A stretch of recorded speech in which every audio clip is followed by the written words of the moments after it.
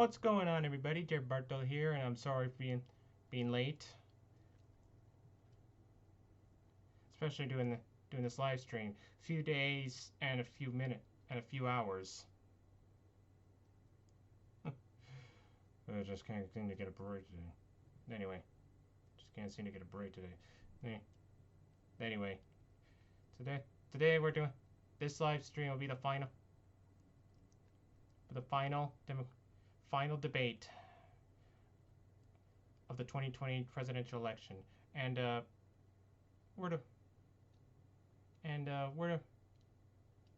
here's something interesting. The committee, Trump's team actually told Trump to tone it down a bit. You think he'll listen, or will he just go like again?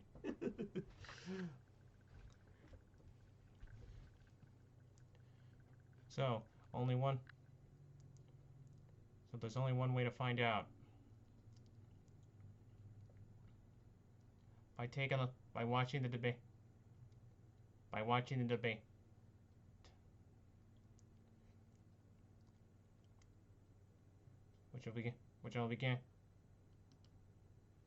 Which will exactly begin in 30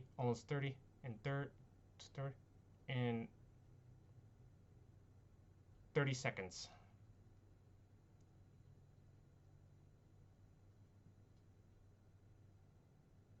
So be ready.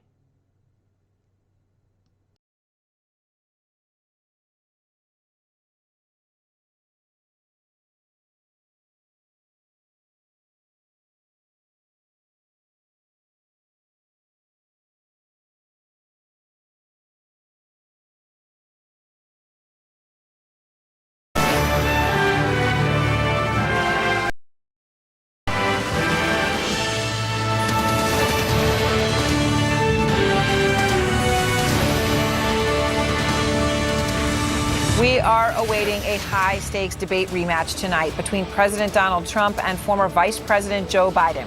They are going head-to-head for the last time before this election, which is now just 12 days away. It is debate night in America, and this is a special edition of Out Front. I'm Erin Burnett. Now, what we are all about to see collectively in this country is another unprecedented twist in the history of modern presidential debates. When this final round of 2020 begins at Belmont University, which is in Nashville, Tennessee. There's a new rule in place to try to prevent this Trump-Biden debate from going off the rails like the first one did when the president kept interrupting. This time, each candidate's microphone will be muted when his opponent gives his initial answer. And a lot has happened since we last saw Mr. Trump and Mr. Biden clash on stage. The president got coronavirus, the second debate was canceled, and we have seen this resurgence in coronavirus across this country. And we're joined now by Anderson Cooper. And Anderson, that really is the bottom line here. When you look at so many crucial states in this country, the pandemic continues to be front and center. Yeah, and both men obviously have very different approaches. Aaron, the White House says that President Trump tested negative for COVID-19 a few hours ago. The former vice president tested negative as well.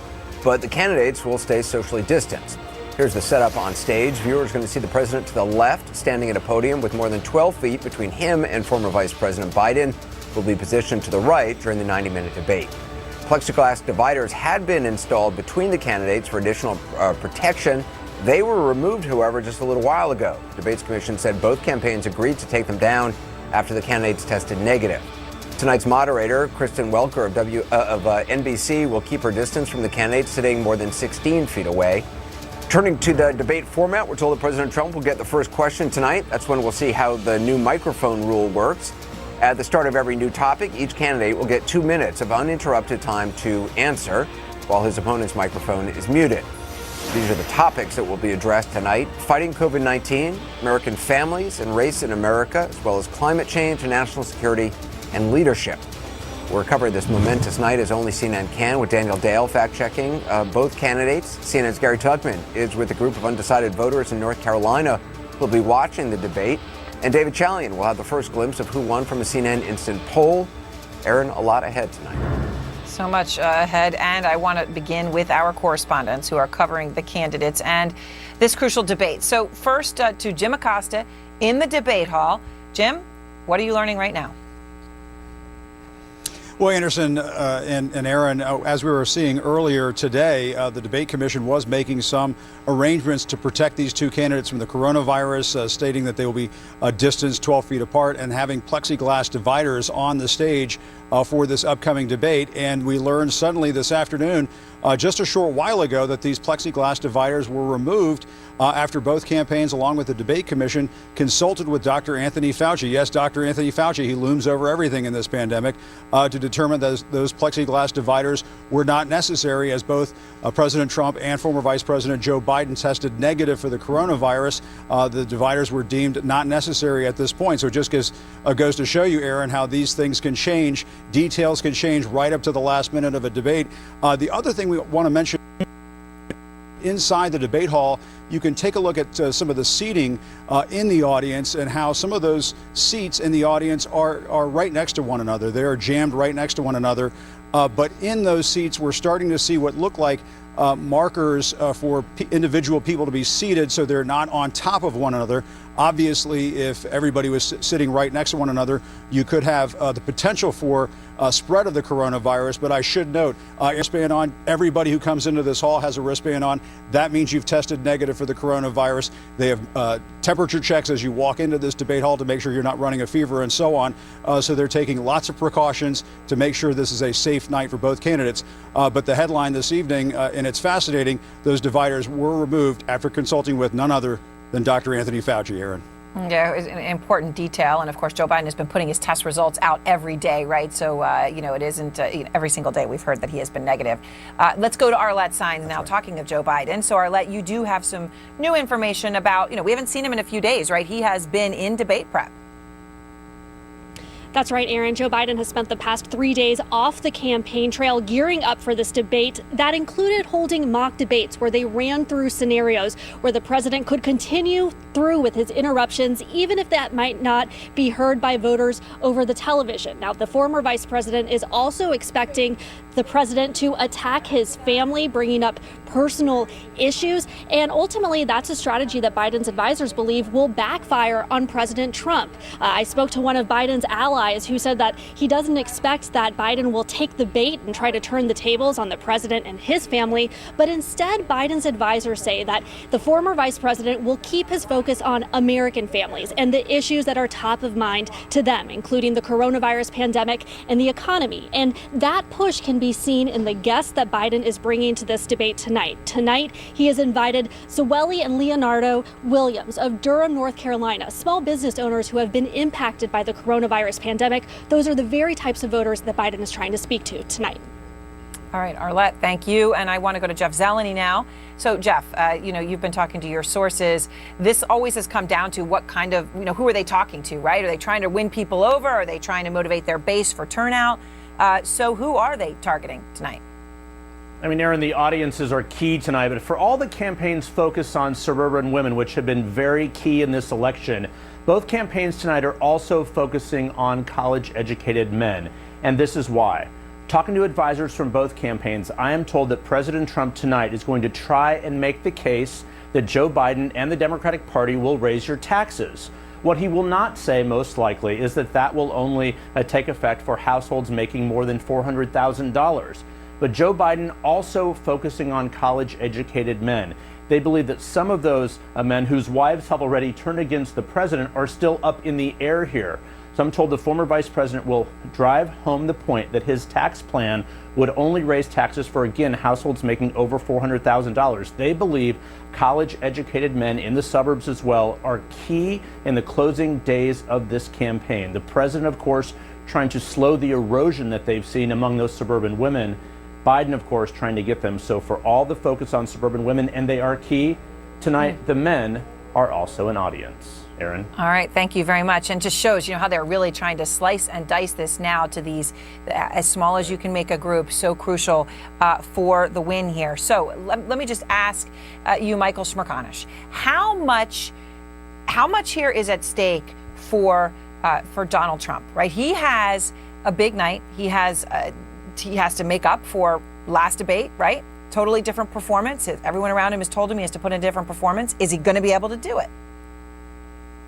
Everything is at stake. Tonight requires no hype. Some of us have been at this for more than a year, close to a year and a half, getting ready for a night like tonight. And what's truly unprecedented, Aaron, is that more than 40 million Americans have already voted. So there couldn't be more of a definition of crunch time for the president. Here's how he's losing. He's losing because heretofore this has been a referendum election. And he is losing a referendum on Donald Trump. He needs it to be a choice election. And in order for that to happen tonight, he needs to draw some difference between himself and Vice President Biden. Yeah. And to do that, he's got to have a vision for the country, something he hasn't been able to articulate so far. You flash back to 2016, he did have a vision, and it connected with a wide swath of voters, particularly white voters of all socioeconomic classes. And so he's got to figure out a way to do that. Focus in a way that he hasn't been able to, and try to turn this thing around. It's at the 11th hour. It's a 90-minute debate. And so far, if you look at his behavior, he hasn't been able to pivot, even though his advisors want him to do that. And I think for Biden, play it safe. You know, if he puts in sort of a B+ performance, a B, minus performance, even, he'll probably do well. And I think mainly he also has to do what Trump has to do, which is to articulate a vision for the country, something he wasn't able to do last go round because of those interruptions. I think that's right. I think Nia raises a really important point, which is that Biden actually didn't have a great debate last time. Donald Trump had a much worse debate. Donald Trump interrupted him repeatedly, could not let the subject be about anything other than himself. I have to say, Aaron, just as having covered this president for a long time, I have a hard time seeing a very new version of Donald Trump showing up on this stage. We did see in 2016 that he was able, in his third debate with Hillary Clinton, to affect a different, we hate using the word tone in this context, but there was a different tone. Yeah. He was able to make his points without talking over her, without constantly seeming too hostile. He has not been able to do that with Biden, and the big question is, does he walk on stage and basically lose his temper because he is frustrated that the polls show him losing? Now, some advisors say he's in a much better state of mind the last 2 days, but he seems to be up and down in his moods and up and down on how he wants to go at this. And Michael, they keep, Can he go on offense? The issue is, can he go on offense without being offensive? And frankly, I don't know what kind of a debate Joe Biden had in the last debate, because Donald Trump never let him speak. If Donald Trump really believes that Joe Biden is not up to the task, then he ought to move aside and give him the space to get himself in trouble. I think the issue for him is he going to be distracted by the shiny objects that he wants the media to also be distracted by, and that is Hunter Biden. It seems like that is the main point of this debate for Donald Trump. And in fact, the last couple of days of what he's been doing is to focus on Hunter Biden, put this into the mainstream of American viewers. 80 million or so will be watching. So if that's what he's going to be distracted by, that's not great, because it doesn't go to his vision for the country. And also, Hunter Biden is not running for president. And it's not what people care about right now, Aaron. We're in the middle of a pandemic. We're in the middle of a recession. We are in the middle of incidents, issues, circumstances that impact people much more than anything that the president is trying to do to muddy up the waters and to try to drive Joe Biden's negatives up. To Nia's point, this has not been directly connected, any of what he's trying to talk about, to Joe Biden himself, but the president prefers to talk about something other than the issue in front of him, which is how he is going to take the country forward. And I do think he is going to be distracted talking about this. One other point on that front, in the last debate, when he started talking about Hunter Biden, he didn't really talk about business deals or issues of foreign interactions or engagements. He talked about Hunter Biden's drug addiction, and that did not play well with a lot of people who were watching. There are many people in this country who either themselves or have a family member who have suffered addiction, and that comes off as incredibly, incredibly condescending. Yeah, and we'll see if it does it differently tonight. All right, all of you, stay with me as we count down to tonight's debate in Nashville. We're going to look at where the candidates stand right now on that crucial race for 270 electoral votes. And up-to-the-minute numbers on early voting. Michael Tenn, more than 40 million people, shattering records. Debate Night in America, brought to you by Tractor Supply Company. Serving our local communities. Stronger together. It's the season to add a little warmth to life out here.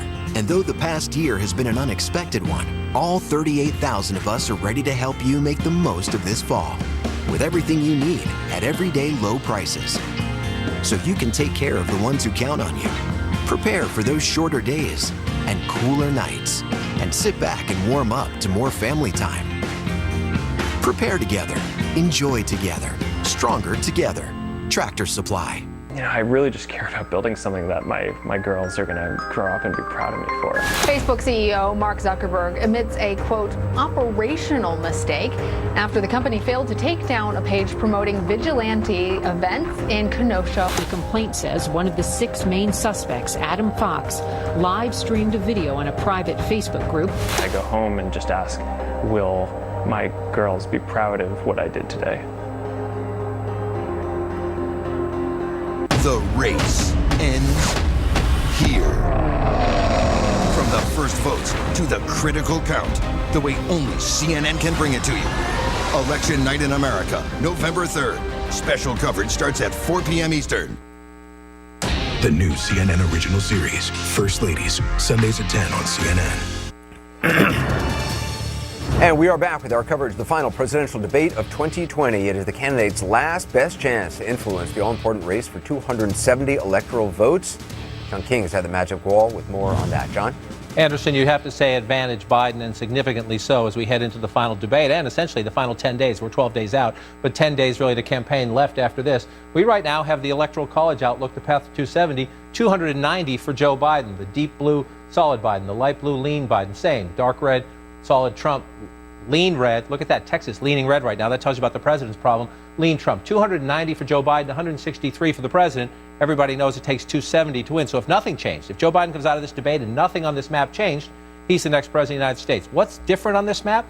Number one, Pennsylvania, Michigan, and Wisconsin, the 3 states that made Donald Trump president. The blue wall he cracked and flipped red. We lean them all for Joe Biden heading into this debate. All these toss-up states, Iowa, Ohio, North Carolina, Georgia, Florida, all carried by President Trump last time. So the map is very different. The president is on defense. But of course, he was losing heading into the last debate last time. What if the president turns in a strong debate tonight? What if he makes the case his advisors hope? Joe Biden will raise your taxes. You don't want a Democratic economic plan. Well, if the president comes out of this debate strong tonight, the Biden campaign might go into protect mode. Let's say the president has a strong debate and people come out thinking, you know what, Iowa's going to stay Republican. Ohio, North Carolina, Georgia, Florida. If they start trending the president's way, then Biden goes into protect mode in the final days, which is protect those 3, Wisconsin, Michigan, and Pennsylvania. Because you can imagine a scenario, even with Anderson, if the president comes out strong tonight, that he would get Arizona back as well, long a Republican state. It's trending toward the Democrats, but you could see this scenario play out, and if all that happened, you'd have 279, 259. The president then would be back in play, and it would come down to these big industrial battlegrounds or some combination if the president could somehow get Nevada and New Hampshire. But the Trump campaign would agree this is where the fight would be if he can come out strong tonight and flip the toss-up states his way. But let's try another scenario. Coming into this debate, Joe Biden is in command of this race, and you see that when you look, number one, at a number of things, but let's look, number one, at the battleground states. Imagine if Joe Biden has a strong debate tonight, even if he breaks even with President Trump and nothing changes. Well, if nothing changes, Joe Biden goes into this final debate ahead in Michigan, ahead in Wisconsin, ahead in Pennsylvania, and ahead in these other states as well, a little bit in Arizona, maybe a tiny bit in Iowa. You can call that a tie if you want. Call that in Georgia a tie, but at least Joe Biden's in play in a state that hasn't gone red since Bill Clinton a long time ago. Florida, slight advantage Biden right now. President Trump can't win without Florida. Look at all the menu options Joe Biden has to get not only to 270, but maybe even to try to build to 300. The president has to change this and change it dramatically. One of the challenges for the president, Anderson, is you look at this right now, TV ad spending. The Biden campaign has more money. There's a lot of super PAC money coming in, a lot of money, but even there, the Democrats have an advantage. This is just the Biden campaign for the last 2 weeks. $52 million in TV ad spending. Florida, North Carolina, Arizona, Pennsylvania. Look at that. Texas is in the top 5 for Joe Biden, making a play to try to bring Texas his way. The president's spending much less money, $20 million less. That's a lot of money for the final week. Florida, Pennsylvania, North Carolina, Michigan, and Arizona. What's common here? The president trying to get back all states he won last time. So when you look at the map right now into this debate, you have to say advantage Biden. Democrats, of course, haunted by 2016, and they know the president was losing then, but this is a different map, Anderson, just without a doubt, especially Wisconsin, Michigan, Pennsylvania. Unless the president can have a strong economic debate tonight, start to bring those back his way, you have to say, heading in, it's advantage Biden. Just 2 days later, President Trump and First Lady Melania Trump testing positive. Trump spending days in the hospital. The debate commission now scrambling to change course on tone and health precautions. First, plans to convert the second debate to a virtual format were scrapped after Trump objected. Now, for tonight's debate, a mute button. And this time, anyone not wearing a mask inside the hall will be ejected. For President Trump, last month's debate went over like a lead balloon with some swing voters. Contentious. Embarrassing. Childish. Train wreck. President Trump clearly has control issues, and he couldn't stop his anger. Tonight, a final chance for the two candidates to make an impression. There's an opportunity here for each candidate to make a closing statement. It's going to be hard because of all of the angry name calling going on and how it'll descend to such a low road. But it is the last time you're going to get this sort of millions of people watching and hearing your act, so they still matter. The changes announced by the debate commission, this 2-minute period where one of the candidates will be muted while the other is giving their initial answer, it's designed to make this debate more substantive so people can actually hear what is going on. And with millions of people voting now and millions of people tuning in, it'll really matter whether or not they're able to get something out of it. But of course, it will be up to Biden and President Trump to truly set the tone tonight. Yeah. Abby, appreciate it. Thanks very much. Let's go to our team who are standing by, who are going to be with us all evening long. David Axelrod, I mean, it seems like both men have something that they could try to improve upon from the last debate. Certainly President Trump, I mean, if he looks at all the focus groups and the reaction to the last debate, I guess he would try to be less obnoxious and aggressive and interrupting. And Vice President Biden was thrown off repeatedly by the president interrupting and kind of losing his train of thought whenever the president would interrupt. Yeah, no, exactly. Yeah, if the president were sitting down and reading focus groups, that's what he would do. The question is, does he do that? I mean, he does have to change the trajectory of this race in this debate. He did it last time, but he sent it in the wrong trajectory with his behavior. And the question is, can he correct that? Can he control that here? For Joe Biden, he can't chase the rabbit down the hole. He can't let Trump throw him off his game. He scored when he was talking to America in that debate. When he turned to the camera and talked to people about their lives and their problems and his response to them, he did very, very well. When he got thrown off, he did not. And I'm sure that's a lot of what they've been working on in the last few days. But, you know, I think the question that I really have here is about the president's behavior. Because if you look over the last few days, what is the president talking about? He's been angry. He's mad at the format. He's mad at the moderator. He's mad at 60 Minutes and Leslie Stahl. He's mad at everything. And if he walks into that debate hall and he's still angry, you're going to see the same Donald Trump. And I've spent 4 years listening to people say, Donald Trump is going to pivot. He's going to be different. He is not going to be different. Maybe he'll hold it in for the first answer, maybe even the second answer. But if I were a wagering person, I'd put a lot of money on the fact that he's not going to be able to go 90 minutes without reverting to form. And that will not sit well.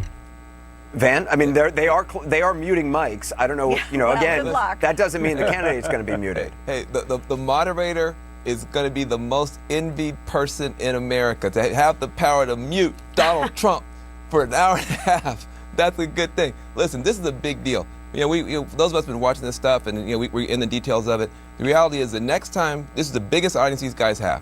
The next time these guys have a big audience, one of them is going to be giving a concession speech, the other is going to be giving a victory speech. That's how close we are to the end of this thing. And tonight, you got to get your base shored up and fired up, and working moms need a champion tonight. When you're talking to people in the real world, they're not talking about all these shenanigans. They got kids, they can't go to school, they can't do sports, they can't go to daycare, they can't go to work, they're getting crushed. Donald Trump has already said he has no regrets looking back and no health care plan looking forward, which means you got a great opportunity if you're Biden to say, I have an answer for you. Now, the trick for Biden is just not to sound like, you know, Captain Quarantine. You know, he's got to look like somebody who wants to open the economy up, but do it safely and responsibly, whereas Trump wants to open it up irresponsibly. But there are people out there hurting. And if Biden focuses on that, he's going to have a great night. Ignore Donald Trump. focus on the people. Senator? Yeah, so what I think is going to happen, Anderson, if you remember the last debate we were together, I said that Trump would come out and be very, very aggressive. I don't think he's going to do that this time. If you just look at his comment the other day where he was saying, I'm going to win this race. Now, I wouldn't have said that 3 weeks ago. That's what he said.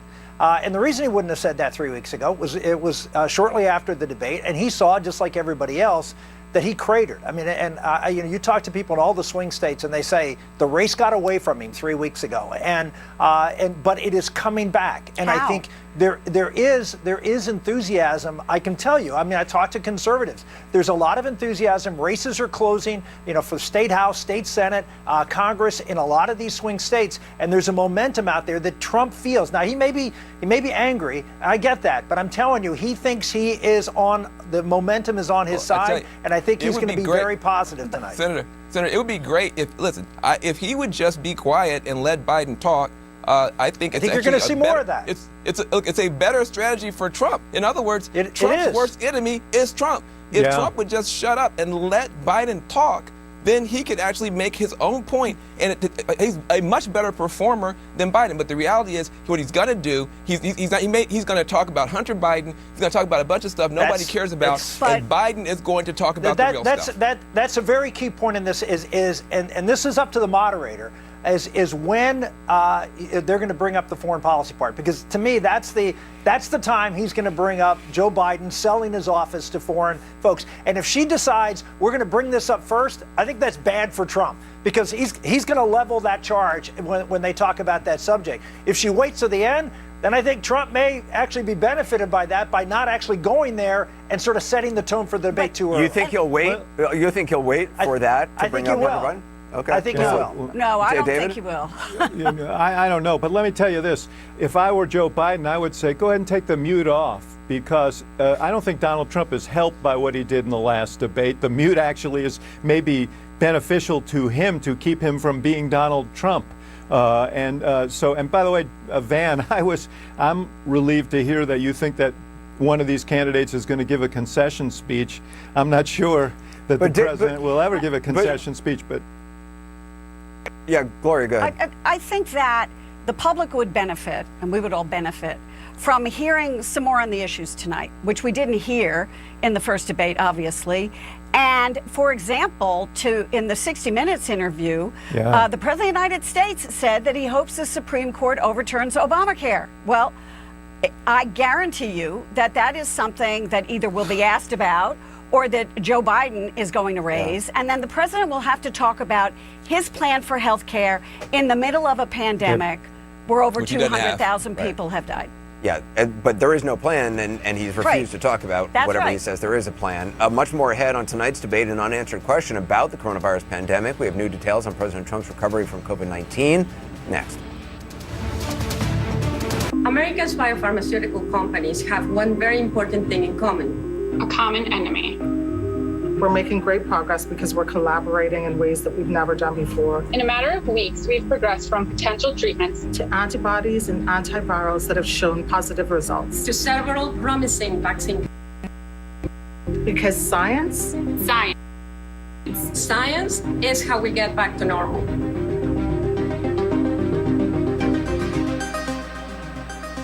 Who's supporting Prop 15? Joe Biden. Biden says every kid deserves a quality education and every family deserves to live in a safe, healthy community. That's why I support Prop 15.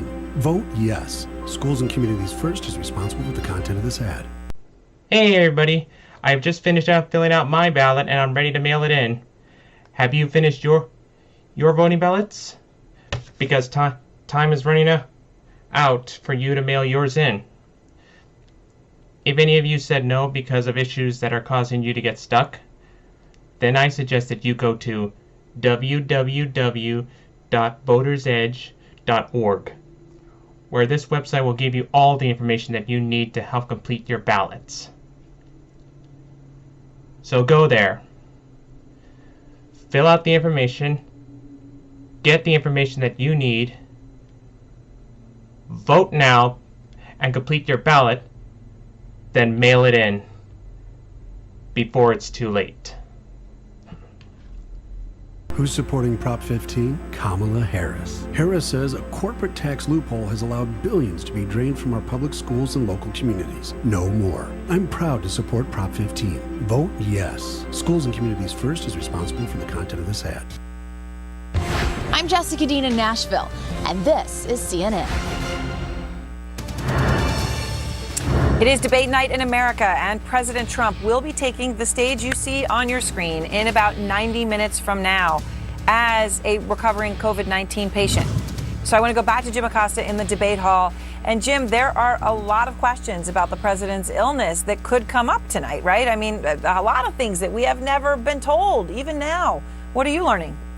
That's right. And perhaps Joe Biden will ask some of those questions. We'll find out. We'll wait and see. But in the meantime, one of the biggest developments heading into tonight's debate is that these plexiglass dividers were removed by the debate commission after the commission consulted with Dr. Anthony Fauci, who spoke with a physician associated with the debate commission earlier this afternoon. The dividers deemed not necessary because both candidates have tested negative for the coronavirus. But it's yet another example of why this virus hangs over everything, even a debate, in our lives now. President Trump landed in Nashville for his final debate with Joe Biden, sounding more obsessed with perhaps his biggest election obstacle standing in the way of a second term, the coronavirus.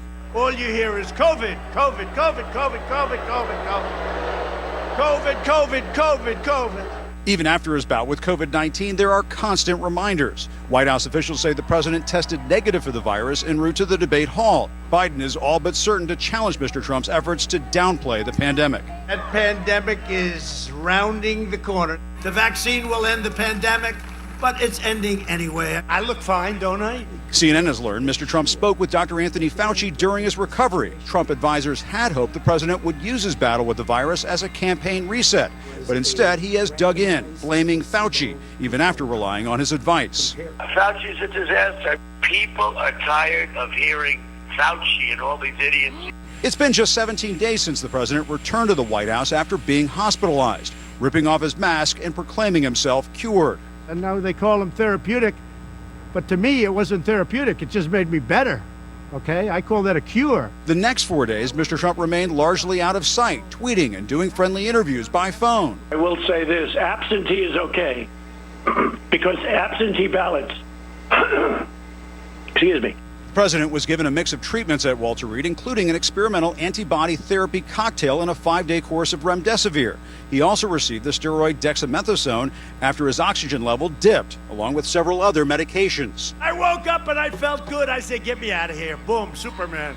With an all clear from his doctor, Sean Conley, Mr. Trump hit the trail. While the president always travels with a physician from the White House medical unit, Conley personally accompanied the president for his first rally after his diagnosis, where he said this. I'll kiss everyone in that audience.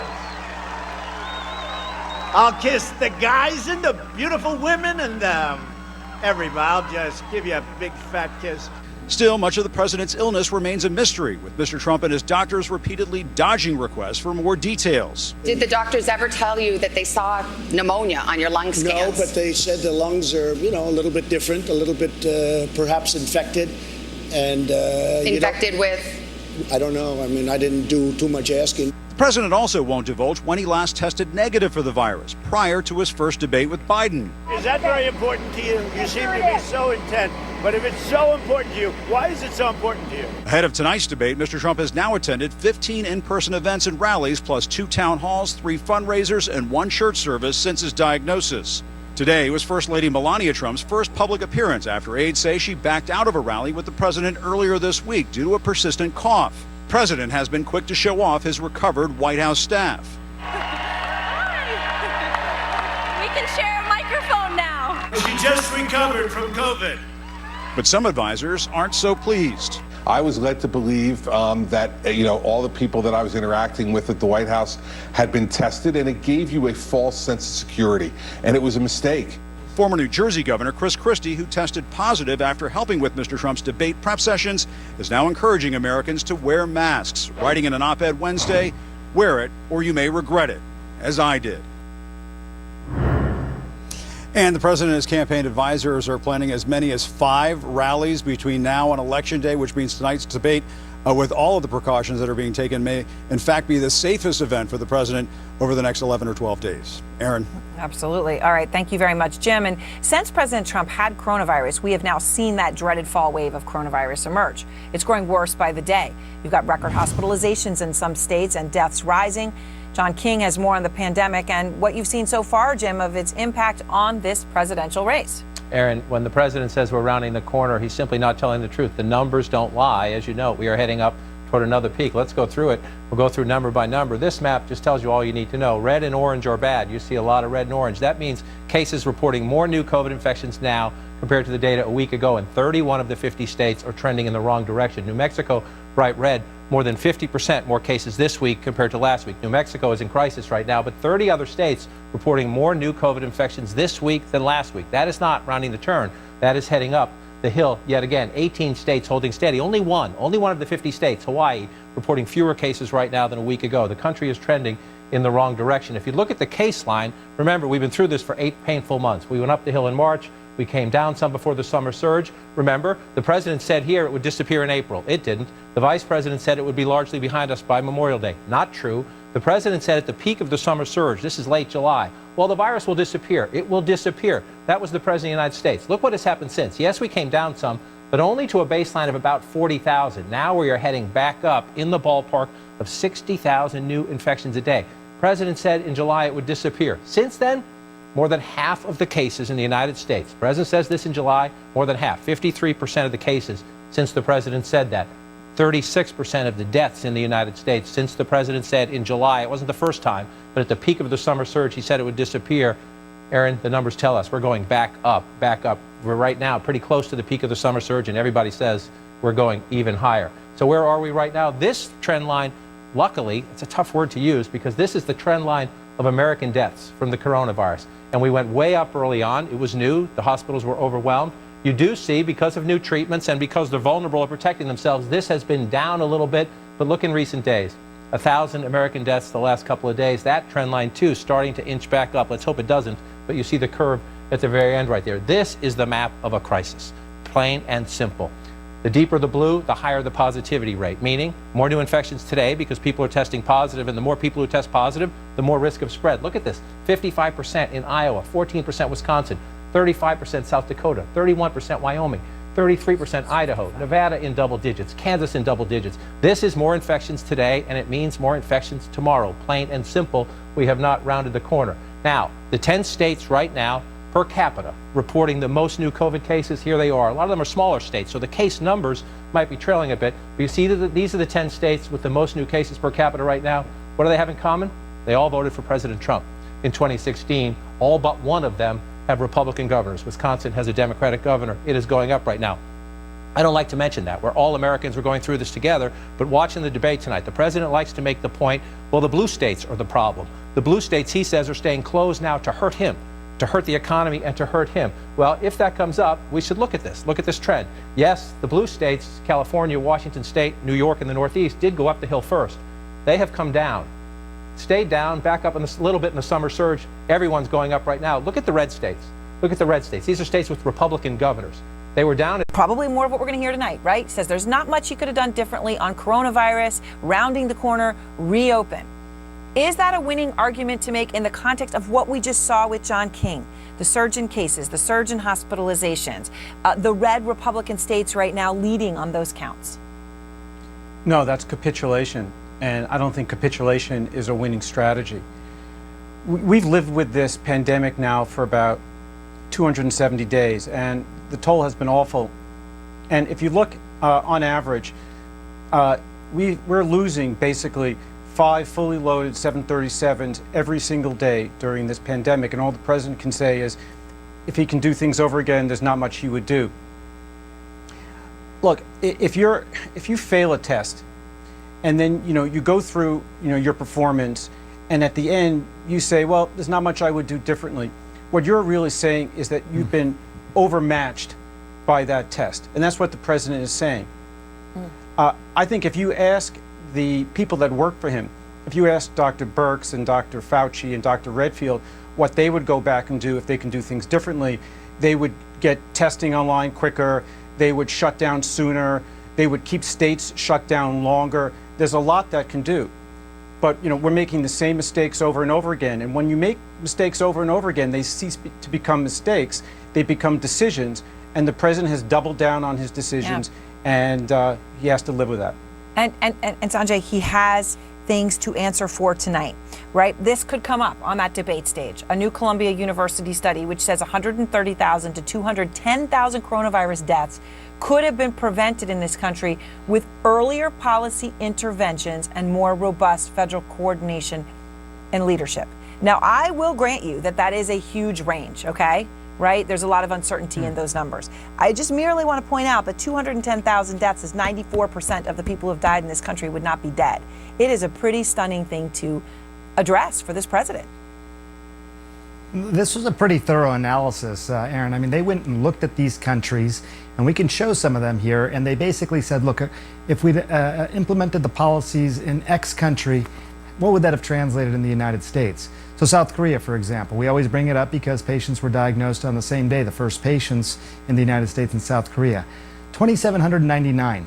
That number represents the number of people that would have died in the United States if we adopted South Korea's policies, not the number of people who would have been saved. So 220,000 versus 2,000 is essentially what they're saying. I mean, that's staggering, Aaron. Japan, 4,315, Australia. You see the numbers there. By the way, South Korea initially, they didn't shut down. They had robust testing. They had kiosk testing. They did really robust tracing.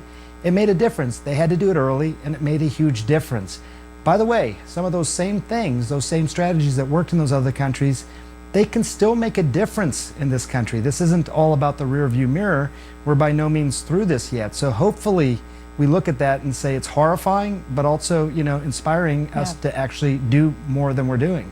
And putting the onus on Trump and Biden tonight to say what could be done, especially for Biden specifically right now, to turn this around. Thank you both so very much. And as we get ready for those questions at that debate stage, there are some minds, of course, that can't be changed tonight. Not just because they're set in their ways, but because tens of millions of people in this country have already actually cast their ballots. We're going to break down those huge voting numbers and some crucial battlegrounds next. 133 million Americans have pre-existing conditions such as high blood pressure, diabetes, and asthma. This administration and Senate Republicans want to overturn laws requiring insurance companies to cover people with pre-existing conditions. They're rushing a lifetime appointment to the Supreme Court to change the law through the courts. 70% of Americans want to keep protections for pre-existing conditions in place. Tell our leaders in Washington to stop playing games with our health care. Is that an elefunky? Hey there, guys. Any room in the middle? Nope. No. Okie dokie. He delivered paid COVID sick leave for essential workers, faster workers' compensation for infected essential workers, 24-hour reporting of infections to all employees, saving lives. Dr. Joaquin Arambula in the State Assembly. The new CNN original series, First Ladies, Sundays at 10 on CNN. And we are getting closer to the final debate between President Trump and former Vice President Biden, with the election now less than 2 weeks away. But tens of millions of Americans have already cast their votes. Pamela Brown is following the record-breaking early voting, and everyone, Pam, wants to know about this and what it means. What are the latest numbers? Well, I'll tell you, Aaron, so far more than 46 million votes have been cast in this election. And this map right here, it shows you the states in the dark orange where people are casting the most ballots. But what we're learning when we look a little bit closer at these numbers, Aaron, is that Democratic turnout advantage and pre-election voting is narrowing in key states. Key states like North Carolina right here, more than 2 million votes have been cast early there. That's up from nearly 121% from this point in 2016. That's according to Catalyst, a company that provides data analytics and other services to Democrats, academics, and nonprofit issue advocacy organizations. But look at the party breakdown here. Democrats had the advantage over Republicans by around 32 percentage points in ballots cast early. But now take a look at this. That margin has narrowed to just 15 points currently. And the narrowing gap is also striking when you look at Florida. More than 3.6 million votes have been cast early in the Sunshine State, and the Democratic advantage there, look at this, that's narrowed from around 21 points since last week to 11 points in the most recent data. Now, the numbers in Florida also show that more Democrats are voting by mail while more Republicans are voting in person. For context here, pre-election polls show Republicans are more likely to vote in person on Election Day and Democrats are more likely to vote early. So the fact that the early voting margin between the two parties is narrowing is certainly interesting to note. But what these numbers do not tell us is who these voters cast their votes for and how many voters will ultimately cast their votes for in this election. But one thing's clear, early voting enthusiasm is high, Aaron. Incredibly high. All right, Pamela, thank you very much. So let's get back to our team here to talk about this. So Nia, what do you take away from this? You know, the traditional thing was, oh, well, voting early is going to advantage Democrats. Well, Pam's showing that those numbers show that we don't know that to be true. So when you go into this stage in 1 hour, what does that mean? They know there's a whole lot of people they can't do anything about at this point. Yeah, I mean, they've got to focus on those groups that they've got to win. People like seniors, people like independents, African-American voters, all of those demographics, Latino voters. So I think that is what they have to do, speak directly to Americans about the problems that Americans are experiencing. COVID, obviously, and I think if you think about what this campaign is broadly about, COVID, obviously, but it's also about character. And so I think for Trump, that poses a bit of a problem because he's doing terribly among seniors, primarily because of character issues, I think, and also COVID. So I think that's what they have to do. We don't know what these early voters are thinking, but they've got to keep what are Americans going through in their kitchen table issues every single day. So Maggie, who does Trump target tonight?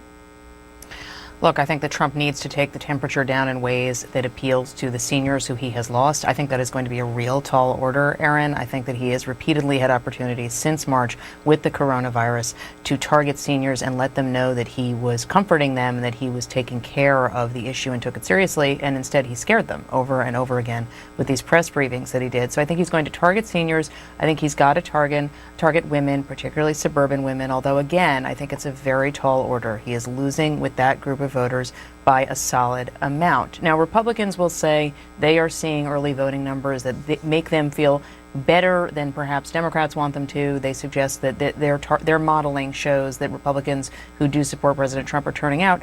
We just don't know who those Republicans are actually voting for. We can have a pretty good guess that Democrats are backing Joe Biden. For sure. Go ahead, Michael. The troubling thing about all the early voting is that half the states in round numbers don't permit a cure when you haven't filled it out properly. A state like my own in Pennsylvania, we've never voted absentee without cause in a presidential race before. So I'm just worried for the system that there'll be many errors made and many votes that aren't properly counted. So treat it like a wedding invitation. Pay very close attention, make sure you're checking all the right boxes and returning it properly. And the issue, Aaron, at the end of the night is this. Are we thinking comparison for these two, or is it all still about Donald Trump? The president better hope that it's a comparison and it's not a referendum. So, Nia, one group I want to ask you about, Biden right now behind Hillary Clinton and Barack Obama in his margins with Black and Latino voters. Obviously, this could be extremely significant. So what does that mean for what he does tonight? He's got to get those voters, those numbers need to change, right? I mean, that's the bottom line. I think he's got to channel in some ways what we saw from Barack Obama last night. In Barack Obama essentially saying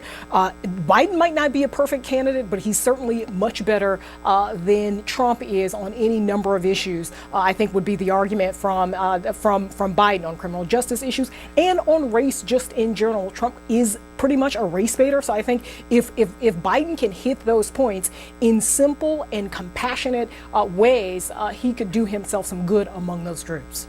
All right, all eyes on this debate starting in just 1 hour. Thanks so much to all of you. And our coverage of Debate Night in America continues right now.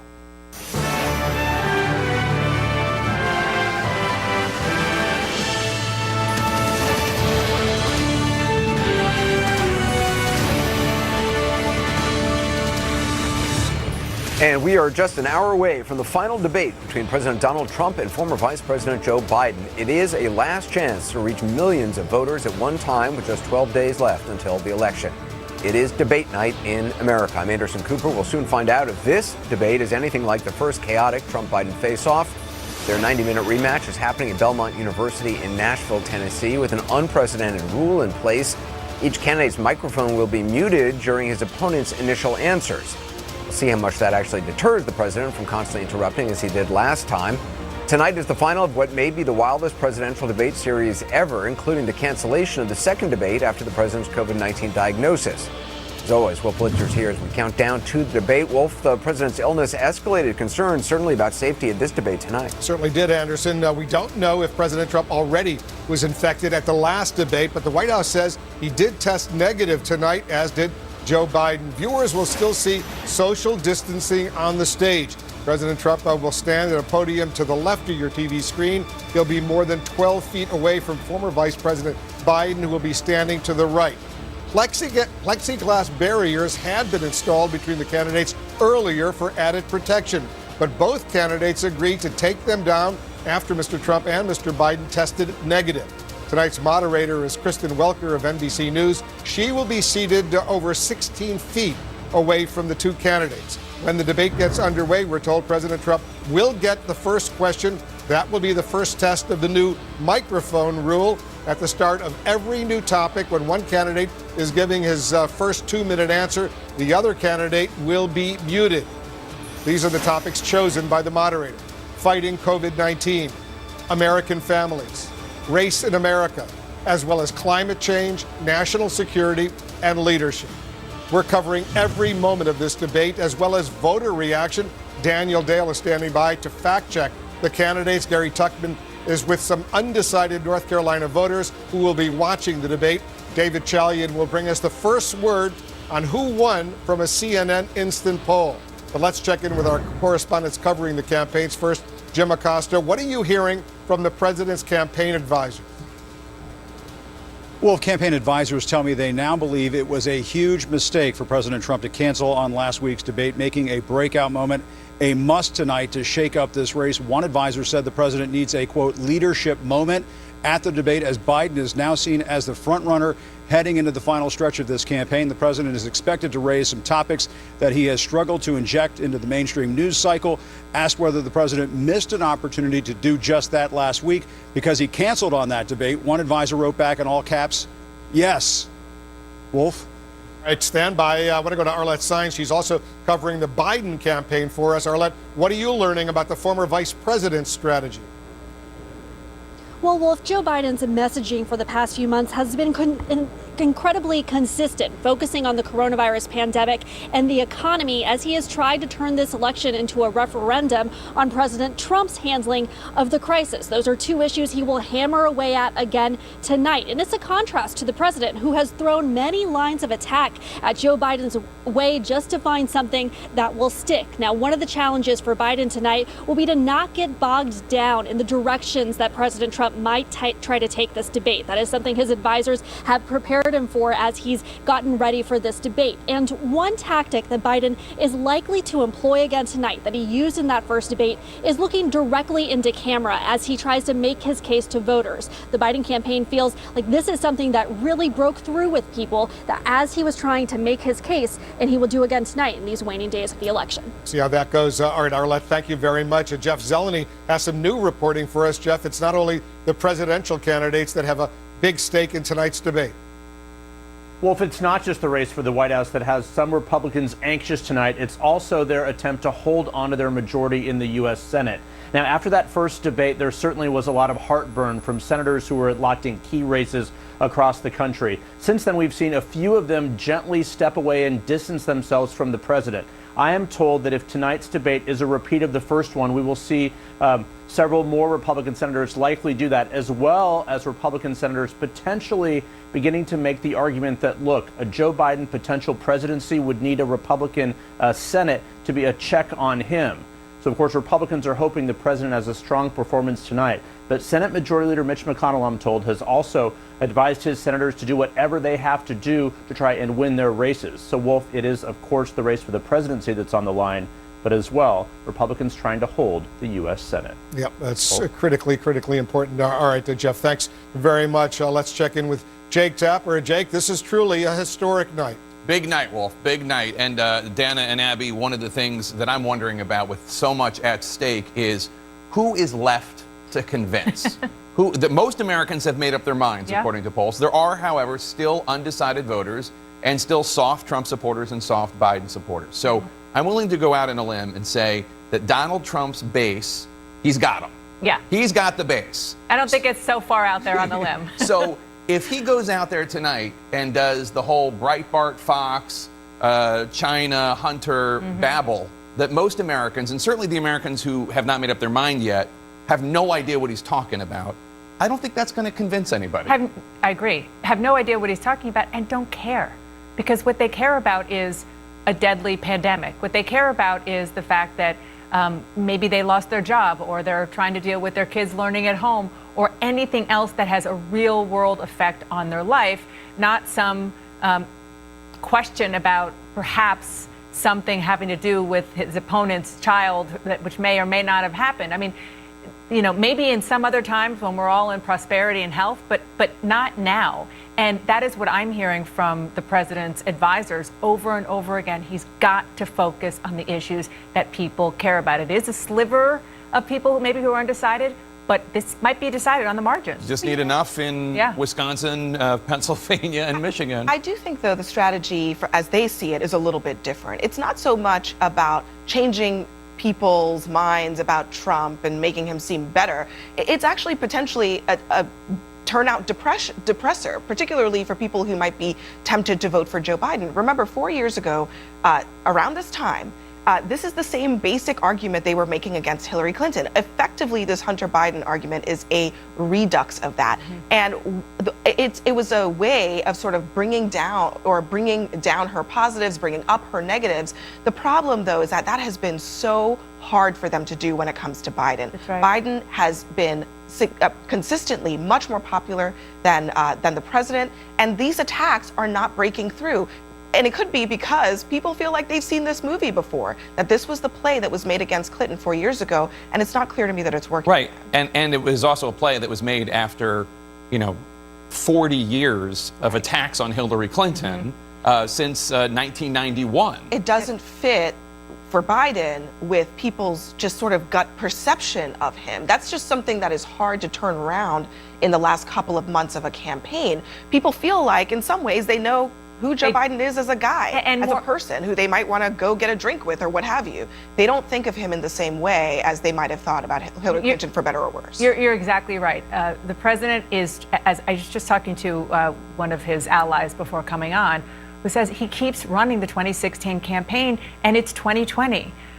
Not only does it not work as well for him because it's Joe Biden and not Hillary Clinton, it's because he's been president for 4 years. The country knows him. They know what he is good at and what he is not good at. And he hasn't laid out a clear vision for what he would do in a second term. These are people who like him and want him to win who are saying this because they're so sick of telling him what they think he needs to do, and he just isn't listening. Let's talk about Biden there for a second. What does he need to do? To use a basketball analogy, I think the UNC's four corners offense is what they need to do. He just needs to hold the ball as long as possible and not make any mistakes and run out the clock, right? I mean, that's basically what he needs to do, is just not screw it up. Not mess it up. Do no harm is what I'm hearing from people who are close to Joe Biden, which is why he practiced a lot this past week. And he is not just, taking this for granted and is not just kind of winging it. First of all, that's just not his style. But also because he understands that the stakes are so high, he has to know exactly what his moves are going to be. Very different from Donald But can I say something, Abby? And tell me what you think. I think it's more that, first of all, he's not a great debater, Joe Biden. He didn't win the last debate. It's just that Donald Trump, went on stage and set himself on fire. Second of all, he can get rattled very easily. Any of us who have covered him as vice president or as a senator on Capitol Hill, you challenge his integrity or the integrity of anyone in his family, and he can go wild. Well, I think this is why your basketball analogy, this is kind of like putting a bull in the middle of the basketball court and having him just completely run wild. It's not going to be as simple as just Joe Biden trying to kind of keep the ball up in the air. he is dealing with a really unpredictable situation, and the president is going to be coming after him really hard. I think it's going to take a lot more than simply just trying to dodge the president. He's going to have a real strategy to push back and to defend himself against some of these accusations. All right, coming up, we'll take you inside the candidates' debate preparations. How will they deal with the moments when their microphones are muted? We have some new reporting on that. That's next. Stay with us. Debate Night in America, brought to you by Rocket Mortgage. Home loans that fit your life. Rocket can.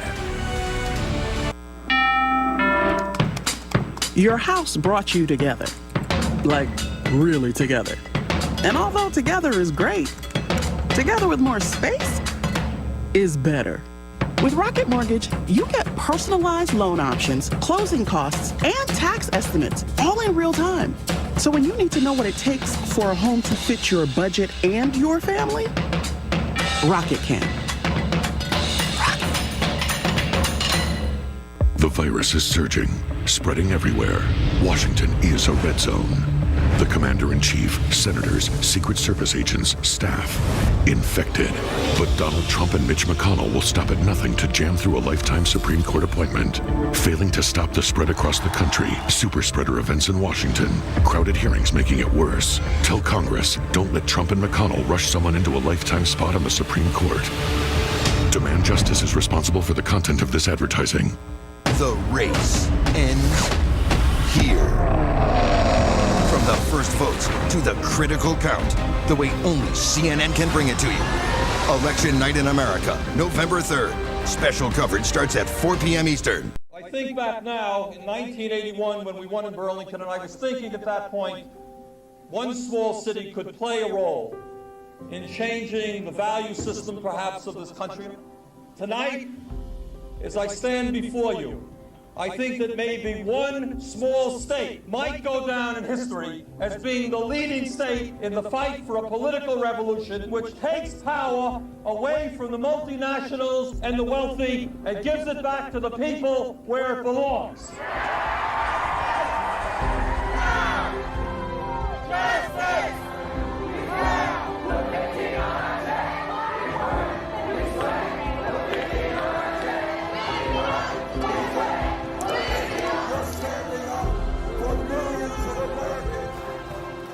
The only way that real change ever takes place is when millions of people stand up and fight back. We don't need a savior.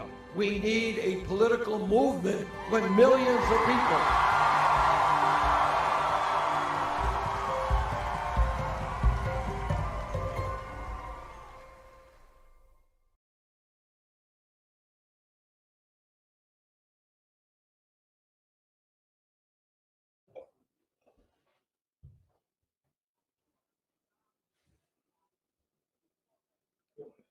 Am I on? Okay. Hello, everybody.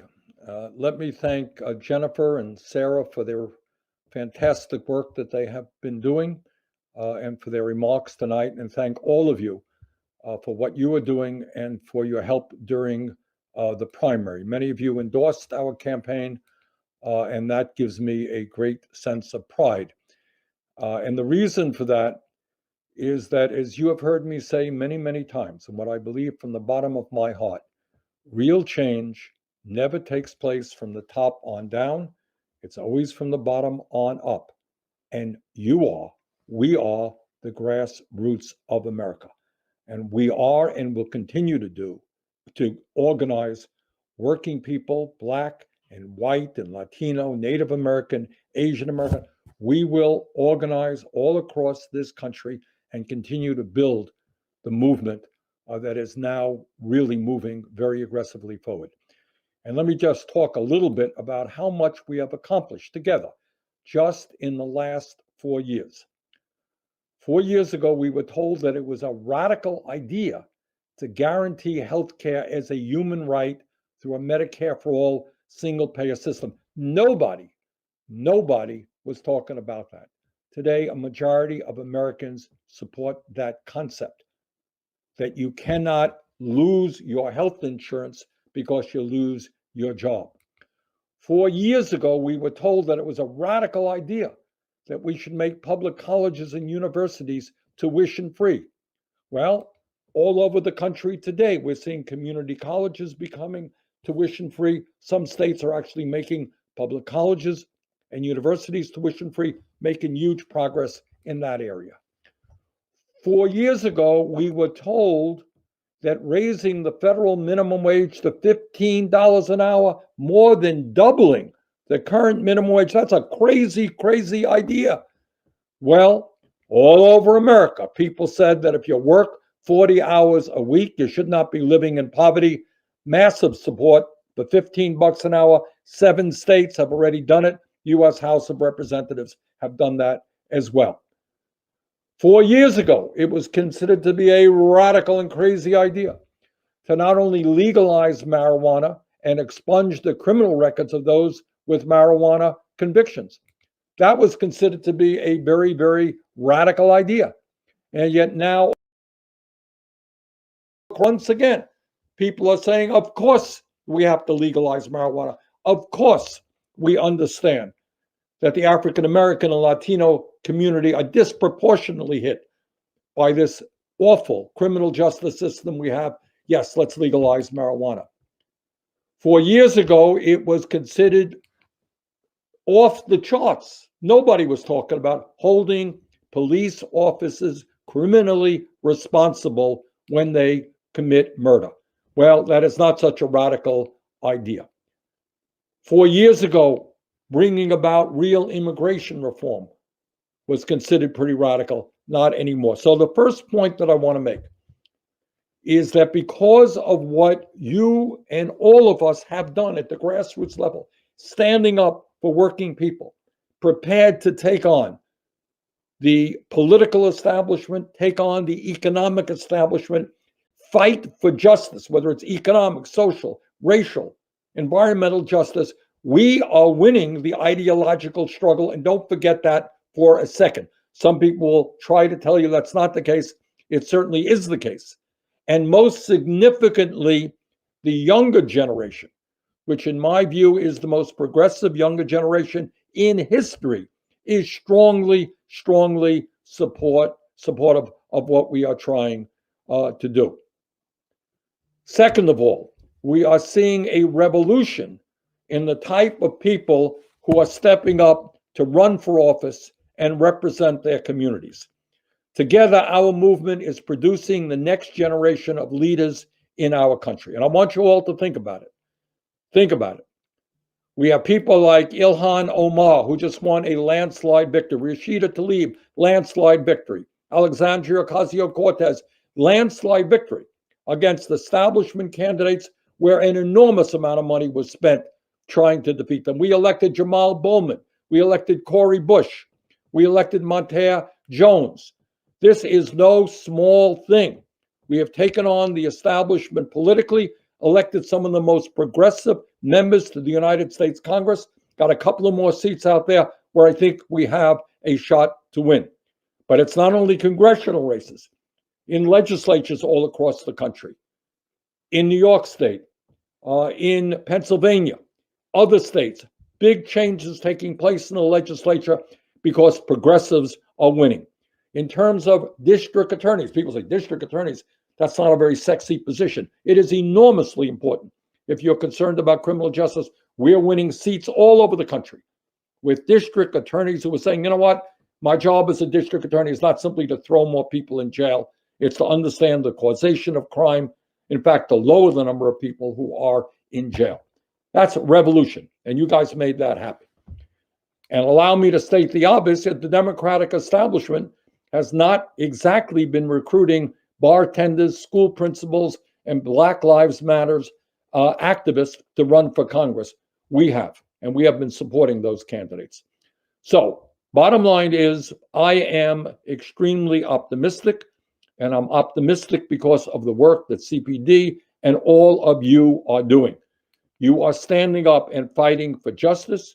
You know that climate change is very real. You know that we got to take on the fossil fuel industry, and that through a Green New Deal, we can create millions and millions of good paying jobs. So it seems to me that in this moment that we are in, we have two basic tasks in front of us. As you've heard Jennifer and Sarah say, we are now dealing with the most dangerous president maybe in the history of this country. And this is a president who is not only a pathological liar, he not only rejects science, whether it's climate change or the pandemic, attacks doctors and scientists. This is a president who is trying to undermine American democracy. Quite unbelievable, but true. And on top of that, he is a racist and a sexist and a homophobe and a xenophobe and a religious bigot. So you have no choice. We have no choice, because many of the victories that we have won will be in real jeopardy if this guy is reelected. So our job in the next 80 or so days is to do everything that we can to defeat Trump and elect Joe Biden. Do we have differences with Joe Biden? Believe you me, of course we do. And our job is, the day after Biden is elected, is to mobilize our people in the fight for a progressive agenda. Let me tell you something as a United States Senator. And that is, if we can elect Biden, if we can turn the US Senate Democratic, and there is a reasonable chance that we can do that, if we can retain Democratic control in the House, and there's a very strong chance that that will occur. If we can do that, there is a path open for us to really bring about transformative change in this country. Because these people, Democratic leaders, are going to have to listen. We are going to be in the room with them. And we can then move forward aggressively on all of the issues we care about. A corrupt political system, a rigged economy, raising the minimum wage to a living wage, making public colleges and universities tuition free, aggressive action against climate change through a Green New Deal, real criminal justice reform, real immigration reform, real gun safety legislation, protecting women's rights. We will have the power to make real change, because we're going to be in the door. We're going to have a lot of strong support in Congress. And because of the work that all you guys are doing, we're going to have grassroots people saying, you know what, you made promises, and now you're going to carry out those promises.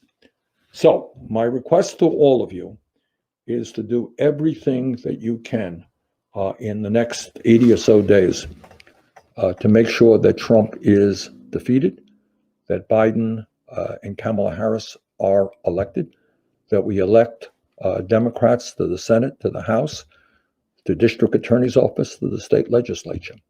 But the main point that I want to make is what Jennifer and Sarah also made, is that our job is not finished on election day. Day after election, we mobilize and we do everything in our power to finally create a government and an economy and an energy system that works for everybody, not just a handful of billionaires. And real change is not going to be easy. It surely is not, no matter who is in the House, who's in the Senate. We're taking on the most powerful people in the world, whose religion is greed, who want more and more billions, who could care less about kids who are hungry in America today. But we can do it. We can do it. So let's get going. Let's defeat Trump. Let's elect Biden. Let's elect some great candidates around the country.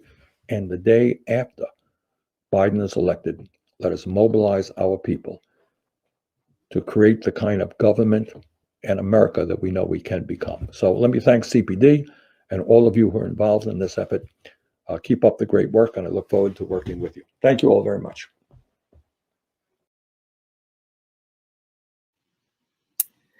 Thank you so much, Senator Sanders. Tonight's sponsoring organizations: People's Action, Our Revolution, Mi Gente, United We Dream, Black Voters Matter, Sunrise Movement, Roots Action, Seed the Vote, Generation Rising, and of course, the Working Families Party share in this vision, share in a vision where all of us have what we need. But sometimes that's not enough, because this moment ain't easy for us. Us progressives, this is not an easy moment, and I want to acknowledge that for everyone. And when I feel stuck about the task at hand and what is needed, I have a political leader that I look to in Maurice Mitchell, the director of the Working Families Party.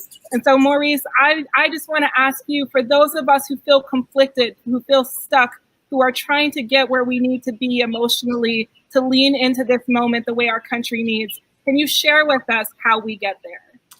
Sure, and thank you so much, Jen.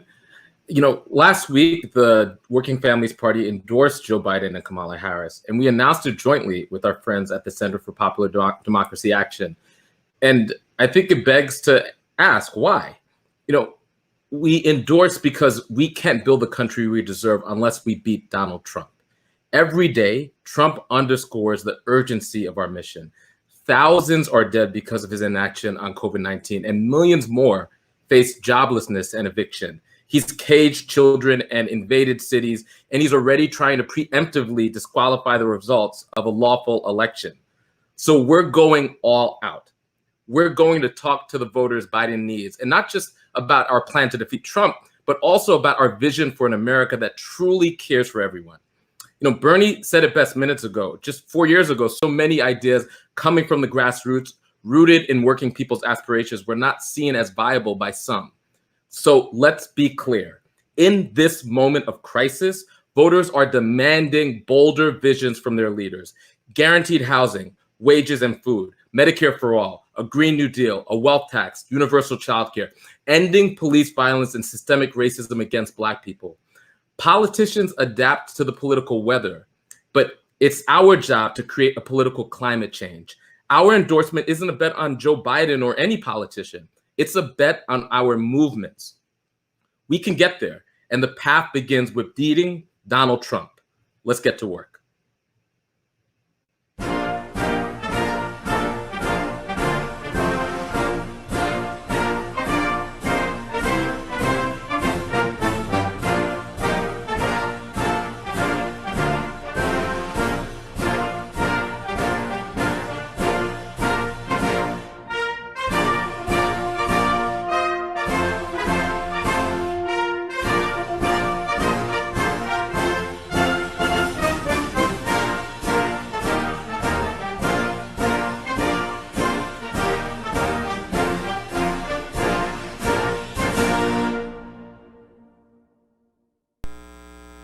The new CNN original series, First Ladies, Sundays at 10 on CNN. We're back with our special coverage of debate night in America. You're looking at live pictures coming in from inside the debate hall. You see everybody wearing masks in contrast to what we saw during that first debate. The president and the former vice president are facing something new tonight. Periods of time when their microphones will actually be muted. Let's bring back Dana Bash. Dana, this new rule is designed to avoid a repeat of the first Trump-Biden brawl, as it turned out to be. What are you learning about the candidates' preparations? Well, their prep for this final debate couldn't be more different, Wolf. Joe Biden's is once again traditional, and Donald Trump's is not. Aaron Burr's advice to Alexander Hamilton. Talk less.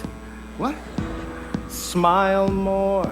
It sums up what sources close to the president tell CNN he is hearing about tonight's debate. Less this. They will, under my proposal. It's not what you've said, and it's not what you more this. It would create an additional $1 trillion in economic growth. There are a lot of people that say let him talk because he loses his trend, he loses his mind, frankly. But that's what Trump advisors told him before the first debate. My last piece of advice to the president, which I've shared with him directly and I shared with him before the first debate, let Biden speak. I'm in favor of law. You follow it. Are you in favor of law and order? Go yes. ahead. This time, Team Trump hopes he will listen. Joe Biden in some places and spaces during that first debate was just about to say something that is out of touch with the American people. And so my argument is let him finish his sentence. I think that Joe Biden was incredibly powerful in the town hall last week because he wasn't interrupted, because he could talk about his plans. The new debate rule, muting candidates' microphones at the start of each segment, intended to rein in Trump,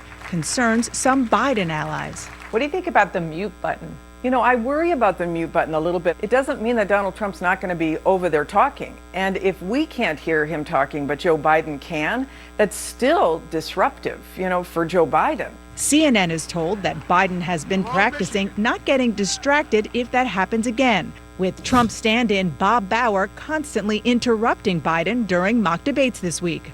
As for the president, what am I doing to prepare? I'm doing this. He abandoned semi-structured sessions in the White House map room before the first debate, instead preparing in small doses with a few aides on the road between rallies, where he works on his arguments with the help of his crowds. If you vote for Biden, he will surrender your jobs to China. Longtime advisor Kellyanne Conway, who helped prep Trump for debate number 1, says success this time would be talking about promises kept, from renegotiating trade deals to cutting taxes, and adding some levity. He can say, you know what, Joe, in my second term, I'll promise in my second term I'll tweet less, but you have to tax less. Are you willing to make that? Are you willing to make that promise right here and now? Biden is working to replicate moments that broke through, like talking directly to camera. You folks at home, you folks living in Scranton and Claymont and all the small towns and working class towns in America, how well are you doing? Jennifer Granholm, who helped Biden in past debate prep sessions, says he is best when he stays true to his brand. Was there a moment watching the debate last time as somebody who has prepped Joe Biden in the past when you said, oh no, don't do that? The only thing that I had a question about was him calling him a clown, because it was calling somebody a name. Some people don't do a good job.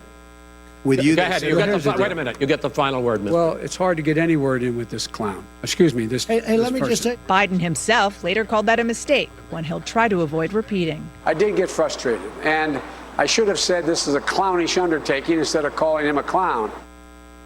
As for Trump's unprecedented attacks on tonight's moderator, Kristen Welker, Kellyanne Conway told me she thinks Welker is one of the hardest working members of the White House press corps, and unlike the former boss she still advises, predicts that Welker will be, quote, very fair.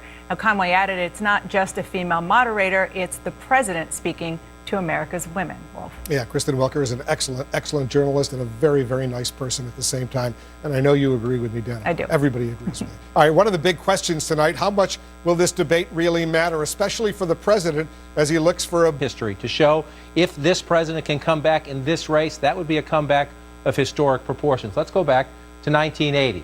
Ronald Reagan, the challenger, versus the incumbent president, Jimmy Carter, a long time ago, right? Ronald Reagan came into the final debate with a slight lead or tie, call that what you will, but a tie, Ronald Reagan would go on to win. 10 points he gained. 10 points Ronald Reagan gained from the final debate to Election Day. That is what Donald Trump needs to match. 10 points right there. That's back in time to 1980. Let's fast forward 1988. Then Vice President George H.W. Bush against Michael Dukakis. Vice President Bush came in with a 6-point lead. On Election Day, he won by 7 points. Not much change between the final debate and Election Day in that campaign. 1992, you remember it well. Well, this is the three-way race with Ross Perot. Made the debates fascinating and interesting, and made the numbers interesting, too. Governor Bill Clinton, then of Arkansas, the Democrat, came in with a lead. Look how low the incumbent president of the United States was coming into the final debate, 28%. Ross Perot had 13. This is fascinating. Both Bush and Perot moved after the final debate, just not enough. H.W. Bush moved nearly 10 points. Again, that's about what President Trump needs. So it's been done, but in this three-way race, it's hard to make a direct comparison. Governor Clinton would win the presidency with 43% of the vote. Bush v. Gore, 2000. Before we got to the Supreme Court, Governor Bush of Texas then against the sitting Vice President Al Gore, they came into the final debate with Governor Bush with a 5-point lead. On Election Day, Al Gore came back to win the popular vote just by a little bit. It was very close, but of course he lost at the Supreme Court. Lost in the Electoral College because of that, and George W. Bush would go on to be president. But you see a little bit of movement in the race there with Gore coming up. Governor Bush held pretty static there. 2004, people forget how close this race was. Senator John Kerry against the incumbent president, the first presidential election after 9/11. They came into the final debate tied, essentially. Kerry 48, Bush 47, but he stressed national security in the final days. Again, the first election post 9/11, and on Election Day, Governor Bush got 51%, 48% for Senator Kerry. Ohio decided the winner in this one. Not a lot of movement, though, between the final debate and Election Day, the movement that did happen for President Bush. This was history in the making. The United States electing its first African-American president in 2008. John McCain was the Republican candidate. The Iraq War was the big issue. People were tired of it. Barack Obama came in with a big lead, 14 points there. He actually lost a little bit of ground, but he still won comfortably on Election Day. Again, the final debate, not changing the campaign all that much. Now let's fast forward. We all remember this, 2016, right? Well, when they came into the final debate, Hillary Clinton had a 5-point national lead, coming into the final debate 4 years ago. We all know what happened on Election Day. President Trump actually gained 4 points in the national popular vote. But of course, Hillary Clinton won the popular vote. Donald Trump, because of that gain, where it played out in the states, won the presidency in the Electoral College. So he went up a little bit from the final debate last time through to the 2016 election. Here's the challenge in 2020, though. The president enters this debate 10 points down. Again, Ronald Reagan moved 10 points. George H.W. Bush moved 9 points. Ronald Reagan had momentum coming into the debate. George H.W. Bush was in that wacky three-way race. If Donald Trump is to reverse this using the final debate, Wolf, that would be something for the history books, Anderson. John King, appreciate it. Let's go to our team. David Axelrod, we hear people tonight talking about, this is the last chance for both candidates to change any dynamics that they want in this race. They're going to have this large audience. But you also have to remember who both of these people are. In particular, President Trump has come off a pretty erratic, period of time since he last debated. I mean, he became infected with COVID. He might have been infected when he was on the debate stage last time with Joe Biden. I mean, most recently, he's calling for Joe Biden to be investigated and have charges brought against him by his own attorney general. Do you see some sort of change in dynamics for this president on this stage tonight? It is hard to see it. Gloria said it earlier. I agree with her. The other problem that he has, Anderson, is, I was listening to John King's recitation there. There are very few Americans who are undecided right now, if you believe the polls. There are very few movable parts left. We're a very polarized country, and a third of the country will have voted effectively by tonight, or a third of those who are expected to vote. So there aren't that many movable parts. The president has to move 10 points, and he has a very short playing field here. So even if he behaves well, that is a difficult task, and behaving well is a difficult task for him. Here's the problem. He, in his own mind, believes that he has a majority out there, and he just needs to mobilize them. And the way he sees mobilizing them is doing the things that he does at his rallies. When in fact he has to persuade people who have committed to voting for, in their own minds, to voting for Joe Biden, that they need to switch. And he's not going to do that by repeating his rally tactics. And the thing is, what he's got to try and do is make Joe Biden completely unacceptable. He's just not an alternative to me. That's what he's got to tell the American public. Even if you don't like me, perhaps, look at this guy. He's a crook. You can't trust him. You can't, whatever it is. That's what he's going to try and do tonight. And what you have out there is American public that's completely polarized, a very small sliver of undecided voters. And Joe Biden's own supporters are moving up in enthusiasm. They weren't very enthusiastic about Joe Biden. They're still not as enthusiastic as Trump supporters are about him, but they've warmed up to Joe Biden. So if he's going to try and convince people, okay, this guy is unacceptable, the best he can hope for, I think, is to convince people to stay away and to say, well, I don't like either one of these guys. Yeah, but I think what's going on with him is that I think it's like a show that's in reruns, right? Yeah. And so he's trying to do what he did last season. Last season, he could kind of criminalize Hillary Clinton because Comey threw this kind of bombshell at the end. And so he's trying to criminalize Biden. Right. But it just doesn't work. But what he forgets, the other thing that Trump did was that he also calmed it down a little bit near the end. And he doesn't seem to understand, look, first of all, you can't criminalize Biden. In fact, if Biden is such a criminal, why hasn't your own Department of Justice put him in jail? Well, that's what he's asking. But that's my point, is that he was trying to do this rerun strategy, but he actually is misreading what he did last time. Last time he actually did calm down. I agree with Senator Santorum. He may calm down a little bit. He may not be as erratic and crazy, but he's going to be doubling down and tripling down on these themes that nobody cares about but him. Nobody cares about Hunter Biden when they can't send their kids to school and when they don't have a job. Hey, Senator Santorum, can I just also ask you, do you believe these polls? I mean, you hear about a 10-point lead on national polls. We all know national polls at this point. No, I'm talking to Senator Santorum. national polls, it's what matters is a bunch of different states and what's going to happen in those states. Do you think that Trump is pollable? Yeah, I think if you look at the individual states, and I know you guys had that up earlier, those races, there's no 10-point gap in any of those states. I mean, they're all within the margin of error or just outside the margin of error, and most of them have been closing in the last couple of weeks. And I think one of the reasons is we've gotten distance from that debacle debate, which has been a good thing. And so I don't think he's going to repeat it again tonight. The other thing is, I understand, President has been going out after people. He always does that. But if you listen to his speeches and you listen to the meme that's out there, he is effectively, separating himself and contrasting himself with Joe Biden and what a Joe Biden America will look like and what a Donald Trump America will look like. And that's what he's got to do tonight. He's been doing that very effectively on the trail, and I think it's paying off. He's toned down. I know he's Donald Trump. When I say toned down, it's all relative. But the other thing is, we are two worlds. And the conservative world is on fire right now with this whole Hunter Biden, Joe Biden scandal, and he's got to deal with it. He's going to mention it, and he's going to try to bring it out into the mainstream.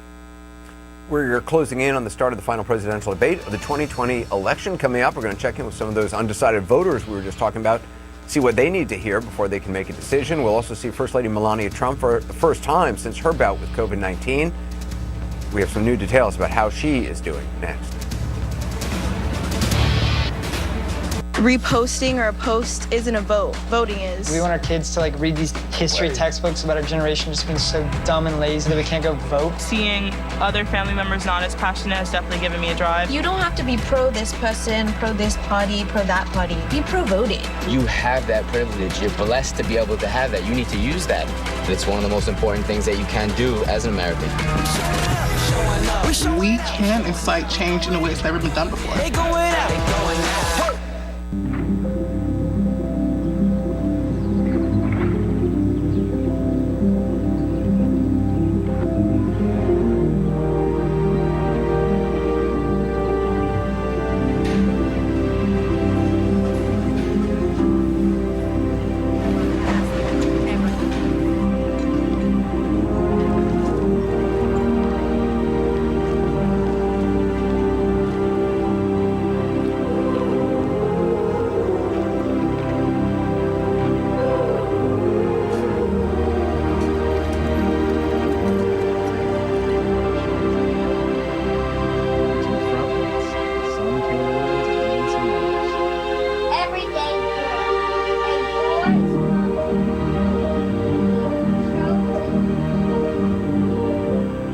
Find the nonpartisan facts behind the real stories at usafacts.org. Hey everybody! Guess what? Got my ballot. So let's take a look inside and see what kind of ballot I got.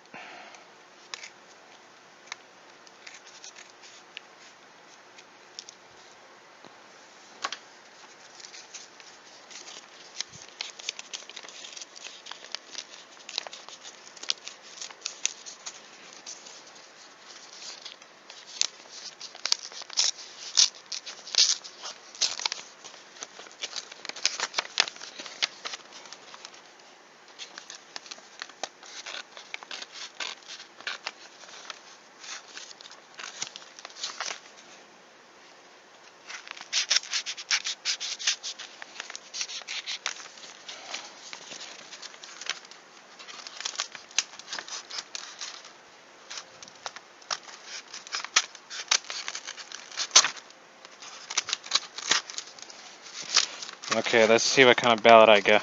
Alright, so I open the envelope, so let's see what kind of ballot I got.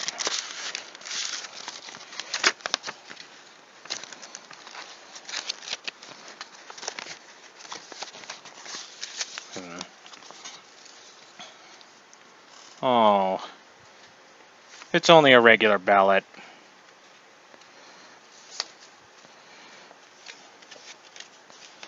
Oh, it's only a regular ballot.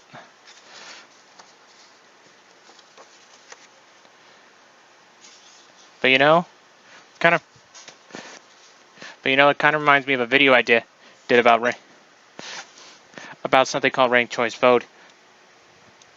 just wish we had ranked choice voting. You don't know what ranked choice voting is? Then here, I'll show you.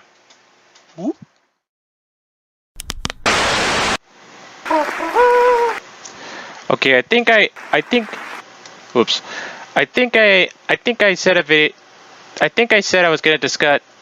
explained before about that we're going to discuss what ranked choice voting is.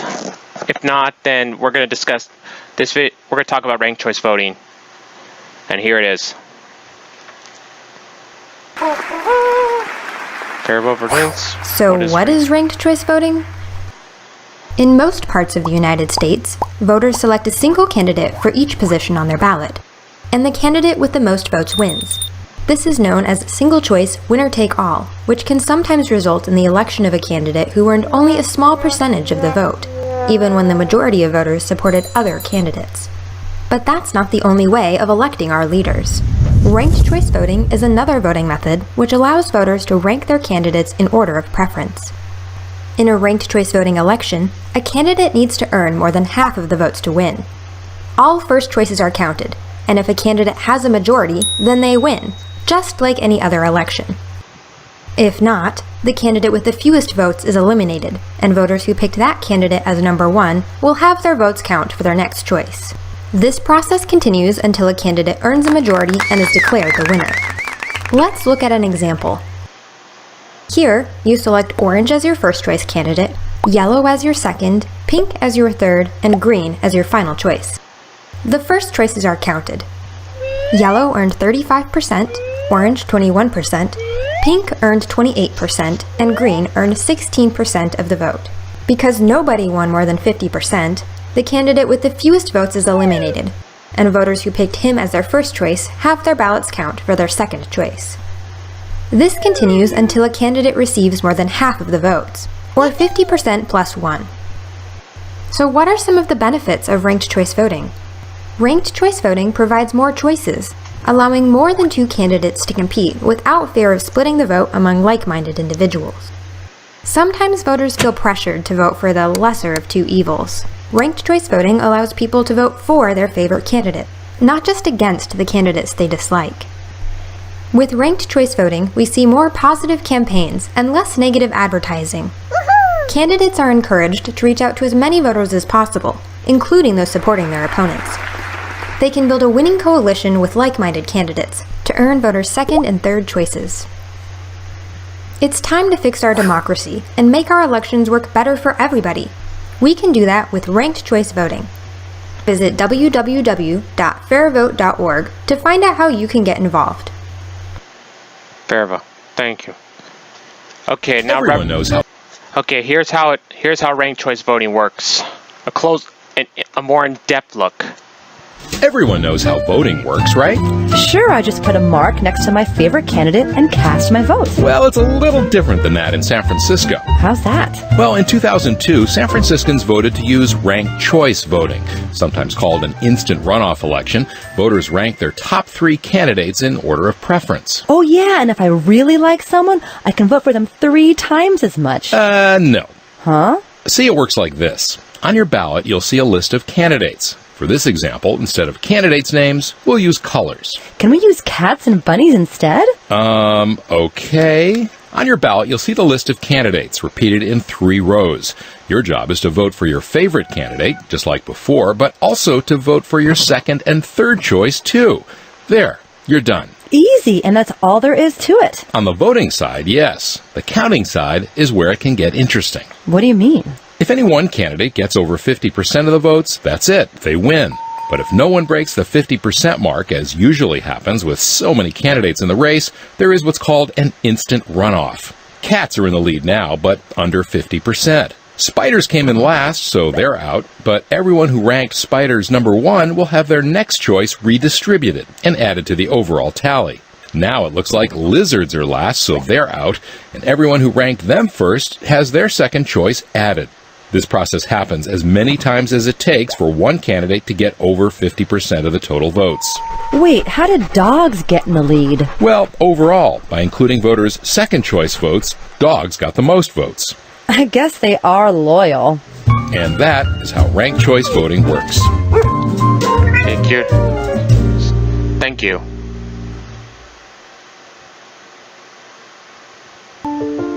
Okay, now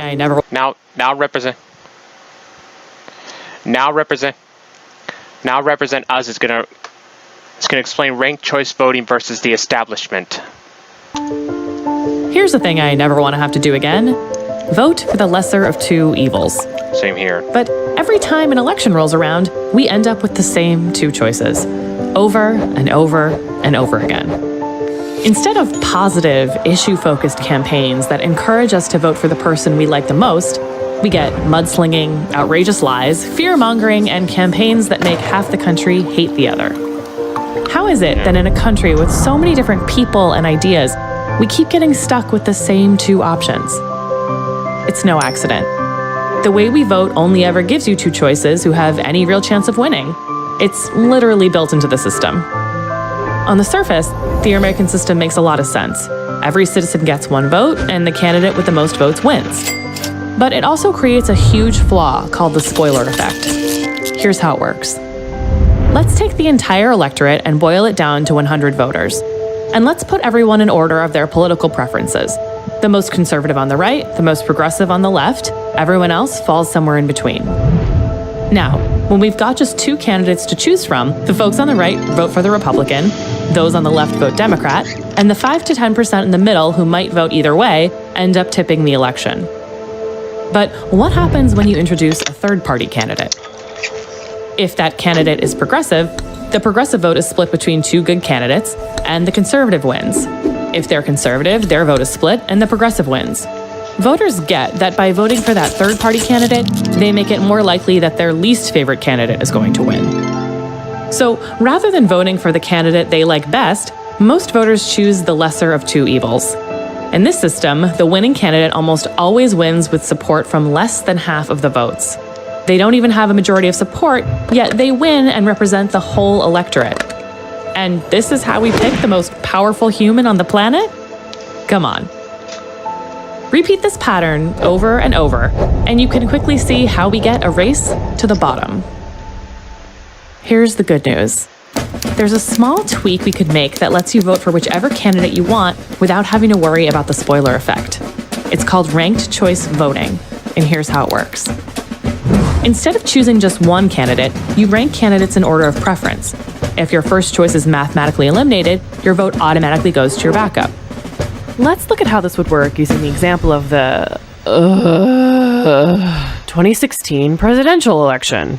Say you're a conservative who wants to vote for Gary Johnson. In our current system, you probably felt pressure to vote for Trump because you didn't want to split the conservative vote and elect Hillary. But with ranked choice voting, you just put Johnson first, and Trump is your backup. If Johnson doesn't win, your vote is automatically transferred to Trump. Or say you're a progressive who loves Jill Stein. And instead of being forced to use your one and only vote on Hillary, you could put Stein first and Hillary is your backup. You get it. The beauty of ranked choice voting is that it lets you vote for the candidates who most closely align with your values and gives America a much clearer picture of what the electorate really wants. No more settling for the lesser of two evils. You can vote your conscience without hurting your own interests. So now you're probably thinking, that sounds amazing, but that's never going to happen in the US. But here's the twist. It already has. RCV is already in use in cities across America, and Maine just changed their statewide elections to RCV. We're bringing conservatives and progressives together to pass more laws just like this, state by state, so we can fix America's corrupt political system from the bottom up. These laws are based on model legislation called the American Anti-Corruption Act. They fix our broken elections, stop political bribery, and end secret money. Go to www.represent.us to join us. Yep. Already have. Hope you do too.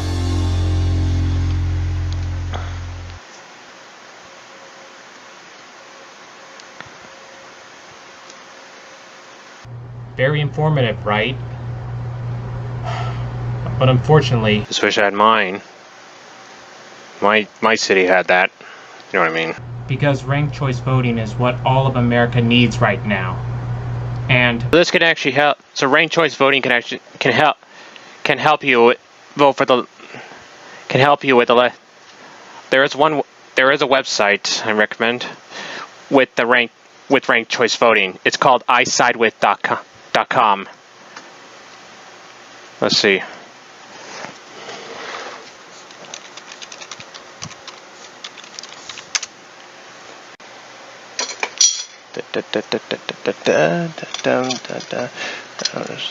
Okay, and wait a minute.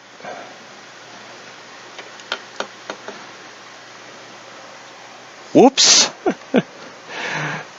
dang key shortcuts, or is it keyboard shortcuts? Well, anyway, I got the website up, and here it is. It's called here it is, isidewith.com. All you have to do is create an account, log in. I'll show you. You just log in. Then you choose how would you like to sign in. Just give it a moment. It takes a while to load. It says right here, we value your privacy and do not spam or sell your email address. Okay, you could sign in either by email, Facebook, Twitter, Google, Yahoo, Tumblr, Microsoft, LinkedIn, or AOL. So for me, I'm going to choose Facebook.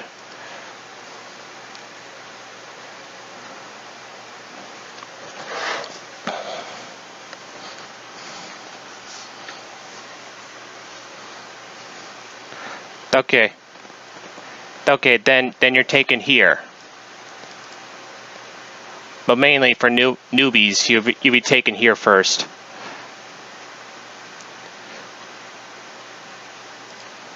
Oh wait, no wait. It's here first. Where you take a political quiz.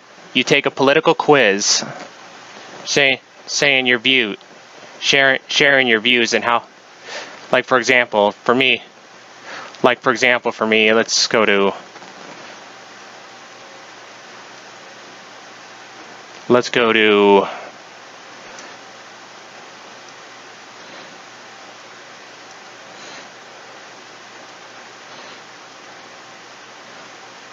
Environmental issues. So here, for me, should the U.S. expand offshore oil drilling? And I said no, and provide more. And I said no, and provide more incentives for alternative energy production. What that thing said.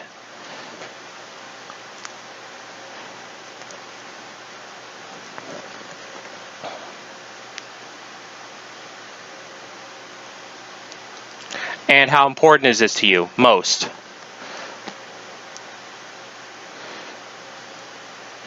And also, should the government increase environmental regulation to prevent climate change? I said yes, and provide more incentives for alternative energy production. I said this. How important is this to you? Most. Once you answer all these questions, you can answer these as a bonus.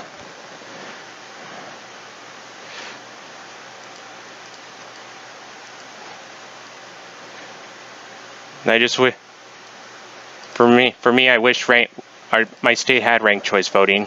If it did, I would be choosing Howie Hawkins as my first choice. But since that's not the case, I choose Joe Biden. Because Donald Trump has to go no matter what. Also, there's an option here. What is another question you would like to see added to the quiz? You could suggest it here. Then you just click here, show my results.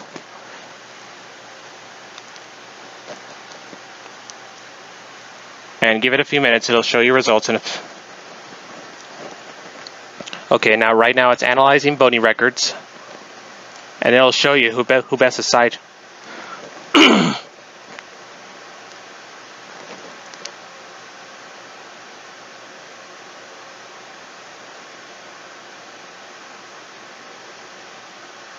And give it analyzing speech, debates, and public statements.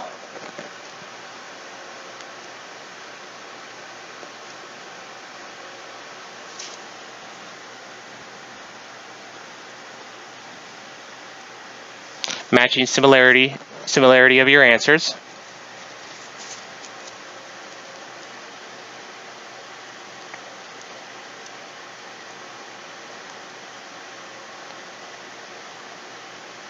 Prioritizing. I missed it. Okay, so you can also get the chance that if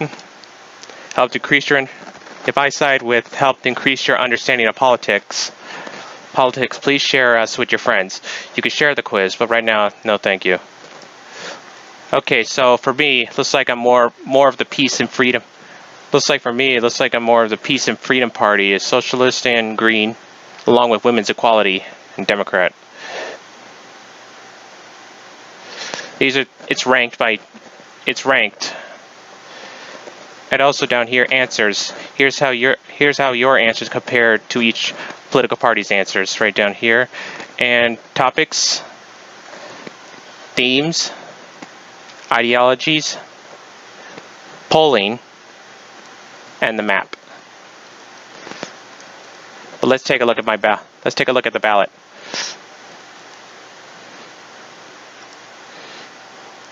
So it looks like for me, my first choice would be Howie Hawkins. If my state had ranked choice voting, my first choice would be Howie Hawkins. My second choice would be Joe Biden. My third choice would be Brian Carroll. My fourth, Joe Jorgensen, and my very last choice, Donald Trump. So now it even works with the U.S. House, your U.S. House of Representatives, too. So now you know how that works. So now you know what ranked choice voting is and how it works. For more information about ranked choice voting, please visit www.rankedchoicevoting.org. Also, if you agree with ranked choice voting and want to know how to bring it to your city and or state, then please visit www.fairvote.org/ranked_choice_voting to learn how to get started. Also, if you like to investigate your political ideas, go to www.isidewith.com and take the quiz and see your results.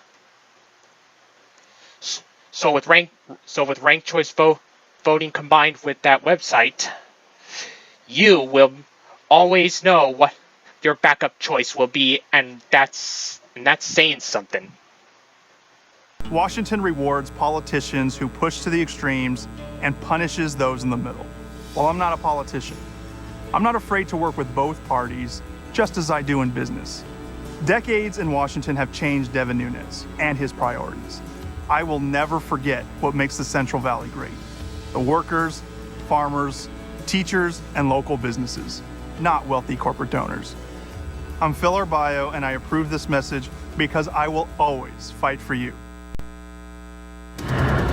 As we count down to the final Trump-Biden debate right at the top of the hour, you're looking at live pictures coming in. Our fact checker, Daniel Dale, is getting ready for what's almost certainly going to be a very busy night. Daniel, what are some of the false or misleading claims you've been hearing from the president this week?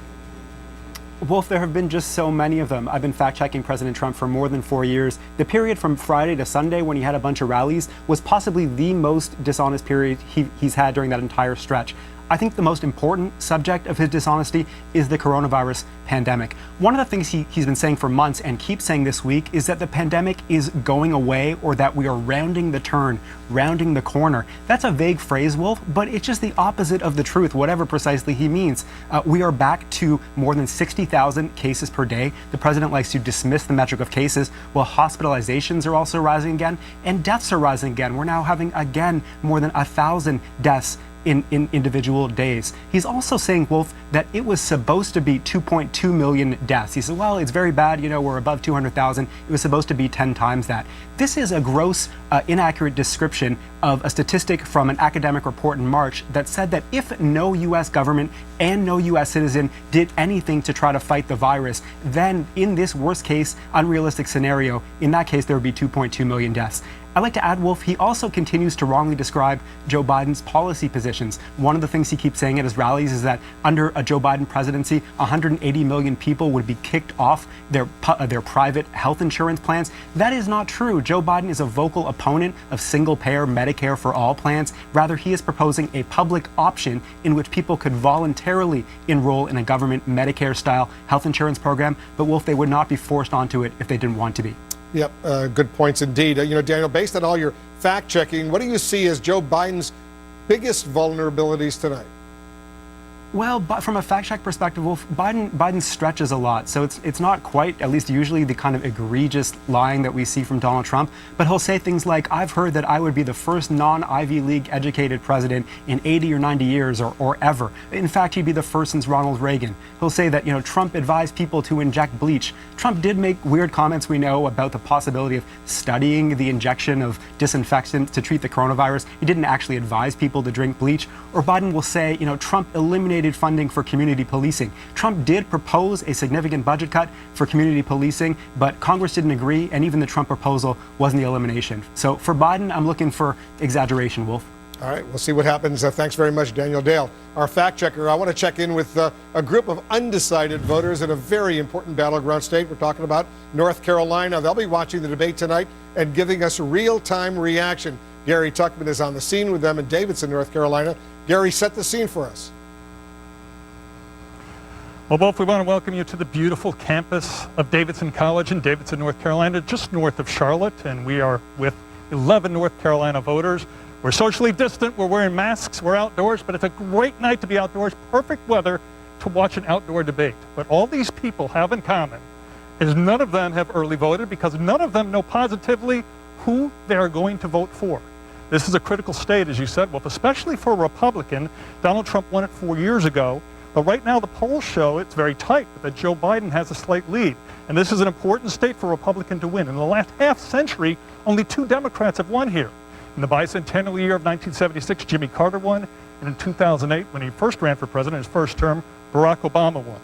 But what we have here are 11 people. And the question you're probably asking right now, I'm sure you're asking this question, is how can't these people know who they're voting for just yet, right? That's the question.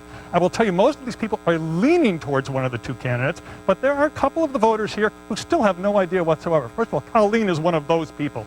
Colleen is semi-retired, which means she's still working, right, Colleen? Yes. Okay. I want to ask you, how come you have no idea yet who you want to vote for? You voted for Gary Johnson, I know, 4 years ago. How come you haven't decided between Trump and Biden? I haven't gotten specifics that tell me that there's a candidate among them who has the will and the wherewithal and the temperament to do what's right for our country. So I'm hoping to see some more specifics tonight and make a decision. So you think you'll have a decision after tonight? You're hoping for that? It depends on how it goes. Okay. Now, to your right, there's Harrison. Harrison is sitting over there. Harrison is a student here at Davidson College. He's 20 years old, which means I'm doing my math. 4 years ago, you were 16. You were too young to vote. First time you've ever voted. You are undecided completely. Why are you still undecided? Well, I really oppose abortion, but I'm concerned that President Trump is a threat to the fairness of elections, so I'm really torn. Do you think you'll have a decision by the time this debate is over? There's nothing big happening after this. This is the biggest event before Election Day. Oh, I surely doubt it, but the confirmation vote on Monday will be interesting. Okay, so you may wait until a couple of days longer. Thank you for talking with us. I do want to point out we've given everyone an iPhone here with a special program. When they strongly agree with something during the debate, they swipe up. When they strongly disagree, they swipe down. We will present those results, the scientific results, when this debate is all over. We will also find out who they think won the debate, and most importantly, we'll find out if they've decided who they're going to vote for President of the United States. Gary, looking forward to checking in with you right after the debate.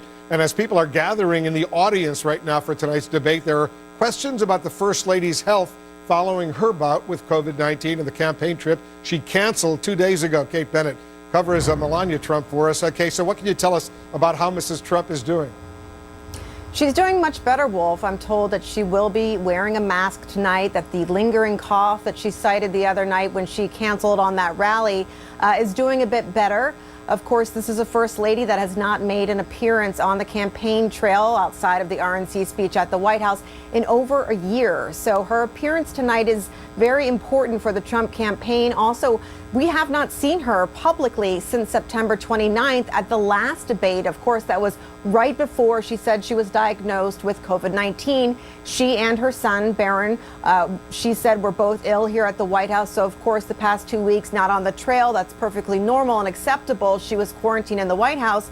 But for a First Lady not to participate in campaign events when typically they're utilized and deployed on behalf of the candidate historically is very unusual. And of course, we didn't see a lot of her in 2016 either. She wasn't a prolific speaker. She wasn't a visible presence that often on the campaign trail. I am told, Wolf, that she does have dates on her calendar next week to campaign for the president, solo and with him as well. So we will see that come to fruition.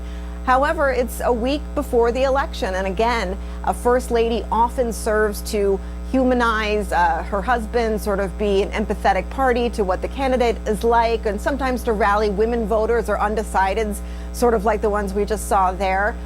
So it absolutely seems like the First Lady is getting involved. Yeah. Wanted to interrupt for a second. You see the motorcade arriving there at Nashville at Belmont University. The President of the United States and his motorcade, they are arriving. Anderson, we're getting closer and closer to the start of this debate. Yeah, we certainly are, just a little bit more than 20 minutes away. I want to bring in our team again. David Axelrod, it's often one doesn't pay a lot of attention to what's going on in the audience at a debate. Though tonight, given what happened at the first debate, where most of the people in the Trump family took off their masks once they came into the hall, which was against the rules or what they had all agreed to for the debate commission, tonight there's certainly going to be a lot of people looking to see, does the family actually continue to abide by the rules of the debate commission? Yeah, well, there's no question about that. And it really underscores the fact that you can't get away from this COVID issue. And one of the problems the president has is that he wants to tell us we're rounding the corner just at a time when we are cresting, and that is going to hang over this debate. Anderson, I just want to say one other thing about, you asked a question about polling before. The single biggest predictor of a president's performance when they're running for re-election is their job approval rating. This president has been mired in the mid-40s, in the low to mid-40s throughout his presidency. It's around 43.5 now. I think presidents rarely get much higher than their number. And so he can't simply resist answering questions about COVID, about health care, about things relative to his message, as much as he wants to make it a comparative process if he's going to persuade those who are resistant to vote for him. Gloria, we did hear from the campaign, from the Trump campaign. They sent a letter to the debate commission. They were not happy. They wanted more foreign policy in this debate. Sure. Well, they're not happy about anything, and they said that they wanted more foreign policy, but they agreed to the rules. They agreed to the rules. They agreed to the moderators. They agreed to the format. They agreed to everything. And so suddenly the candidate starts paying attention, which is what I believe is occurring, and they're complaining. And this is, this is what Donald Trump does. He's all about grievance before he goes into a debate. He's about grievance before he goes into an election, and he tells you that it's rigged. And what they want him to do is to talk about the economy, to talk about what he's done for the country before COVID, and convince the American public that he can get the country back. The problem that he has is not only his lack of popularity, as David points out, is that people don't trust him. They don't believe him. They don't think he's honest. So when he levels charges against Joe Biden also about Hunter, etc., that could boomerang on him too. The one thing we haven't talked about is the last two times he had Donald Trump on the national stage, he managed to use the highest office in the land to uplift some of the lowest people in the country. The first time he was talking, he wound up praising the Proud Boys or seeming to kind of give a positive signal to the Proud Boys. Then the last time, he couldn't deal with the QAnon question. Yeah. And so I'm curious tonight, is he going to finally be able to stick up for the best in the country without applauding the worst in the country? And also, these continued attacks on Joe Biden's character. The biggest smear on the president's character is these 545 children, these refugee children who were torn away from their parents, and now this president cannot find their moms and their dads. So if he wants to make this an issue about character and pro-life and pro-kid, no way. No way. And so, you got a president of the United States tonight who's got if he wants to come out here and play dirty, there's some real issues that can be talked about, but I hope that he will not continue to praise the worst elements in American society. Look, the Donald Trump that you're going to see is a Donald Trump that was at the last debate with Hillary Clinton, which is someone who was controlled and did something that he's actually good at, which is to be a little bit more of an entertainer. Try to, if he's going to make those off comments instead of being confrontational, to throw a little humor at Biden. Now it'll be cutting humor, no doubt, but try to be a little bit more less edgy, less angry, and more punchy and going after the swamp, if you will. And so remember that one of the big things that Donald Trump won this election, he was the outsider that was trying to drain the swamp. And that's why you're going to hear about the scandal going on that's all over the conservative world, because it feeds into that whole swamp nature, and that he's not part of that. But he's the president. He's the president. And he is the swamp. Anyway. Look, Donald Trump has not been a Washington creature. Let's just be. He's been anything but a traditional president. Everybody can agree to that. Certainly swimming in a pool with a lot of Washington creatures that he has around him, though.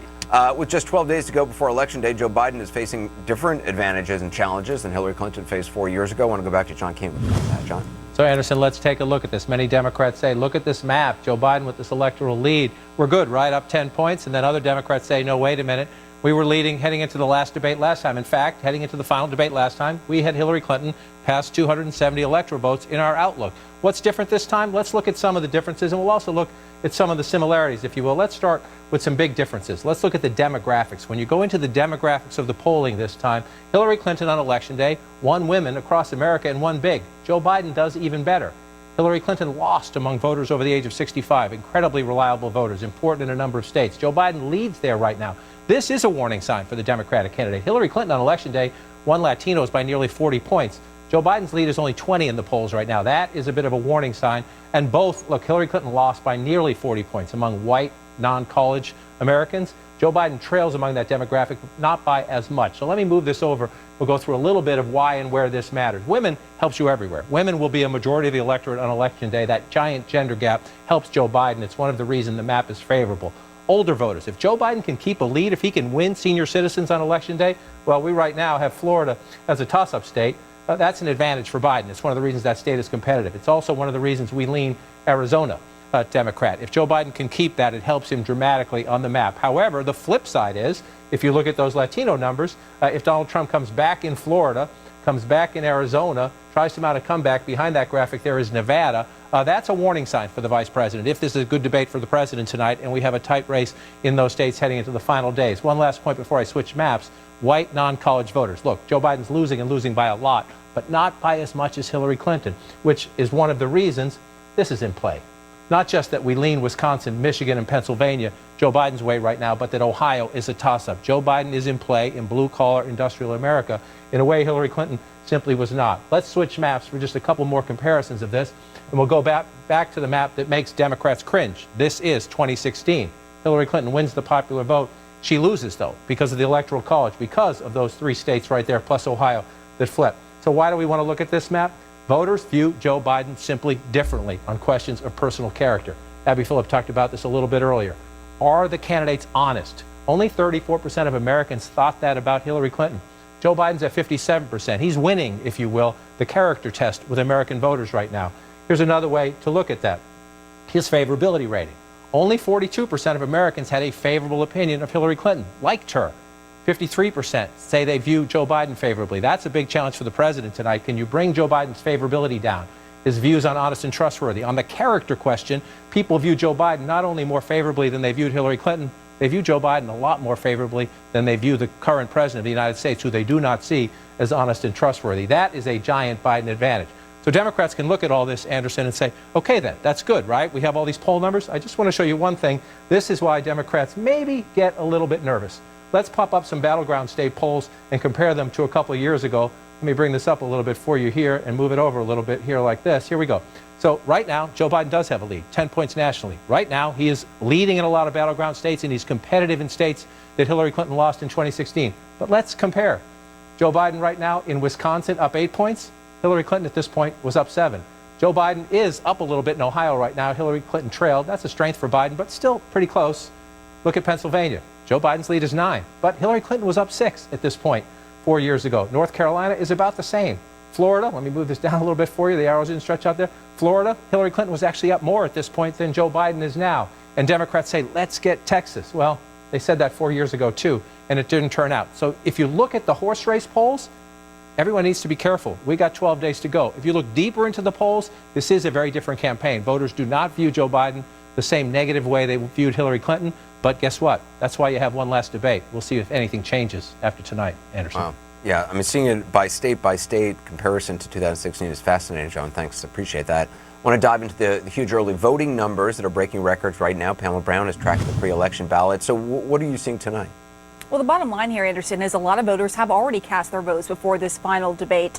With less than 2 weeks to go until Election Day, take a look here. Early voting continues to skyrocket with more than 46 million votes cast so far. And we're seeing record early voting turnout in states like Florida, Georgia, and Texas, as you see on the map right here. Let's take a closer look at the Lone Star State. So far, nearly 35% of all registered voters have cast their ballots, compared to just 18% this time in 2016. And in the critical state of Wisconsin, the number of registered voters casting their ballots early shot up 20% from 20 points from 2016, with more than 1.1 million casting their ballots so far.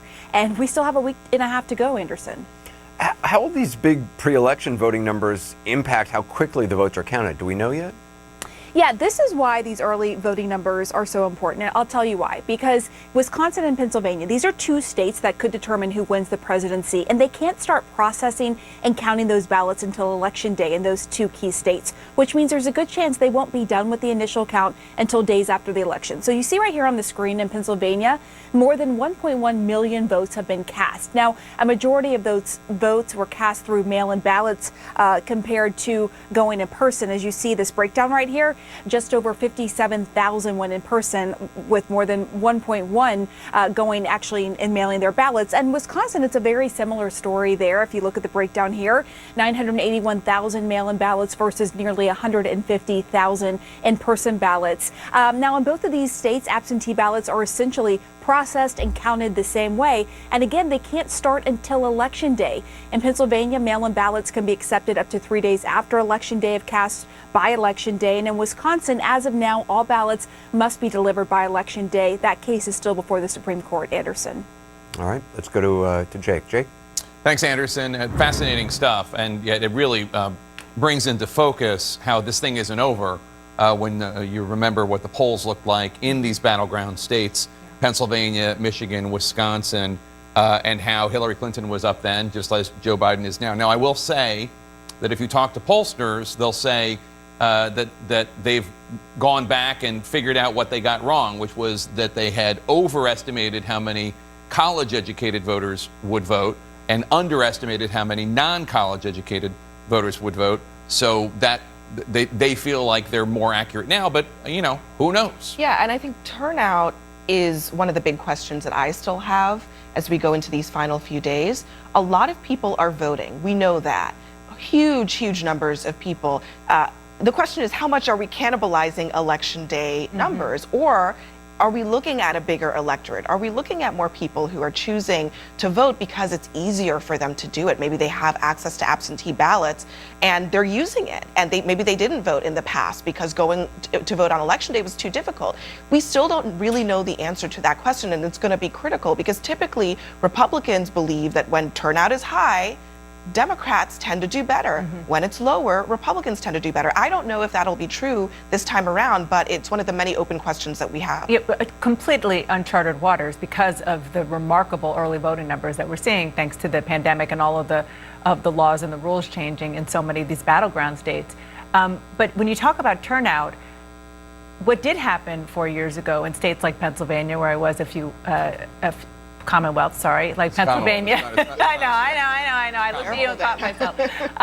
A few weeks ago is that turnout was much higher in Republican areas than anybody anticipated. People kind of came out of the woodwork for Donald Trump. And what the Trump campaign is banking on with his play to the base strategy is that will happen again and on top of what they got before. It is a very, very risky strategy, but they don't really have a choice given the fact that they have a candidate who's behaving the way he behaves despite the advice that he's given many times to act quite differently. And the other thing that's interesting when you look back at 2016 is I remember, Trump would land in the middle of Pennsylvania, in the middle of the night, at like 11:30, and there would be 20,000 people there. And Hillary Clinton would go to a gym in the Philadelphia suburbs in the middle of the day, and there'd be like 100. And we would discount that. We didn't think it meant anything necessarily. It's just crowds. You can't go by crowds. And it's true you can't go by crowds. But it does reflect to a certain degree voter enthusiasm. And I think that Donald Trump, the polls bear out, even polls that show Joe Biden winning the election, that Donald Trump has more enthusiastic supporters than Biden does. Now, does that mean anything, especially if attempts are being made to make it easier to vote so that you don't have to get up on election day and stand in line? I don't know. Yeah, I really don't know. And I also think that this cycle, Democratic voters, they have complicated motivations for going to the polls. Maybe they're not so jazzed about Joe Biden, but they really, really dislike Donald Trump. And, yes, they disliked Donald Trump 4 years ago, but I think that the urgency is different this time around. And I suspect that these polls that measure people's enthusiasm could be discounting the sense with which people are answering that question based on how they feel about Joe Biden, not based on how motivated they are to actually get out and cast a ballot one way or another. Yeah, I think you're exactly right. And one thing I want to bring up as we wait for the debate to start tonight is that, obviously the focus is on the presidential race. But what Donald Trump does or doesn't do, how he performs tonight, is going to matter not just for him and whether he wins a second term, but for so many down ballot Republicans, particularly in the Senate where the balance of power really is at stake. Republicans, of course, are in control. There are a lot of vulnerable GOP senators, and they are worried. Many of them said that they saw their numbers drop because of what happened in the first debate, and they're worried it could happen again. Oh, yeah, absolutely. They're distancing themselves from them. We'll see what happens. Let's check in right now on what's happening on the stage as we await the start of this final presidential debate. I returned to Yankee Land to carry out secret mission. Where is everybody? Everybody's inside so they don't spread this virus. There's a virus? I'm killing some of the virus. If you think you see a virus go like that. You do that and I get it. Hell yeah. Just gotta come off the car. What? Only men and bears are allowed inside cars. Rated R. When the candidates make their debate pitches tonight, they will have voters in must-win battlegrounds on their mind. Oh, there's the First Lady, Melania Trump, walking in. She has a mask on. Presumably this time she will not take it off. David Chalian is with us. David, we're keeping an eye on the First Family as they walk into the arena there. You're keeping tabs on the key races to watch. Yeah, well, just as you heard Pam Brown talking about 47 million people have voted, let me try to explain the stakes tonight, especially for the president here, because we have two battleground states and a brand new poll from CNN in each of them that tells us how people are casting those early ballots. Take a look in Florida, Jake. You see here, among those who have already voted, their vote is splitting 71% for Biden, 27% for Trump. Plan to vote, meaning from tomorrow forward, 40% Biden, 56% Trump. So the stakes tonight, when you look at something like that, Donald Trump needs to win a much greater share of voters moving into this debate because Joe Biden is banking so much of the early vote already. Anderson? Let's go back to our team. David Axelrod, I mean, what is going through candidates' minds before they step on a stage like this? They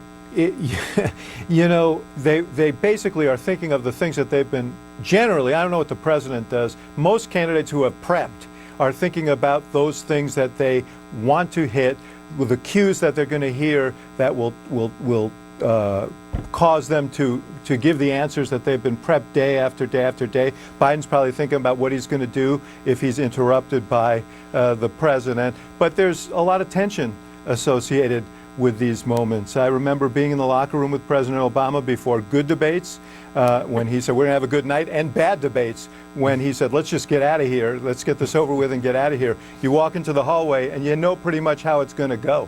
I'll tell you a story about Joe Biden that I learned when I was reporting our documentary on him, which is before all his big debates, Beau Biden used to be the last person in the room with him. And he would say to him, Dad, remember, home base, home base. Just remember what you need to say and say it, home base. Yeah. And that was their little code, and I bet he's thinking about that. Yeah, I mean, Go ahead. Well, I can just say, having been there, you know your vulnerabilities. For me, it was, my wife or someone would come up and say, "Happy warrior," because you want to be out there and you want to fight, but you don't want to turn people off by being too combative. And if there's anybody that needs the admonition of happy warrior, it's Donald Trump. So hopefully someone is whispering in the president's ear, "Happy warrior" tonight. Yeah, he's got the warrior part. Right. Yeah. And who would that be? Van, for people watching tonight, I'm going to ask this to everybody. What are you going to be particularly watching for from both candidates? Look, I think that when Joe Biden looks into the camera, speaks directly to the American people, and not only does he talk about their pain, but his plan, I think he's at his strongest. Donald Trump is going to do everything he can to make sure Biden doesn't do that very often. So I'm going to be looking for the discipline of Joe Biden. Trust the American people, trust your plan, trust your connection to them, stay there. Do not chase this guy don't respond to stuff that you don't think Americans care about, and he's going to be fine. But if he gets rattled, all bets are off tonight. And Anderson, I would kind of use odd for me, a sports analogy, but but I would say you've got these two gentlemen here with different goals. One of them wants to run out the clock, and one of them's looking for a Hail Mary. And so they have two very different goals, and they're going to approach it in two very different ways. I think the other issue is does the president come out and is he going to go very personal very quickly? Yeah. Or does he stick to policy distinctions? I think a lot of Republicans are hoping he'll go policy. If he goes personal, we could have a repeat of what we saw 3 weeks ago. That was a disaster for him. Because David Axelrod, even though the mics are muted for 2 minutes during each statement, the candidate can hear the other candidate if they continue to talk to them when the mic is muted. That can actually be even worse for a candidate because then they're stumbling if they get thrown by that and the audience doesn't know why they're stumbling. Yeah, which is why I said earlier, I'm not sure that this actually benefits Biden, and I'm sure that a lot of their debate prep was how do you talk when you have a heckler in your ear? It is difficult, especially under the pressures they face. So this is going to be a test for him. I got to go back to Jake Tapper. Jake? Anderson, thanks so much. Well, I think one of the big questions, Abby and Dana, is how disciplined Donald Trump and Joe Biden can be. To be completely frank, neither is known as completely disciplined, although Biden has run a very disciplined campaign, aided in part by the fact that we're in the middle of this pandemic. But if they stick to their plans, each one of them could make inroads, I think, but that's a wild card. Yeah, and the truth is Joe Biden has run a pretty disciplined campaign up until this point, and his debate performances, even dating back to the campaign, the primary campaign, were pretty disciplined. President Trump, though, on the other hand, has rejected, as Dana has reported, the kind of formal debate prep that you really need to do in order to navigate a tricky situation. He has had a couple of opportunities in the last week, a 60 Minutes interview, a town hall, to articulate his plan for dealing with the virus and his plan for 4 more years. He has struggled to do that. Will that change tonight? I think is one of the biggest questions, because he can talk about Biden's son all he wants, but a lot of Americans are tuning in to find out how their lives are actually going to get back to normal. In fact, I would say that not only did he struggle in the 60 Minutes interview and the town hall with Sinclair, but he actually gave opportunities to Joe Biden. He said things. He told Eric Bolling of Sinclair, he's asked him, would you do anything differently? And Trump said, not much. And then he told Leslie Stahl of 60 Minutes that he hopes the Supreme Court overturns Obamacare, which is something that the administration has been saying, well, no, we don't want that. Right. Listen, this is a president who has no shortage of advice, of good political advice for a typical candidate, or even for people, for somebody like Donald Trump, who is anything but typical, people who know him. try to coax him into the right direction. And it has not worked over and over again for whatever reason. Before the last debate, every time he says something like going after Anthony Fauci, after the media, pick your area where it's been a distraction as opposed to what he has been told to do.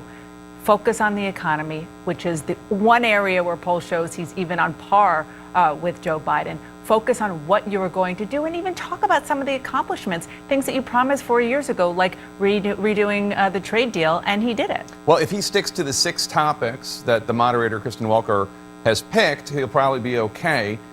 One of those topics is not, the fever dreams of the far right-wing swamps, which is what he seems to be focused on quite a bit. But there are 6 topics. In addition, the microphones will be muted during the initial questions. Each candidate will get 2 minutes to talk. The other candidate's microphone will be muted. Then it goes to the other candidate, and the first candidate's microphone will be muted. Donald Trump gets the first question. He speaks for 2 minutes. Then it goes to Joe Biden. He'll speak for 2 minutes. And we'll see what happens. It's obviously a very, very high-stakes night with everything on the line in this election. Wolf? It certainly is, and only 12 days left in this election campaign. The final presidential debate of 2020, President Donald Trump, former Vice President Joe Biden, they're about to go head-to-head one more time. The last time they're facing new rules designed to keep them on the rails, and they're facing truly enormous pressure right now with this election, once again, only 12 days from now. You're looking at live pictures coming in from Belmont University in Nashville, Tennessee.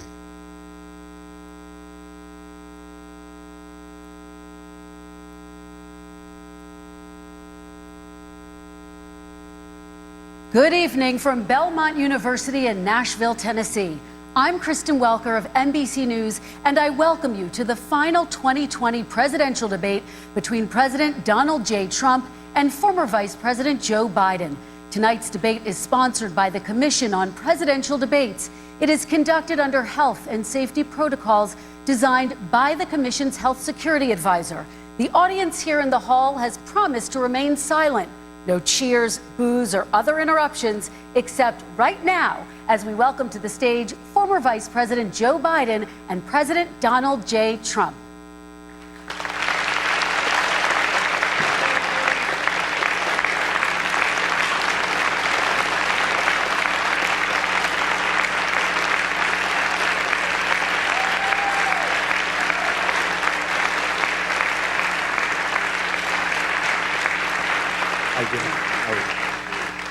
And I do want to say a very good evening to both of you. This debate will cover 6 major topics. At the beginning of each section, each candidate will have 2 minutes uninterrupted to answer my first question. The debate commission will then turn on their microphone only when it is their turn to answer, and the commission will turn it off exactly when the 2 minutes have expired. After that, both microphones will remain on, but on behalf of the voters, I'm going to ask you to please speak one at a time. The goal is for you to hear each other and for the American people to hear every word of what you both have to say. And so with that, if you're ready, let's start. And we will begin with the fight against the coronavirus. President Trump, the first question is for you. The country is heading into a dangerous new phase. More than 40,000 Americans are in the hospital tonight with COVID, including record numbers here in Tennessee. And since the two of you last shared a stage, 16,000 Americans have died from COVID. So please be specific. How would you lead the country during this next stage of the coronavirus crisis? 2 minutes uninterrupted. So, as you know, 2.2 million people modeled out were expected to die. We closed up the greatest economy in the world in order to fight this horrible disease that came from China. It's a worldwide pandemic. It's all over the world. You see the spikes in Europe and many other places right now. If you notice, the mortality rate is down 85%. The excess mortality rate is way down and much lower than almost any other country. And we're fighting it, and we're fighting it hard. There is a spike. There was a spike in Florida, and it's now gone. There was a very big spike in Texas. It's now gone. There was a very big spike in Arizona. It's now gone. And there are some spikes and surges in other places. They will soon be gone. We have a vaccine that's coming. It's ready. It's going to be announced within weeks, and it's going to be delivered. We have Operation Warp Speed, which is the military is going to distribute the vaccine. I can tell you from personal experience that I was in the hospital, I had it, and I got better, and I will tell you that I had something that they gave me, a therapeutic, I guess they would call it. Some people could say it was a cure, but I was in for a short period of time, and I got better very fast, or I wouldn't be here tonight. And now they say I'm immune. Whether it's 4 months or a lifetime, nobody's been able to say that, but I'm immune. More and more people are getting better. We have a problem that's a worldwide problem. This is a worldwide problem. But I've been congratulated by the heads of many countries on what we've been able to do.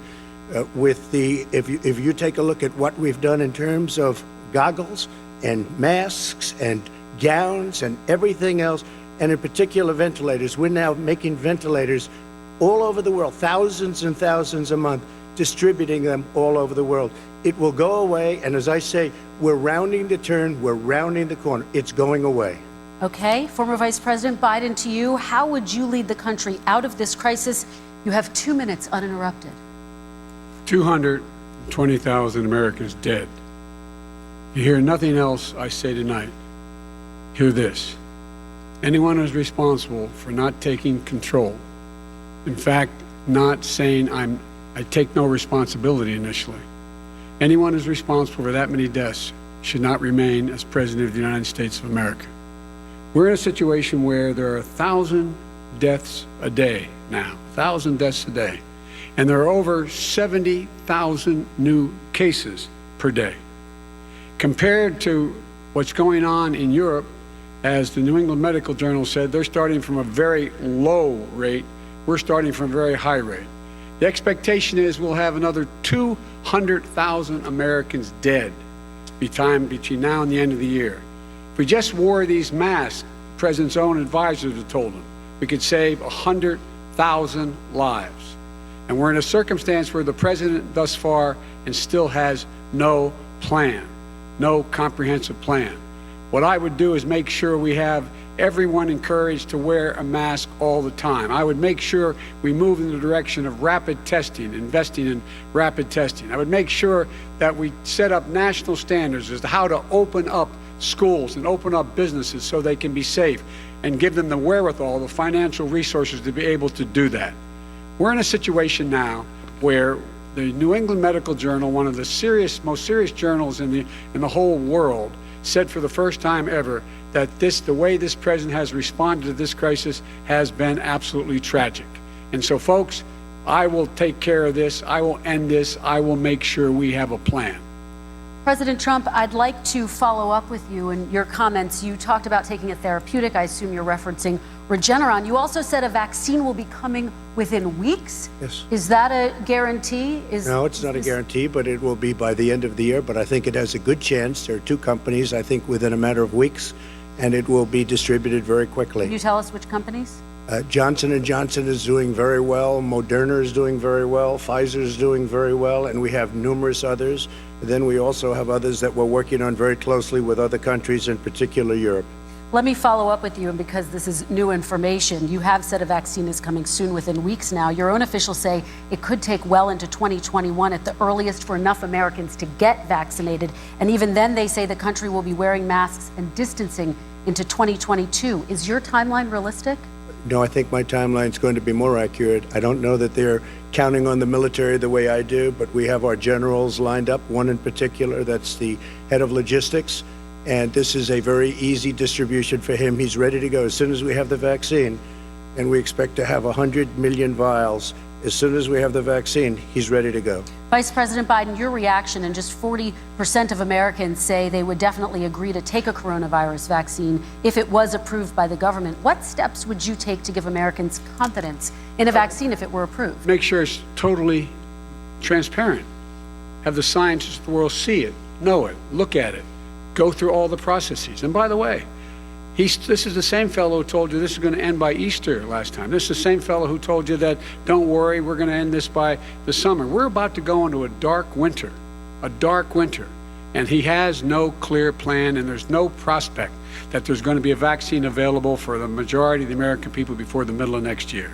President Trump, your reaction, he says you have no I don't think we're plan. going to have a dark winter and at all. We're opening up our country. We've learned and studied and understand the disease, which we didn't at the beginning. When I closed and banned China from coming in heavily infected, and then ultimately Europe, but China was in January. Months later, he was saying I was xenophobic. I did it too soon. Now he's saying, oh, I should have, moved quicker. But he didn't move quicker. He was months behind me, many months behind me. And frankly, he ran the H1N1 swine flu, and it was a total disaster, far less lethal, but it was a total disaster. Had that had this kind of numbers, 700,000 people would be dead right now, but it was a far less lethal disease. Look, his own person who ran that for him, who, as you know, was his chief of staff, said it was catastrophic, it was horrible, we didn't know what we were doing. Now he comes up and he tells us how to do this. Also, everything that he said about the way every single move that he said we should make, that's what we've done. We've done all of it. But he was way behind us. Vice President Biden, your response. My response is he is xenophobic, but not because he shut down access from China. And he did it late after 40 countries had already done that.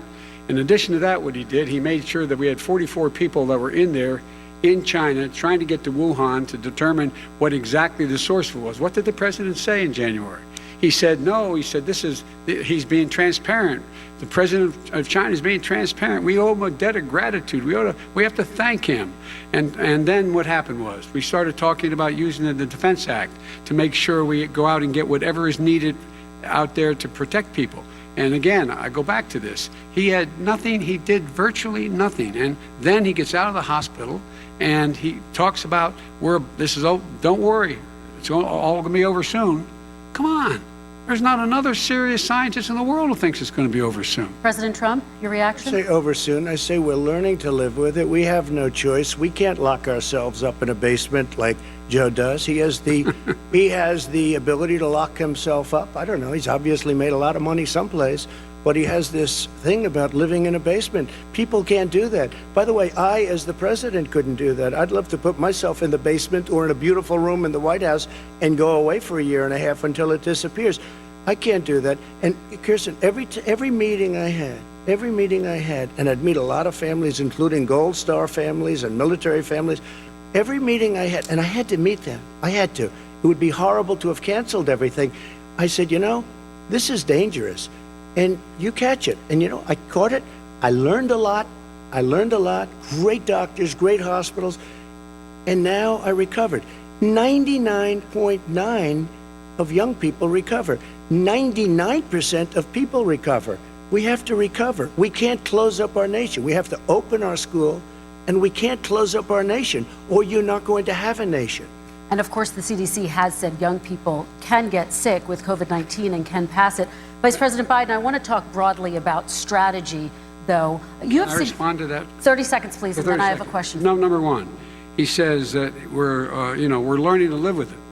People are learning to die with it. You folks home will have an empty chair at the kitchen table this morning. That man or wife going to bed tonight and reaching over to try to touch their, out of habit, where their wife or husband was, is gone. Learning to live with it. Come on. We're dying with it because he has never said, he said it's dangerous. When's the last time? Is it really dangerous still? Are we dangerous? You tell the people it's dangerous now? What should they do about the danger?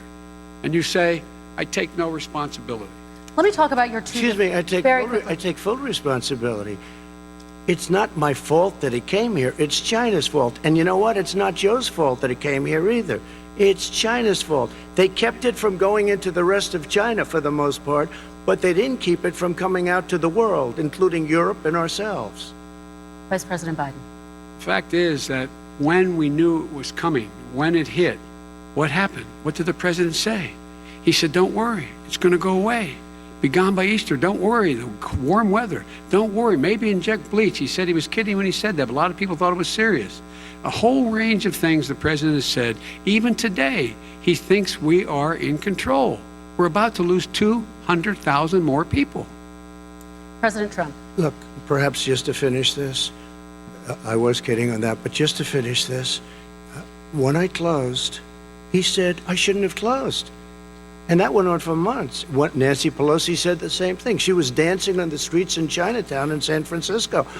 But when I closed, he said, this is a terrible thing, you're xenophobic. I think he called me racist even, and because I was closing it to China. Now he says I should have closed it earlier. It just, Joe, it doesn't work. I didn't say either of those things. You certainly did. You certainly did. I talked about a xenophobia in a different context. It wasn't about closing the border to Chinese coming to the United States. All right, I want to talk about both of your different strategies to handling He thought this. I shouldn't have closed the border. Well, That's obvious. do you want to respond to that quickly, Vice President No. Biden? Okay. Let's talk about your different strategies toward dealing with this. Mr. Vice President, you suggested you would support new shutdowns if scientists recommended it. What do you say to Americans who are fearful that the cost of shutdowns, the impact on the economy, the higher rates of hunger, depression, domestic and substance abuse outweighs the risk of exposure to the virus? What I would say is I'm going to shut down the virus, not the country. It's his ineptitude that caused the country to have to shut down in large part. Why businesses have gone under, why schools are closed, why so many people have lost their living, and why they're concerned. Those other concerns are real. That's why he should have been, instead of in a sand trap in his golf course, he should have been negotiating with Nancy Pelosi and the rest of the Democrats and Republicans about what to do about the acts they were passing for billions of dollars to make sure people had the capacity. But you haven't ruled out more shutdowns. Well, no, I'm not shutting down the name, but look, you need standards. The standard is if you have a reproduction rate in a community that's above a certain level, everybody says, slow up, more social distancing, do not open bars and do not open gymnasiums, do not open until you get this under control, under more control. But when you do open, give the people the capacity to be able to open and have the capacity to do it safely. For example, schools. Schools, they need a lot of money to open. They need to deal with ventilation systems. They need to deal with smaller classes, more teachers, more pods. And he's refused to support that money, or at least up to now. Let's talk about schools. President Trump, I think we have to respond, if I might. Please, and then I have a follow-up. Thank you, and I appreciate that. Look, all he does is talk about shutdowns, but forget about him. His Democrat governors, Cuomo in New York, you look at what's going on in California, you look at Pennsylvania, North Carolina, Democrats all, they're shut down so tight and they're dying. They're dying. And he supports all these people. All he talks about is shutdowns. No, we're not going to shut down, and we have to open our schools. And it's like, as an example, I have a young son. He also tested positive. By the time I spoke to the doctor the second time, he was fine. It just went away. Young people, I guess it's their immune system. Let me follow up with you, President Trump. You've demanded schools open in person and insist they can do it safely. But just yesterday, Boston became the latest city to move its public school system entirely online after a coronavirus spike. What is your message to parents who worry that sending their children to school will endanger not only their kids, but also their teachers and families? I want to open the schools. The transmittal rate to the teachers is very small, but I want to open the schools. We have to open our country. We're not going to have a country. You can't do this. We can't keep this country closed. This is a massive country with a massive economy. People are losing their jobs. They're committing suicide. There's depression, alcohol, drugs at a level that nobody's ever seen before. There's abuse, tremendous abuse. We have to open our country. You know, I've said it often. The cure cannot be worse than the problem itself. And that's what's happening. And he wants to close down. He'll close down the country if one person in our massive bureaucracy says we should close it down. Vice President Biden, your response. Simply not true. We ought to be able to walk and chew gum at the same time. We ought to be able to safely open, but would they need resources to open?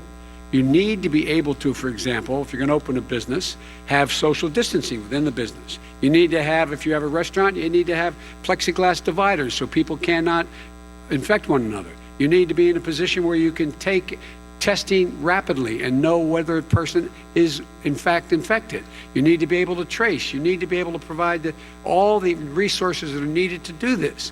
And that is not inconsistent with saying that we're going to make sure that we open safely. And by the way, all you teachers out there, not that many of you are going to die, so don't worry about it. Come on. President Trump, let me follow up with you quickly. By the way, I will say this. If you go and look at what's happened to New York, it's a ghost town. It's a ghost town. And when you talk about plexiglass, these are restaurants that are dying. These are businesses with no money. Putting up plexiglass is unbelievably expensive, and it's not the answer. I mean, you're going to sit there in a cubicle wrapped around with plastic. These are businesses that are dying, Joe. You can't do that to people.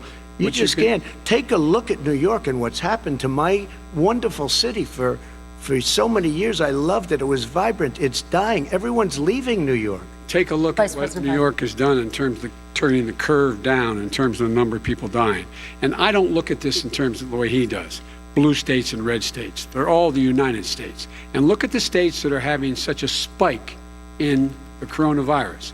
They're the red states. They're the states in the Midwest. They're the states in the upper Midwest. That's where the spike is occurring significantly. But they're all Americans. They're all Americans. And what we have to do is say, wear these masks, number one. Make sure we get the help that the businesses need money's already been passed to do that. It's been out there since the beginning of the summer, and nothing's happened. President, New York has lost more than 40,000 people, 11,000 people in nursing homes. President Trump, what about... When you say spike, take a look at what's happening in Pennsylvania, where they've had it closed. Take a look at what's happening with your friend in Michigan, where her husband's the only one allowed to do anything. It's been like a prison. Now it was just ruled unconstitutional. Take a look at North Carolina. They're having spikes, and they've been closed, and they're getting killed financially. We can't let that happen, Joe. You can't let that happen. We have to open up, and we understand the disease. We have to protect our seniors. We have to protect our elderly. We have to protect especially our seniors with heart problems and diabetes problems, and we will protect them. We have the best testing in the world by far. That's why we have so many cases. Let me follow up with you before we move on to our next section. President Trump, this week you called Dr. Anthony Fauci, the nation's best-known infectious disease expert, quote, a disaster. You described him and other medical experts as, quote, idiots. If you're not listening to them, who are you listening to as you fight this? I'm listening to all of them, including Anthony. I get along very well with Anthony, but he did say, don't wear masks. He did say, as you know, this is not going to be a problem. I think he's a Democrat, but that's okay. He said this is not going to be. We are not going to have a problem at all. When Joe says that, I said, Anthony Fauci said, and others, and many others, and I'm not knocking him a lot. Nobody knew. Look, nobody knew what this thing was. Nobody knew where it was coming from, what it was. We've learned a lot. But Anthony said, don't wear masks. Now he wants to wear masks. Anthony also said, if you look back, exact words, here's his exact words. This is no problem. This is going to go away soon. So he's allowed to make mistakes. He happens to be a good person. Vice President Biden, your response quickly, and then we're going to move on to the next section. My response is that think about what the president knew in January and didn't tell the American people. He was told this was a serious virus that spread in the air, and it was much worse than the flu. He went on record and said to one of your colleagues, recorded, that in fact he knew how dangerous it was, but he didn't want to tell us. He didn't want to tell us because he didn't want us to panic. He didn't want us, Americans don't panic. He panicked. But guess what? In the meantime, we find out in the New York Times the other day that, in fact, his folks went to Wall Street and said this is a really dangerous thing. And a memo out of that meeting, not from his administration, but from some of the brokers, said sell short because we got to get moving. It's a dangerous problem. Well, this is I'm going to give you 30 seconds to respond, and then we're going to move on. One, I don't know. Somebody went to Wall Street. You're the one that takes all the money from Wall Street. I don't take it. Joe, you have raised a lot of money, tremendous amounts of money. And every time you raise money, deals are made, Joe. I could raise so much more money. As president and as somebody that knows most of those people, I could call the heads of Wall Street, the heads of every company in America. I would blow away every record, but I don't want to do that because it puts me in a bad position. And then you bring up Wall Street. You shouldn't be bringing up Wall Street because you're the one that takes the money from Wall Street, not me. I could blow away your records that, like you wouldn't believe. We don't need money. We have plenty of money. In fact, we beat Hillary Clinton with a tiny fraction of the money that she was able. All right, gentlemen, we're going to move on. Don't tell me about Wall Street. Average contribution, $43. All right, we're going to move on to our next section, which is national security. And I do want to start with the security of our elections and some breaking news from overnight. Just last night, top intelligence officials confirmed again that both are working to influence this election. Both countries have obtained U.S. voter registration information, these officials say, and Iran sent intimidating messages to Florida voters. This question goes to you, Mr. Vice President. What would you do to put an end to this threat? You have 2 minutes uninterrupted. I made it clear and I ask everyone else to take the pledge. I made it clear that any country, no matter who it is, that interferes in American elections will pay a price. They will pay a price. And it's been overwhelmingly clear this election, I won't even get into the last one, this election, that Russia has been involved, China has been involved to some degree, and now we learn that Iran is involved. They will pay a price if I'm elected. They're interfering with American sovereignty. That's what's going on right now. They're interfering with American sovereignty. And to the best of my knowledge, I don't think the president said anything to Putin about it. I don't think he's talked with them a lot. I don't think he said a word. I don't know why he hadn't said a word to Putin about it. And I don't know what he has recently said, if anything, to the Iranians. My guess is he'd probably be more outspoken with regard to the Iranians. But the point is this, folks. We are in a situation where we have foreign countries trying to interfere in the outcome of our election. His own national security advisor told him that what is happening with his buddy, I will. His buddy, Rudy Giuliani, he's being used as a Russian pawn. He's being fed information that is Russian, that is not true. And then what happens? Nothing happens. And then you find out that everything that's going on here about Russia is wanting to make sure that I do not get elected the next president of the United States because they know I know them and they know me. I don't understand why this president is unwilling to take on Putin when he's actually paying bounties to kill American soldiers in Afghanistan, when he's engaged in activities that are trying to destabilize all of NATO. I don't know why he doesn't do it, but it's worth asking the question. Why isn't that being done? Any country that interferes with us will, in fact, pay a price because they're affecting our sovereignty. President Trump, same question to you. Let me ask the Yes. question. You're going to have 2 minutes to respond. For 2 elections in a row now, there has been substantial interference from foreign adversaries. What would you do in your next term to put an end to this? 2 minutes uninterrupted. Well, let me respond to the first part as Joe answered. Joe got $3.5 million from Russia, and it came through Putin because he was very friendly with the former mayor of Moscow, and it was the mayor of Moscow's wife, and you got $3.5 million. Your family got $3.5 million, and you know, someday you're going to have to explain why did you get 3.5. I never got any money from Russia. I don't get money from Russia. Now, about your thing last night, I knew all about that. And through John Ratcliffe, who is fantastic, DNI, he said the one thing that's common to both of them, they both want you to lose because there has been nobody tougher to Russia. Between the sanctions, nobody tougher than me on Russia. Between the sanctions, between all of what I've done with NATO, you know, I've got the NATO countries to put up an extra $130 billion, going to $420 billion a year. That's to guard against Russia. I sold, while he was selling pillows and sheets, I sold tank busters to Ukraine. There has been nobody tougher on Russia than Donald Trump.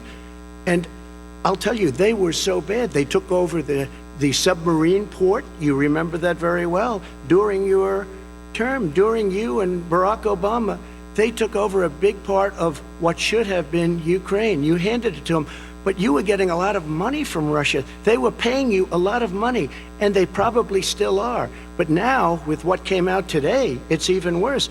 All of the emails, the horrible emails of the kind of money that you were raking in, you and your family. And Joe, you were vice president when some of this was happening, and it should have never happened. And I think you owe an explanation to the American people. Why is it? Somebody just had a news conference a little while ago who was essentially supposed to work with you and your family, but what he said was damning. And regardless of me, I think you have to clean it up and talk to the American people. Maybe you can do it right now. Vice President Biden, you may respond. 30 Be straight seconds. here. And then I do want to follow up on the election security. I have not taken a penny from any foreign source ever in my life. We learned that this president paid 50 times the tax in China, has a secret bank account with China, does business in China, and in fact is talking about me taking money. I have not taken a single penny from any country whatsoever, ever. Number one. Number two, this is a president, I have released all of my tax returns, 22 years, go look at them, 22 years of my tax return. You have not released a single solitary year of your tax return. What are you hiding? Why are you unwilling? The foreign countries are paying you a lot. Russia's paying you a lot. China's paying you a lot. And your hotels and all your businesses all around the country, all around the world. And China's building a new road to a new a golf course you have overseas. So what's going on here? Why don't release your tax return or stop talking about corruption? President Trump, your response. First of all, I called my accountants under audit. I'm going to release them as soon as we can. I want to do it, and it'll show how successful, how great this company is. But much more importantly than that, people were saying $750. I asked them a week ago, I said, what did I pay? They said, sir, you prepaid tens of millions of dollars. I prepaid my tax. Tens over the last number of years. Tens of millions of dollars I prepaid. Because at some point they think it's an estimate. They think I may have to pay tax. So I already prepaid it. Nobody told me that. Did your accountant Nobody tell you told when you you that. released Excuse them? me. And it wasn't written whenever they write this. They keep talking about $750, which I think is a filing fee. But let me just tell you, I prepaid millions and millions of dollars in taxes. Number one. Number two, I don't make money from China. You do. I don't make money from Ukraine. You do. I don't make money from Russia. You made $3.5 million, Joe, and your son gave you. They even have a statement that we have to give 10% to the big man. You're the big man, I think. I don't know, maybe you're not, but you're the big man, I think. Your son said we have to give 10% to the big man. Joe, what's that all about? It's terrible. All right, gentlemen, I want to ask you both some questions about all of this, but I'm going to let you both respond very quickly. You just said you spoke to your accountant Yes. about potentially releasing your taxes. Did he tell you when you can release them? Do you As have soon a as the audit is deadline for finished. when you're going to release them I to the get American treated people? worse than the Tea Party got treated. Because you I have a don't lot have of people in there, deep down in the IRS, they treat me horribly. We made a deal, it was all settled until I decide to run for president. I get treated very badly by the IRS, very unfairly. But we had a deal all done. As soon as we're completed with the deal, I want to release it. But I have paid millions and millions of dollars, and it's worse than paying. I paid in advance. It's called prepaying your taxes. I paid in advance. I want to ask you both about questions regarding your potential foreign entanglements and questions that have been raised to give you both a chance to talk about this more broadly. Respond very quickly, and then I'll get to my question. Why did he's been saying this for 4 years? Show us. Just show us. Stop playing around. You've been saying for 4 years you're going to release your taxes. Nobody knows it, Mr. President. What they do know is you're not paying your taxes, or you're paying taxes that are so low. When last time he said what he paid, he said, I only pay that little because I'm smart. I know how to game the system. Come on. Come on, folks. Very quickly, President Trump, and then I want to get to two questions to both of you. Sure. I was put through a phony witch hunt for 3 years. It started before I even got elected. They spied on my campaign. No president should ever have to go through what I went through. Let me just say this. Mueller and 18 angry Democrats and FBI agents all over the place spent $48 million. They went through everything I had, including my tax returns, and they found absolutely no collusion and nothing wrong. 48 million. I guarantee you, if I spent 1 million on you, Joe, I could find plenty wrong. Because the kind of things that you've done and the kind of monies that your family has taken, I mean, your brother made money in Iraq, millions of dollars. Your other brother made a fortune, and it's all through you, Joe. And they say you get some of it, and you do live very well. You have houses all over the place. You live very well. All right, gentlemen, let me just ask some questions about all of this broadly. Vice President Biden, there have been questions about the work your son has done in China and for a Ukrainian energy company when you were vice president. In retrospect, was anything about those relationships inappropriate or unethical? Nothing was unethical. Here's what the deal. With regard to Ukraine, we had this whole question about whether or not, because he was on the board, I later learned of Burisma, a company, that somehow I had done something wrong. Yet every single solitary person, when he was going through his impeachment, testifying under oath who worked for him, said, I did my job impeccably. I carried out U.S. policy. Not one single solitary thing was out of line. Not a single thing, number one. Number two, the guy who got in trouble in Ukraine was this guy trying to bribe the Ukrainian government to say something negative about me, which they would not do and did not do because it never, ever, ever happened. My son has not made money in terms of this thing about What are you talking about? China. I have not had the only guy made money from China is this guy. He's the only one. Nobody else has made money from China. President Trump, let me By the ask way, my question to you. But and could then I just you'll- one thing? Very quickly. His son didn't have a job for a long time, was sadly no longer in the military service. I won't get into that. And he didn't have a job. As soon as he became vice president, Burisma, not the best reputation in the world. I hear they paid him $183,000 a month. Listen to this. 183, and they gave him a $3 million upfront payment. All right. And he had no energy. I'm going to let the vice president That's respond to that quickly, 100% and then I need to get to a dishonest. question to you. Very No quickly, basis Mr. for Vice that. Everybody investigated that. No one said anything he did was wrong in Ukraine. Okay, President Trump, this is for you. Since you took office, you've never divested from your business. You've personally promoted your properties abroad. A report this week, which was referenced, does indicate that your company has a bank account in China. So how can voters know that you don't have any foreign conflicts of interest? I have many bank accounts, and they're all listed, and they're all over the place. I mean, I was a businessman doing business. The bank account you're referring to, which is everybody knows about it, it's listed. The bank account was in 2013. That's when it was. It was opened it was closed in 2015, I believe. And then I decided, because I was thinking about doing a deal in China like millions of other people. I was thinking about it, and I decided I'm not going to do it. Didn't like it. I decided not to do it. Had an account open, and I closed it. Okay. Excuse me. And then, unlike him, where he's vice president and he does business, I then decided to run for president after that. That was before. So I closed it before I even ran for president, let alone became president. Big difference. He is the vice president of the United States, and his son, his brother, and his other brother are getting rich. They're like a vacuum cleaner. They're sucking up money every President Trump, place he thank you. goes. We do need to move on. I do want to ask you, Vice President Biden, about China. Let's talk about China more broadly. There have, of course, President Trump has said that they should pay for not being fully transparent in regards to the coronavirus. If you were president, would you make China pay? And please be specific. What would that look like? What I'd make China do is play by the international rules, not like he has done. He has caused the deficit of China to go up, not down, with China, up, not down.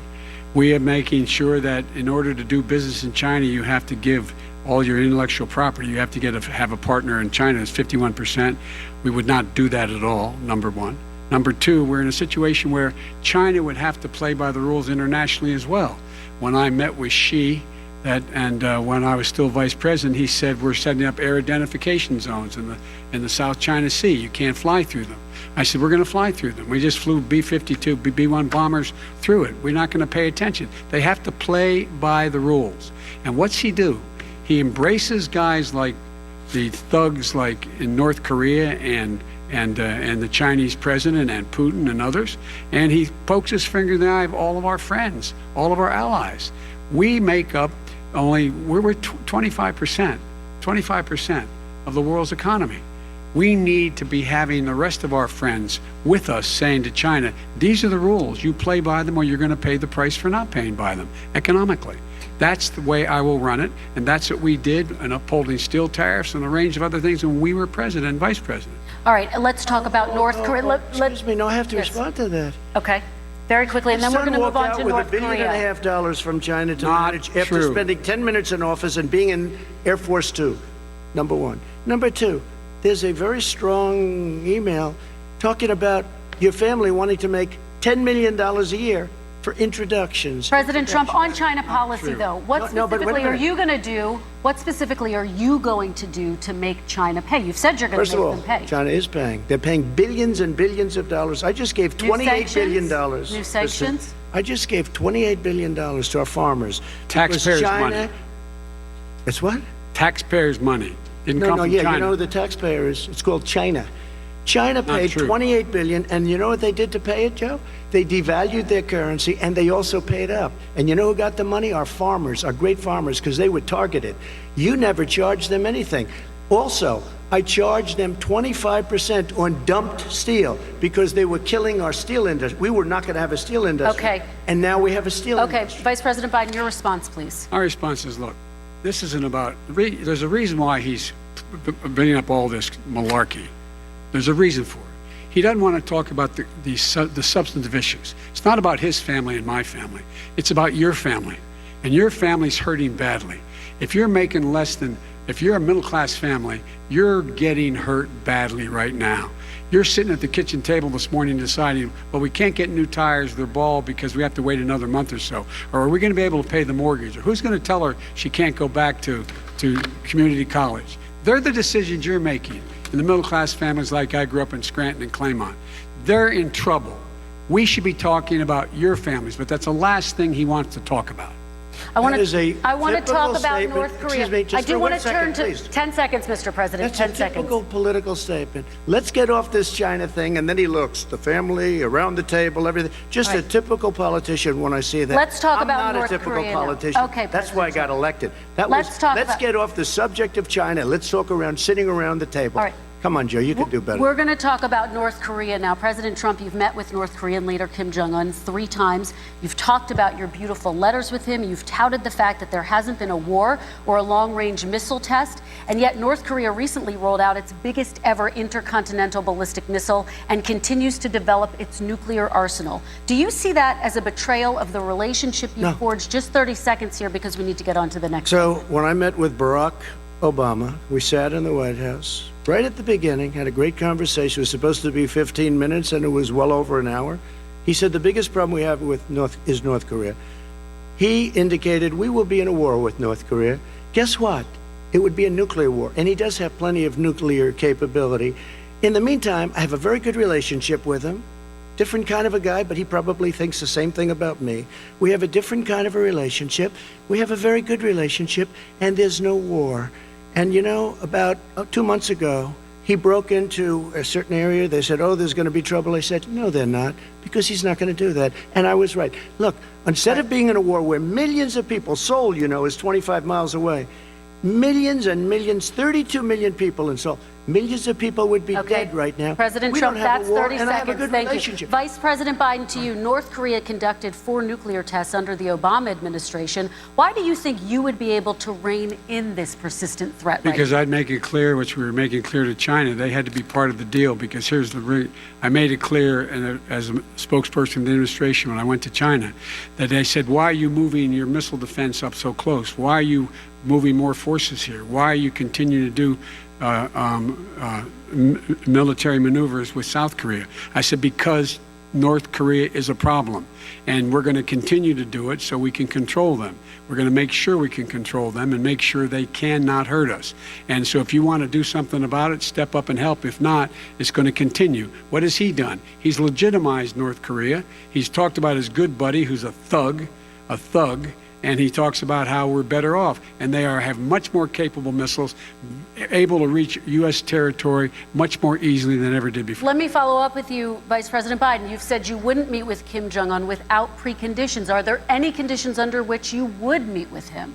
On the condition that he would agree that he would be drawing down his nuclear capacity to get that the Korean Peninsula should be nuclear-free zone. All right, let's move on to American families. Kristen, they tried Very to quickly, meet with 10 him. seconds, They President. tried to meet with him. He wouldn't do it. He didn't like Obama. He didn't like him. He wouldn't do it. Okay, I know got to for give him a fact they chance to tried. respond to that He before we wouldn't move do on. it. And that's okay. You know what, North Korea, we're not in a war. We have a good relationship. You know, people don't understand. Having a good President relationship Trump, with we have leaders to of move other on because countries we have is a lot a of good thing. we have a lot of questions to get to. That's Your like response. saying we had a good relationship with Hitler before he, in fact, invaded Europe, the rest of Europe. Come on. The reason he would not meet with President Obama is because President Obama said, we're going to talk about denuclearization. We're not going to legitimize you, and we're going to continue to put stronger and stronger sanctions on you. That's why he wouldn't meet with us. All right, And let's it didn't move happen. on. Let's Excuse move on me. and talk He about left American me a families. mess, Kristen. President Trump, okay, we do They need to move left on. me a mess. North Korea was a mess. We and need in fact, to if move on you so that remember we the can first get to 2 all or of our 3 other months, questions tonight, there was a President very Trump. dangerous period in my first 3 months before we sort of worked things out a little bit. Okay. There was a they left us a mess, and Obama would be, I think, the first to say it was the single biggest problem he thought that our country. Okay, let's move on to American families and the economy. One of the issues that's most important to them is health care, as you both know. Today, there was a key vote on a new Supreme Court Justice, Amy Coney Barrett, and health care is at the center of her confirmation fight. Over 20 million Americans get their health insurance through the Affordable Care Act. It's headed to the Supreme Court, and your administration, Mr. President, is advocating for the court to overturn it. If the Supreme Court does overturn that law, those 20 million Americans could lose their health insurance almost overnight. So what would you do if those people have their health insurance taken away? You have 2 minutes uninterrupted. Sure. First of all, I've already done something that nobody thought was possible. Through the legislature, I terminated the individual mandate. That is the worst part of Obamacare, as we call it. The individual mandate where you have to pay a fortune for the privilege of not having to pay for bad health insurance. I terminated. It's gone. Now it's in court because Obamacare is no good. But then I made a decision. Run it as well as you can to my people, great people. Run it as well as you can. I could have gone the other route and made everybody very unhappy. They ran it. Premiums are down. Everything's down. Here's the problem. No matter how well you run it, it's no good. What we'd like to do is terminate it. We have the individual mandate done. I don't know that it's going to work. If we don't win, we will have to run it, and we'll have Obamacare, but it'll be better run. But it no longer is Obamacare, because without the individual mandate, it's much different. Pre-existing conditions will always stay. What I would like to do is a much better health care, much better, will always protect people with pre-existing. So I'd like to terminate Obamacare, come up with a brand new, beautiful health care. The Democrats will do it because there'll be tremendous pressure on them, and we might even have the House by that time, and I think we're going to win the House, okay? You'll see, but I think we're going to win the House. But come up with a better health care, always protecting people with pre-existing conditions. And one thing very important, we have 180 million people out there that have great private health care. Far more than we're talking about with Obamacare. Joe Biden is going to terminate all of those policies. These are people that love their health care, people that have been successful, middle-income people, been successful. They have 180 million plans, 180 million people, families, under what he wants to do, which will basically be socialized medicine. He won't even have a choice.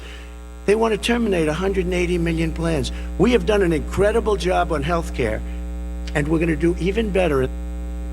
Okay, Vice President Biden, yes, this is for you. Your health care plan calls for building on Obamacare. So my question is, what is your plan if the law is ruled unconstitutional by the Supreme Court? You have 2 minutes uninterrupted. What I'm going to do is pass Obamacare with a public option, become Biden care. The public option is an option that says that if you, in fact, do not have the wherewithal to be, if you qualify for Medicaid and you do not have the wherewithal in your state to get Medicaid, you automatically are enrolled, providing competition for insurance companies. That's what's going to happen. Secondly, we're going to make sure we reduce the premiums and reduce drug prices by making sure that there's competition that doesn't exist now, by allowing the Medicare to negotiate drug prices with the insurance companies. Thirdly, the idea that I want to eliminate private insurance, the reason why I had such a fight with 20 candidates for the nomination was I support private insurance. That's why I didn't. Not one single person with private insurance would lose their insurance under my plan, nor did they under Obamacare. They did not lose their insurance unless they chose they wanted to go to something else. Lastly, we're going to make sure we're in a situation that we actually protect pre-existing. There's no way he can protect pre-existing conditions. None, zero. You can't do it in the ether. He's been talking about this for a long time. He's never come up with a plan. I guess we're going to get the pre-existing condition plan the same time we get the infrastructure plan that we've been waiting since 17, 18, 19, and 20. The fact, I still have a few more minutes. I know you're getting anxious. The fact is that he's already cost the American people, because of his terrible handling of the COVID virus and the economic spillover, 10 million people have lost their private insurance. And he wants to take away 22 million more people who have it under Obamacare, and over 110 million people with pre-existing conditions. And all the people from COVID are going to have pre-existing conditions. What are they going to do? I have a follow-up for you, Vice President Biden. It relates to something that President Trump said. He's accusing you of wanting socialized medicine. What do you say to people who have concerns that your health care plan, which includes a government insurance option, takes the country one step closer to a health care system run entirely by the government? What's I your say response it's to that? ridiculous. It's like saying that, we're the idea that the fact that there's a public option that people can choose, that makes it a socialist plan. Look, the difference between the president, I think health care is not a privilege, it's a right. Everyone should have the right to have affordable health care. And I am very proud of my plan. It's gotten endorsed by all the major labor unions as well as a whole range of other people who in fact are concerned in the medical field. This is something that's going to save people's lives, and this is going to give some people an opportunity to have health care for their children. How many of you home are worried and rolling around in bed tonight wondering what in God's name you're going to do if you get sick? Because you've lost your home insurance, your health insurance, your company's gone under. We have to provide health insurance for people at an affordable rate, and that's what I do. President Trump, Excuse me, he was your there response. for 47 years. He didn't do it. He was now there as vice president for 8 years, and it's not like it was 25 years ago. It was 3 3/4. It was just a little while ago, right? Less than 4 years ago. He didn't do anything. He didn't do it. He wants socialized medicine, and it's not that he wants it. His vice president, I mean, she is more liberal than Bernie Sanders and wants it even more. Bernie Sanders wants it. The Democrats want it. You're going to have socialized medicine, just like you went with fracking. We're not going to have fracking. We're going to stop fracking. We're going to stop fracking. Then he goes to Pennsylvania after he gets a nomination, where he got very lucky to get it. And he goes to Pennsylvania and he says, oh, we're going to have fracking. And you never asked that question. And by the way, so far, I respect very much the way you're handling this, I have to say. By the way, but somebody should ask the question. You can ask he goes for a year. There will be We no have fracking. There we will do be have no a number of petroleum. topics we're No, going but to get that's a to. big- that's a big and question. we're going to get to. We're going to get to. It's a the number same of thing with topics. socialized I have medicine. to respond. Vice President, your response, please. My response is people deserve to have affordable health care, period. Period, period, period. And the Biden care proposal will, in fact, provide for that affordable health care, lower premiums. What we're going to do is going to cost some money. It's going to cost over $750 billion over 10 years to do it. And they're going to have lower premiums. You can buy into the better plans, the cheaper plans, lower your premiums, deal with unexpected billing, and have your drug prices drop significantly. He keeps talking about it. He hasn't done a thing for anybody on health care. Not a thing. Kristen, when Very he quickly, says, then I want to talk when about he what's says happening on public Capitol option, Hill. he's talking about socialized medicine, and when he and healthcare. When he talks about a public option, he's talking about destroying your Medicare, totally Wrong. destroyed, and destroying your Social Security, and this whole country will come down. You know, Bernie Sanders tried it in his state. He tried it in his state. His governor was a very liberal governor. They wanted to make it work. Okay, let's let Vice President Biden to work. respond. It doesn't Vice work. President He's Biden, a very your response. confused guy. He thinks he's running against somebody else. He's running against Joe Biden. I beat all those other people because I disagreed with them. Joe Biden he's running against. And the idea that we're in a situation that they're going to destroy Medicare, this is the guy that the actuary at Medicare said, if in fact, at Social Security, if in fact he continues to withhold his plan to withhold the tax on Social Security, Social Security will be bankrupt by 2023 with no way to make up for it. This is the guy who's tried to cut Medicare. So I mean, the idea that Donald Trump is lecturing me on Social Security and Medicare? Come on. He tried to get 10 rid of. seconds, He Mr. tried to hurt President, and then I Social have to go to Security another years question. ago. Years ago. Go back and look at the records. He tried to hurt Social Security years ago. All One right, thing, let's move but on. this I'm is going to the move guy on. that Let me, when they Mr. announced President, I have last to move week, on to the next question. They said or the else stock we're not market going to will have time boom to talk about it. if I'm elected. If he's elected, the stock market will crash. Okay, let's Biggest move on to the analysts are next saying question that. very quickly. Look, the idea that the stock market is booming is his only measure of what's happening. Where I come from in Scranton and Claymont, the people don't live off of the stock market. Just in the last three years during this crisis, the billionaires in this country made, according to the Wall Street, $700 billion more. $700 billion more, because that's his only measure. What happens to the ordinary people out there? what happens to them? Let's talk about what's happening on Capitol Hill. We're going to move on. 401ks are through the roof. We're going to move on. Stock are through the roof. All right. And he doesn't come from Scranton. That's like he lived there for a short period of time before he even knew it. We're going to move on to and the he next left. question. And the people of Pennsylvania Let me will move show on you to my that. next question, They gentlemen. understand. As of tonight, more than 12 million people are out of work. And as of tonight, 8 million more Americans have fallen into poverty, and more families are going hungry every day. Those hit hardest are women and people of color. They see Washington fighting over a relief bill. Mr. President, why haven't you been able to get them the help they need? 30 seconds here. Because Nancy Pelosi doesn't want to approve it. I do. But you're the president. I do, but I still have to get. Unfortunately, that's one of the reasons I think we're going to take over the House, because of her. Nancy Pelosi doesn't want to approve anything because she'd love to have some victories on a date called November 3rd. Nancy Pelosi does not want to approve it. We are ready, willing, and able to do something. Don't forget, we've already approved 3 plans, and it's gone through, including the Democrats, in all fairness. This one she doesn't want. It's near the election because she thinks it helps her politically. I think it hurts her politically. All right, Mr. Vice President, You know, the Republican leader in the United States Senate said he can't pass it. He will not be able to pass it.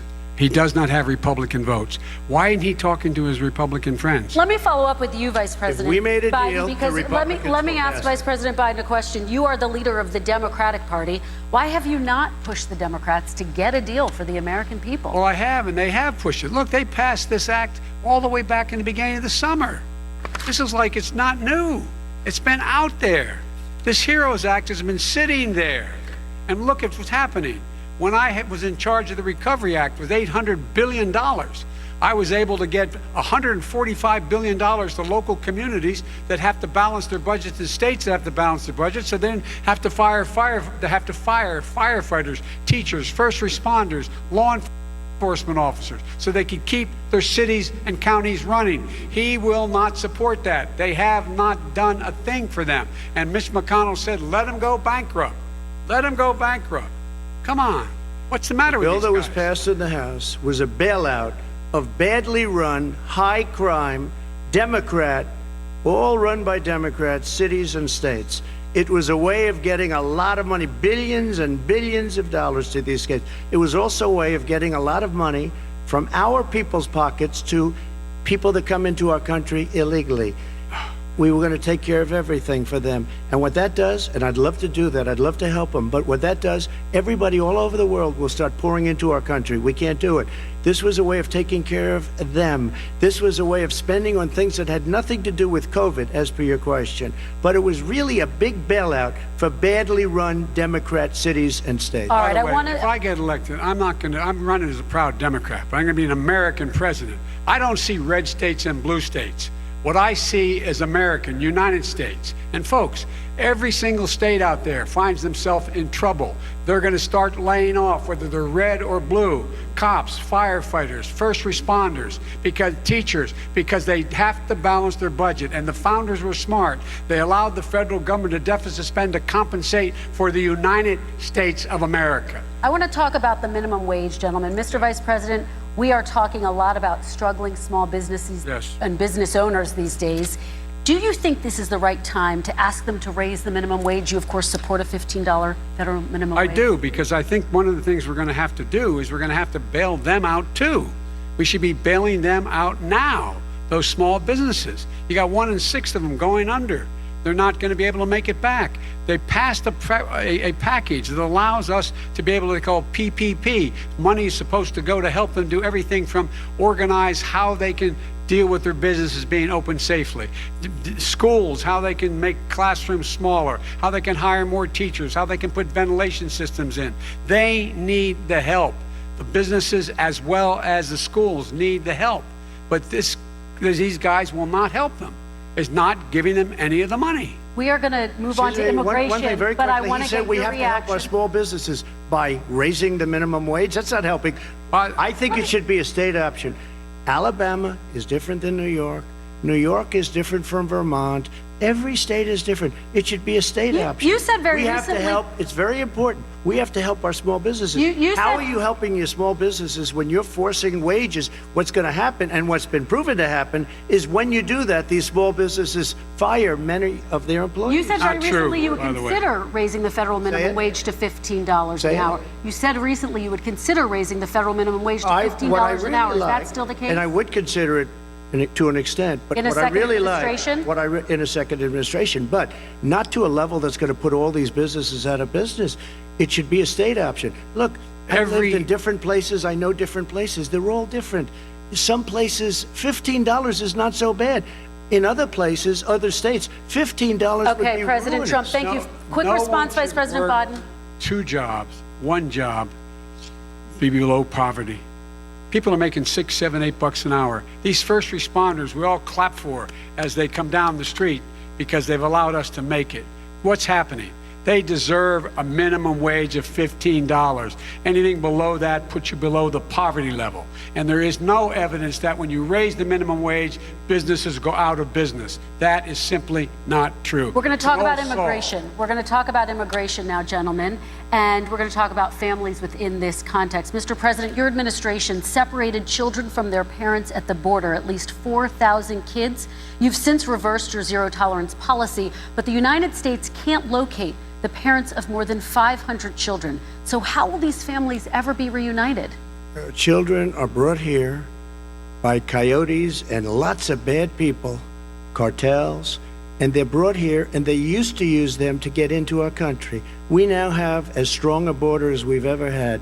We're over 400 miles of brand new wall. You see the numbers, and we let people in, but they have to come in legally, and they come in through But merit. how will you reunite these kids with their families, Let me just tell you, Mr. President? they built cages. You know, they used to say, I built the cages, and then they had a picture in a certain newspaper, and it was a picture of these horrible cages, and they said, look at these cages, President Trump built them, and then it was determined they were built in 2014. That was him. Do you They have a built plan to cages. reunite the kids? Yes, with we're their working on families? it we're trying very hard. But a lot of these kids come out without the parents. They come over through cartels and through coyotes and through gangs. Vice President Biden, let me bring you into this 525. conversation. Quick response and then another question to you. These 500 plus kids came with parents. They separated them at the border to make it a disincentive to come to begin with. They real tough. We're really strong. And guess what? They cannot, it's not coyotes didn't bring them over. Their parents were with them. They got separated from their parents. And it makes us a laughing stock and violates every notion of who we are as a nation. Let me ask you a follow-up Kristen, question. they did it. We changed the policy. Your response they to did that? It. We changed. did not They built the separate cages. They, who built the cages, Joe? Let's talk about what Who we're built the talking about. cages, Let's Joe? talk about what we're talking about. What happened? Parents were ripped, their kids were ripped from their arms and separated. And now they cannot find over 500 of sets of those parents, and those kids are alone. Nowhere to go. Nowhere to go. It's criminal. It's criminal. Let me ask Kristen, you I about will say this. immigration. They 10 went down. We seconds, and brought then I need to ask reporters, you. everything. They are so well taken care of. They're in facilities that were so clean. But some and of have them gotten haven't been such reunited But with just their ask families. one question. Who built the cages? I'd love you to ask him that. Who built the cages? Let me ask about your immigration policy, Mr. Vice President. The Obama administration did fail to deliver immigration reform, which had been a key promise during the administration. It also presided over record deportations as well as family detentions at the border before changing course. So why should voters trust you with an immigration overhaul now? Because we made a mistake. It took too long to get it right. It took too long to get it right.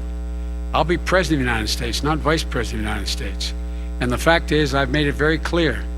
Within 100 days, I'm going to send to the United States Congress a pathway to citizenship for over 11 million undocumented people. And all of those so-called dreamers, those DACA kids, they're going to be immediately certified again to be able to stay in this country and put on a path to citizenship. The idea that they are being sent home by this guy and they want to do that is they've gone to a country they've never seen before. I can imagine you're 5 years old, your parents are taking you across the Rio Grande River and it's illegal. And you say, oh no, Mom, leave me here. I'm not going to go with you. They've been here. Many of them are model citizens. Over 20,000 of them are first responders. out there taking care of people during this crisis. We owe them. We owe them. President Kristen, Trump, he your had reaction. 8 years to do what he said he was going to do.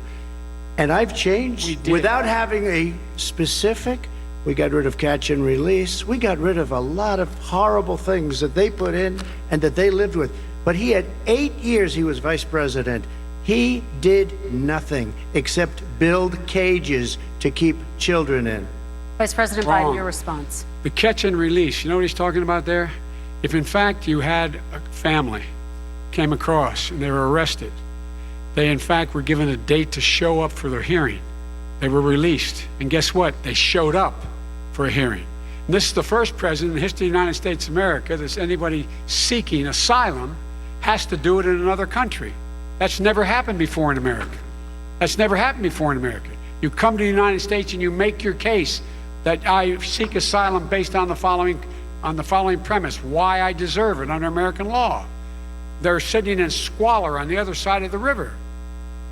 President Trump, your response, So 30 important. seconds, and then we'll move It on. just shows that he has no understanding of immigration or the laws.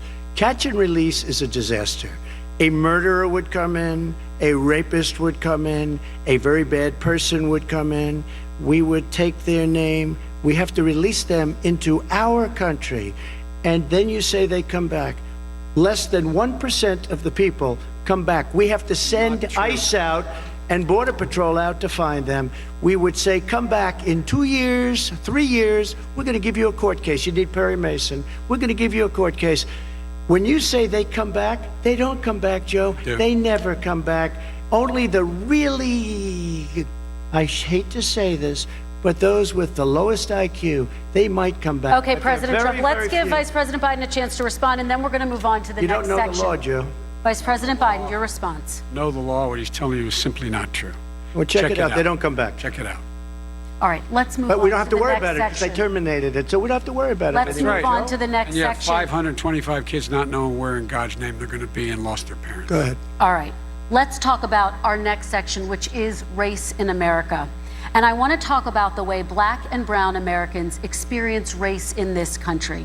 Part of that experience is something called the talk. It happens regardless of class and income.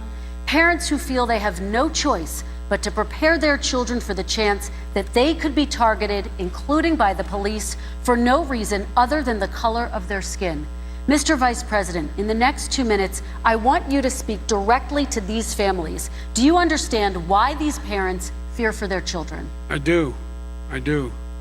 You know, my daughter is a social worker, and she's written a lot about this. She has a graduate degree from the University of Pennsylvania in social work. And you know, one of the reasons why I ended up working on the east side of Wilmington, Delaware, which is 90% African American, was to learn more about what was going on. What I never had to tell my daughter, if she's pulled over, make sure she puts, for a traffic stop, put both hands on top of the wheel and don't reach for the glove box because someone may shoot you. But a black parent, no matter how wealthy or how poor they are, has to teach their child, when you're walking down the street, don't have a hoodie on when you go across the street. Making sure that you, in fact, if you get pulled over, yes sir, no sir, hands on top of the wheel, because you are, in fact, the victim, whether you're a person making child of a $300,000 a year person or someone who's on food stamps. The fact of the matter is, there is institutional racism in America. And we have always said, we've never lived up to it, that we hold these truths to be self-evident. All men and women are created equal. But guess what? We have never, ever lived up to it, but we've always constantly been moving the needle further and further to inclusion, not exclusion. This is the first president to come along and says, that's the end of that. We're not going to do that anymore. We have to provide for economic opportunity, better education, better health care, better access to schooling, better access to opportunity to borrow money to start businesses. All the things we can do, and I've laid out a clear plan as to how to do those things, just to give people a shot. It's about accumulating the ability to have wealth as well as it is to be free from violence. President Trump, same question to you, and let me remind you of the question. I would like you to speak directly to these families. Do you understand why these parents fear for their children? Yes, I do. And again, He's been in government 47 years. He never did a thing except in 1994 when he did such harm to the black community. And they were called, and he called them super predators. And he said that. He said it, super predators.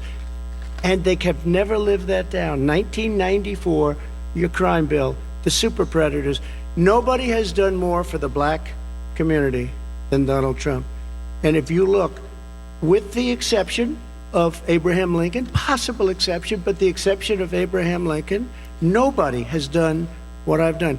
Criminal justice reform, Obama and Joe didn't do it. I don't even think they tried because they had no chance at doing it. They might have wanted to do it, but if you had to see the arms I had to twist to get that done, it was not a pretty picture, and everybody knows it, including some very liberal people that cried in my office. They cried in the Oval Office. 2 weeks later, they're out saying, gee, we have to defeat him. Criminal justice reform, prison reform, opportunity zones with Tim Scott, a great senator from South Carolina. He came in with this incredible idea for opportunity zones. It's one of the most successful programs. People don't talk about it. Tremendous investment is being made. Biggest beneficiary, the black and Hispanic communities, and then historically black colleges and universities. After 3 years of coming to the office, I love some of those guys. They were great. They came into the office and they said, I said, what are you doing? After 3 years, I said, why do you keep coming back? Because we have no funding. I said, you don't have to come back every year. We have to come back because President Obama would never give them long-term funding, and I did. 10-year long-term funding, and I gave them more money than they asked for because they said, I think you need more. And I said, the only bad part about this is I may never see you again because I got very friendly with them, and they like me and I like them. But I saved colleges and universities. Okay, and we're going to talk about both of your records, but your response to that, Vice President? My response to that is I never, ever said what he accused me of saying.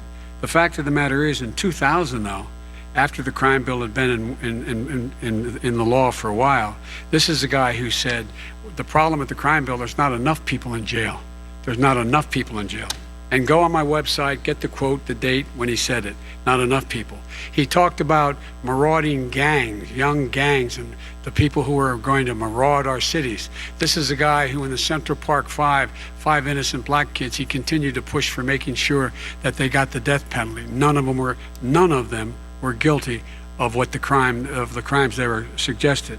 Look, and talk about granted, he did in fact let 20 people, he commuted 20 people's sentences. We commuted over 1,000 people's sentences. Over 1,000. The very law he's talking about is a law that, in fact, initiated by Barack Obama. And secondly, we're in a situation here where the federal prison system was reduced by 38,000 people under our administration. And one of these things we should be doing, there should be no minimum mandatories in the law. That's why I'm offering $20 billion to states to change their state laws to eliminate minimum mandatories and set up drug courts. No one should be going to jail because they have a drug problem. They should be going to rehabilitation, not to jail. We should fundamentally change the system, and that's what I'm going to do. But why didn't he do it 4 years ago? Why didn't you do that 4 years ago, even less than that? Why didn't you do it? You were vice president. You keep talking about all these things you're going to do and you're going to do this, but you were there just a short time ago and you guys did nothing. We did. You know, Joe, I ran because of you. I ran because of Barack Obama, because you did a poor job. If I thought you did a good job, I would have never run. I would have never run. I ran because of you. I'm looking at you now. You're a politician. I ran because of you. All right, Vice President Biden, your response to that, and then I do have some questions for both of you. Well, I tell you what, I hope he does look at me, because what's happening here is, you know who I am, you know who he is, you know his character, you know my character, you know our reputations for honor and telling the truth. I am anxious to have this race. I am anxious to see this take place. The character of the country is on the ballot. Our character is on the ballot. Look at us closely. Let me ask some follow-up. Please respond, and then we're going to have follow-up questions. If this stuff is true about Russia, Ukraine, China, other countries, Iraq, if this is true, then he's a corrupt politician. All right. So don't give me the stuff about how you're this innocent baby. Joe, they're calling you a corrupt politician. Nobody's Take a look President at the Trump, I laptop want to from stay hell. on the issue Excuse of me, race. We're take a look talking at about the the issue. laptop from hell. President Trump, we're Nobody. talking about race right now, and I do want to stay on the issue of race. President Trump, And I you've have just to respond to that. Please, Because look, very there quickly. are 50 former national intelligence folks who said that what he's accusing me of is a Russian plant. They have said that this has all the 5 former heads of the CIA, both parties, say what he's saying is a bunch of garbage.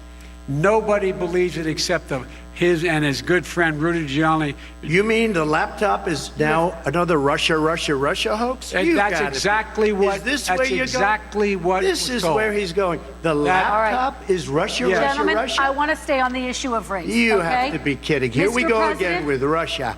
We're going to continue Boy, on the issue of race. Mr. President, believe you've that one. described the Black Lives Matter movement as a symbol of hate. You've shared a video of a man chanting white power to millions of your supporters. You've said that black professional athletes exercising their First Amendment rights should be fired.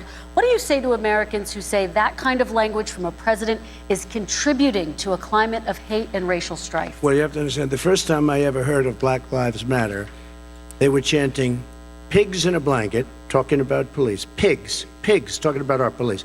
Pigs in a blanket, fry them like bacon. I said, that's a horrible thing. And they were marching down the street. And that was my first glimpse of Black Lives Matter. I thought it was a terrible thing. As far as my relationships with all people, I think I have great relationships with all people.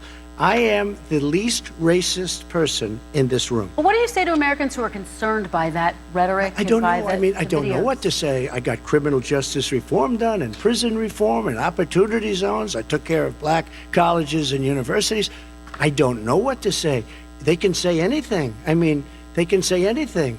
It makes me sad because I am the least racist person. I can't even see the audience because it's so dark.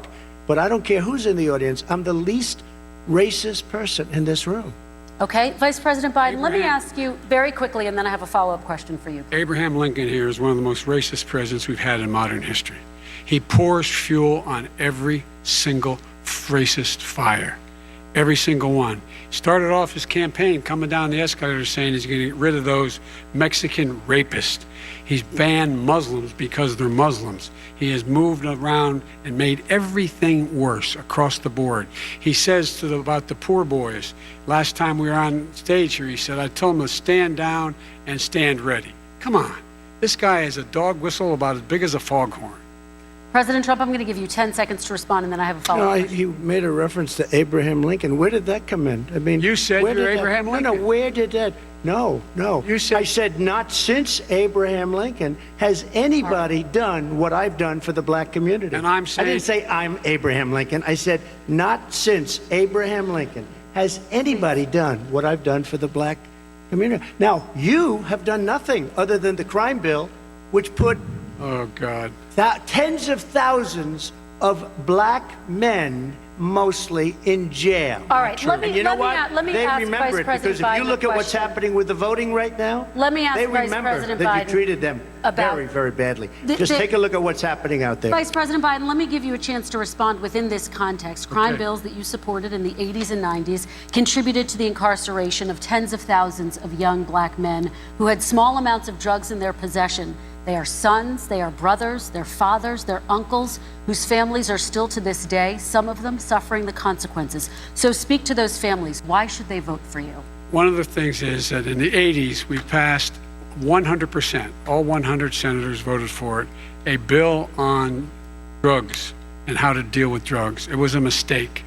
I've been trying to change it since then, particularly the portion on cocaine. That's why I've been arguing that, in fact, we should send anyone to jail for a pure drug offense. They should be going into treatment across the board. That's what we should be spending money. That's why I set up drug courts, which were never funded by our Republican friends. They should not be going to jail for a drug or an alcohol problem. They should be going into treatment.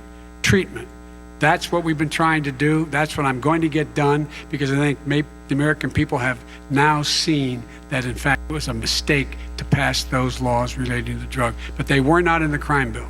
But why didn't he get it done? See, it's all talk, no action with these politicians. Why didn't he get it done? That's what I'm going to do when I become president. You were vice president along with Obama as your president, your leader, for 8 years.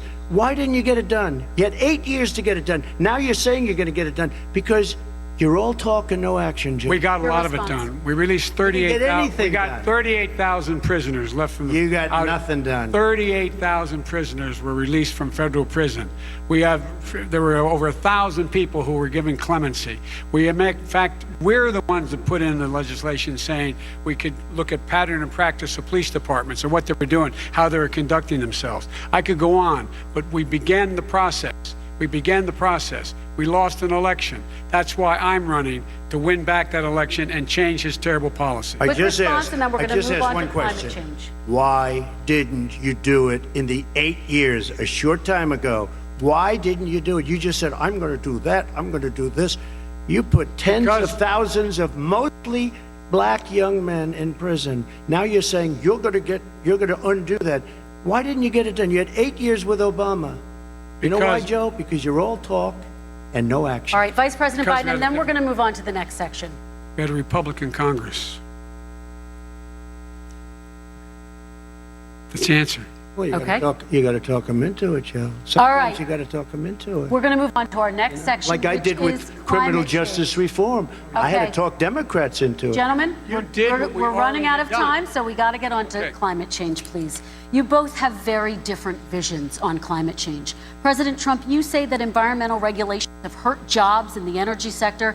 Vice President Biden, you have said you see addressing climate change as an opportunity to create new jobs. For each of you, how would you both combat climate change and support job growth at the same time? Starting with you, President Trump, you have 2 minutes uninterrupted.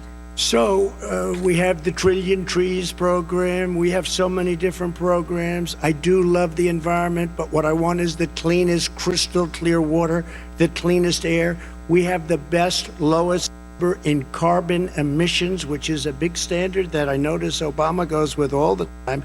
Not Joe. I haven't heard Joe use the term because I'm not sure he knows what it represents or means, but I have heard Obama use it. And we have the best carbon emission numbers that we've had in 35 years under this administration. We are working so well with industry, but here's what we can't do. Look at China, how filthy it is. Look at Russia. Look at India. It's filthy. The air is filthy. The Paris Accord, I took us out because we were going to have to spend trillions of dollars, and we were treated very unfairly. When they put us in there, they did us a great disservice. They were going to take away our businesses. I will not sacrifice tens of millions of jobs, thousands and thousands of companies because of the Paris Accord.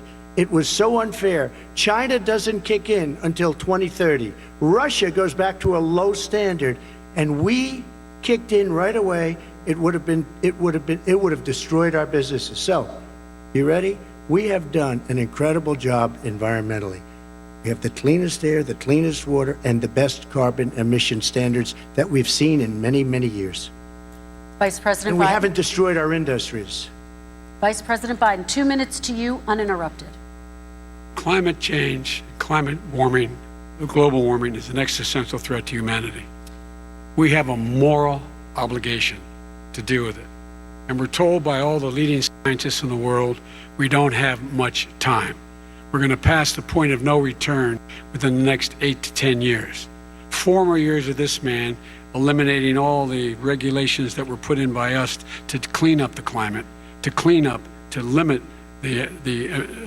emissions, will put us in a position where we're going to be in real trouble. Here's where we have a great opportunity. I was able to get all the environmental organizations as well as labor, the people worried about jobs, support my climate plan. Because what it does, it will create millions of new good-paying jobs. We're going to invest in, for example, 50,000 charging stations on our highways so that we can own the electric car market of the future. In the meantime, China is doing that.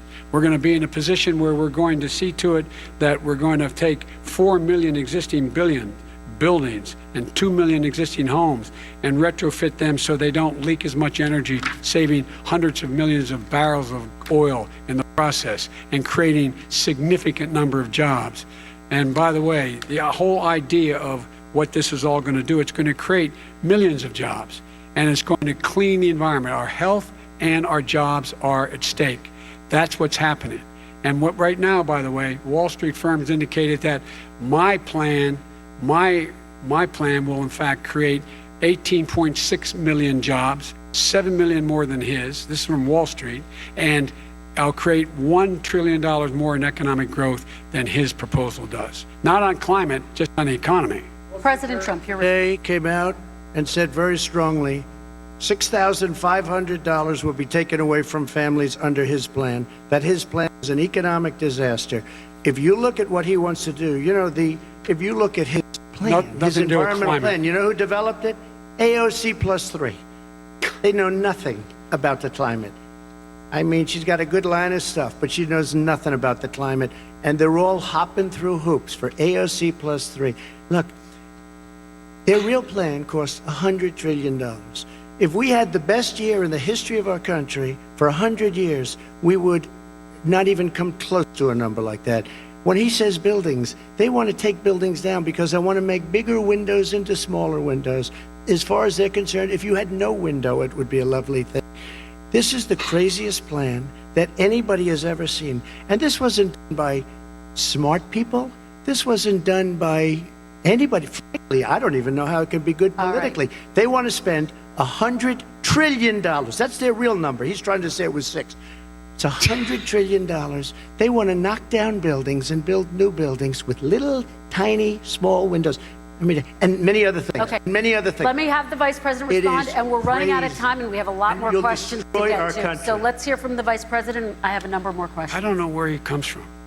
I don't know where he comes up with these numbers. Queens. $100 trillion. Give me a break.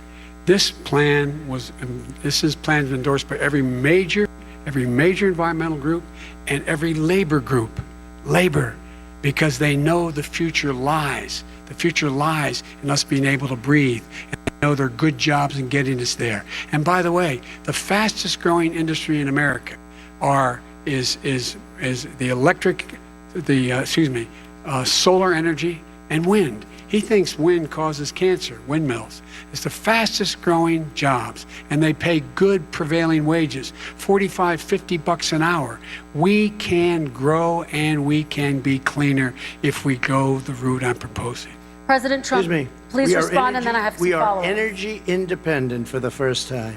We don't need all of these countries that we had to fight war over because we needed their energy. We are energy independent. I know more about wind than you do. It's extremely expensive, kills all the birds, it's very intermittent, it's got a lot of problems, and they happen to make the windmills in both Germany and China. And the fumes coming up, if you're a believer in carbon emission, the fumes coming up to make these massive windmills is more than anything that we're talking about with natural gas, which is very clean. One other thing. Find me a scientist solar. said that. I love solar, but solar doesn't quite have it yet.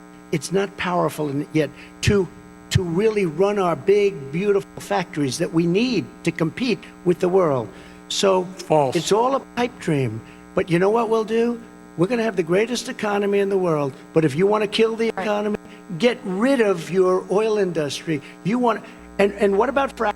All right, now, let me allow Vice President Biden to respond. I never said I oppose fracking. You said it on tape. I did. Show the tape. Put it on your website. I'll put it on. Put it on the website. The fact of the matter is he's flat lying.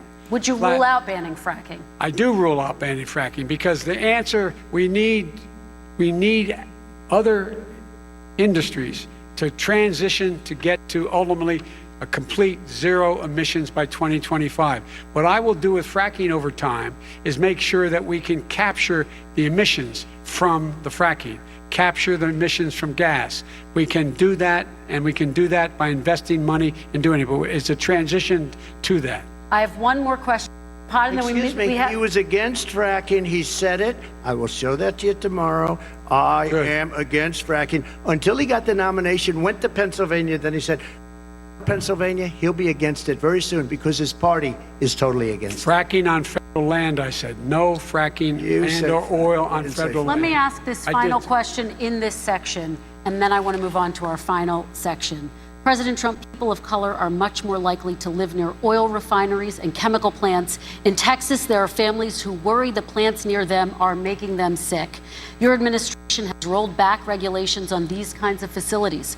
Why should these families give you another 4 years in office? The families that we're talking about are employed heavily, and they're making a lot of money, more money than they've ever made. If you look at the kind of numbers that we produce for Hispanic, for Black, for Asian, it's 9 times greater, the percentage gain, than it was in 3 years, than it was under 8 years of the 2 of them, to put it nicely. 9 times more. Now, somebody lives, I have not heard the numbers or the statistics that you're saying, but they're making a tremendous amount of money economically. We saved it, and I saved it again a number of months ago when oil was crashing because of the pandemic. We saved it. We got, say what you want about relations, we got Saudi Arabia, Mexico, and Russia to cut back, way back. We saved our oil industry, and now it's very vibrant again. All right. And everybody has very inexpensive gasoline. Remember Vice that. President Biden, your response, and then we're going to have a final question for both of you. My response is that those people live on what they call fence lines. He doesn't understand this. They live near chemical plants that in fact pollute, chemical plants and oil plants and refineries that pollute. I used to live near that when I was growing up in Claymont, Delaware. And all the more oil refineries in Marcus Hook and the Delaware River than there is any place, including in Houston at the time. When my mom get in the car and when there was first frost to drive me to school, there'd be oil slick in the window. That's why so many people in my state were dying and getting cancer. The fact is, those frontline communities, it doesn't matter what you're paying them, it matters how you keep them safe. What do? And you impose restrictions on the pollutions, the pollutants coming out of those fence line communities. Okay, I have one final question. Would he close down the oil industry? It falls. Would you close down the oil industry? I would transition from the oil industry, yes. Oh, I will that's transition. a big statement. It is a big statement. That's a because big statement. I would stop. Why would you do that? Because the oil industry pollutes significantly. I see. Here's the deal. But That's you a can't big do that. statement. Well, if you let me finish the statement, because it has to be replaced by renewable energy over time. And I'd stop giving to the oil industry, I'd stop giving them federal subsidies.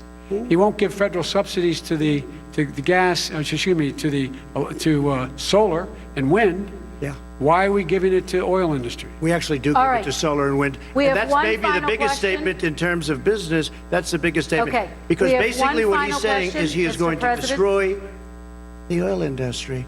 Will you remember that, Texas? Will you Okay. remember that, Pennsylvania, Oklahoma? Vice President Biden, let me give you 10 seconds to respond, and then Ohio. I have to get to the final question. Vice President Biden. He takes everything out of context, but the point is, look, we have to move toward a net zero emissions. The first place to do that by the year 2035 is in energy production, by 2050 totally. All right. One Is he gonna final get question China to to both do of it? you. No, we're finished with Is this. he We have going to to get move China on to to our do it? final question. We No, have to I'm move going on to to our final rejoin Paris question. Accord and make China abide by what they agreed to. All right, That'll this cost you is $1 about trillion. leadership, gentlemen. And this first question does go to you, President Trump. Imagine this is your inauguration day. What will you say in your address to Americans who did not vote for you? You'll each have 1 minute, starting with you, Mr. We have to make our country totally successful as it was prior to the plague coming in from China. Now we're rebuilding it, and we're doing record numbers, 11.4 million jobs in a short period of time, etc. But I'll tell you, go back. Before the plague came in, just before, I was getting calls from people that were not normally people that would call me. They wanted to get together. We had the best Black unemployment numbers in the history of our country. Hispanic, women, Asian, people with diplomas, with no diplomas, MIT graduates, #1 in the class. Everybody had the best numbers. And you know what? The other side wanted to get together. They wanted to unify. Success is going to bring us together. We are on the road to success. But I'm cutting taxes, and he wants to raise everybody's taxes, and he wants to put new regulations on everything. He will kill it. If he gets in, you will have a depression, the likes of which you've never seen. Your 401ks will go to hell, and it'll be a very, very sad day for this country. All right. President Biden, same question to you. What will you say during your inaugural address to Americans who did not vote for you? I will say, I'm an American president. I represent all of you, whether you voted for me or against me. And I'm going to make sure that you're represented. I'm going to give you hope. We're going to move. We're going to choose science over fiction. We're going to choose hope over fear. We're going to choose to move forward because we have enormous opportunities to make things better. We can grow this economy. We can deal with the systemic racism. And at the same time, we can make sure that our economy is being run and moved and motivated by clean energy, creating millions of new jobs. And that's the fact. That's what we're going to do. And I'm going to say, as I said at the beginning, what is on the ballot here is the character of this country. Decency, honor, respect, treating people with dignity, making sure that everyone has an even chance. And I'm going to make sure you get that. You haven't been getting it the last 4 years.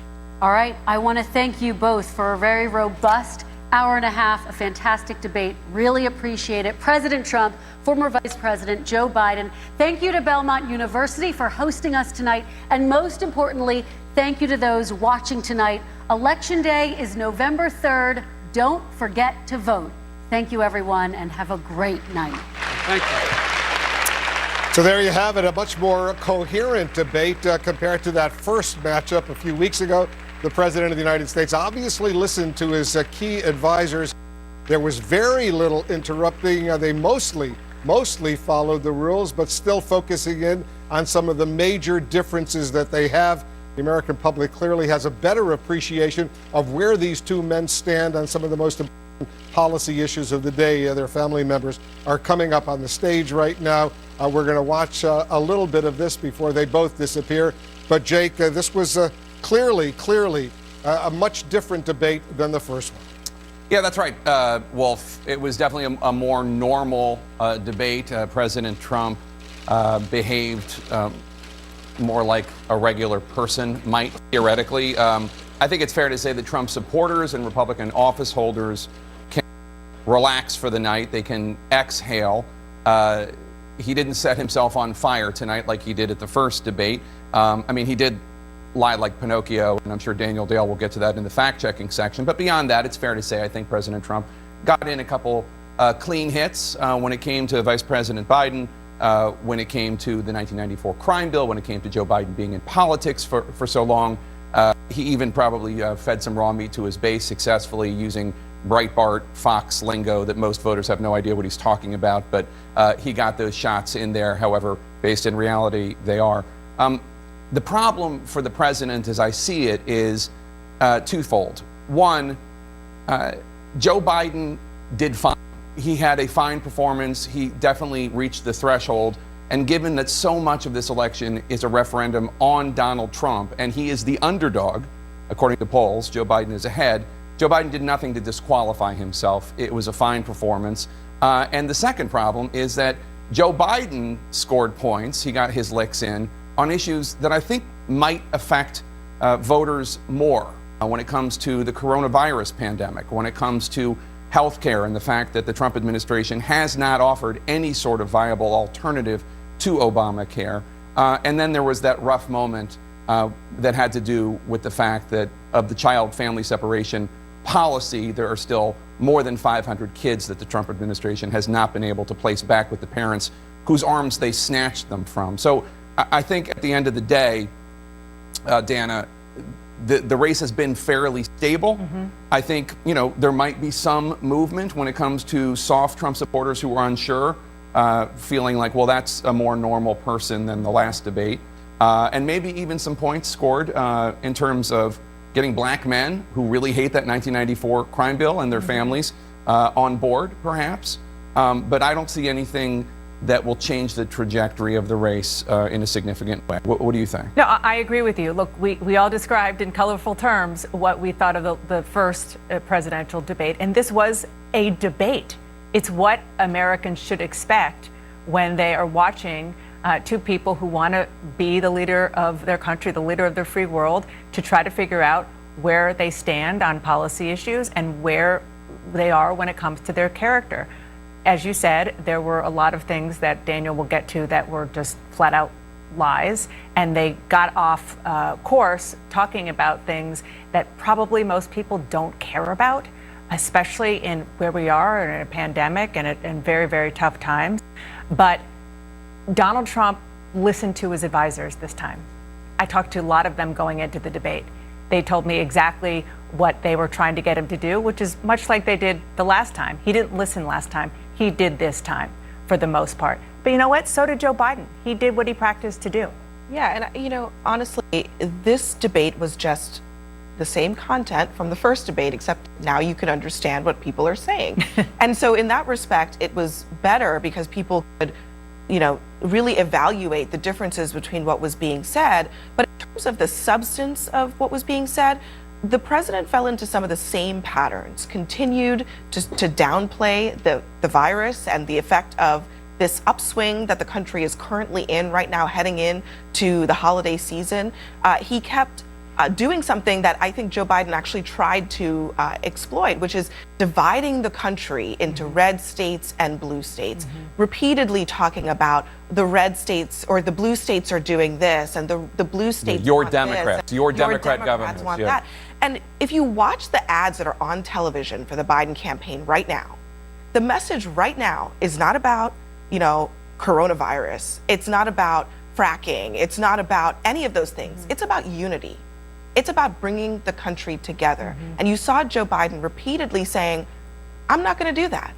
I think the president really walked back into that trap because if you listen to him day to day, like we all do, you hear the same content that he gives off in all of his interviews, in his media gaggles. It happened on the debate stage in a calmer tone, but it still isn't bridging the gap with the voters in the middle. Yeah, and that's the thing, is that the president has been lying about the coronavirus pandemic since February. I mean, just straight up lying about it. It's going to be over by Easter. I could go through them, but you get the point. And we cover this every day, the three of us and all of the journalists at CNN. And the truth of the matter is the president did it again tonight. He said, we're turning the curve. We're not going into a dark winter. The vaccine's going to be here in weeks. None of this is true. Every health expert, including Continue to criticize Fauci. Yeah, every health expert, including those in his administration, Anderson, every single one says what Joe Biden said tonight, and they all say that what President Trump said tonight to the American people is not true. And this is the fundamental problem with the president's pitch, is that the country can see that he's lying about the pandemic. Yeah, and so many people in this country have already voted and will vote by Election Day. Well, let's go to our team standing by. David Axelrod, just for everybody's quick take, what did you think? Look, fundamentally, if you're ahead and you get a draw, you win. And both of them were better than they were last time, but I thought that Joe Biden held his own, and that's all he had to do. The trajectory of this race did not change, and as Abby pointed out, he did some big business in terms of speaking as an American president, and swiping at Trump for being so partisan and talking about red and blue states and so on. I thought those were powerful points, and it's one of the reasons why he is in the position he's in. I think that I agree with David. I think that Biden was sharper tonight than he was at the last debate. Maybe that was because he wasn't given much of a chance. But I do think he scored some points really against against Trump, particularly on immigration. When they were talking about the children, what struck me was when Trump said, they are so well taken care of. Yeah, total lie. It was just, A, it's a lie, and B, the statement itself is just so stunning to me that I almost couldn't believe that someone would really say that. And then, I'm just looking over the whole debate. Overall, what the president was trying to do is present himself as the outsider, talking about you politicians, when in fact, he's been running the country for the last 4 years. And I thought that was pretty striking also, because it also isn't true.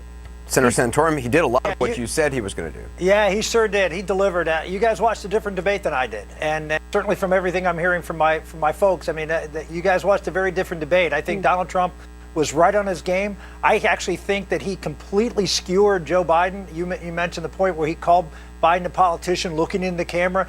I think every time after that, everyone thought about that line, that here he is just looking in the camera, being a typical politician. The other thing, and I'll be curious to see how many people pick up on this, Joe Biden, at the end of the thing, looking at his watch. If you recall, the campaign with George H.W. Bush looked at his watch because he was sweating it out. And I think that's what a lot of people were saying, that Joe Biden was bobbly, a little shaky at the end, and looking at his watch to see when this thing would be over. I think that's going to be a meme out of this debate. Van? Hey, look, I think Donald Trump did his best ever, and his best was not good enough. Bottom line, it was the same stuff, just with a little bit less volume on it, but no plan for the future.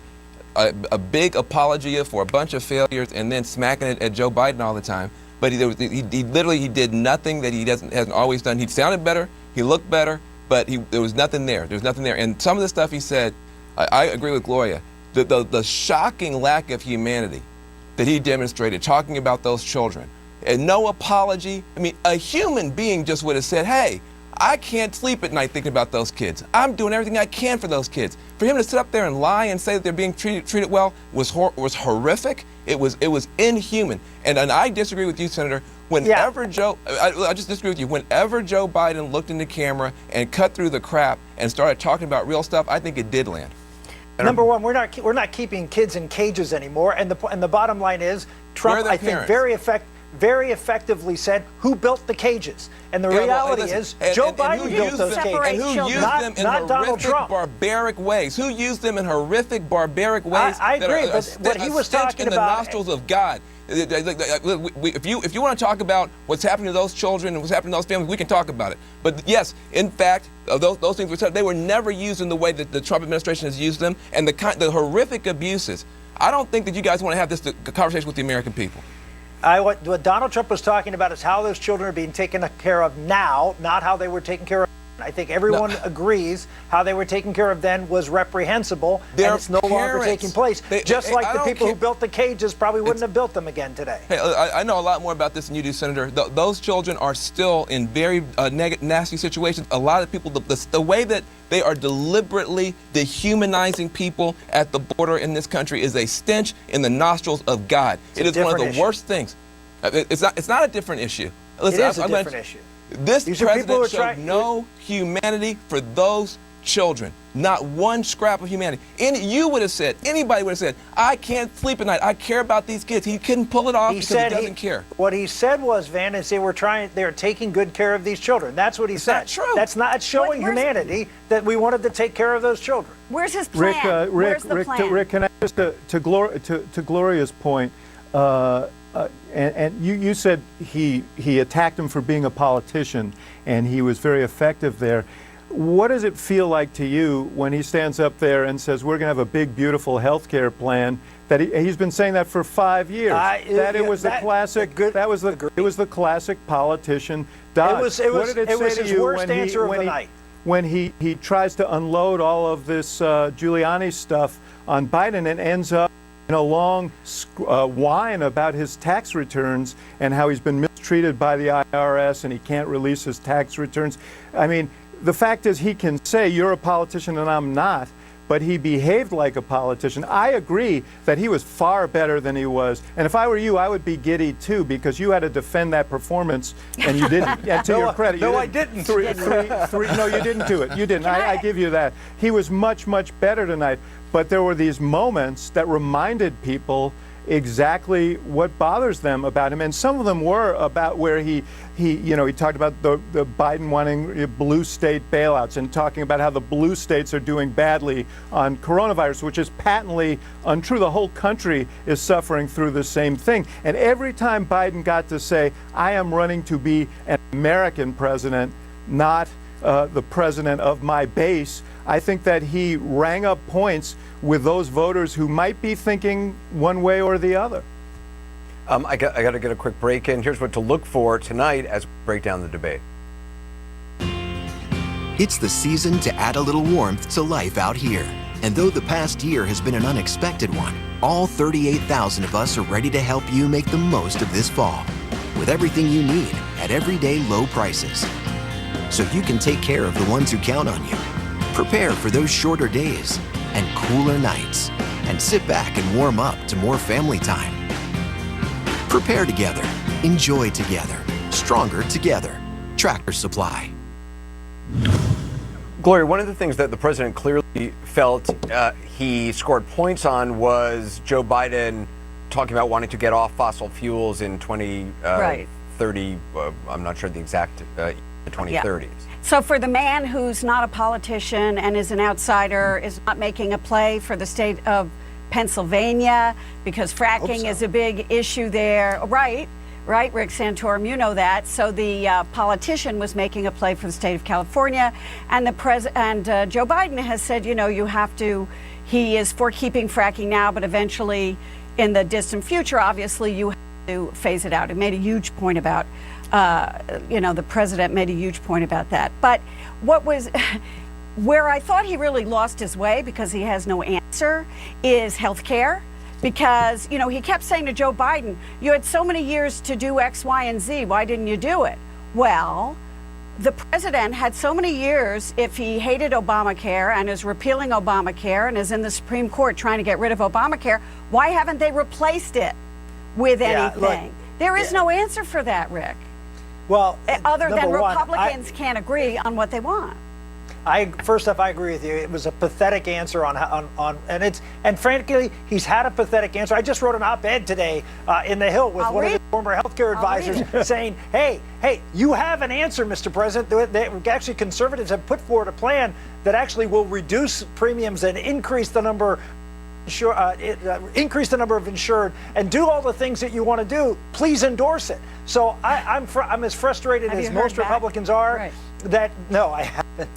I'm as frustrated. But here's the bottom line. What the president doesn't talk about is that Medicare premiums are down 30% since the beginning of his term. Prescription drug premiums for Medicare Part D are down 12% since the beginning of his term. Why he doesn't go out and talk about the successes of actually lowering Obamacare premiums, broadening the market for people as a result of Obamacare, and some of the things he's done, but you're right. As long as he doesn't have a plan, he's in trouble with answering that question. Exactly. I'm sorry, Van. Go ahead. Go ahead. Well, and then he doesn't have a plan.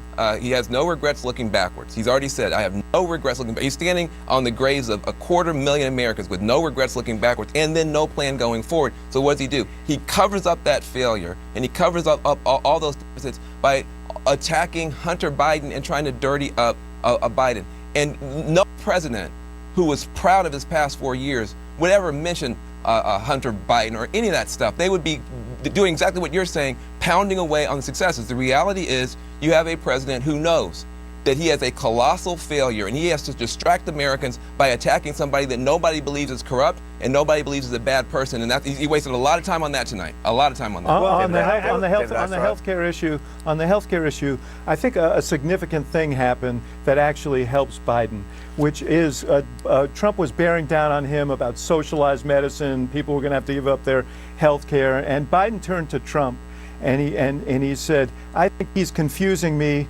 with someone else. He was talking about Bernie Sanders and the others he ran against. Right. He said, he's running against Joe Biden. Joe Biden, I beat all those people because I disagreed with him on this issue. And he's absolutely right about that. He took a more moderate position that preserved private health care, that builds on the Affordable Care Act. And I thought that was an important piece of business for him, for any voter out there who is confused by Trump's rhetoric about socialized medicine. Right. And hold on. If you recall, you guys discussed the whole public option thing when you guys were debating Obamacare back when, and you abandoned it. Why? Because of its impact on private insurance. There's no question. You put a public option in there, you're going to destroy a lot of the private insurance market. So, but again, President Trump didn't make an effective case against it. But the reality is, Biden's plan is not going to help the private markets. That's not why the public option wasn't in there, Rick. The public option wasn't in there because there were a few Democrats with ties to the insurance industry who opposed the public option. Because it was going to destroy private insurance. No. So that wasn't why it was in there. And you know what? There's enormous public support for this. Enormous. Just as there's enormous public support for the Affordable Care Act.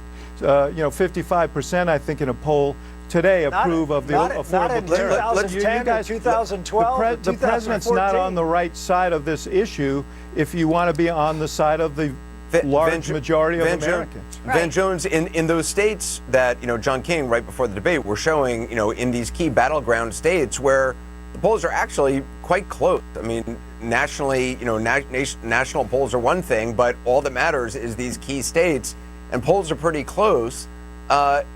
Did this tonight change that dynamic in any way? Did it change the dynamics of the race? I would be surprised if it did. I do want to give Biden some credit. It took courage for him to say what he said about the oil industry. For him to say, I am committed to transitioning them over time in a responsible way to a better business model. Frankly, these energy companies could have a much better business model. Even the energy companies themselves are talking about this transition. But for Joe Biden to not duck it and say, yeah, we are going to move responsibly to that. That takes courage in an election where he's looking at a Texas, as the senator just said, where he's looking at a Pennsylvania. But that's the thing about Joe Biden. He actually believes in some stuff, and he's willing to take some stands on some stuff. And there are, frankly, a lot more jobs putting up solar panels than they're going to be on the oil rigs in the next several years. And he's willing to make that case as well. I'm very proud that Joe Biden stood up for his beliefs and stood up for better jobs in the future, rather than trying to be in the back of the line for the old job. I'll tell you another thing that came out of Joe Biden's mouth that was kind of surprising to me because it was so stunning and frank, and we hear all this back and forth all the time now, so maybe it just kind of floats over our heads. But he was trying to make a joke about Donald Trump, and he called him Abraham Lincoln over here, and of course Trump didn't get the joke, and he got very angry, but he said, "You're one of the most racist presidents in modern American history, period." And Donald Trump was talking about the '94 crime bill and all the rest of it. We know the history of that. We don't have to go through that again. But he made a statement, sort of a blanket statement here. And he said, this guy's dog whistle is about as big as a foghorn, period. And we're used to that kind of language, I guess, in this campaign. But one candidate just called the other candidate a racist. And, it's not out of the ordinary. So you can make the argument, Gloria. You can make the argument, Gloria, that Joe Biden got in the gutter and Donald Trump didn't in this Well, race. No, I won't make that argument. I won't make that argument because I think he did. I won't make that argument because I think that. You think it's true? I don't think it's true. There are reasons to believe that it is true. Nobody called Donald Trump a racist before he was president of the United States. And Donald Trump. And that's not true. Other than the Central Park thing, but Donald Trump. Wait a minute. Other than the Central Park thing, the Central Park thing actually is 5 human beings' lives who were sent to prison, convicted for crimes that they did not commit, and he refuses. I mean, you know that, Rick. And also he says, justice reform. Oh, I really wanted that. We'll talk to Van Jones about how they had to talk this president into that kind of reform that he went into, just kicking and screaming, and screaming. Rick, 3 weeks ago, we were talking about him refusing to condemn the Proud Boys. Right. So, I mean, it isn't as if Gloria is pulling that out of the air. This has been part of the president's political project. He does dog whistle, and he does stand down when he's called on to condemn racist organizations, and that has been a problem for him, and you know that as well. It makes you uncomfortable as well. Van, go ahead. This is a complicated thing here. First of all, the right wing always says nobody called him a racist before he was president. It's just not true. Once he started on the birther thing, that shocked a lot. Donald Trump did have allies in the black community. Donald Trump had been a supporter of civil rights causes. In fact, Donald Trump had been a supporter of Kamala Harris, believe it or not. But when he went down the road of the birther thing, that changed his relationship to the black community. That it did. And then since then, he's trying to do two things that don't go well together. He's trying to put together a peanut butter and ketchup sandwich. On the one hand, he has done good stuff on criminal justice, on opportunity zones, and on black colleges. That's true. But he's also appealed to white supremacist organizations and other stuff. And so what continues to happen is, I think that campaign wants credit for the good stuff they've done, and they don't take responsibility for the horrific climate that they have emboldened and helped in this country. If you are a black parent or a parent of color trying to raise your kids in this environment, you do not appreciate the role that Donald Trump has played in poisoning the atmosphere. And so two things can be true at the same time, but we will find out in a few days if this coalition they're trying to build, on the one hand doing some good things for African Americans, but then emboldening our worst enemies is a good strategy. I think it's not a good strategy. Yeah, the reality is that the black community prior to COVID had the lowest unemployment rate, lowest poverty rates. I mean, you can't make up what he has done in focusing in on minority communities and trying to do things that particularly lift them up and spend time and effort, do lots of events at the White House, do lots of, I mean, look, it's just not just, a talking point. He's done the work and he's not getting credit for it, and to do the work and then at the same time be called a racist, to me, it's just, it doesn't make sense. Well, listen, there are two things that can be true at the same time. I appreciate the fact that they have done some reach out. I appreciate the fact that they have been trying to grow their party out. Frankly, it makes the African American community in a much better position when both parties are taking our pain seriously. So I appreciate that. But the problem is, which you guys don't want to take responsibility for, is that first of all, he lied on Obama's record. Obama did stuff on criminal justice reform, the Fair Sentencing Act, clemency, and in fact, the Department of Justice under Obama did a lot of good things on criminal justice that then Jeff Sessions undid. So both of these presidents, Obama and Trump, Obama did better administratively, but didn't do as well legislatively. Trump did better legislatively, but did a bad job administratively. This is complicated stuff. And then when you just want to try to politicize it, I think it's not right. I don't think most African Americans feel that we have a president that really understands the pain that we're going through and the damage that he is doing to the climate of the country. Has Trump not gotten fair credit for some stuff he's done? Yeah, but that's his own fault. It's his own fault because the stuff that he does that pollutes the atmosphere. That's just the truth. I want to go to Daniel Dale with his first fact check of the night. Oh, excuse me, let's go to Wolf. Wolf? All right, Anderson, thanks very much. Excellent discussion. Daniel Dale has got his first fact check of the night here, and he's going to be doing plenty of them over the next few hours of our special coverage. Daniel, let's start with the big picture on how much the candidates got right or wrong tonight.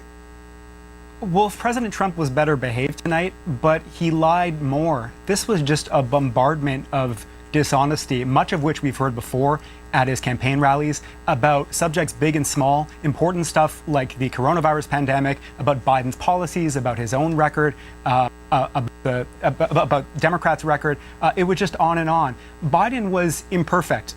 There were at least a few false, misleading, or lacking in context claims from him. But for a fact checker, you're kind of sitting there with Biden. Occasionally, you're like, oh, that's wrong. With Trump, you're like that I Love Lucy episode in the Chocolate Factory. You know, you don't know which one to pick up because there's just so much. And so, again, with this president, we just see a constant barrage incessantly of false or misleading stuff. You know, Daniel, the president's handling of the pandemic certainly was a major topic. Certainly during the first part of this debate, the president claimed that at one point that 2.2 million Americans were initially expected to die from the coronavirus. Listen to this.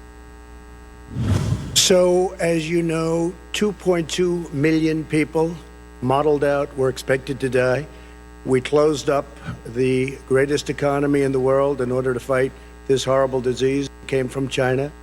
All right, Daniel, so that 2.2 million figure, accurate? So, Wolf, it's a real figure, but Trump falsely describes it, and he's continued to do this at his rallies. Now, what this figure said, it was a report from British academics, and it said that in the U.S., if no U.S. government did anything to mitigate the virus, to fight the virus, and no citizen took social distancing action, then we could see 2 million plus deaths. But this was not an expectation. It was not a realistic estimate. This was a figure put out there to say, this is how bad it gets if you just let this virus run its course, which, of course, the government was not about to do, Wolf. Let's listen to a claim made by the president, Daniel, about the state of the coronavirus pandemic right now. Listen to this. It will go away, and as I say, we're rounding the turn, we're rounding the corner. It's going away. All right, president keeps insisting the virus is going away. It clearly is not going away. The numbers are awful. It's not going away. Wolf, I did an analysis. I found the president had said between February and October 10th, Trump had said 38 times that away. It was wrong 8 months ago, and it's wrong today. Look, as you said, the numbers are terrible. We're now back above 60,000 confirmed new cases per day. The president doesn't like to use this metric of cases. He dismisses it. Well, hospitalizations are also rising. They're setting records in many states, and sadly, deaths are now rising again, as they usually do, with a lag after cases start rising. So we're not rounding any turn. It's not going away. Things are getting worse in the United States. Yeah, 1,100 Americans died just yesterday in one day. Daniel, we're going to be getting back to you. I know you're doing a lot more fact checking. Jake, over to you.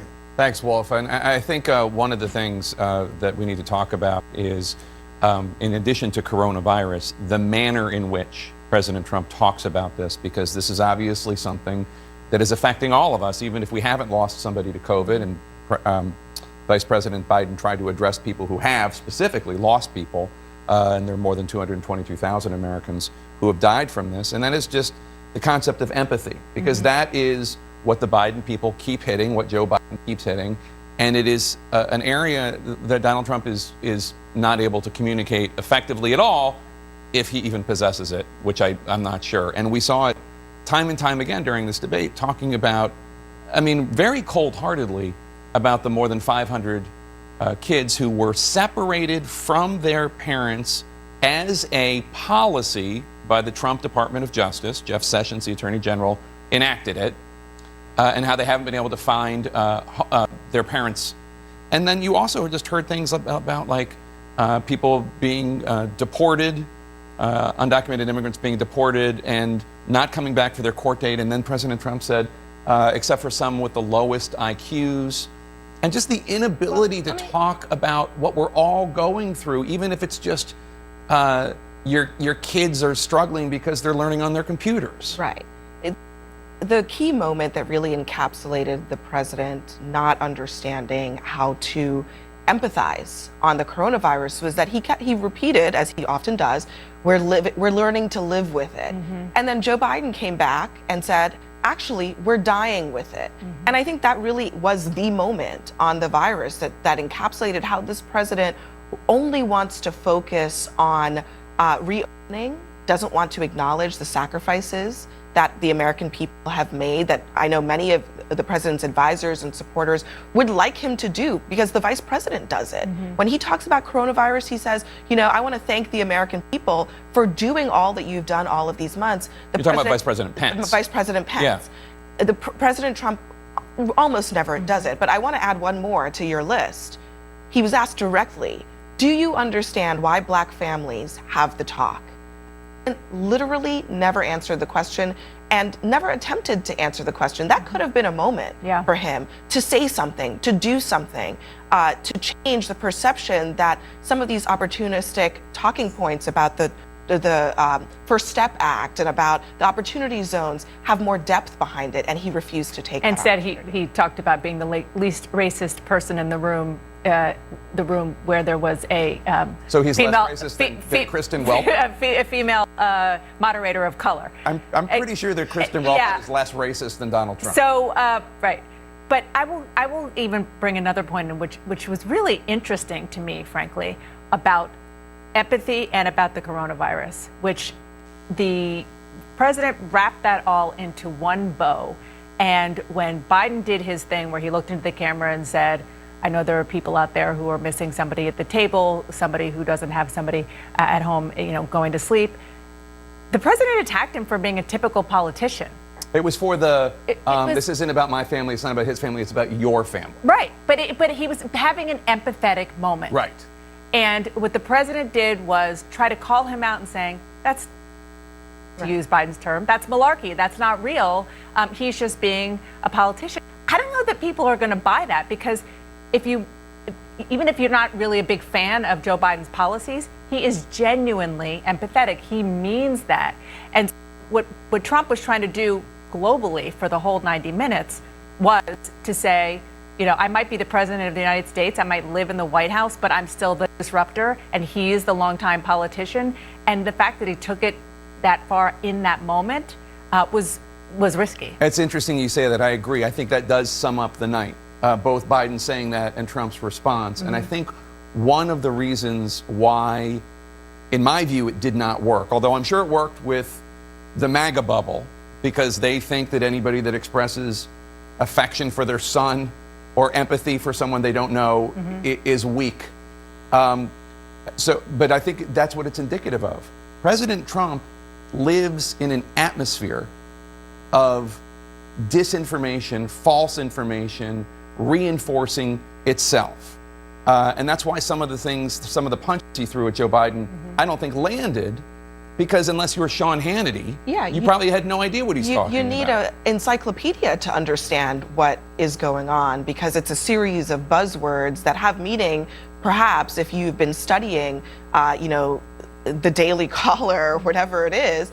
But if you are just a regular person going about your life, you're not going to understand what rabbit holes the president is going down. So, I noticed in this debate, they were given 2 minutes to give their answers. The president gets a lot of words into his 2 minutes. But when you listen to the words that are coming out, I do wonder how many people at home are really connecting the dots here between the words that he's saying and what it means for them. Because sometimes it does sound like he's trying to get as many of these buzzwords in, these buzz attack words against Biden, but they don't connect with real people. And I think that's where, tonight, you're really left wondering, what did the president really accomplish in terms of advancing his agenda for the next 4 years? And the other thing is, people on his team, and you were saying this earlier, Deanna, people on his team wanted him to talk about the economy tonight. They wanted him to talk about how he's going to be able to bring the economy back to normal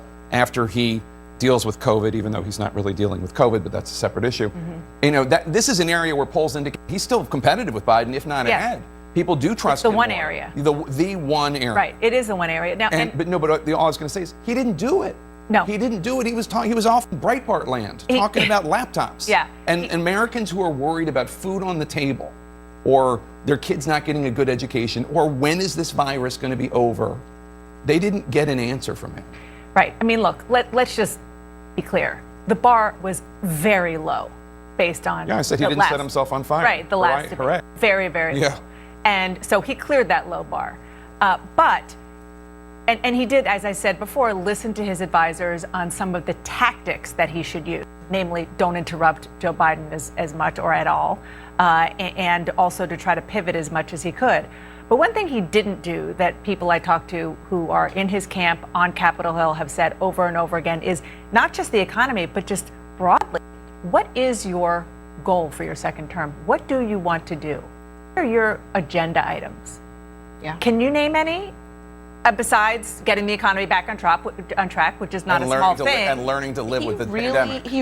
But there really aren't a serious agenda items that he can lay out in a very clear way, which is a really important thing if you were asking the American people to get his job back. You get the distinct impression that the president obviously wishes this race were different.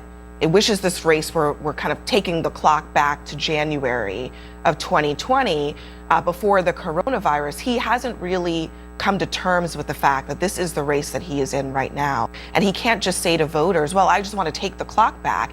He's got to figure out how to navigate through this new reality that people are living with. One of the key things, real practical thing that Joe Biden spent a lot of time on, actually, in one of his answers, was about schools. And you mentioned it, Jake. People are living with their kids at home. They want to know how their kids are going to be able to get back into schools.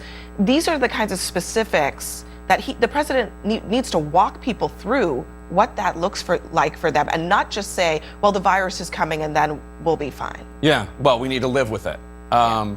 There was a much more coherent answer from Biden on that. I thought he ticked through things that need to be done. Even though I do think, again, that Biden struggled when Trump confronted him with the question of, you've been in politics for 47 years, you were vice president for 8 years, why didn't you do that then? I thought that was the most effective thing that Trump did this evening. I don't think it will be enough. Can I just say one other thing about the Gates McBreitbart nonsense that Trump spews, that like this little code words that make Hannity's pins shine at specific moments when he utters them. The president, even though he leaned into it a little bit, but he didn't really go full bore, which I think was wise, or at least not stupid. He is running the single most negative, sleazy campaign in American history for a major party candidate. Now, it used to be that people would be negative. That says something. Well, it used to be people would be negative, and you could always say, well, don't forget the campaign against Dukakis, or historians like Beschloss or whatever would come on and say, in 1800, Jefferson had pamphleteers who accused John Adams of being a hermaphrodite or whatever.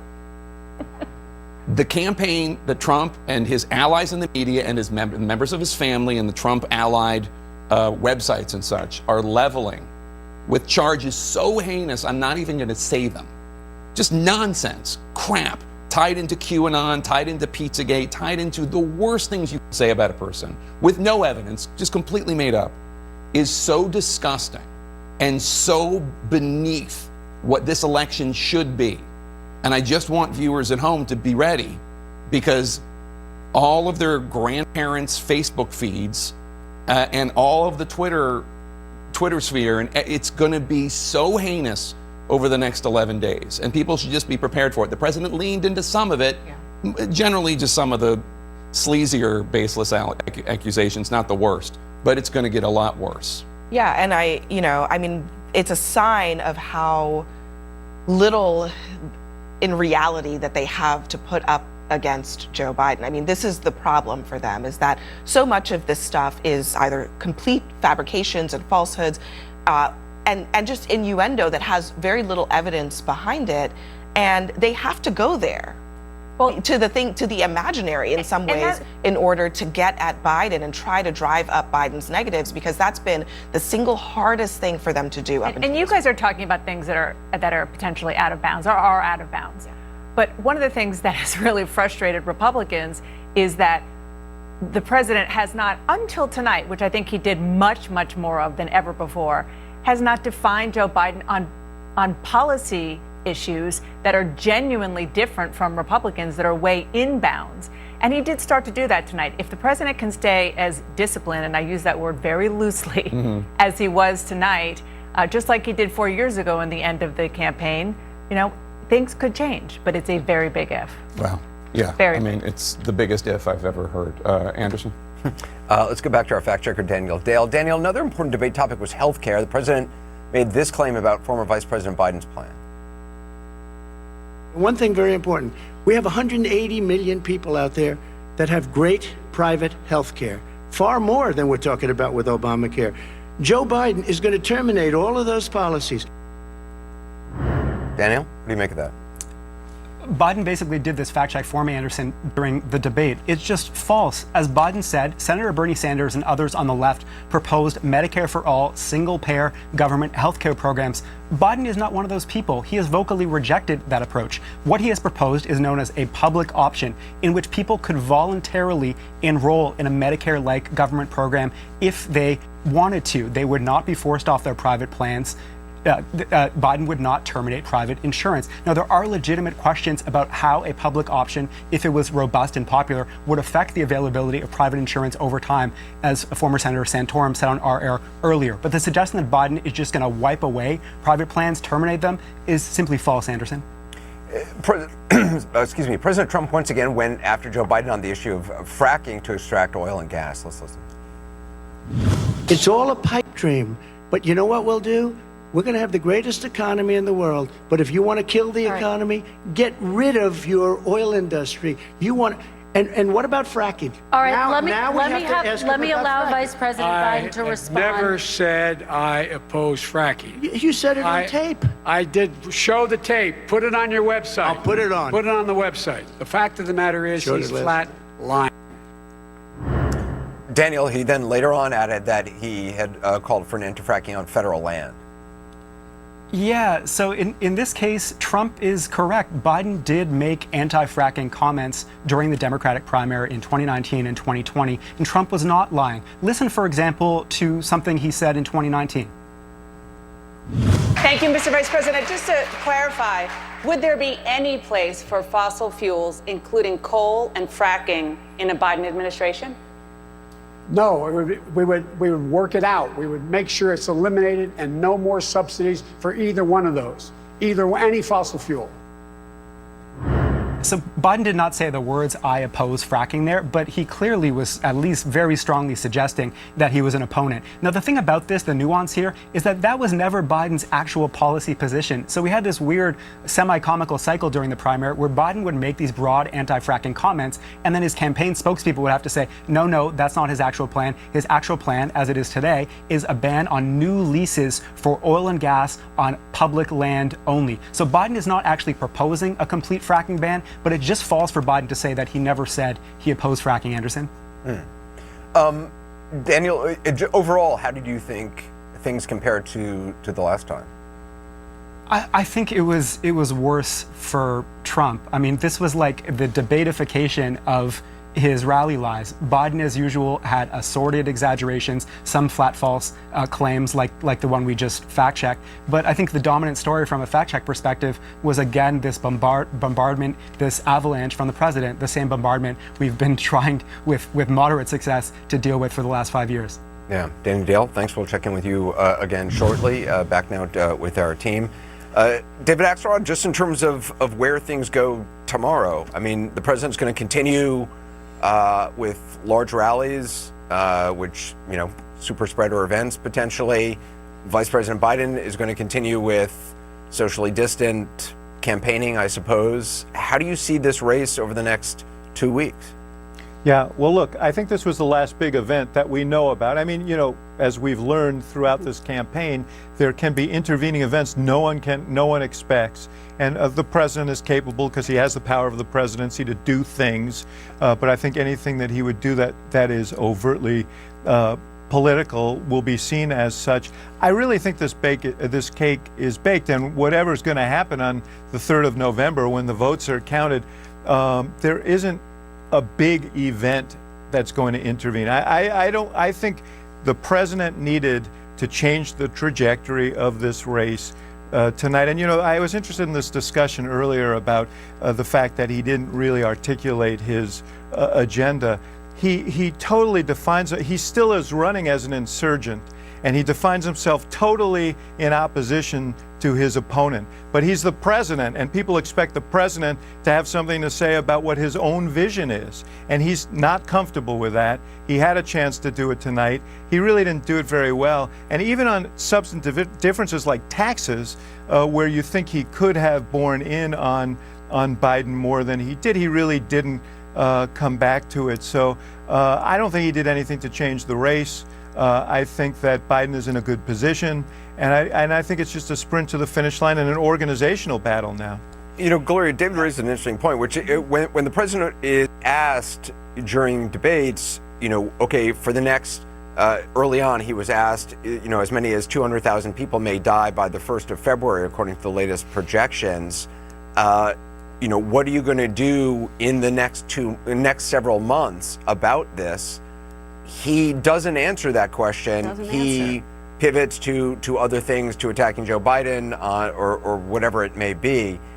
To David's point, Joe Biden, says at least that he held up a mask, said 100,000 people could be saved, or more than 100,000 people could be saved if people wore these. He didn't give a lot of specifics, but the president doesn't really seem to focus at all on actual future governance. No. And Biden said, I'd have a different plan for testing. I'd have a plan for opening schools. He went on a bit about that. The president has his little bumper sticker and then goes on to the next bumper sticker, whether it's health care. Oh, well, I got rid of the mandates. That's what I did. And I'm going to save pre-existing conditions somehow, although we don't know how, because he doesn't delve into policy. We all know that. To me, as I'm sort of sitting back thinking about the whole difference between these two men as we looked at this debate, Biden's strongest moments are when he reaches into his ethical, moral self and gets outraged and talks about COVID and said it's not how you have to live with it. We're dying with it. Or when he talks about the cages, violating every notion of who we are as a country. Or when he talks about health care as a right, not a privilege. And that separates him from the president of the United States, who can't reach there because he doesn't have an empathetic bone in his body to talk about these issues to the American people. Instead, what we saw tonight was a focus on him, from him, trying to make Joe Biden somehow corrupt. He said, they're calling you a corrupt politician. And then he went into his rabbit hole, as Jake and Dan and Abby were talking about the Hunter Biden laptop, and started going, down that which nobody understood, trying to paint Joe Biden as corrupt, even though Joe Biden, most of the American people, over 60% of the American people, believe he's honest and trustworthy and all the rest of it. And they believe that it's Donald Trump who is corrupt. So the difference tonight between these two men was so stark to me. I think that's right. But I'm sorry. Go ahead, Senator. I'll got you. No, I didn't see the debate on coronavirus the way you folks did. I think Trump actually gave his best defense on coronavirus that we've seen, and he contrasted, I think, very clearly between Joe Biden, who wants to continue to shut things down, and Donald Trump, who wants to open things. And he did give an answer as to what he would do in the future. He talked about therapeutics. He talked about vaccines. He talked about ventilators. He talked about PPE. He talked about things that are going to improve. No, he said the that death rates. He said that the United States was manufacturing a lot of ventilators and sending them overseas. He said that he received therapeutics, that they call them therapeutics, but actually really he thinks they're a cure, which, by the way, is not something which is readily available to most people. But there's no details of any kind of plan. But the bottom line is, he talked about Operation Warp Speed. He talked about that they're working on cures and therapies and vaccines, and that they would get these things out very, very quickly. Now, he may be exaggerating when the vaccines come out, but if you look at what Joe Biden was saying, he's not really offering anything different. I mean, there really is only certain things you can do. It's just how effectively and efficiently you do them. But what he's offering is the truth, which is that every expert says we are, in fact, headed into a dark winter. It is going to be a long, hard slog. And even if we get a vaccine, we're still going to be in a difficult position for some time to come. And the president's answer to that was, I know better than those scientists. Well, he's been telling us that since February. Every time he tells us it's going to be gone by April, it's going to be gone by Easter, it doesn't happen. He doesn't know better than the scientists, and I think there is an appetite for a president who actually listens to scientists. Well, also, what the difference in their plans is Joe Biden is saying we can save 100,000 people. I think the figure is actually like 70 to 75,000, according to the latest projections. But 75,000 people could be saved if 95% of the country just wore this little piece of cloth when they went outside. But Anderson, the president is not talking about saving anybody. He's not talking about saving. He can save 100,000 people by encouraging people to wear masks. I think the senator's right on a couple of things. Senator, I think you're right. I do think that this was probably Trump's best attempt to answer, and I think you're right. He talked about the vaccine and that kind of stuff. But I think that here's how I think it's going to actually impact the race. I think that there are going to be conservatives like yourself and libertarians like who are part of your coalition who are relieved tonight. They feel like they can now kind of get out there. They don't have to hang their heads in shame. He boxed smartly and he did well. But he needed two things to happen tonight, not just one. One, Trump needed to not come across like a deranged madman who's just going to run over everybody and scare people. And he needed Joe Biden to completely bomb. And the problem is, Biden did well too. That's the problem. I think that. See, you'll see it differently. I'm going to disagree with that a little bit. That's fine. That's fine. Go ahead. Go ahead, Senator.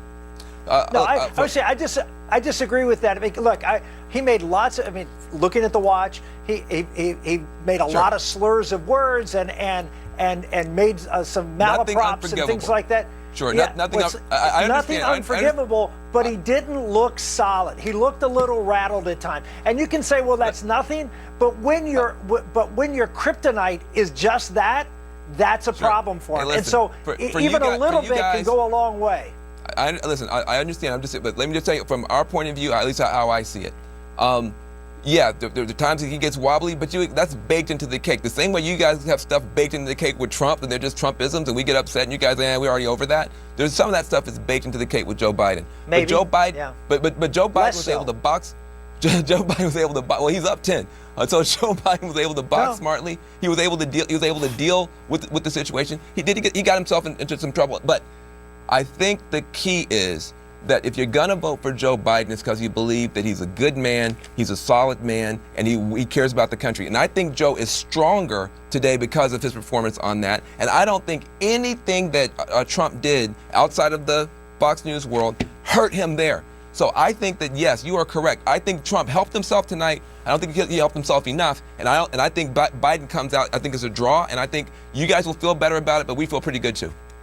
Here's what I would say. You guys have been dancing around this Fox News story and what's the conservative world story, and I understand that, and I understand that the mainstream media is not reporting on that, but it's not like it's not getting out there, and it's not like people aren't communicating that. And the fact is, Joe Biden, interesting enough, brought it up. I mean, that's really the interesting thing in this debate, is that Biden actually brought it up before Trump did, and to talk about it and sort of go after Trump a little bit, and he didn't effectively respond to it. He sort of just blew it off. Let me say something he about said it was Russian disinformation. I mean, it was talking about Rudy Giuliani. Which is sort of hard to believe when their director of national intelligence says it wasn't. Well, I just want to echo Jake Tapper. I just want to echo Jake Tapper on this, and I think Jake Tapper speaks for an awful lot of Americans. It is disgusting and it is despicable, these online rumors, and frankly, very good people who know better are passing around on Facebook stuff that is disgusting and dishonest. And frankly, if it were remotely true, Joe Biden would already be in prison. So let's just be honest about this stuff. There's one of the nastiest, ugliest smear campaigns online in the history of American politics, and it's a desperation move. And I think, listen, I don't care if you're Republican, Democrat, Independent, whoever you are, stop promoting these kind of smears. We have to be in a country where reasonable people can run for office and not be subjected to complete slime. Van, I'm going to agree with you. I'm not talking about Hunter Biden. I'm talking about the other stuff. Yeah, but remember the Steele dossier and what was floated about President, at that time, candidate Trump. I was against that too. So, well, I'm just saying it's not like both sides don't do it, and I agree. The salacious stuff, there's no point to it. But there are some legitimate concerns that are being raised, and they're being ignored, and I think they're going to come back to bite it. We're going to find out.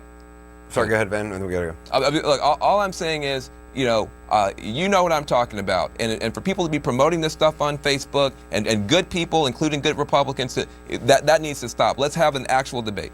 Coming up, we're going to find out how undecided voters in North Carolina responded to tonight's debate, which moments had the biggest impact. We'll also get the first results from our instant poll of debate watchers. What's their verdict on who won? That's all ahead. Debate Night in America, brought to you by Borat, subsequent movie film, an Amazon original movie. Can you answer chillin'? C-H-I. No, it's not me. Oh, you gotta be kidding. High five! Hell yeah! What do you want to say? Sup. S-U-P. Get it? Rated R.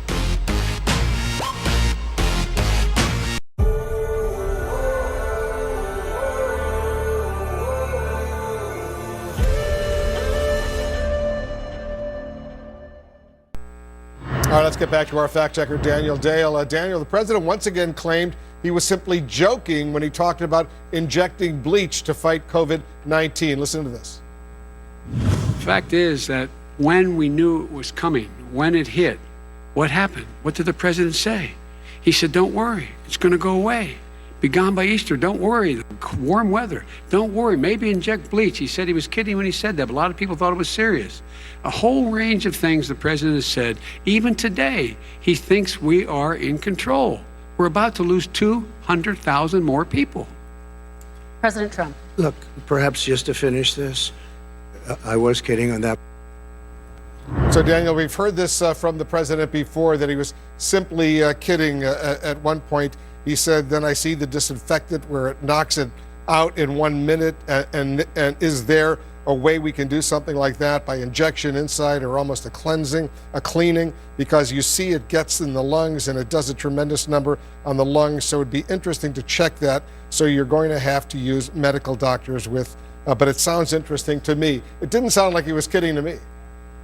Wolf, that's dead serious. I mean, it's weird for a fact checker to fact check whether someone was joking or not, but in context, if you watch that video from April, it was entirely clear. He looked at the side of the room in the direction of his medical and scientific experts and said the quote you just said about the possibility of studying whether disinfectants, injecting them, could treat the coronavirus. Now, Biden sometimes exaggerates on this, suggests that Trump actually actively recommended that people inject bleach. He didn't. He was talking about studying it, but there's no question, Wolf, that he was serious and not sarcastic and kidding like he keeps claiming. Yeah, I remember in the room, in the White House briefing room, you could see Dr. Birx. She was really uncomfortable when she heard the president say that. Yeah. That was a pretty awful moment. The president also talked once again about Dr. Anthony Fauci, his early, very early assessment of the coronavirus. This is what he said.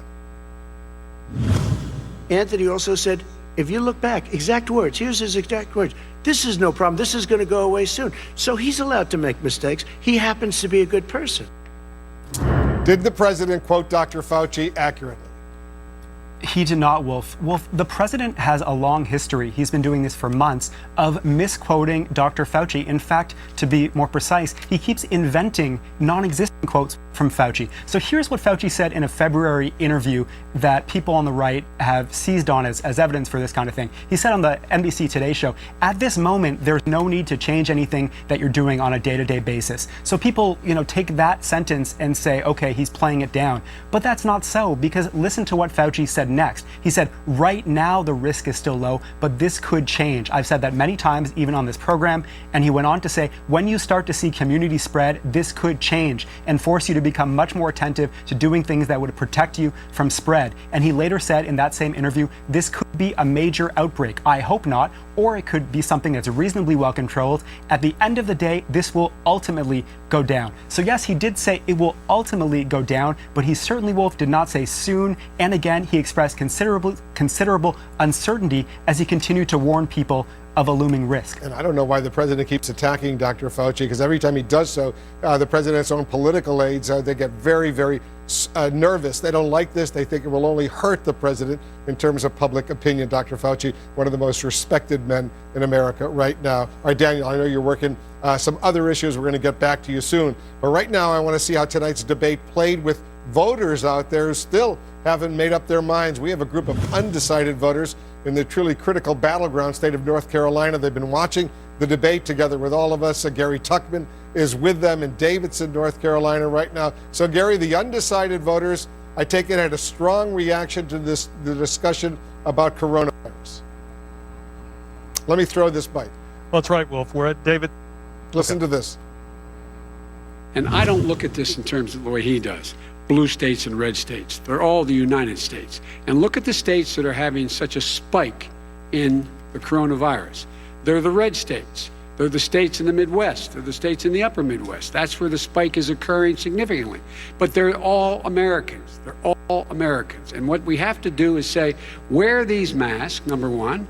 We can't keep this country closed. This is a massive country with a massive economy. People are losing their jobs. They're committing suicide. There's depression, alcohol, drugs at a level that nobody's ever seen before. There's abuse, tremendous abuse. We have to open our country. So tell us, Gary, why that did resonate with the undecided voters who are with you. Well, that's right, Wolf. Those two comments from Joe Biden and Donald Trump, both regarding the coronavirus, were the highest rated comments by each candidate, according to our panel here of undecided voters. And that may be a question you're asking right now. How can there possibly be at this time undecided voters? Well, I will tell you, these people have not voted in early voting because they don't know who to vote for positively yet. I will tell you that almost all of them are leaning towards one candidate or the other. A couple of others have no idea whatsoever, but they all say they could still be swayed based on what they saw tonight or based on what happens over the next few days. But regarding those comments, I'll start with this gentleman right here. You thought those were the high points for both the candidates. Yeah. The unity that Joe Biden was talking about, the economy that Donald Trump was talking about. Tell me why you thought those were positive comments. I mean, we have to be united. We are the United States, right? And then, the economy has to be open. If it's not, I mean, there's nothing for us to do. So you give them both credit. You, sir, you thought they were both positive comments for both men, too. Tell me why. Yeah, I would say compassion doesn't care about political party lines. Compassion is about all people. And so I thought that was quite a convincing stand for a much needed spirit of American unity. And what about the economy staying open? Donald Trump talked about it. Yeah, I think progress through the challenges is important, but not at the expense of compassion for those who are suffering. Okay. This young lady right here, you thought that was a positive comment by Joe Biden and Donald Trump also, correct? I thought it was a positive comment from Joe Biden, yes. With Donald Trump talking about the economy, though, what was your reaction to that? Well, I feel as though that the issues with COVID need to be addressed before we can get to that point and talk about opening up the economy. Okay, this gentleman right here, you told me that you thought it was important what Joe Biden said and also important what Donald Trump said. Tell me why. Absolutely. Like we said, we're United States, and Donald Trump uses the fact that he calls them blue leaders don't agree with him, and Joe Biden was having none of that. And I think the economy is important because, like Donald Trump said, if we shut down the economy at the expense of the people, there's not going to be a country to come back to. One of the things we were talking about was the second biggest moment. A lot of you told us was the last question. What would you say to voters who aren't voting for you?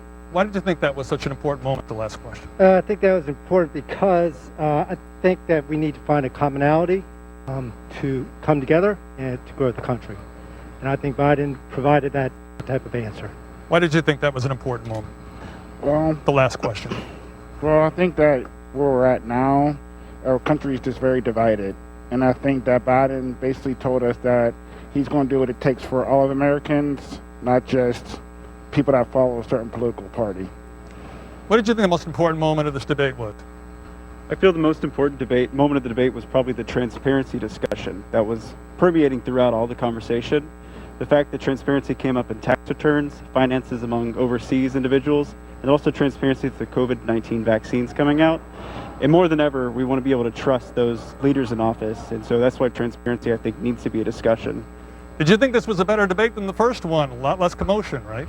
I do think so. I think the moderator did a good job of handling both candidates, and that they talked about the real issues and a lot of issues time rather than just going back and forth with.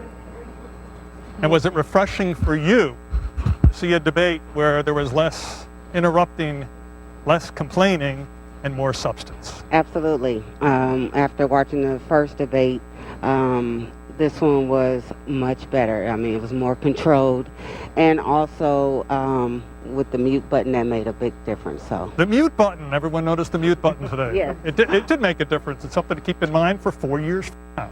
Wolf, back to you. Yeah, I agree. I think that Kristen Welker of NBC News did an excellent job as the moderator tonight. Gary, the lowest moment of the night centered on the president's remarks about racism in our country. Listen to this. I am the least racist person. I can't even see the audience because it's so dark. But I don't care who's in the audience. I'm the least racist person in this room. So tell us about the reaction to that, Gary. Yeah, it wasn't a positive reaction, Wolf, as you saw. At the very least, it was a bit presumptuous to say something like that. The racist comment, let me start with you as I'm walking by you. How did you feel about that when you heard the president say that? I was quite shocked, honestly. I thought that, by this time, him knowing what we're looking for, that his people would kind of teach him what to say, what not to say, but that's really how he feels, so at least we actually know going into the voting where he stands. Sir, how did you feel about the comment when we heard? From Donald Trump comparing himself to Abraham Lincoln? Yes, and yes, when he said he actually said that he's been the best president for black people since Abraham Lincoln, but when he said he's the least racist person, how did that make you feel? Well, it seemed like a bit of a show, and I think his policy and his weakness in bringing black people and white people together says it all. All right, what I want to ask you now, this is what our viewers have been waiting for, and that is this question about who you think won this particular debate. If you can raise your hands for this unofficial vote, the official vote will come at the ballot box for president. The unofficial vote about who won the debate, who thinks Donald Trump won this debate? I don't see any hands. That's a 0. How many people think Joe Biden won this debate? 1, 2, 3, 4, 5, 6, 7, 8, 9. How many people think it was a draw? 1, 2. 2 people say it's a draw. 0 people say Donald Trump. 9 people, Wolf, say Joe Biden. Back to you. Well, thank everyone for doing this. Really interesting. Gary, appreciate it very much. We're about also to get the first results from our instant poll of debate watchers and a verdict on who won tonight. We'll share that with you. Lots more coming up. We'll be right back. 133 million Americans have pre-existing conditions such as high blood pressure, diabetes, and asthma. This administration and Senate Republicans want to overturn laws requiring insurance companies to cover people with pre-existing conditions. They're rushing a lifetime appointment to the Supreme Court to change the law through the courts. 70% of Americans want to keep protections for pre-existing conditions in place. Tell our leaders in Washington to stop playing games with our health care. America. America. America. This election season, there are a lot of issues worth debating, but please. Don't drink and debate politics. Don't drink and debate who won the debates. Don't drink and debate how we're going to vote this year, but please do vote. Don't drink and bring up gerrymandering. Jerry? Who's Jerry? And if there's anything Smirnoff knows for sure. Don't ever drink and bring up Russia. Just drink water instead. Smirnoff. Drink responsibly, debate responsibly. The race ends here. From the votes to the critical count, the way only CNN can bring it to you. Election Night in America, November 3rd. Special coverage starts at 4 p.m. Eastern. Who's supporting Prop 15? Joe Biden. Biden says every kid deserves a quality education and every family deserves to live in a safe, healthy community. That's why I support Prop 15. Vote yes. Schools and Communities First is responsible for the content of this ad. Last time he was in Congress voting with Trump, Republican David Valadao was also making millions from his business. A business sued for fraud, failing to pay $13 million in debts, sticking Californians with the bill. Valadao's business, responsible for a worker losing his arm after dangerous machinery tragically cut it off. We voted him out of Congress 2 years ago. Our best move now, not letting David Valadao go back. House Majority PAC is responsible for the content of this advertising. Who's supporting Prop 15? Governor Gavin Newsom. The governor says Prop 15 is fair, phased in, and long overdue reform that will exempt small businesses and residential property owners. Join Governor Newsom. Vote yes on 15. Welcome back to CNN's Debate Night in America. We now have the first results from the CNN instant poll of people who watched tonight's final presidential debate. David Chalian has the numbers. David, based on our poll, who won the debate? And just remember, Jake, this is a poll of debate watchers. It's not representative of the country overall. And our sample in this poll of debate watchers was about 32% Democratic and 31% Republican, the rest independent. So evenly distributed, perhaps a slight more Republican sample than we see in national polling right now. But with that in mind, the winner of this debate was Biden. Among these debate watchers, 53% said Biden, 39% said Donald Trump. And I also want to show you, though, how that compares to the first debate. Joe Biden didn't win this debate by as much as he won that first debate, according to debate watchers. Remember, it was 60% to 28% back in September there, now 53% to 39%. I also want to show you how their favorable ratings changed or didn't from going into the debate until after the debate. Take a look at this. Look at Biden's numbers. Before the debate, in this group, he had a 55% favorable rating. After the debate, 56%, basically the same. Donald Trump, 42% favorable rating before the debate, 41% after the debate. So I think that argues that this debate probably did not change much, that the trajectory of the race didn't change much at all in this debate. We also asked about the attacks, Jake, on the candidates. Were Donald Trump's attacks on Joe Biden fair? Were Joe Biden's attacks on Donald Trump fair? Take a look at this. Biden's attacks on Trump, 73% said yes, they were fair. Only 26%, a quarter of debate watchers, said no, they weren't fair. Very different results when you ask about Donald Trump's attacks on Joe Biden. Look at this. It's about split in half. 50% said yes, Trump's attacks on Biden's were fair, but 49% of debate watchers said no, Donald Trump's attacks on Joe Biden were not fair. So definitely on the truth meter, the attack meter, it was a Biden advantage there. But again, those favorable ratings not moving, to me, that suggests the race leaves this debate as it entered it, which right now, as you know, is advantage Biden. Remarkably stable race back in February and now in October. David Chalian, thanks so much. Let's talk about this.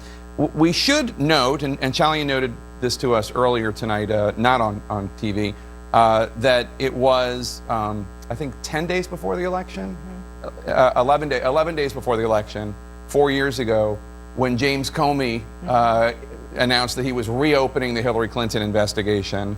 And polls suggest that had a huge impact on the race, Right. with a lot of late deciders going to going to Trump instead of Hillary Clinton. Tomorrow is 11 days. Now, Donald Trump is doing everything he can to try to replicate the conditions, the atmosphere. He doesn't have James Comey. He's trying to get Christopher Wray and Attorney General Barr, who have so far expressed reluctance. He doesn't have WikiLeaks. He doesn't have Julian Assange. And he's not running against Hillary Clinton. And he's not running against Hillary Clinton. That's the biggest difference. But he's trying to make Joe Biden into Hillary Clinton, saying that he's corrupt. I mean, he's just trying to reduce, like I was saying, what I was going to say was, he doesn't have WikiLeaks. Right. He's trying to get the Director of National Intelligence and Rudy Giuliani to come up with all sorts of oppo. There are 11 days to go. We'll see what happens. But I'm not sure he can replicate what happened. No, I don't think he can. But it is a very good reminder that it feels like the finish line is, in sight right now, and that might be true. But a lot can happen between now and then. It is a very different atmosphere. Again, a very different candidate. Joe Biden isn't Hillary Clinton. There isn't the specter of a DOJ investigation that was already ongoing, and there are a lot of other factors that are different. But we still don't know. Look, folks, it's 2020. So 11 days in 2020 could be, an eternity in most other years. And I think all of what you're saying is exactly right. But I can't stop thinking about that focus group that we just saw. Yeah. Every single person, pretty much, said the highest moment for them was Joe Biden talking about bringing the country together. It actually just really simplifies the dynamics in this race in terms of where we are. The president is trying to make this race extremely negative. Joe Biden is trying to make this race completely the opposite of that, talking almost entirely about unifying the country. And based on what these undecided voters said, that resonated with them in a real way. And I think that we have to really think about that right now. People are trying to decide who do they want to lead the country for the next 4 years. They're not buying this idea that Joe Biden is a supervillain. They want to do something. Well, outside of Steve Bannon's townhouse, who wants a more negative society right now out there? There's much more ahead of our debate coverage. We'll reveal another key moment that moved undecided voters. We're getting fresh results from our instant poll of debate watchers, and we're going to get the first reactions from the Trump campaign and the Biden campaign to their candidates' performances tonight. Stay with us.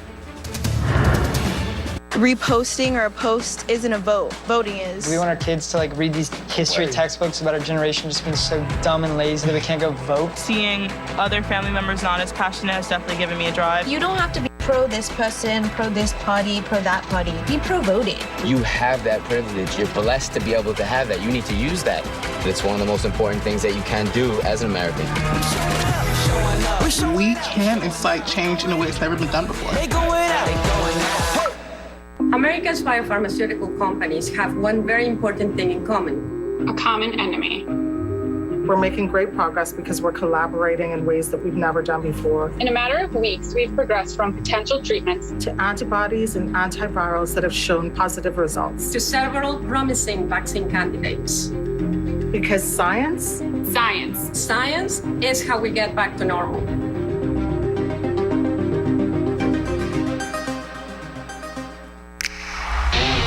The reluctant First Lady who found her voice and became a hero to millions.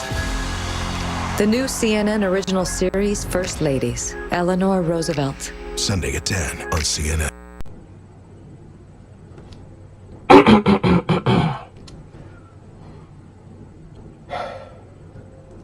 In my opinion, Donald Trump is a tyrant. End of story. These are the reasons that I believe so strongly. He He has exaggerated his mandate to govern. He turned many against the media. Trump blames our country's economic stresses on immigrants, different races, and or religious minorities by inciting public bias and or even violence against them. And I can cite many more. He treats any and all opposition to him as enemies, including his former staff members and even members of his own family. Case in point, Mary L. Trump. She designated 2 crucial factors for Donald Trump to leave office. She has even suggested that her uncle is attracted to authoritarian figures like the Russian President Vladimir Putin, mainly because of how his father, Fred Trump, treated him. To top it all off, she created a book called Too Much and Never Enough: How My Family Created the World's Most Dangerous Man, which, when released, racked up a record of 950,000 copies sold, and on its very first day. A few days later, President Donald Trump finally comments about the new book, written by his niece. Trump posted his complaints on Twitter by saying, "I am the ultimate member of the Book of the Month Club. First I have low-life dummy John Bolton, a warmongering fool violating the law. He released massive amounts of classified information and an NDA in order to build badly needed credibility and make a few dollars, which will all end up going to the government anyway. Next up is Mary Trump, a seldom seen niece who knows little about me, says untruthful things about my wonderful parents who couldn't stand her, and me, and violated her NDA. She also broke the law by giving out my tax returns. She's a mess. Many books have been written about me, some good, some bad, both happily and sadly. There will be many more. There will be more to come."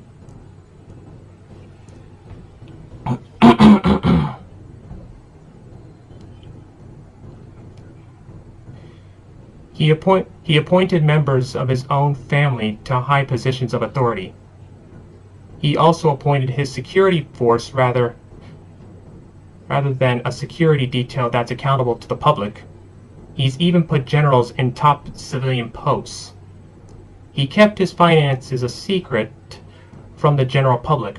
For example, he never showed his tax returns throughout the whole U.S. presidential election of 2016, even though Trump promised the people that he would release his tax returns. But he never did in the end. Finally, he repeatedly lies to the public. A good example of that is the Woodward tapes, because they revealed to the American people that Trump knew the dangers of COVID-19. However, he instead downplayed this serious problem that America is facing right now. He probably did it to help him get reelected in the 2020 United States presidential election by letting the virus spread all over the United States and prevent people from going to the polling places.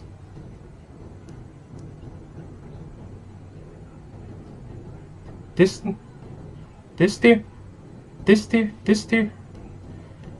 theory might be correct, since Trump is now trying to lessen or stop mail-in voting by undermining the United States Postal Service.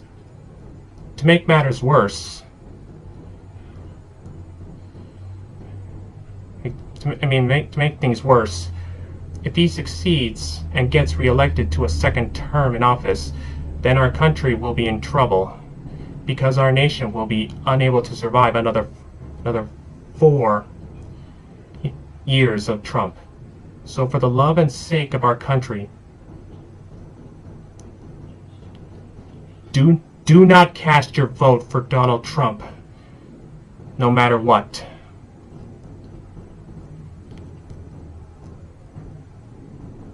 You know, some of you might be thinking that even if Trump wins re-election, America will finally be free of him after the 2024 United States presidential election and during the 60th U.S. presidential inauguration in January 2025.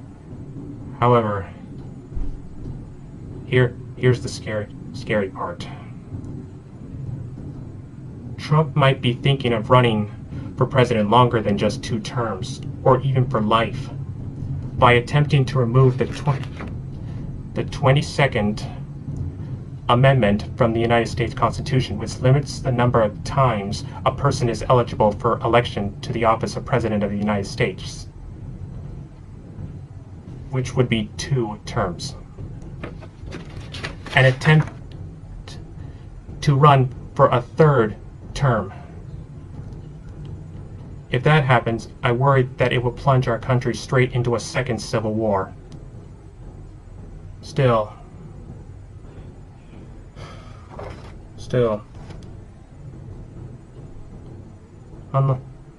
unlike the first one, this one would be the United States of America versus the United Corporations of America. So, I believe that we can temporarily move away from the war on terror for now. Anyway, because it is mostly over in the United States. I think there will be a different type of war fought in the United States. I will call it the war against oligarchism. These battles will be fought not with bullets, but with ballots.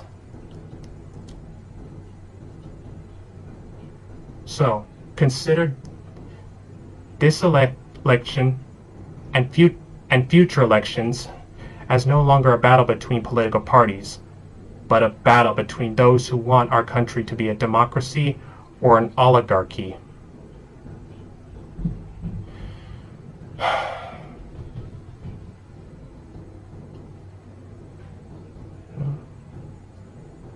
I believe that Bernie Sanders was our best chance to beat Donald Trump and transform America from an oligarchy back into a democracy again. Unfortunately, he suspended his presidential campaign on April 8, 2020, following a string of losses to his chief rival, Joe Biden, and a dwindling path to the nomination. One of the reasons that led to his defeat was not taking the gloves off, even when his presidential campaign staff urged him to do it. However, if Bernie Sanders took the gloves off like his advisors wanted him to do, it would not have stopped those selfish billionaires from keeping his name off the ballot, even if they had to resort to illegal tactics to accomplish that goal. The outcome is that Joe Biden won the nomination, and with Biden's record revealing that he's a Democratic version of Trump, we are now stuck with having to choose between the lesser of 2 evils. We are in this mess because of what Tom Perez and his loyal members of the Democratic National Committee did. That was keeping Bernie Sanders from winning the nomination in 2016 and 2020. Even if his tactics that they used were illegal, they didn't care. The biggest reason is that Tom Perez loyally serves his big donor masters. Perez is failing his political party, our country, and humanity in the process. For example, he reversed a ban on the Democratic Party accepting donations from fossil fuel corporations with the weak excuse that we are not a party that punishes workers simply based on how they make ends meet. Overall, Tom Perez needs to be removed from power because he is an obstacle preventing humans from growing.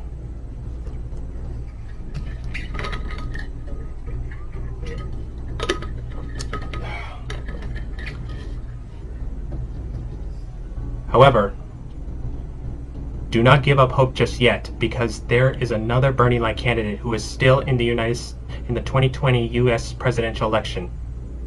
His name is Howard Gresham Hawkins, or better known as Howie Hawkins. He secured the nomination for the Green Party. He chose as his running mate Angela Nicole Walker. However, there is good news and bad news for his presidential campaign and supporters. The good news is that the Green Party is one of the 3 largest third parties within the United States with over 100,000 voter registrations. The bad news is that the Democratic Party has a membership of 45,750,952, while the Republican Party has a membership of 33,284,020.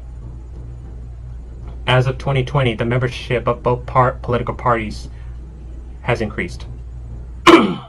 In comparison, the Green Party's membership has decreased to 246,377 as of February 2020.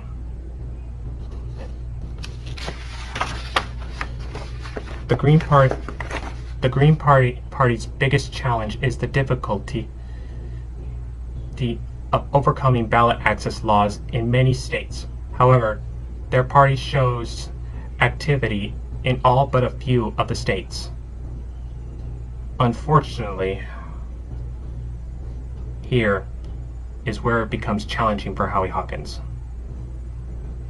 So, for Howie Hawkins to win the presidential election, he would need to secure 3/4 or more votes out of all the current registered voters. A task that seems impossible to accomplish, given the amount of time left before Election Day.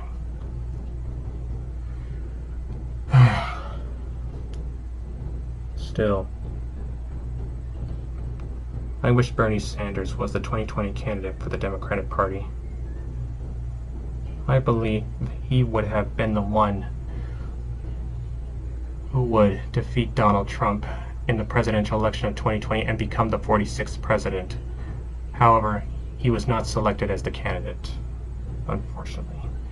And I highly doubt that Bernie would run in any future presidential elections due to his age.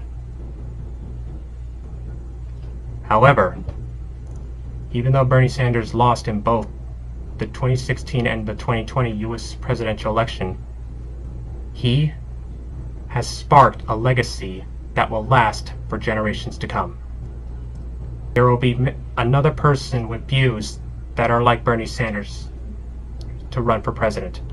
People like Nina Turner, Alexandria Ocasio-Cortez, aka AOC, Ilhan Omar, Rashida Tlaib, Marianne Williamson, Andrew Yang, Tom Steyer, Elizabeth Warren, Tulsi Gabbard, or even people like me. And I have some great ideas on how to fix our country by transforming America from an oligarchy back into a democracy again, and putting safety regulations in the U.S. political system to help keep certain people out of political power.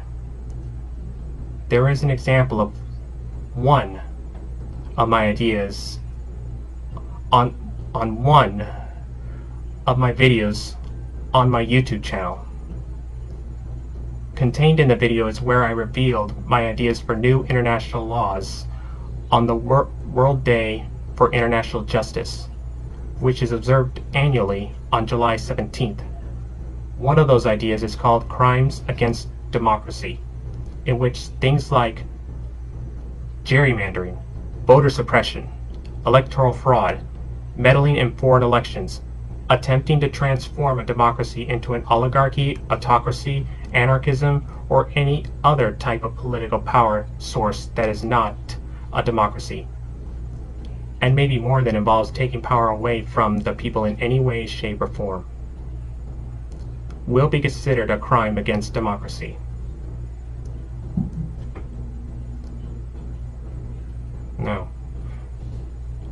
I'm sure you are aware there are many issues with our country's democracy. The good news is that many people have explained the problems and how to address them. However, the bad news is that knowing the issues is not enough to fix the issues plaguing our democracy. But that's where we, the people, need to step up. Unfortunately, many people choose not to get involved in politics and exercise their right to vote. The reasons could be like, I don't want to get involved. Or, it doesn't concern me. The biggest reason for why you need to vote is the possibility that you could lose your rights. Bernie Sanders once said, "We win when we are united." Yes, we are all different, but we don't have to be the same in any way, shape, or form to be united. After all, there is an old saying that if everything and or everyone is the same and or perfect, then this country and our world would get pretty dull that quick. After all,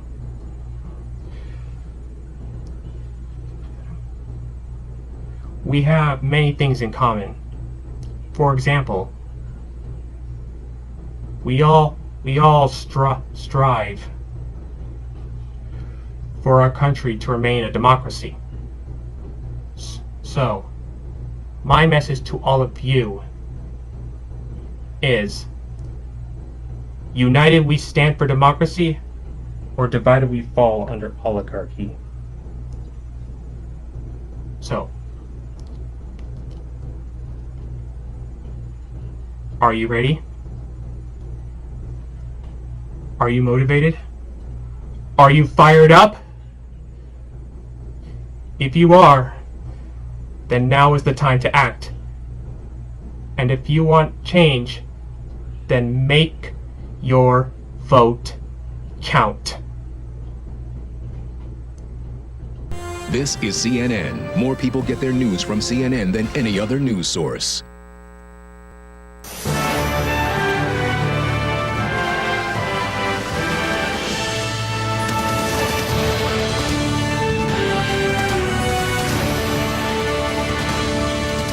Welcome back to CNN's Debate Night in America. It's now midnight here on the East Coast. That means it's 11 days until Election Day here in the United States, and we're breaking down the final presidential debate of 2020, a very different exchange than the first chaotic Trump-Biden face-off. There was far less interrupting by the president, and there was actually more debating, both candidates scoring points and taking shots.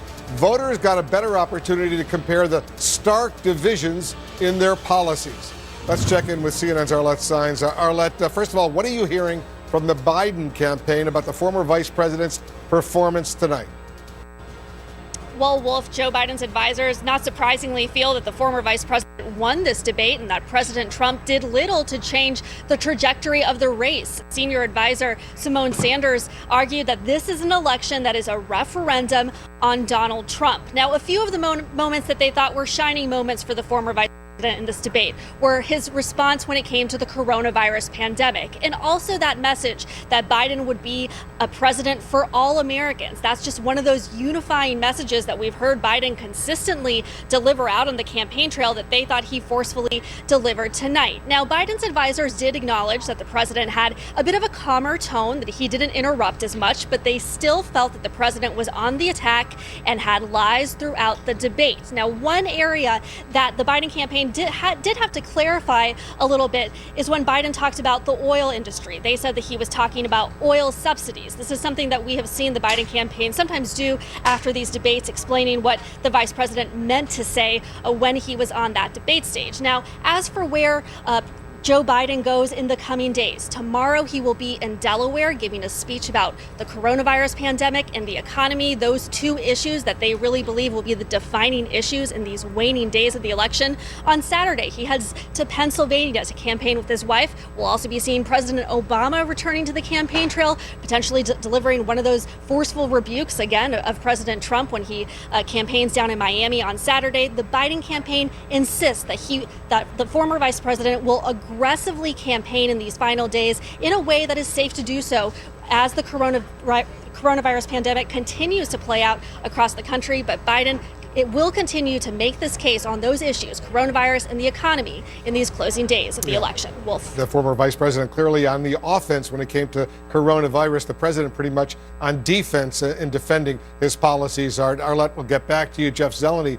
is watching all of this very closely as well. Jeff, some Republicans were very anxious about how the president would do tonight. What are you hearing? Well, they certainly were. Across the board of this Republican Party, they were very anxious about the president's performance at the debate tonight. And I can tell you, after contacting many Republicans since the debate has ended, they are breathing a sigh of relief tonight. In the words of one senior Republican official I spoke to, they said the word "finally" at the end of this debate. So giving a sense of approval at the president's change in demeanor, being less combative, making his case in a more affirmative way. But there also are some questions I got from several Republican officials saying, why didn't he do this sooner? Why did they cancel the second debate? So there is a sense of, a missed opportunity here as time is ticking away, as it is here now after midnight in the East Coast. We are at 11 days until Election Day. So in the words of another senior Republican advisor I spoke with, Wolf, he said this: is it too late? It could be. Yet the Trump campaign is planning on campaigning aggressively for the next several days. The president heading directly to Florida for 2 rallies on Friday, one in the Villages, of course, going after senior voters, and in Pensacola as well. These are key parts of his base. And then over the weekend, he'll be campaigning on Saturday in North Carolina, in Ohio, and in Wisconsin. Again, all of these states are states that he won 4 years ago, is trying to hold on to again. So, Wolf, it's an unknown factor if he changed the trajectory of this race here. Republicans are certainly more optimistic than they have been in weeks. But, Wolf, again, 11 days, and so many people have voted, some almost 46 million Americans. That, of course, those votes cannot be changed. Yeah, 46 million Americans already have voted. Huge Indeed. Early voter turnout. Amazing what's going on. All right, Jeff, thank you very much. We also are getting some more results from our instant poll of debate watchers, and David Chalian is joining us once again. So tell us what else you've discovered, David. Well, Wolf, just take a look again. The straight up question to these debate watchers in our poll: who won the debate? Joe Biden, 53% to 39%. Not as big a victory as the debate number one, but still a substantial victory in the minds of these debate watchers in our poll. What's behind that victory? Take a look. Who directly answered the questions more? Who directly did that? 62% said Joe Biden directly answered the questions more than Donald Trump did, 31%. That's a 2-to-1 margin on that score of answering the questions. How about on solving the country's problems? 54% say Joe Biden had a better plan for solving the country's problems compared to 42% who say that about Donald Trump. This next one, who is a strong leader? Look at this. Who seemed to be the stronger leader? Tied. 49% Joe Biden, 49% Donald Trump. Clearly, that is a battleground where Donald Trump may want to lean into that because it's where he's actually tied with Joe Biden. And then finally, take a look at this. Whose performance raised concerns for you about that person, about him as president? 55% said Donald Trump's performance raised questions about his performing the job as president. 41% said that about Joe Biden. Very interesting indeed. All right, David Chalian, with those numbers, I know you're getting more. We'll get back to you. In the meantime, let's check in with Anderson. Yeah, Wolf, thanks very much. We're joined by new team Andrew Yang, Kirsten Powers, and Scott Jennings. Let's get some quick takes. Andrew Yang, what'd you think? America, the last presidential debate is in the books. This cycle, maybe to a close, yes. I think it was a great night for Joe because the race is continuing in his direction. But what this debate made me think of was the first debate 23 days ago. that had Super Bowl-like ratings. 100 million Americans tuned in, and Trump, by all accounts, gave a disastrous performance and has not really recovered. After that, he got COVID. The second debate was canceled. So this debate was better for Trump, but it has not reversed the dynamics of this race, which makes it a tremendous night for Joe and the Democrats. But I think many Americans are just happy that this race is coming to a close, and we're getting votes in now. I already voted. You should vote too. Kirsten? Well, I think you can try. You don't have to try to match Andrew Yang's enthusiasm, by the way. It's not expected of anybody else other than Andrew Yang. Okay, that's a relief. No, I think that Joe Biden had a very strong night, and that there's a temptation to say that Trump had a strong night because he wasn't as out of control as he was in the first debate. But I think by any objective measure, the way that Donald Trump behaved is not really consistent with the way any other president would behave in a debate, or really in any situation. I mean, if you look at how he handled the question regarding the children who, who have not been reunited with their parents, there was just zero empathy and just really moving into like attack dog mode towards Joe Biden for something that he has no responsibility for, and not really showing any empathy for that. And I think Joe Biden, on the other hand, if you watch him, he seems like somebody who really cares. And that is something that really came through tonight, I felt, on so many answers, was that he really sincerely cares and is passionate about the issues and the people that he's talking about,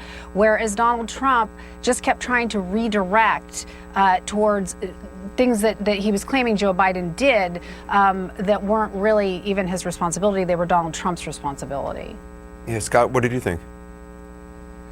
Well, I can confirm what Jeff Zeleny said a few minutes ago, which is that Republicans are very happy with what Donald Trump did tonight. I sort of wonder if he had turned in this performance on the first debate, would this race look different today? I mean, at this point, millions have voted. Most everyone else has made up their mind. So I think people will evaluate in these Insta polls through the lens of who they've already voted for or who they've already decided to vote for. But look, this was a 180-degree different Donald Trump than we saw in the first debate, which was widely panned, including by me. He came out tonight. He had a great stage presence. He didn't try to violate the muted mics. He let Joe Biden talk. He set up the policy choices. This is what Trump's always needed, a race about policy choices, not a referendum on him personally. He finally did that tonight, and on a number of issues, energy, taxes, on and on. He actually set up debates where he could win on policy. Final thing, Joe Biden, I think, had two interesting moments. On health care, he sort of mocked the left flank of the Democratic Party on their views on health care versus his. And at the end of the debate, his comments on changing energy industry in America, getting rid of the oil industry, I think that will probably resonate heavily in Texas, which I know Democrats want to contest. But what he said about oil, I'm sure the folks in Texas were listening. But aren't most, car companies, wasn't Biden talking about transitioning to off fossil fuels in, 2030 something or whatever is in his plan?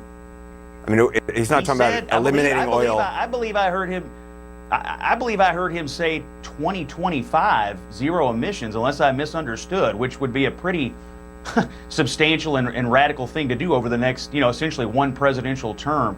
But here's the deal. To borrow a phrase, Biden on energy tonight had to talk about fracking. He had to talk about his views on fossil fuels. Trump contrasted those views. Biden invited Trump, show the tape on fracking. And immediately after the debate, the Trump campaign and Trump himself put out the video of Donald Trump showing different positions on fracking. So I think on the whole energy issue, Anderson, I think Trump actually finally scored some points on it. Yeah, and Danny Goodell showed the tape of Biden at a debate as well. Andrew Yang, did you think that was a big loss for Biden on that?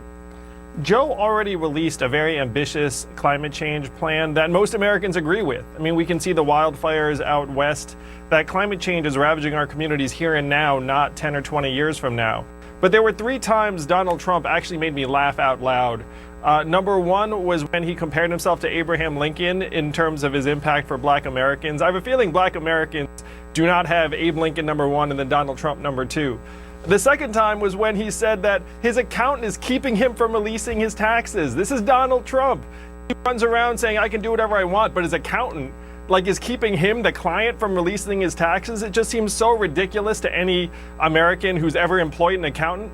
And the third time is when he invoked the mythical GOP healthcare plan that can apparently do everything under the sun. We've all heard about it, but no one's actually seen it. And those three times, to me, were some of the examples of Trump kind of crafting his own reality. And happily, I think many Americans can see right through it at this point.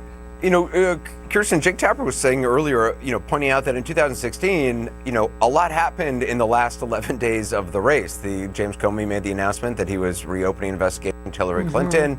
Clearly, President Trump is trying to get his attorney general to open an investigation into Joe Biden. We're using the same playbook.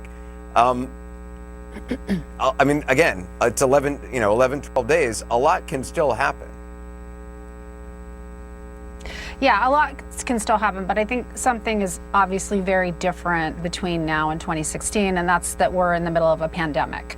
And so that is what really is hanging over the entire race, and it is something, that is the thing that when you look at polls where Donald Trump is bleeding senior citizens, it's because of the pandemic. And so, I think that is going to, nothing in the next, 10 or 11 days is probably going to change radically on that front. That is still going to be something that people are going to be voting on, and that people are mostly pretty unhappy with the way the president has handled it. And I don't think he did anything tonight really to convince anybody, to feel differently about it. And I do think on the issue of the way he was talking about the children who were separated from their parents, that is an issue actually that I don't think the way he was handling it is going to go over very well with suburban women, and that's the other group of people that he needs to be concerned about. So, I don't think that President Trump did anything to change the trajectory for him tonight. I do agree with Scott, though, about what he said about Biden and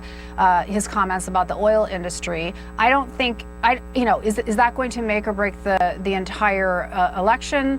Probably not, but could it be used against him in Pennsylvania? Could it be used against him in Texas? Absolutely. Yeah. I want to go back to Jake. Jake? Well, it has been yet another busy night for our fact checker, Daniel Dale, and we're bringing him back again. Daniel, President Trump talked about his push to get members of NATO to pay more to support the alliance. Let's listen to that. Between the sanctions, between all of what I've done with NATO, I've got the NATO countries to put up an extra $130 billion, going to $420 billion a year. That's to guard against Russia.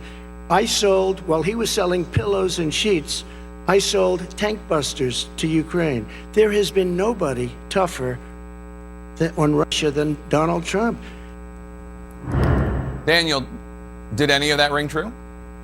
There's a lot wrong there, Jake. I'm going to start with the end, the selling pillows and sheets. That was a vague reference to Trump's usual claim that the Obama administration merely sent Ukraine pillows and sheets in military aid. Now, that's not true. It is true that Obama declined to authorize lethal military aid, weapons to Ukraine, but it sent things like drones, armored Humvees, counter-mortar radars, night vision supplies, medical devices. So no, it was not just pillows and sheets. Now, on these figures for NATO, yes, NATO and its leaders do give Trump credit for pressuring members into an increase in spending, but it is not as much as Trump claims. So that $130 billion is not $130 billion a year. It's $130 billion total between 2016 and the end of 2020. Now, that $400 billion figure, he said $420 billion, was an estimated total increase as of 2024, so between 2016 and 2024, not per year. And NATO told me in an August email that that estimate is now in doubt because of COVID-related budget challenges. So it's very much uncertain, Jake. So that's an example of Trump actually having good facts on his side to share, but instead he just makes stuff up. It's like the truth is never good enough. I know, just tell the truth on this one. Those are actually good things to say. Let's listen to an exchange on immigration from earlier tonight. Former Vice President Biden talking about the Trump administration's border policy, detaining and separating families. These 500 plus kids came with parents. They separated them at the border to make it a disincentive to come to begin with. Very tough. We're really strong. And guess what? They cannot, it's not coyotes them over. Their parents were with them. They got separated from their parents. And it makes us a laughing stock and violates every notion of who we are as a nation. Let me ask you a follow-up Kristen, question. they did it. We changed the policy. Your response they to did that? It. We changed. did not They built the separate cages. the- Who built the cages, Joe? I mean, this is a policy that the Trump administration trotted out. Jeff Sessions, the Attorney General at the time, introduced the official family separation policy, but there you have President Trump trying to blame the Obama administration. Yeah, so Trump has claimed for a long time, I've been fact-checking this for years, that he inherited the separation policy from Obama. Now, he did it tonight a bit more vaguely than in previous occasions, but he said they did it, we changed it. And that's at least highly misleading. Now, separations did occur, Jake, under Obama, but occasionally. Trump made them, as you said, routine, deliberately. So under Obama, as CNN's Priscilla Alvarez has explained, separation occurred in exceptional cases. For example, where the parent was being criminally prosecuted for carrying drugs across the border, or other serious crimes aside from illegal crossing, or cases where human trafficking was suspected, or cases where the authorities couldn't confirm the connection between the child and the adult. So the separations happened, but not as a result of a blanket policy. As you said, Trump imposed a policy of routinely criminally prosecuting all suspected illegal border crossers for the crime of illegal entry, which forced separation from the children. So it was not just in cases of serious suspected crime, suspected trafficking, it's just no comparison. Now I have to say, as for the cages, there is some truth to what Trump said. A border processing center with chain link fencing, you can call them cages, was set up during the Obama administration in 2014 in the wake of an unaccompanied minor crisis. They were getting huge numbers of children crossing the border. They didn't feel they were equipped to handle the situation. So yes, those cages were built, at least some of them, under Obama. But again, that does not mean the two administrations, Jake, had the same policy. That's right. I mean, if people are going to be outraged by kids in cages, it's fair to criticize the Obama administration because there were kids in cages. But the difference is these were kids who came across the border in caravans without their parents. Right. And I'm not justifying putting them in cages, but that's different than having a policy in which you are saying we're going to separate kids from their parents and still not being able to find the parents of 500 of these kids.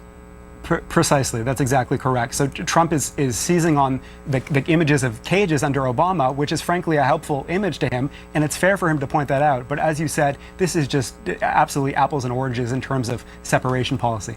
All right, Daniel Dale, thanks so much. And I have to say, Abby, I think the president had an opportunity to sound more empathetic. And instead, what he decided to do was just chum the waters and make it like, well, you did it too, you did it too. And, I got texts from friends saying, is that true? Did the Obama people do it too? Because, they're not up on all these policy details like we are.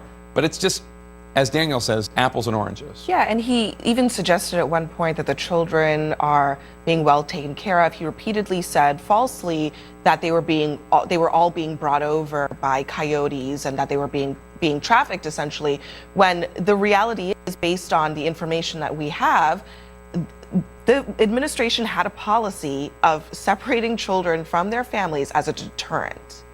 That's what happened. And now they're trying to deal with the consequences of that.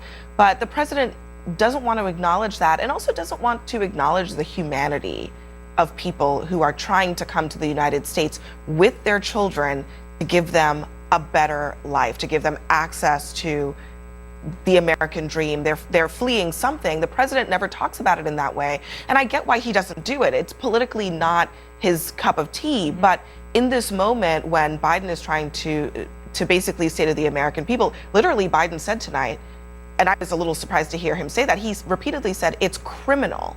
It's criminal what they were doing with those children. The president had an opportunity to turn that around with a little empathy, and he didn't take it. There was one moment that we haven't talked about, but Arlette brought up, and I think she brought it up because the former vice president is playing cleanup on this issue, and that is about energy. And I'm hearing from a lot of Republicans and frankly some Democrats about this, that it might be something that plays in Texas, which, who knows if it's real, how tight it is there, but much more importantly, where I was in the western part of your home Commonwealth.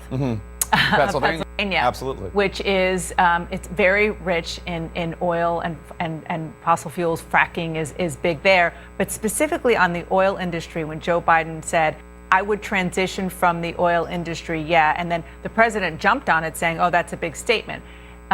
Now tonight, the former vice president is saying, "Well, what I meant was I would transition when it comes to federal subsidies." He's not saying that he would transition people out of their jobs, which I guarantee you is going to be what the Trump campaign and people who are, on his side in these parts of Pennsylvania in particular are going to hit on big time, and it could have an impact. And on this, just to kind of show you how concerned some of the Democrats in those areas are, some candidates for the House are already on Twitter separating themselves from oh, you're going to ask. I knew you were going to ask. Sorry. That's okay. Keep talking and I'll get it for you. I do. I have it here. Keep talking and I'll get it for you. What's interesting about this is that this is something that Joe Biden repeatedly flubs.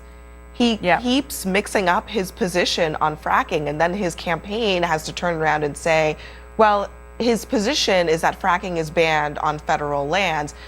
It's something that he's clearly not, he is not able to articulate clearly what his actual position is, because it's threading a very narrow needle here. They're trying to say we want to move away from fossil fuels, but also not wanting to ban fossil fuels. By the way, Kendra Horn from running for Oklahoma 5. But you're exactly right that it's difficult. Look, so how many Democrats have we seen covering politics fall into this, I wouldn't even call it a trap. It's a very fine line, because they do want to not make people who are very worried, understandably so, about losing their jobs, even more worried, and say, forget it, I'm going to vote for the other guy. And this underlines something that is interesting in this race, which is Joe Biden's not a great candidate. I mean, like, in terms of his speaking style, he flubs a lot of stuff. There are a lot of gaffes. We haven't really seen it because of the coronavirus pandemic. He hasn't been out there on the stump. He hasn't been pressing the flesh. There haven't been as many voters challenging him. He gets hunted to the collar. I mean, this happens. I've covered, this is his second presidential race that I've covered. And there was one when I was a freshman in college that when he ran, he's not necessarily the strongest candidate. But this is a race against Donald Trump. And as Joe Biden always says, don't compare me to the almighty, compare me to the alternative, and the alternative is Donald Trump. And as an incumbent, it's really largely a referendum on him this race. Yeah, and Donald Trump is also guilty of not being very articulate about A, the truth, and B, even his own policies. The president often misstates his own policies and inflates them or misstates them for political purposes. So again, Joe Biden, if he were running against, even if he were running against Mitt Romney or a lot of other people, he wouldn't have, this would be a much bigger problem. Yeah, but it is a referendum on Donald Trump. And David Chalian has arm throwing to Anderson. Okay, Anderson, back to you. Jake, thanks very much. You could have done it. It's not a. Well, I'll introduce David. They put you up. They put you up. So there you go. Sorry. I got to make the donuts. David Chalian has more results from our instant poll of debate watchers. David, what else? I just had Anderson Cooper and Jake Tapper fighting over me. It was kind of amazing. Anderson, remember our big poll finding of debate watchers. Joe Biden won this debate. He won it 53% to 39%. That's the basic question. Who won the debate? But now I want to show you the gender gap, because this is what we see in this race everywhere, how women are powering Joe Biden's position in this race. Look, among the female debate watchers, 60% say that Biden won. Only 35% say Trump won. When you look at the male debate watchers, it splits almost evenly. 47% said Biden won, 44% said Trump won. But again, that mirrors part of Joe Biden's strength we see nationally and in these battleground states. Look at the issue set that got discussed tonight. Biden wins on climate change, 67 to 29. Race inequality, 62% to 35% Biden. Coronavirus, a Biden strength, 57% to 41%. Foreign policy, near even, 50% Biden, 48% Trump. And look at the economy. Donald Trump has a huge lead among these debate watchers about who would better handle the economy. 56% say Trump, 44% say Biden. I imagine that's tied to some of the conversation you just heard Dana and Abby and Jake having about that oil answer that the Biden campaign is trying to clean up. But that is a Trump strength in this race, and even more so in this debate tonight. And then finally, just the bread and butter question: did this debate make you more likely to vote for Biden or Trump? 21% of debate watchers said yes, more likely to vote for Biden. 14% said more likely to vote for Trump. But nearly 2/3 of the debate watchers say neither. It didn't really alter their feeling about where they were in this race prior to the debate. Again, I think getting at there probably is not a huge change to the fundamental dynamics in this race from this debate, but because Donald Trump was able to do some work, some positive work here, we could see a little bit of impact, but I don't think we're seeing an upending of the dynamics as they exist. David Chalian, it's so interesting on the economy issue, favoring Trump so heavily. It's the thing we've heard from supporters of the president, working with the president on the campaign, wishing he would focus, on the issues that he does well on with voters, as opposed to going down these rabbit holes and these conspiracy theory exactly. It's swamps. Like it's politics 101, Anderson. When you see numbers like that, any politician, normally they would look at that and say, lean into that. That's a strength. Let's play that up.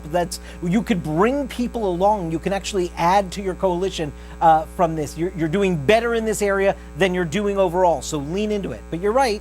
He chooses grievance politics and those rabbit holes time and again, no matter how many times people around him say, please get out there every day and just talk about the economy. He has not proven disciplined enough to do that yet. Yeah, let's go to our team, check in. Scott Jennings, I'm sure as a Republican, you wish the president would focus on the economy. Yeah, it's his best issue, and people think that before COVID we had a good economy, and I think they believe Trump is better geared towards getting the policies that would get it back. The race hasn't exactly been about the economy, so obviously that's hurt Trump.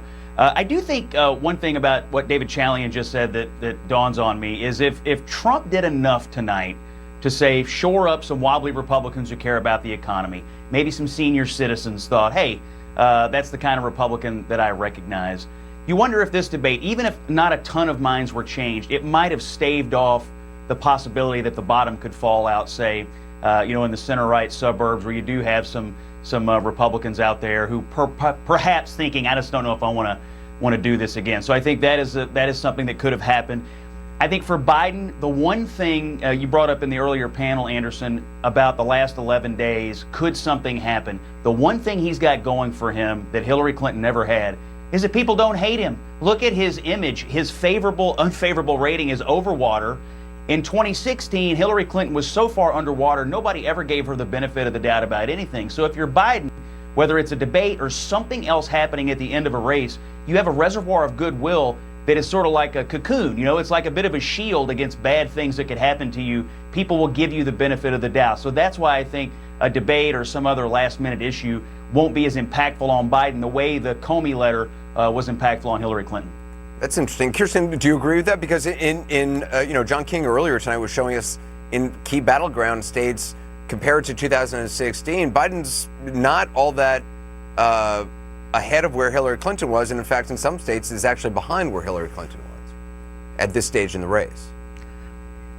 Right. Yeah. Well, so yeah, I mean, I think that that it's unlikely that, look, we're probably not going to have another, God willing, situation like a Comey coming out, right before the election and changing the dynamic in that serious kind of way. So, what I think is fascinating is that Donald Trump, based on what we just heard, more people trust him in terms of how to handle the economy, and yet, nor under any normal circumstances, a president who is trusted on the economy would be running away with the race. That is typically the thing that people vote on. If you were to say, give me one number, and it's how the president's doing on the economy, that would all but guarantee that that they're going to be reelected. And yet he's not even remotely running away with the race if we believe the polls. He's quite far behind, at least nationally, and in some very key states, and with people who had supported him again. So what does that say about Donald Trump? Well, the problem for Trump is that the economy and COVID are the same thing right now, where you have Disney World reopened its doors and then no one showed up. And then Disney just announced that they're laying off thousands of workers. So you can't be strong on the economy and be completely mistrusted on COVID, because one, unfortunately for all of us, leads into the other. And this is why Trump can benefit from a Republican and an inaccurate association of him as the businessman, and it's not affecting his overall numbers. Sometimes the numbers tell the truth, and we're all somewhat traumatized by 2016, but if you look at the numbers around the country, Joe's ahead in many of the swing states that he needs to win, and he's competitive in places like Georgia, North Carolina, Texas, Arizona. Trump had a rally in Georgia a number of days ago, which is the last place he wants to be at this stage in the race. So I think at some point we have to start listening to the numbers because they're telling a very consistent and clear story.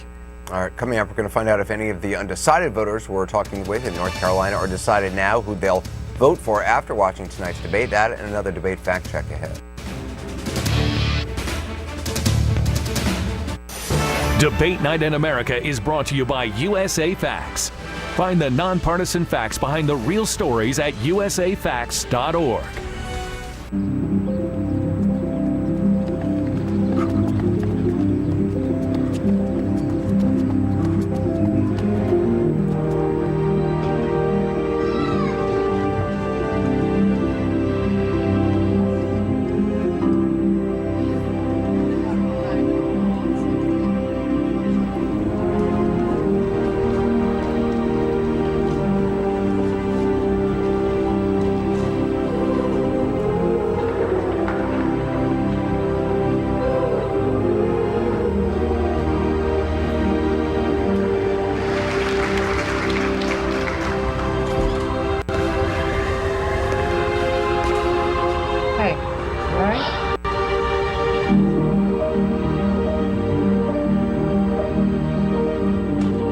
Find the nonpartisan facts behind the real stories at usafacts.org.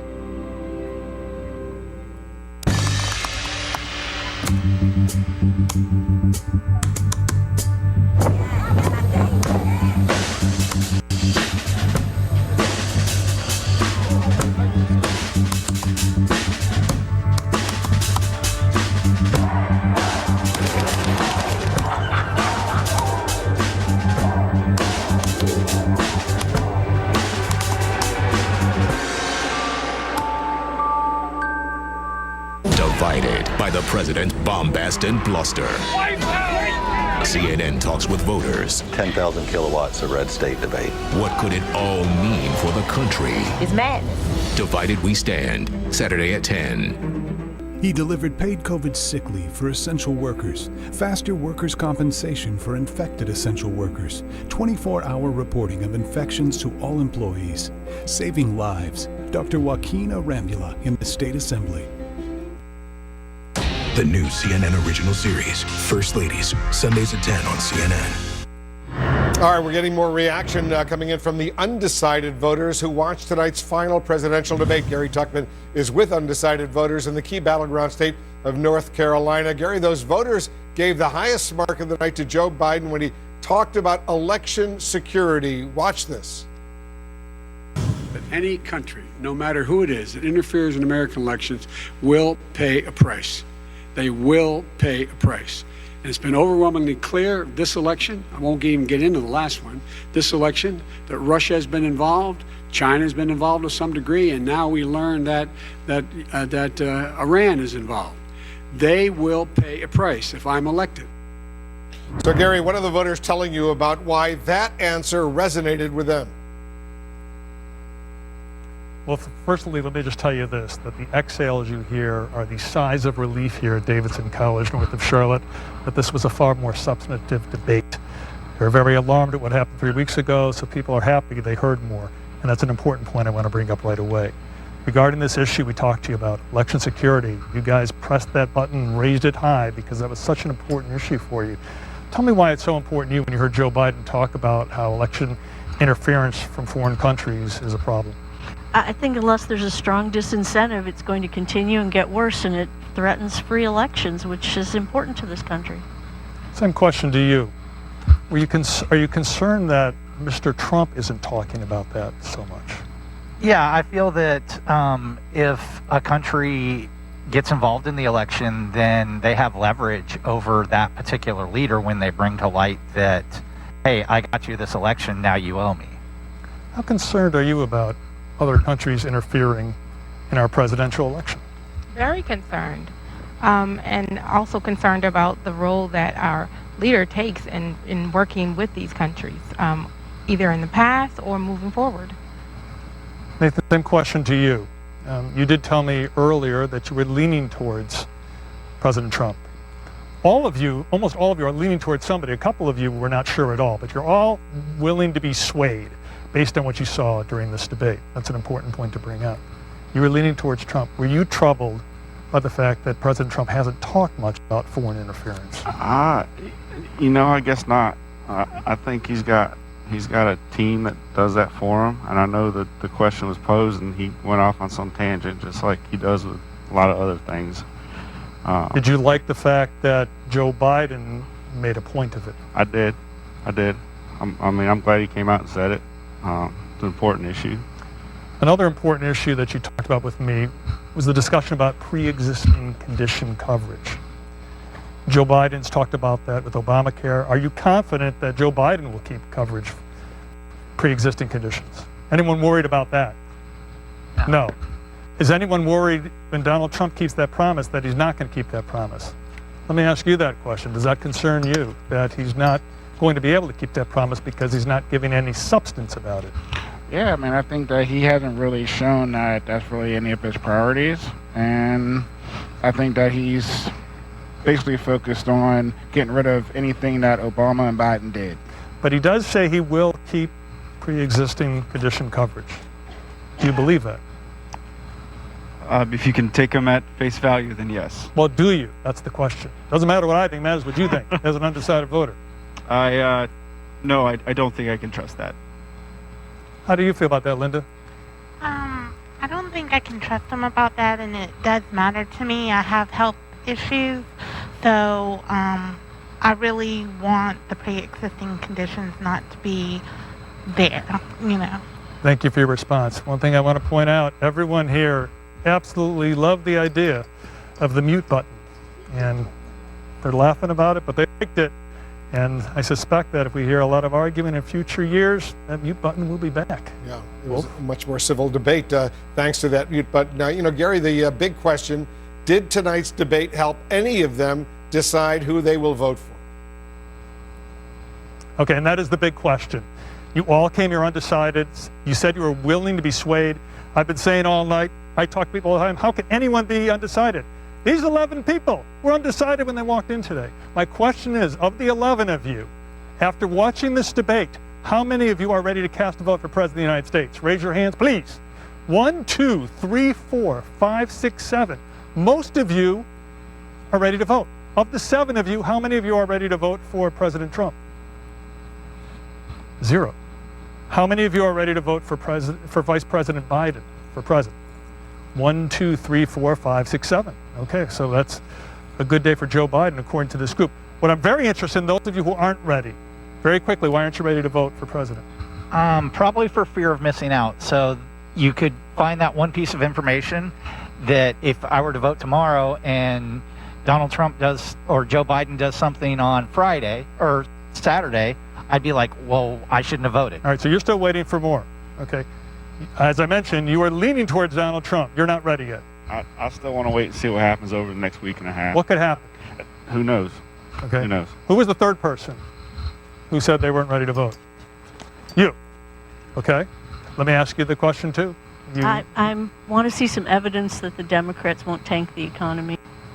You think you'll get that evidence in the next 12 days? I think I can do some research and see what I think about it. I mean, is there assurance? Never. Okay. Final person right over here. Tell me why you are not ready to cast your vote yet. What are you waiting for? Well, I'm pro-life, so I'd like to see, whether Judge Barrett gets on the court. If she gets on the court, what does that mean? Who will you vote for? I'll probably vote for Biden. You'll vote for Biden if she gets on the court, and why is that? Well, I think that he is a stronger leader who is more willing to support fair elections and lead both parties more back toward the center and away from extremism. So you're saying just as she gets on the court, you no longer have to worry about her not getting on the court, and then you could select Biden. But if she didn't get selected, you might vote for Trump because you want her to get selected. Right, or someone like that sounds confusing, but it's interesting. Yeah, it's hard. It's hard. All right. We try to make television interesting when we do stories like this, and you're a bunch of very interesting people. Thanks for watching the debate with us. Great Americans, great North Carolinians. These are the voters who represent all of us in the United States of America. Please thank all of them for spending so much time with us. Gary, thank you very, very much. Jake, over to you. All right, well, thanks so much. Such an interesting, voter, the young man who is very concerned about, he's very anti-abortion. It's very important to him. And yet at the same time, he clearly, with the exception of that issue, far prefers Joe Biden. Judge Barrett becomes Justice Barrett. He's like, I don't have to worry about that anymore. I'm going with Joe Biden. I mean, fascinating. It is fascinating. It makes me wonder how many other people might be thinking similar things. I mean, that never even occurred to me that anyone would think that. It didn't even really occur to me. And it's probably a non-zero number of other people, but it's an interesting dynamic. And I also thought it was interesting that so many of the people who seem to be maybe inclined to want to vote for Trump or skeptical of Biden were the ones who came out of this debate still feeling like they hadn't made a decision. And I think that's pretty telling. It means that the president did not close the sale for those people who were already inclined to be interested in voting for him. He didn't, but Joe Biden did. Yeah. With the majority of the people who said that they have made up their mind, they were, I think all of them were for Joe Biden. Obviously, this is a focus group. This is not necessarily representative of what we're going to see even more broadly in North Carolina, but it is very, very telling. And to hear these voters talk about what they heard and why they did or didn't change their mind. The other dynamic that you're reminded of is that people have voted and are voting. Like, they will wake up tomorrow morning and go vote. They don't have to wait. 47 million have already voted? Right, and in North Carolina, in Pennsylvania, in Wisconsin, in so many of these really important states, Florida, they could just take what they saw tonight, digest it, and go do it, as opposed to waiting the 11 days that we were talking about, going back 4 years with the Comey decision. And just a note, we've surpassed the entire 2016 early vote already at this point. Incredible. 11 days left. I mean, it's an extraordinary amount of time we have left, and millions more people are going to vote. Yep. Two parts of the debate that I think we will definitely see in targeted advertising. One, Joe Biden and his flub, gaffe, whatever you want to call it, about fossil fuel energy. We already have, you noted the Congresswoman from Oklahoma distancing. We already see a Congresswoman from New Mexico, a Democratic Congresswoman from New Mexico distancing. So that's going to be, I think, carried forward by the Trump campaign, a message based in reality, at least, in terms of what Joe Biden actually said.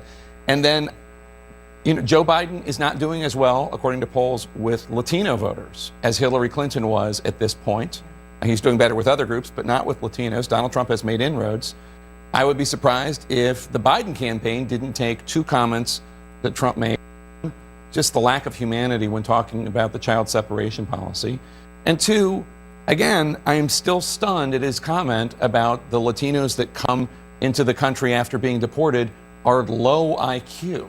I mean, it's just a stunningly racist remark, not out of character. We've seen it before, but shocking to hear it on a debate stage. Yeah, I mean, I think those two comments for President Trump, he didn't do himself any favors. But one thing we should keep in mind is that Joe Biden is struggling, particularly with Latino men, and he's really struggling with Latino people of Cuban descent in Florida in particular. And they might be less swayed on some of these immigration-related issues and more swayed on economy-related issues. So it's a little bit of a tricky situation with Joe Biden with Latino voters, because in some ways it's actually it might be completely divorced from his policies on immigration versus Trump's policies on immigration. All right, we're going to take another quick break. On the other side, the bottom line on tonight's debate. Is that an elefunky? Hey there, guys. Any room in the middle? No. No. Okie dokie. The unfair money bail system. He accused of rape, while he accused of stealing $5. The Stanford rapist could afford bail, got out the same day. The senior citizen could not. Forced to wait in jail nearly a year. Voting yes on Prop 25 ends this failed system, replacing it with one based on public safety. Because the size of your wallet shouldn't determine whether or not you're in jail.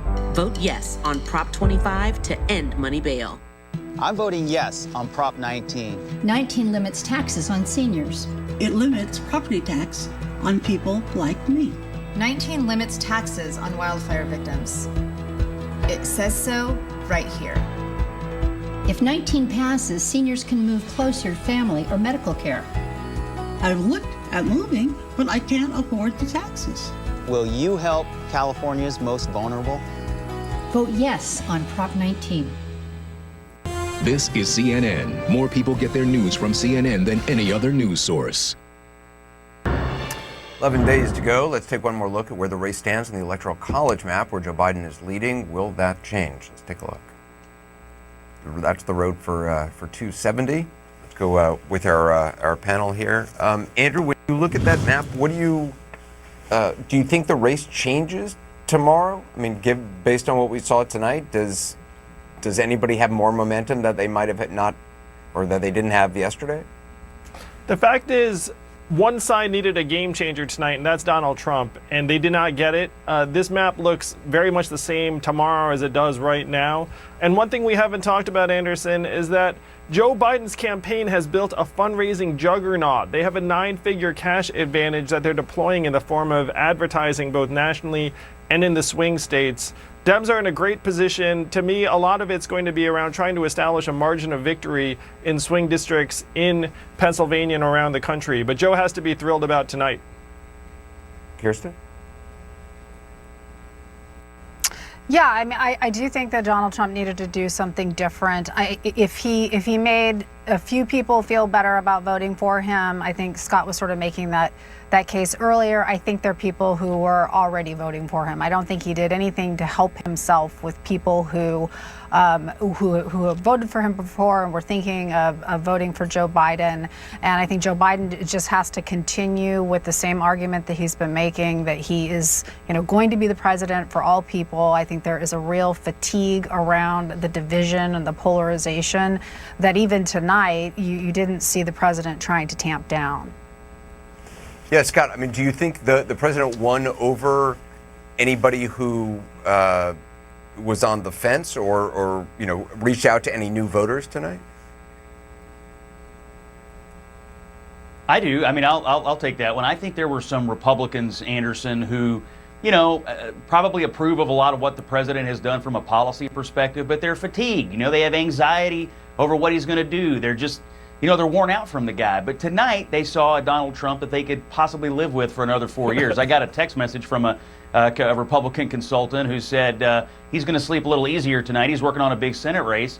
In the first debate, basically, everybody was fretting because they knew the poll numbers were going to tank, and they did. This time around, nobody has that fear. If I may just take a quick moment, Anderson, to look at the next few days. You showed the map earlier. If I were Donald Trump, I would be doing a couple of things. Number one, Florida. He's got to hold on to Florida.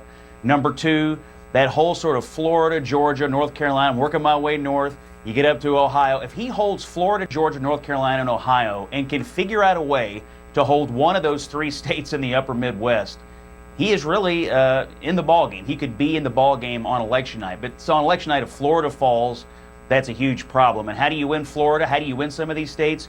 You find voters who fit your demos, who lean your way on issues, but didn't vote in 2016. Maybe they weren't even registered, and you use your massive field program, which the Trump campaign has invested in, and you got to turn them out. So there's not a ton of persuasion going on out there. There is turnout going on out there to try to alter the composition of the electorate. Obama did it in 12. Bush Cheney did it in 04. And could Donald Trump be the next incumbent president to do it? That's his task over the next 2 weeks. Andrew, does Scott's math worry you? Well, you'd much rather be Joe, according to this map. And the great thing about Joe's position is he has multiple paths to 270, and Trump essentially has to pull an inside straight, which it would be a very, very difficult task because it's not like the Dems can't see this coming. You know, like we could invest in a lot of the same battlegrounds, and at this point, the Biden campaign has meaningful resources to invest just about everywhere. So Scott's not wrong that is Trump's best path to victory, but you would much rather be the other side on this one. Yeah. CNN's coverage of Debate Night in America continues with Chris Cuomo, Don Lemon after a break. We'll be right back. The race ends here. From the first votes to the critical count, the way only CNN can bring it to you. Election Night in America, November 3rd. Special coverage starts at 4 p.m. Eastern. Who's supporting Prop 15? Governor Gavin Newsom. The governor says Prop 15 is fair, phased in, and long overdue reform that will exempt small businesses and residential property owners. Join Governor Newsom. Vote yes on 15.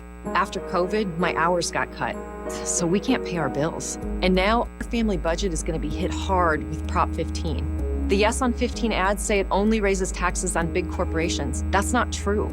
We're all going to pay. $11 billion in new property taxes will get passed on to small businesses and farms. They'll raise prices. Higher gas, healthcare, food, even daycare. We can't make ends meet now. Families can't afford 15. No on Prop 15.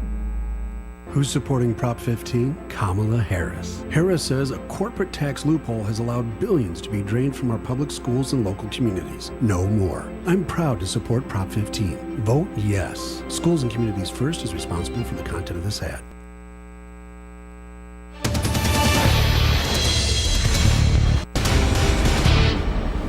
Hello, everybody. I'm Chris Cuomo, along with my man D. Lemon, Don Lemon, our final post-debate extravaganza of 2020. Well, I'll say this. Well, this is the last debate, right? And you did get to see both of these men for who they are. And Don and I both believe that the teams have pretty much been decided. Yeah. And it is time to play the game. But you did get to see the best version of Donald Trump that you've seen in a debate. Low bar. Good morning to you. Good morning, Honest Abe. Who you calling Abe Lincoln? I never said I'm Abraham Lincoln. I didn't say that. Of all the things that he said that he won't own, that was too much. I was like, he was offended by that? By Honest Abe? That was a good line, though, don't you think? I thought for Biden it was a pretty good line. And I thought that you saw the president. As they say, uncurb your enthusiasm. Pretty good. Pretty good. I thought that it was good that format worked. Yeah. It worked well. And you got to see points of contrast between the two men. And it is very clear that this country will go in very different directions based on who wins. I do think that Joe Biden had to deal with a very well thought out line of attack by the president about his son and him making money. Yeah. The vice president kept saying no, no, no. But I got something about that. I'm sure you do. But I'm saying, and the president was plagued by one single word tonight. What? How? Yeah. We'll talk about that. Keep that word in mind. Got it. But I thought the attack on the president's, the vice president's family. Well, it's weird because you would have thought in this debate that Joe Biden was the president and Donald Trump was vice president because Joe Biden was on the offense more, right? Like, don't you think it seemed like role reversal if you didn't know?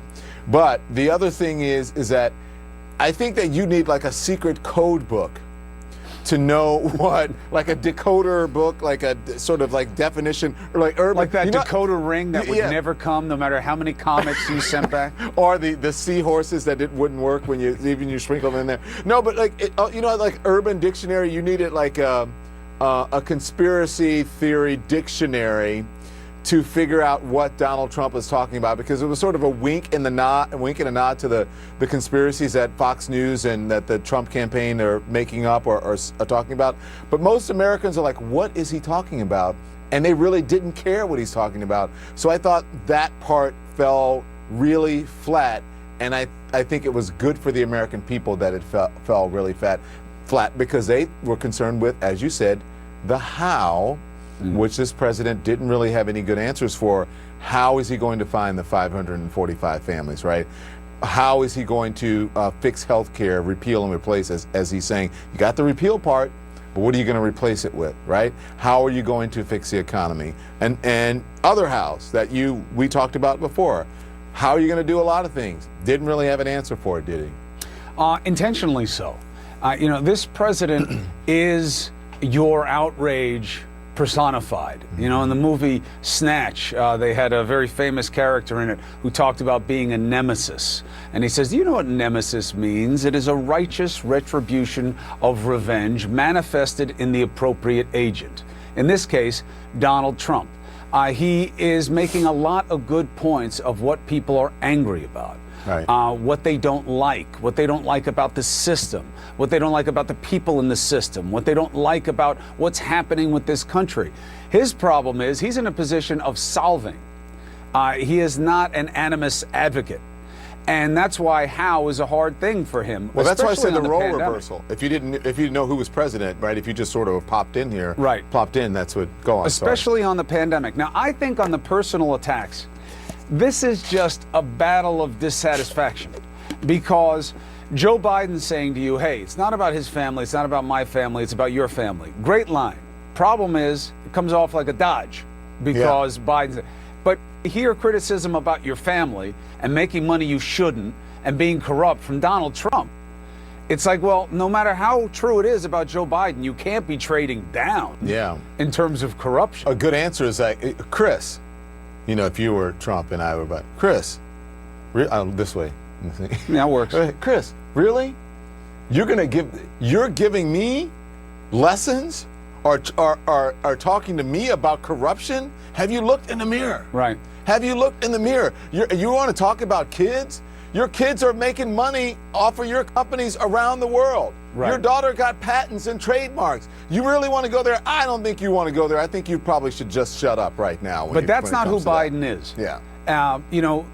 Obvious. Look, we deal with people who are trying to get things passed on a regular basis. But sorry. And I don't know that he could take the bait any better. He doesn't have that particular skill set of quick one-liners. I think, Trump is better at that. The question is, how useful a skill is that when you're going to be president of the United States? But I will tell you this. In politics, axiomatically, if you're in the lead, which presumptively the former VP is in national polls, do no harm. Well, do no harm. You want a tie. He definitely got a tie tonight. But look, as you and I both agree, I think the teams have been decided. Yeah. And it's time to play the game. I do. As I've been saying to you for months now, I mean, who's not decided by now? But maybe there are some people in the middle that are shaky, like, I don't know if I want Trump. I know what he is. I don't know if I want Biden. I know who he is. I don't know if that's undecided or I don't know. I don't even know who would at this point would actually. I don't think the president hurt himself tonight. He lied a lot. So what? Well, he didn't express empathy about I disagree the people separated from their kids. Of course he didn't. No. I don't know that he did anything unusual tonight that might upset his base. The only thing I watched and I was like, I got, okay, great, he got him there, he got him there, he got him there. But the one thing I thought that really hurt him is when he said, well, that's because it's in cities that are run by Democrats and it's blue states and blue. And I said, that's not going to go over well because what people want right now, quite frankly, most people, I'm not talking about the diehards really far right and really far left. People want unity in the country. They're tired of fighting with each other. They're tired of looking upon each other with suspicion about who do you support? What do you think about this? What do you think? They're tired of the lying. They're tired of all the vitriol. They're tired of people calling them names like libtard and then or like Trump-tard. Or people are sick of that. So when he said that, I said, if Biden doesn't come back and say, I'm the president for all people, then he's lost this debate. Sure enough, he came back and said that, and I turned to my fiance and I said, that was not good, because people want someone who's going to be the president. Most people, the president for all people, not just people who live in red states, not just the people who voted for this president. And I thought he did himself some real damage there last night, not with his people, but with the people he may be trying to win over, if that is possible, or people who are on the fence who may have been thinking about voting for him, I think that really hurt him. Yeah, look, we agree. I'm saying if you are sick of it and you want unity, you're not voting for Trump anyway. You don't want it? Don't you want unity? I'm saying if somebody wants unity. I want unity, but sense with it. Like, I know that people are not all of a sudden going to come together, but at least there should be someone who is the president of the United States. Shouldn't the president be trying? No, he's us and them. This is definitional. You know, this is more about culture than it is about policy in this country. And he is us and them. Yeah, everything he talks about is in terms of us and them. Yeah. And if you're a we person, if you want more we, it doesn't make any sense for you to be for him, because that's not what he speaks to. What do you think? Should we throw some people some sound? If they want to hear, I mean, I think they like hearing us. They heard enough from those two guys tonight. They know what's going on. I'm kidding. Oh. Let's talk about COVID, because I think COVID is the big thing right now. People don't know if they're going to be able to put food on the table because of this. People don't know if they're going to have a job. COVID is the truth. And COVID is the truth. So if we can talk about, when Biden talked about, and it's S100 on our sheet, about the number of people dead by the end of the year, and then the president's response to that. Let's listen. 220,000 Americans dead. You hear nothing else I say tonight. Hear this. Anyone who's responsible for not taking control, in fact, not saying I take no responsibility initially, anyone who's responsible for that many deaths should not remain as President of the United States of America. We're in a situation where there are 1,000 deaths a day now, 1,000 deaths a day, and there are over 70,000 new cases per day. The expectation is we'll have another 200,000 Americans dead between now and the end of the year. He says that we're learning to live with it. People are learning to die with it. You folks home will have an empty chair at the kitchen table this morning. That man and their wife going to bed tonight and reaching over to try to touch their, out of habit, where their wife or husband was, is gone. Learning to live with it. Come on. We're dying with it, because he has never said, you said it's dangerous. When's the last time? Is it really dangerous still?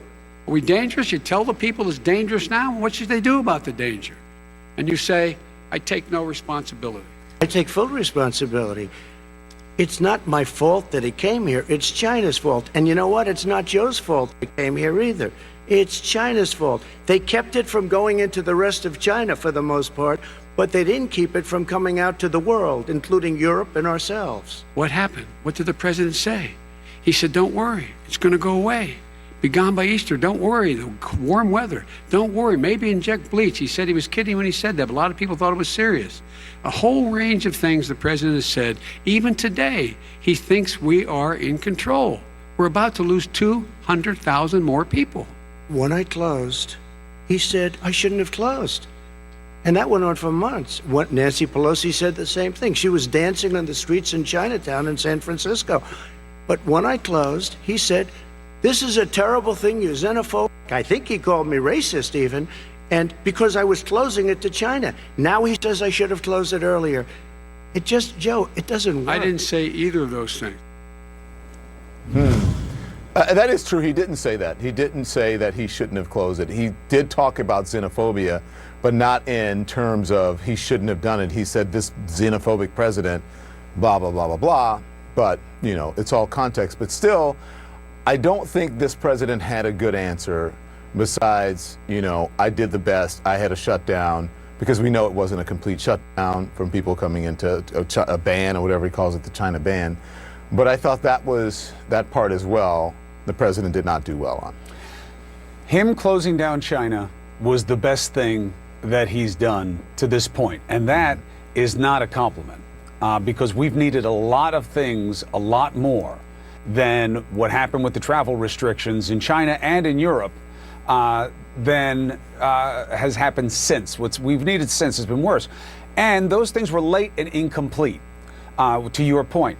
If this election to the pandemic, the president has big problems, because he did say he takes no responsibility. None. He said tonight, I take full responsibility.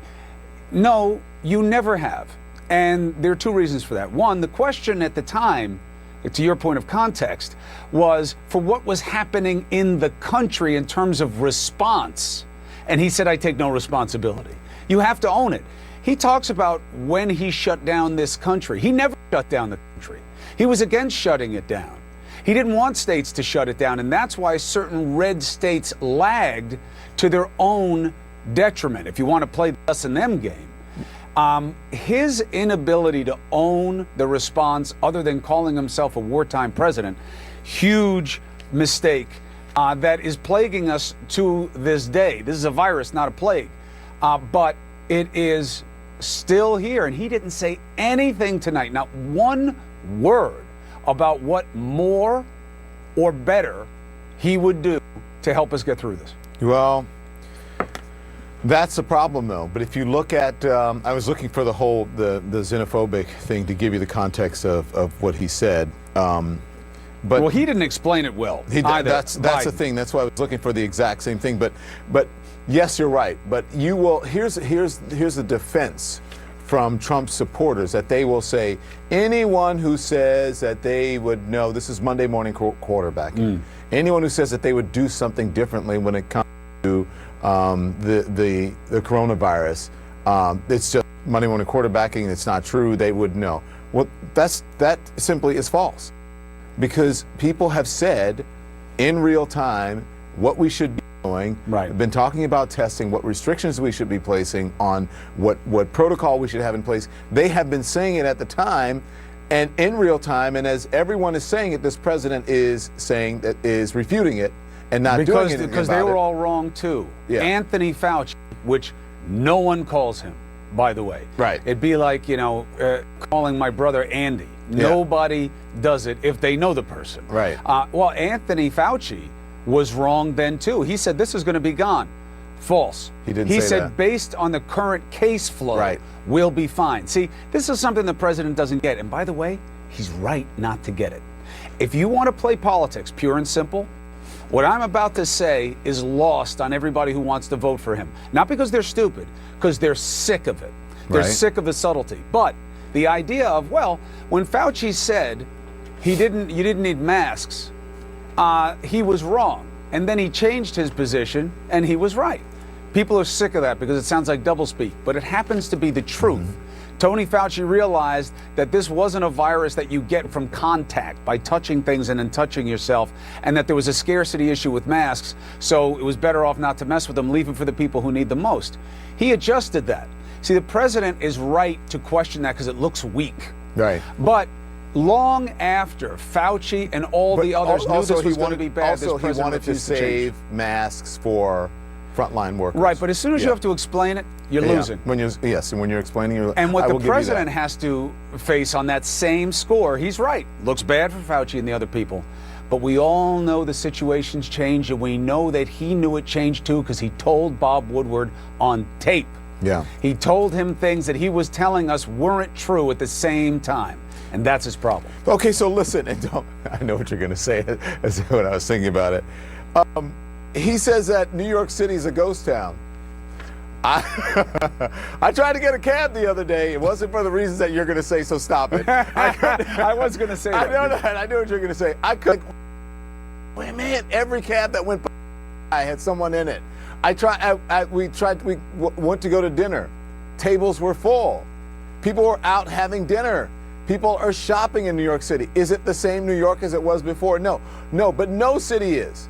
And New York City is thriving right now. It's humming along. Has New York City been hurt? Yes. Every city in the country has been hurt as well. But for him to say, and the city I love so much, he doesn't love this city so much. He moved to Florida because New Yorkers didn't even vote for him. He lost his hometown.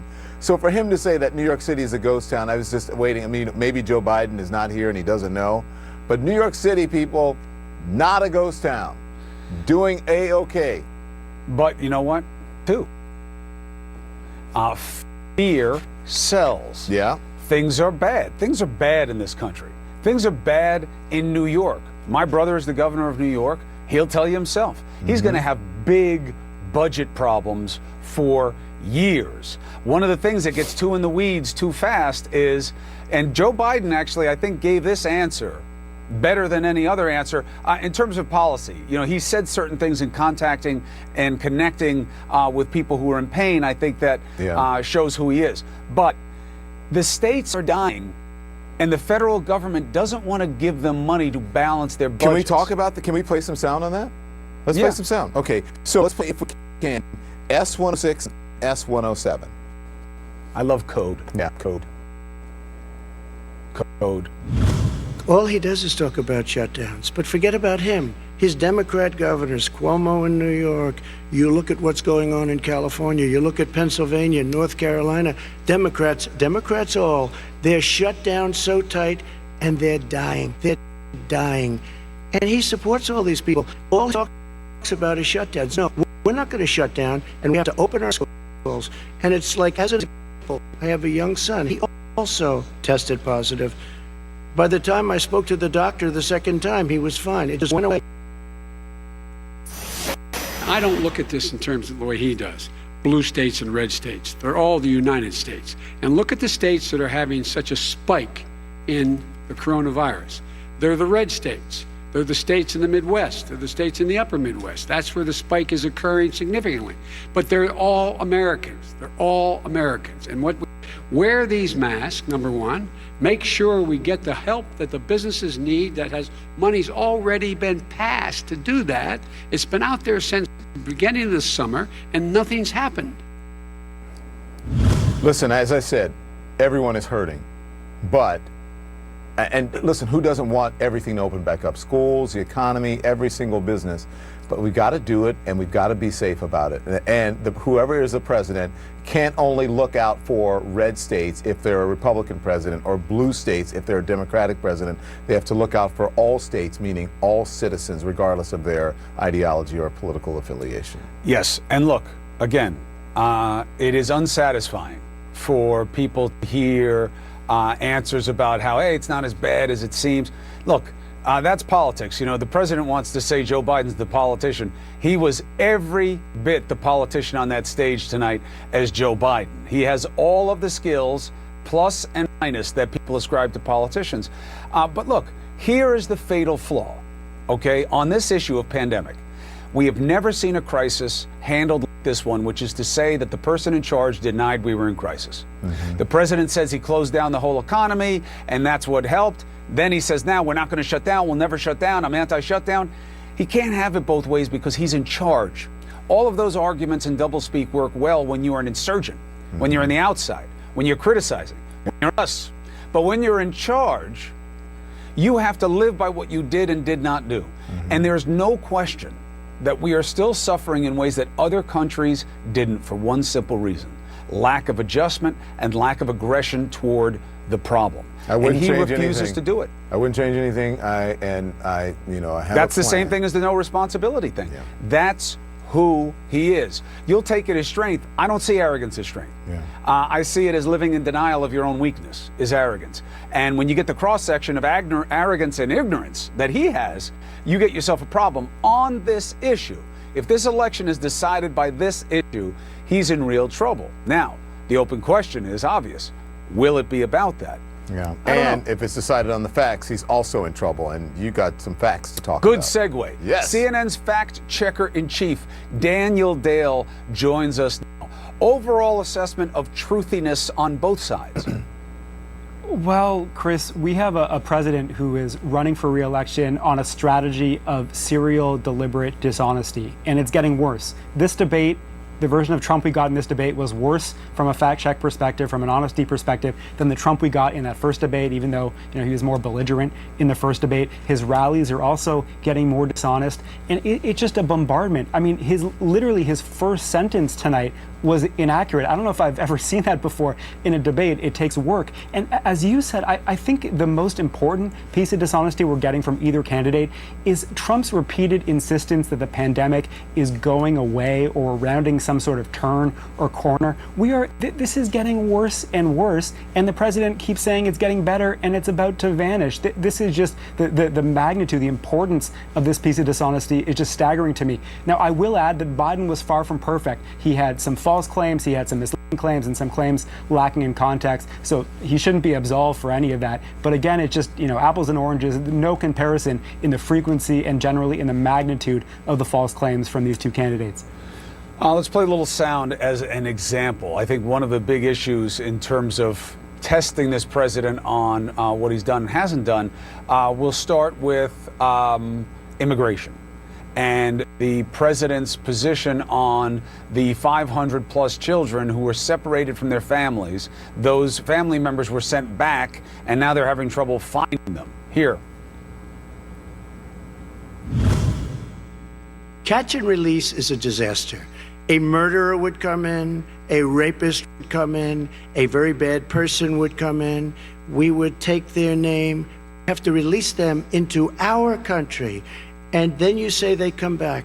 Less than 1% of the people come back. We have to send ICE out and Border Patrol out to find them. We would say, come back in 2 years, 3 years, we're going to give you a court case. You need Perry Mason. We're going to give you a court case. When you say they come back, they don't come back, Joe. Yeah. They never come back. Only the really, I hate to say this, but those with the lowest IQ, they might come back. Okay. First fact check is he doesn't hate to say anything. If anybody learned anything tonight, I had so many people, Daniel, this isn't in your bailiwick, but just as an aside, many people said tonight, well, the president was much differently behaved tonight. He was much more cogent and he was calmer than he was. Yeah, that's because it's all intentional, my brothers and sisters. Of course, he could be like this all the time if he wants to. All the bombast, all the cruelty, all the personal slights. It's not style. It's not that he doesn't get politics. This is who he wants to be. When he wants to be somebody else, he can be. He does what suits him in the moment. Back to the facts. Where does that stand in terms of catch and release? So that claim is wrong. Trump has been claiming for years now that basically nobody shows up for their immigration court hearings after they're released pending a hearing. In fact, as of the latest data we have for 2018, it was 25% of cases were decided in absentia, which means the person was not present to hear the decision, which means that 75% were in court to hear the decision. Now, you can argue that 25% absent is too much, but that's not what the president says. He says it's 99% absent, and Chris, that's not even close to true. All right, let's score both sides, though. Biggest miss by Biden when it comes to the facts? I think it was his claim about fracking. He accused Trump of lying for saying that he had opposed, for saying that he opposed fracking. He said, I never said I opposed fracking. In fact, although Biden's actual written campaign policy position is not a ban on fracking, it's a ban specifically on new leases for oil and gas on public lands only. He did say during the Democratic primary in 2019 and early 2020 that he was generally opposed to fracking. I think we have a clip of what he said to our Dana Bash in 2019. Is that right? Yes, we don't have the clip. Oh, we don't? We yeah. don't have the clip. I'll read it to you. That's my fault. Yeah, okay, go ahead. Or you want to read it to me. You have a nicer voice. Yeah, so we have it here. So Dana Bash said, thank you, Mr. Vice President. Just to clarify, would there be any place for fossil fuels, including coal and fracking, in a Biden administration? And Biden said, no, we would work it out. We would make sure it's eliminated and no more subsidies for either of those, any fossil fuel. And so, he was talking about a few different things there. It was kind of vague, but he did strongly suggest that he was generally anti-fracking, forcing his campaign to come out and clarify over and over that, in fact, he's not actually proposing a full ban. Look, it's on him to explain his answers clearly, fully, and consistently. And if he doesn't, it will be held against him. Thank you, Daniel Dale. You got a heck of a job on your hands when it comes to fact checking. But you know what? Thanks, Chris. Nothing matters more. Appreciate it, brother. You'll be back later on. First, let's take a little break here. And when we come back, more analysis of what worked and where does it leave us. This was it. Now you've got to make your decision. Are you ready? Next.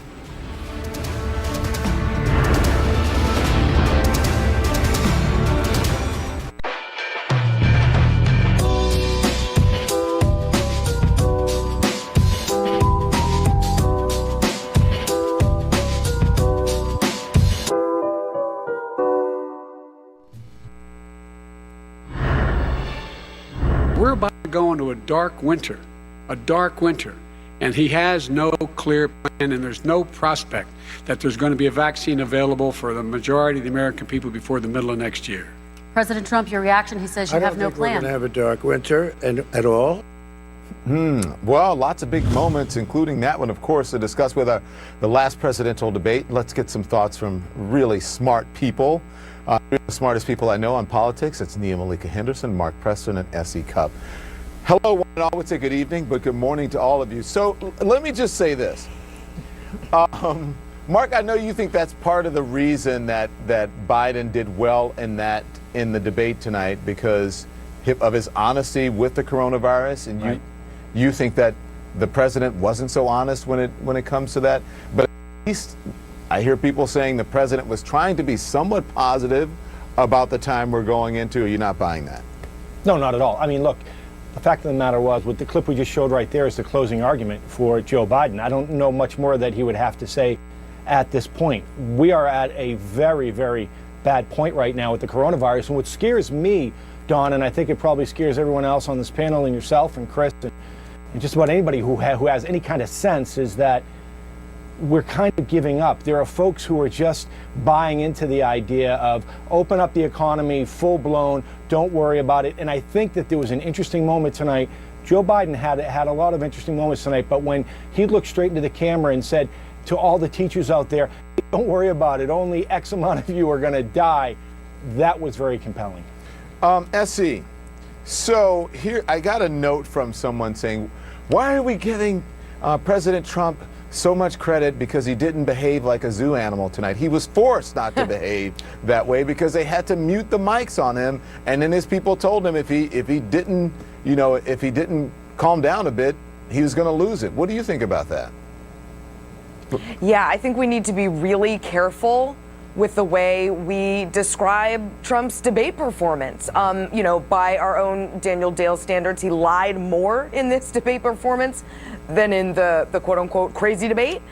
And the bar is so low that it's on the floor.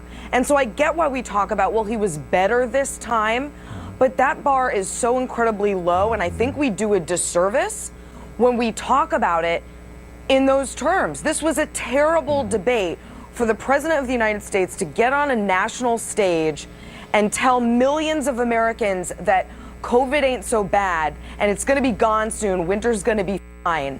To look in the camera and express absolutely zero compassion for kids separated from families. I mean, I could go on and on. It was a terrible debate performance and very, very sad for our country. So I do think our language around his performance matters.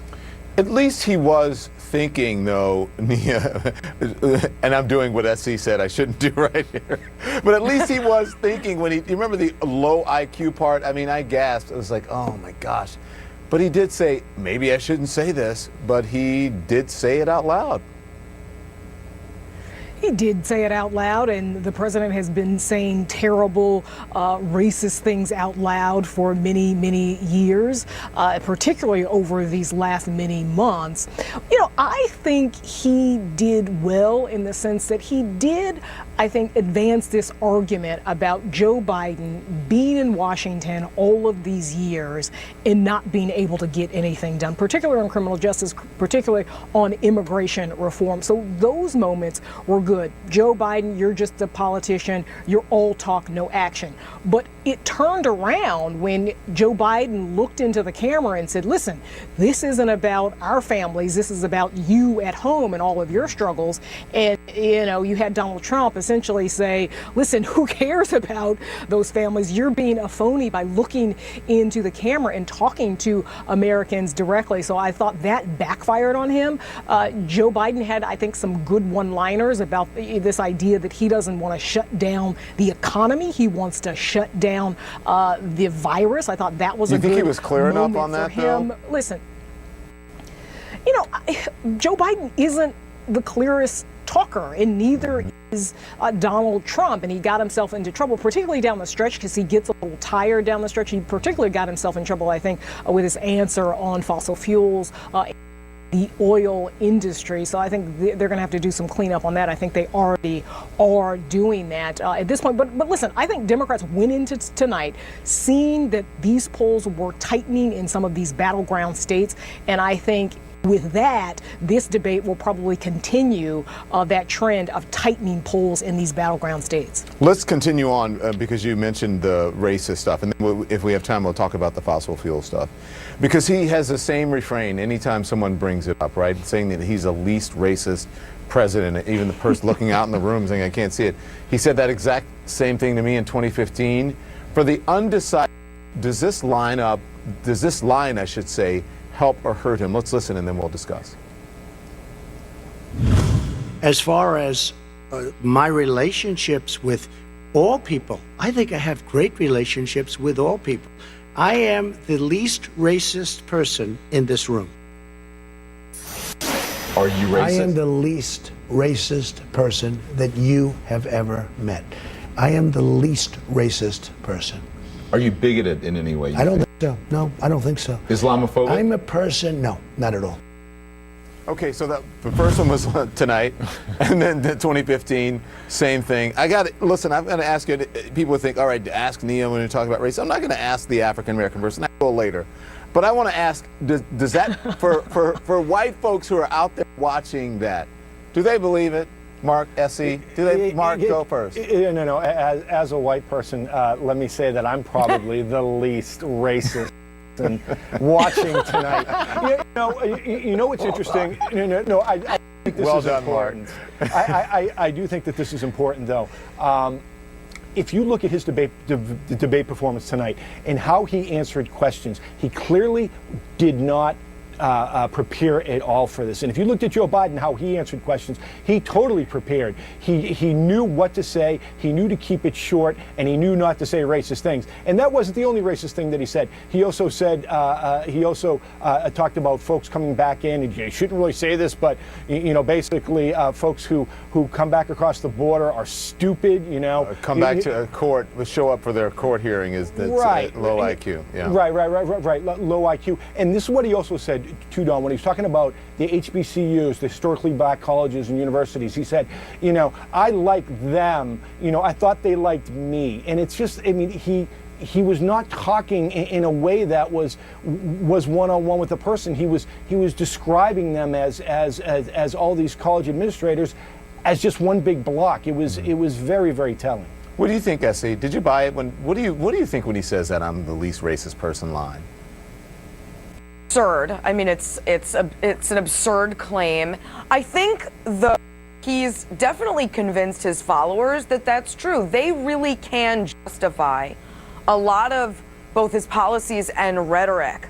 And I think they believe that he's not coming from a racist place, but I think anyone looking at this honestly over not just the years he's been president, but his lifetime of doing racism, whether it was birtherism or bigotry, xenophobia, Islamophobia, I think anyone would have to acknowledge, no, a lot of what you have done and said has not just been a dog whistle, but, a foghorn to racist. He has courted white supremacists and racist voters and racist hate groups to the point that, the group I am looking at the most right now are white suburban women voters.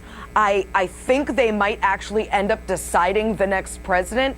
And to them, to us, we hear and see the racism loud and clear. It is not coded. It is not a dog whistle. And I think that has been part of what has turned so many of us off from Trump and the Republican Party. So, Nia, you said clean up on aisle one, and S.E. was shaking her head in agreement about fossil fuels and oil and gas jobs. Listen to this. Would he close down the oil industry? It falls. Would you close down the oil By industry? the way, I would transition from the oil industry, yes.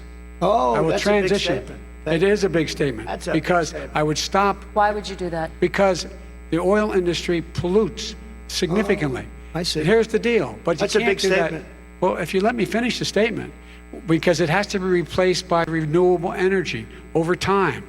And I'd stop giving to the oil industry, I'd stop giving them federal subsidies. He won't give federal subsidies to the gas, to solar and wind. Yeah. Why are we giving it to oil industry? We actually do give it to solar and wind. We And have that's one maybe the final biggest question. statement in terms of business. That's the biggest statement. Okay. Because We have basically one what he's final saying question, is he is Mr. going President. to the oil industry.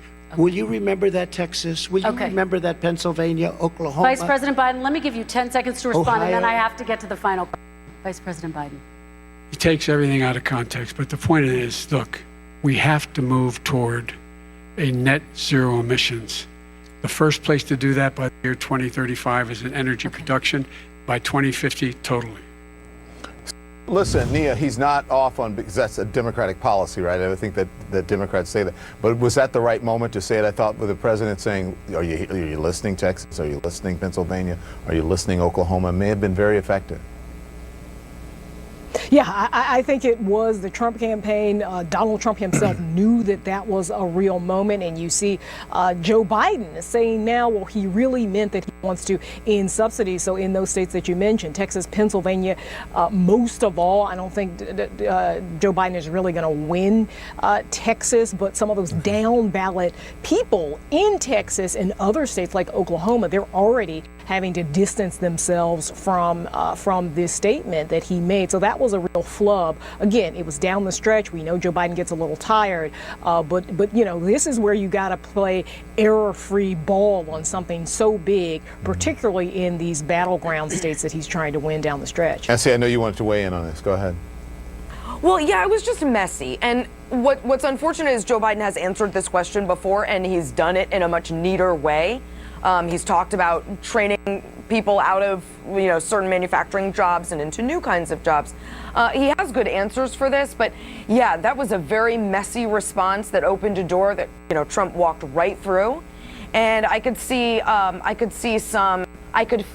some nervous campaign aides, sort of hearts aflutter backstage and in their offices when he said that. Well, that's it. You don't get to talk about this in this time.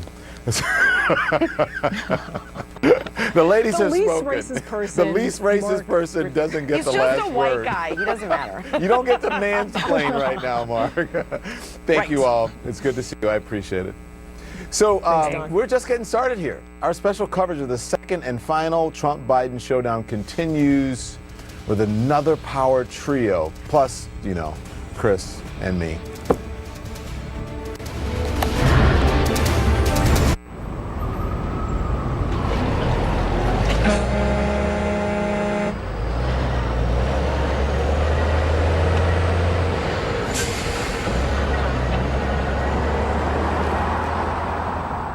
133 million Americans have pre-existing conditions such as high blood pressure, diabetes, and asthma. This administration and Senate Republicans want to overturn laws requiring insurance companies to cover people with pre-existing conditions. They're rushing a lifetime appointment to the Supreme Court to change the law through the courts. 70% of Americans want to keep protections for pre-existing conditions in place. Tell our leaders in Washington to stop playing games with our health care. Eleanor Roosevelt wrote, "You must do the thing you think you cannot do."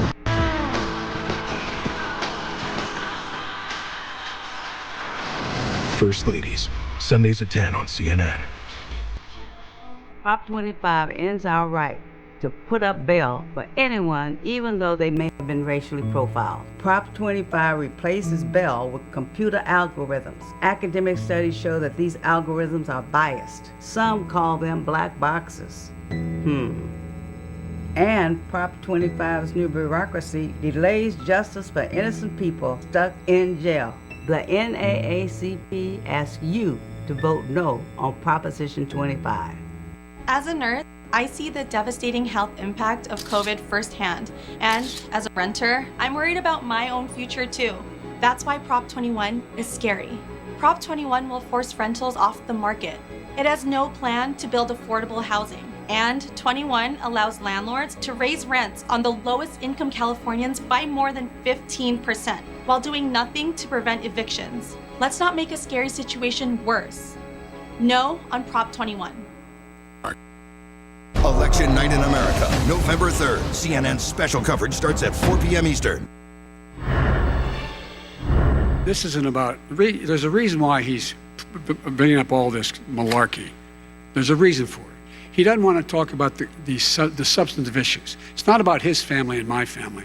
It's about your family. And your family's hurting badly. If you're making less than, if you're a middle-class family, you're getting hurt badly right now. You're sitting at the kitchen table this morning deciding, well, we can't get new tires, they're bald because we have to wait another month or so. Or are we going to be able to pay the mortgage? Or who's going to tell her she can't go back to community college? That's a typical political statement. Let's get off this China thing. And then he looks, the family, around the table, everything. Just a typical politician when I see that. Let's talk I'm about not North a typical Korea now. politician. Okay, That's why I got elected. Let's get off the subject of China. Let's talk around, sitting around the table. All right. Come on, Joe, you can do better. Yeah, it's called empathy. Why don't we talk about that audit that's going on forever with your taxes that makes you think that you can't give them out because that's what your attorneys tell you. Yeah, I used to practice that kind of law. You could put it out right now if you want to. And in fact, the president, as you remember, during the election, said to me originally that he thinks he's under audit because he's such a strong Christian. Let's discuss the impact of these moments in what was a much better debate, certainly for the president, and arguably for Joe Biden as well. We have Karen Finney, Anthony Scaramucci, and Mike Shields, not to put Mike and Karen under pressure. But you got a little catching up to do because Smooch may have had the line of the night so far. He tweeted out, tomorrow starts the Scaramucci of the race, the last 11 days. That was a very, very good line. Just giving people a heads up. Very well done, Anthony. And for that, I reward you with first go. What was your take on what mattered most tonight? Well, I mean, the no change is what mattered most. I thought the president did well. I always try to offer you a balanced commentary on him. He was coherent. He put the sentences together. He was calmer. He did a lot of lying. He's always going to do a lot of lying. He did well on a relative basis, but he did not outmatch Vice President Biden, and he did not sound as presidential as Vice President Biden. And if you look at the polls, I don't think the polls are going to change because of that debate. And if you believe those polls, in 11 days or a Scaramucci, the vice president will be the president-elect of the United States. Well, Karen, hypocrisy aside, because nobody distracts from a main issue as well as this president does, he was coming after Joe Biden tonight about his son, and he knew what he was saying, and he knew why he was doing it. Do you think he was effective? Do you think he hurt your candidate?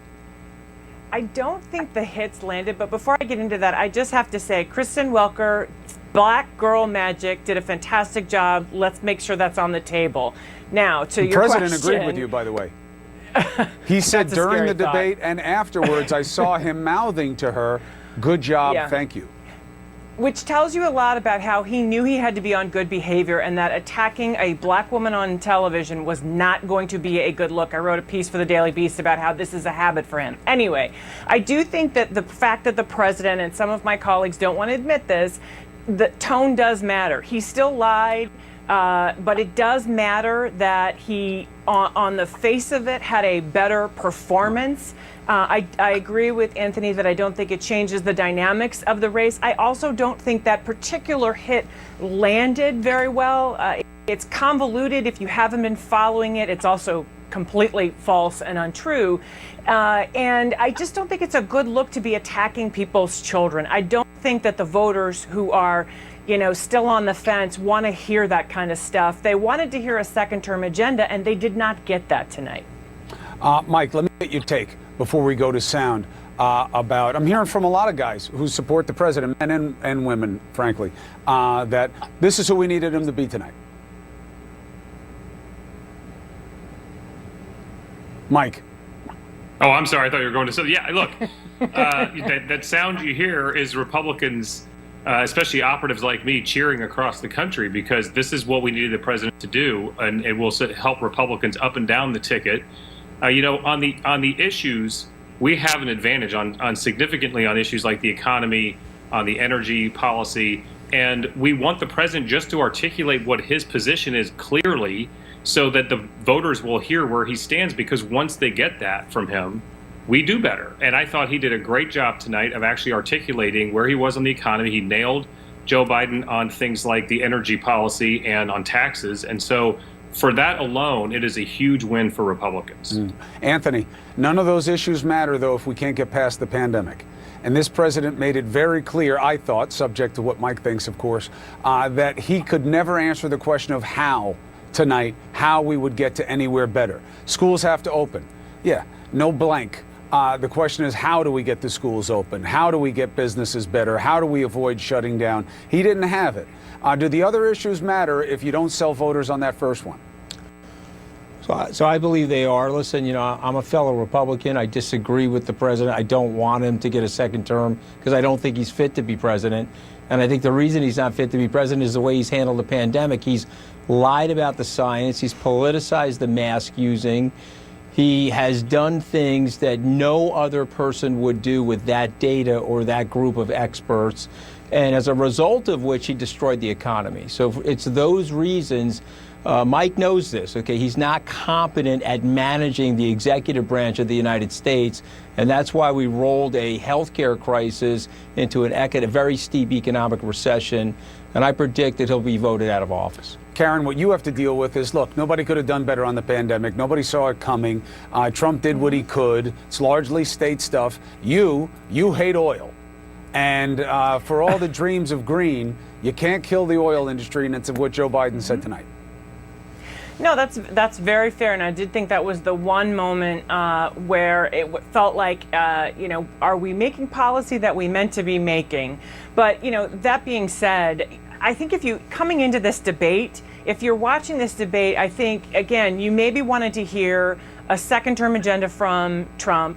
I thought Biden was very effective in making the point that this is about character. And he had a number of moments where he talked about character. Obviously, he was empathetic, as you mentioned, coming into the segment. And again, just from what I'm seeing and hearing from people who are still on the fence, talking frankly to some of those white, college-educated suburban women who voted for him, who now just don't think they can do it again, I don't think Joe Biden's policy on oil is quite going to be, and what he said tonight is going to be the thing that changes the dynamics for Donald Trump. And you did see, look, that doesn't mean that there's not going to be an ad, I'm sure, being cut as we speak against Biden. It's something they'll have to contend with for the next 11 days. But again, in terms of the dynamics of the race, I do think tonight was more about character than anything else. Mike, the idea of listening to the issues that you have the advantage, you left COVID out. And my question is it a concern for you that the president at one point had a good laundry list of the externalities, the collateral damage in this country right now because of COVID, mental illness, abuse of substances, people not getting elective procedures, a lot of illnesses not getting the attended needed.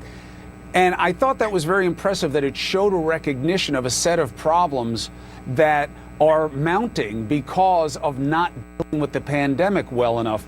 He's right about the laundry list. Are you worried that especially suburban voters, college-educated voters, may carry those concerns into the ballot against him? No, look, I thought this was his best defense of his COVID policy. There is a legitimate debate about shutting down or opening up when it comes to schools, when it comes to the economy. Every governor across the country is wrestling with this. Every state legislature is. It's a debate that's roiling the country. And up until now, the president I had not seen as good as tonight as an argument on the other side of it. It's sort of like the media and the left has just decided you have to shut everything down. It's the only way to do anything, to shut it all down. He put Joe Biden in the position of being the shutdown guy. And that was very successful because there are plenty of Americans, regardless of their party, that want a more balanced approach to how it is that we tackle COVID and the economy at the same time. The president's brand is the economy. That is his strength. It came across in the polling from CNN on the debate tonight. It comes across in every poll I look at. I hear you about the economy. And he managed to make COVID into an economic success for him tonight. I hear you about the economy. We're out of time. I appreciate it. We're going to have plenty of time for conversation going forward. But I will tell you this. We all know it's disingenuous to separate the two. If you don't deal with the pandemic, you can't deal with the economy. And the reason we had to shut down, it was interesting to hear the president tonight, on one hand, say, listen, we shut down the biggest economy in the world because we had to fight the virus. And then he said later on, we'll never shut down. You can never shut down. Can't have it both ways. If people take it that way and if the opponent frames it that way. Big ifs. Karen Finney, thank you. And you know what? Shame on me. I'm always shy to talk about the moderators because I don't want to make it about the media, but you were right. We have to take moments where we see things that we're not used to seeing and praise them as praise is due, and it is tonight. You're right about Welker. Anthony Scaramucci, line of the night, and you're handsome. Mike Shields, always appreciated, and you look good with the glasses, let's be honest. All right, what do you say we keep this coverage going? We got more for you next. The virus is surging, spreading everywhere. Washington is a red zone. The commander-in-chief, senators, Secret Service agents, staff, infected. But Donald Trump and Mitch McConnell will stop at nothing to jam through a lifetime Supreme Court appointment. Failing to stop the spread across the country, super spreader events in Washington, crowded hearings making it worse. Tell Congress, don't let Trump and McConnell rush someone into a lifetime spot on the Supreme Court. Demand Justice is responsible for the content of this advertising. From deep dives to daily briefs, CNN Politics podcasts have you covered. The Axe Files, Politically Sound, CNN Political Briefing, and more. Listen on cnn.com/podcasts.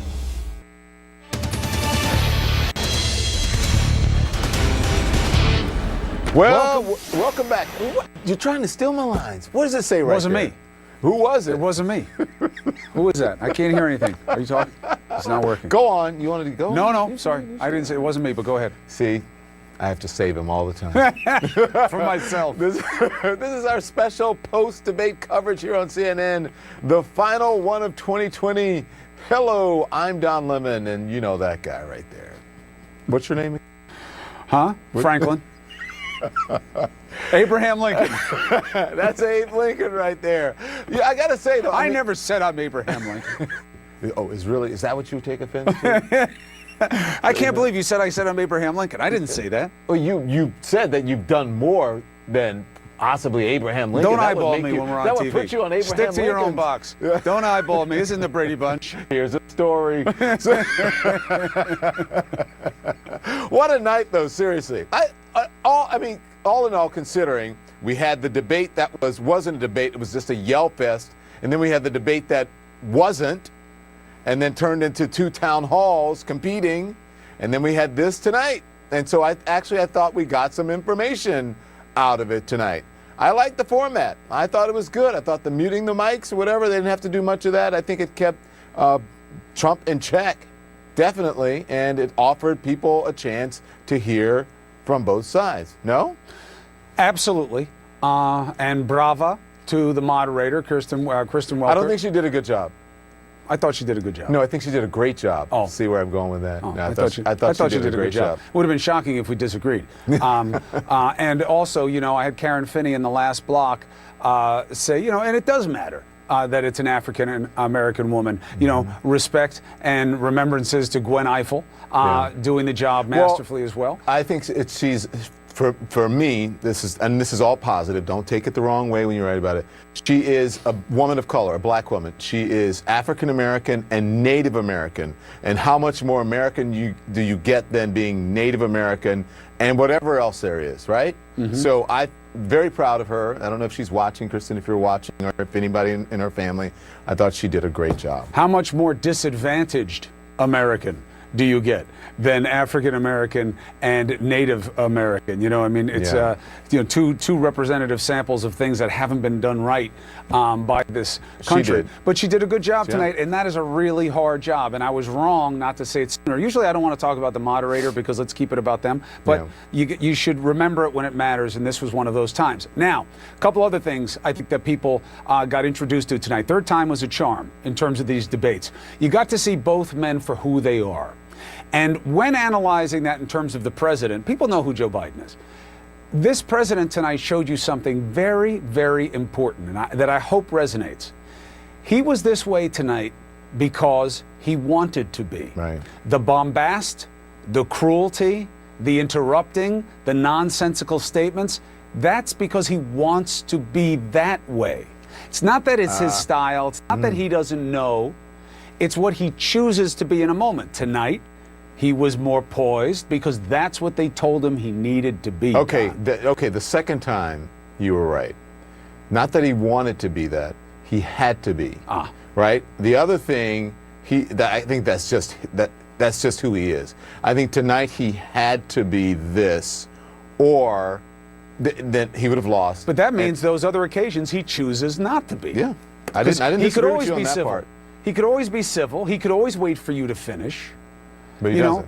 He doesn't. Why? Because he knows it works better for him the other way. But I also think when you're just talking to him and he's unguarded, he shows you who he is. You know, when you're sitting down in an interview and you ask him if he's racist, he knows, I am the least racist. That's why I played it the last hour. I am the least racist person. That is his refrain. That's his go-to when it comes to racism. Not an introspective, well, I'm sure, you know, growing up in America and living in America, there may be some blind spots. I know we've talked about this, and you said he can't do that for his base, right? That I may have some unconscious bias, as all Americans do, and we all need to work on that. You know, there is a line. You've that never you can heard use. him admit a weakness. No, never. No, and even when he says, you know, we're the best. Do you remember when someone asked him about testing negative?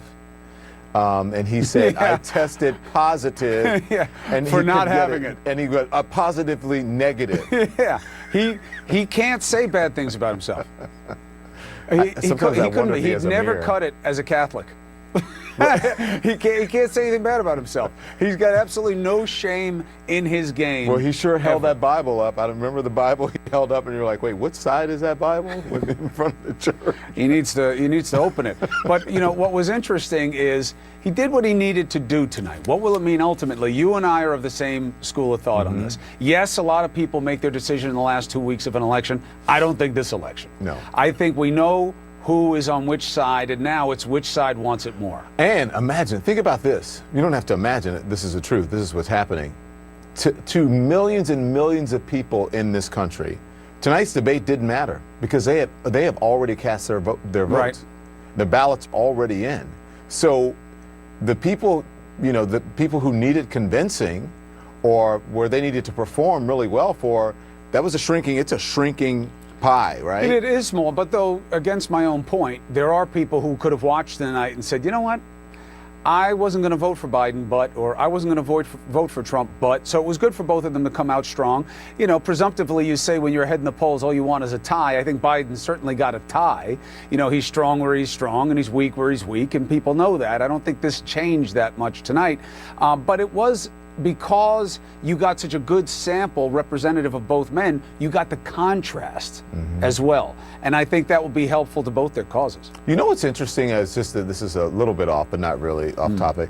I was talking to someone the other day, and they were talking about Joe Biden, and they said, you know, well, you know, sometimes he has to think about what, and I said, well, you know, he's like, he overcame a stutter, and then the person had no idea. And I couldn't imagine at this point in time, as Joe Biden has been on the stage for as long as he's been on the stage, and he's been running for, you know, now for about 2 years or so, a year and a half or so, that someone would not have that information and think something otherwise about Joe Biden, that they don't realize that he's overcome his stutter, but he still has some of the things that go along with that. He still stutters, right? Yeah, he doesn't get stuck. He doesn't get stuck the way some stutterers do. But look, let's be honest.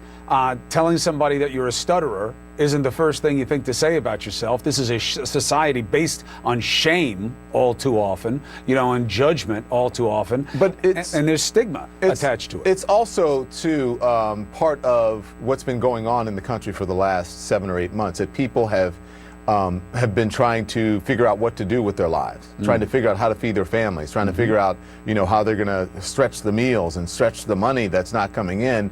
And I think it's been really hard for many people to pay attention, because maybe if things were going okay and you just, you know, you had the luxury of having the job that you had or the income that you had coming in, or not a relative who was sick or dying, that you may have been able to pay attention. Usually people don't pay attention until the end. But I found it fascinating that this person who was extremely informed had no idea. They looked at me and said, "What are you talking about?" And I said, "Well, he's a stutterer. He overcame stutter." And he said, "Well, that changes the whole thing." Right, and we also, not you so much. You're actually pretty good at this. I have a tendency to assume much more intensity of interest about this stuff. Most people are passive when it comes to their politics. This is an unusually intense period. But, you know, people live their lives. They do other things. They don't watch us, you know, 24/7. Some do. Most, yeah, they watch you more. But they, you know, most don't do that. You know what I thought was interesting tonight? What? Juxtaposition between the president being able to identify all the different tolls that the pandemic is putting on people's lives, to the point you were just making. Increase it in abusive behavior, domestic abuse, abuse of substances, mental health problems, different health problems that aren't being attended to because of the strain on the healthcare system. And yet, alcoholism, addiction. Sure, substance abuse is up, and understandably so. But he does not make a connection to that and the need for him to get off his ass and get more aggressive in taking on this pandemic. I thought that was interesting, and it was tied up with a bow for me with what we started off with tonight, just so you think that Don and I didn't randomly decide to make fun of Abraham Lincoln. It came up in the debate tonight, and of all the things Biden accused Trump of, this is what he reacted to most indignantly. Nobody has done more for the black community than Donald Trump. And if you look, with the exception of Abraham Lincoln, possible exception, but the exception of Abraham Lincoln, nobody has done what I've done. Abraham Lincoln here is one of the most racist presidents we've had in modern history. He pours fuel on every single racist fire. Every single one. Started off his campaign coming down the escalator saying he's going to get rid of those Mexican rapists. He's banned Muslims because they're Muslims. He has moved around and made everything worse across the board. He says about the poor boys, last time we were on stage here, he said, I told them to stand down and stand ready. Come on. This guy has a dog whistle about as big as a foghorn. He made a reference to Abraham Lincoln. Where did that come in? I mean, you said you're Abraham Lincoln. No, where did that? No. You said. I said not since Abraham Lincoln has anybody done what I've done for the black community. And I'm saying. I didn't say I'm Abraham Lincoln. I said not since Abraham Lincoln has anybody done what I've done for the black community. Look at Captain Accuracy over here all of a sudden. No one has done for the blacks. With the possible exception of Abraham Lincoln. Imagine you saying... Wait. If you producers, you can find Joe Biden's face when he says that. You got Joe Biden does this. Like, you want to go, say what? Can you imagine? It's like Don Lemon saying, maybe with the exception of Martin Luther King, possibly, nobody has communicated as an African American the way I have. And, you know, he can say that, you know, and then he gets indignant. I never said I was Abraham Lincoln. Of all the things that he lies about and gets called out about, this he needed to correct. This is, I said, everyone, but when he does that, everyone's just like, or, you know, that, or, what? Has anyone ever told him? Seriously, shouldn't someone in his campaign say, you need to stop? Like, don't do that. They only tell him more. You know, we've heard all these stories about people who try to keep him on the right track. Look, I have, again, you know, this weird time we're living on. Paradoxically, while I am demonized very often by this president specifically, I've never had better access to a White House than I have to this one in terms of understanding what's going on around him from people who know him well. Because they call you and they tell you. And they do not push him. He doesn't want to hear it. He doesn't trust them. And he believes his gut is better. And he then listens to people who are telling him he's doing well. He is focused 100% right now on the people who are telling him we're doing better in Florida in early voting than we were doing last time. Yeah. You're gonna do well. Arizona, we're a little worried about, but here in North Carolina, this is gonna lead us to Pennsylvania. We're gonna do it. That's all he hears. And the messaging they tell him goes with it is all he'll follow today. Well, it's so easily provable about, you know, when he says he's done more for African Americans. I mean, it's just, you know, it's ridiculous because when you think about it, he likes to say, well, you know, Joe Biden and Barack Obama didn't do anything. Well, if you look at actually what is in the Affordable Care Act and pre-existing conditions, and all you have to do is compare that to what's happening now with the pandemic and look at the people who are contracting it and dying, or dying and coming in contact with this disease and dying proportionately higher than other people. It is African Americans, it's minorities and people who are on the front lines, people who don't have as much access to the healthcare system. That is certainly something that is a positive for African Americans. And if you actually look at the unemployment rate, the trajectory of the unemployment rate, up or down, the longest decline in unemployment was under President Barack Obama. This president simply kept it on track. For him to say that, I think that's why African Americans get so annoyed when he says things like that, because we know the truth.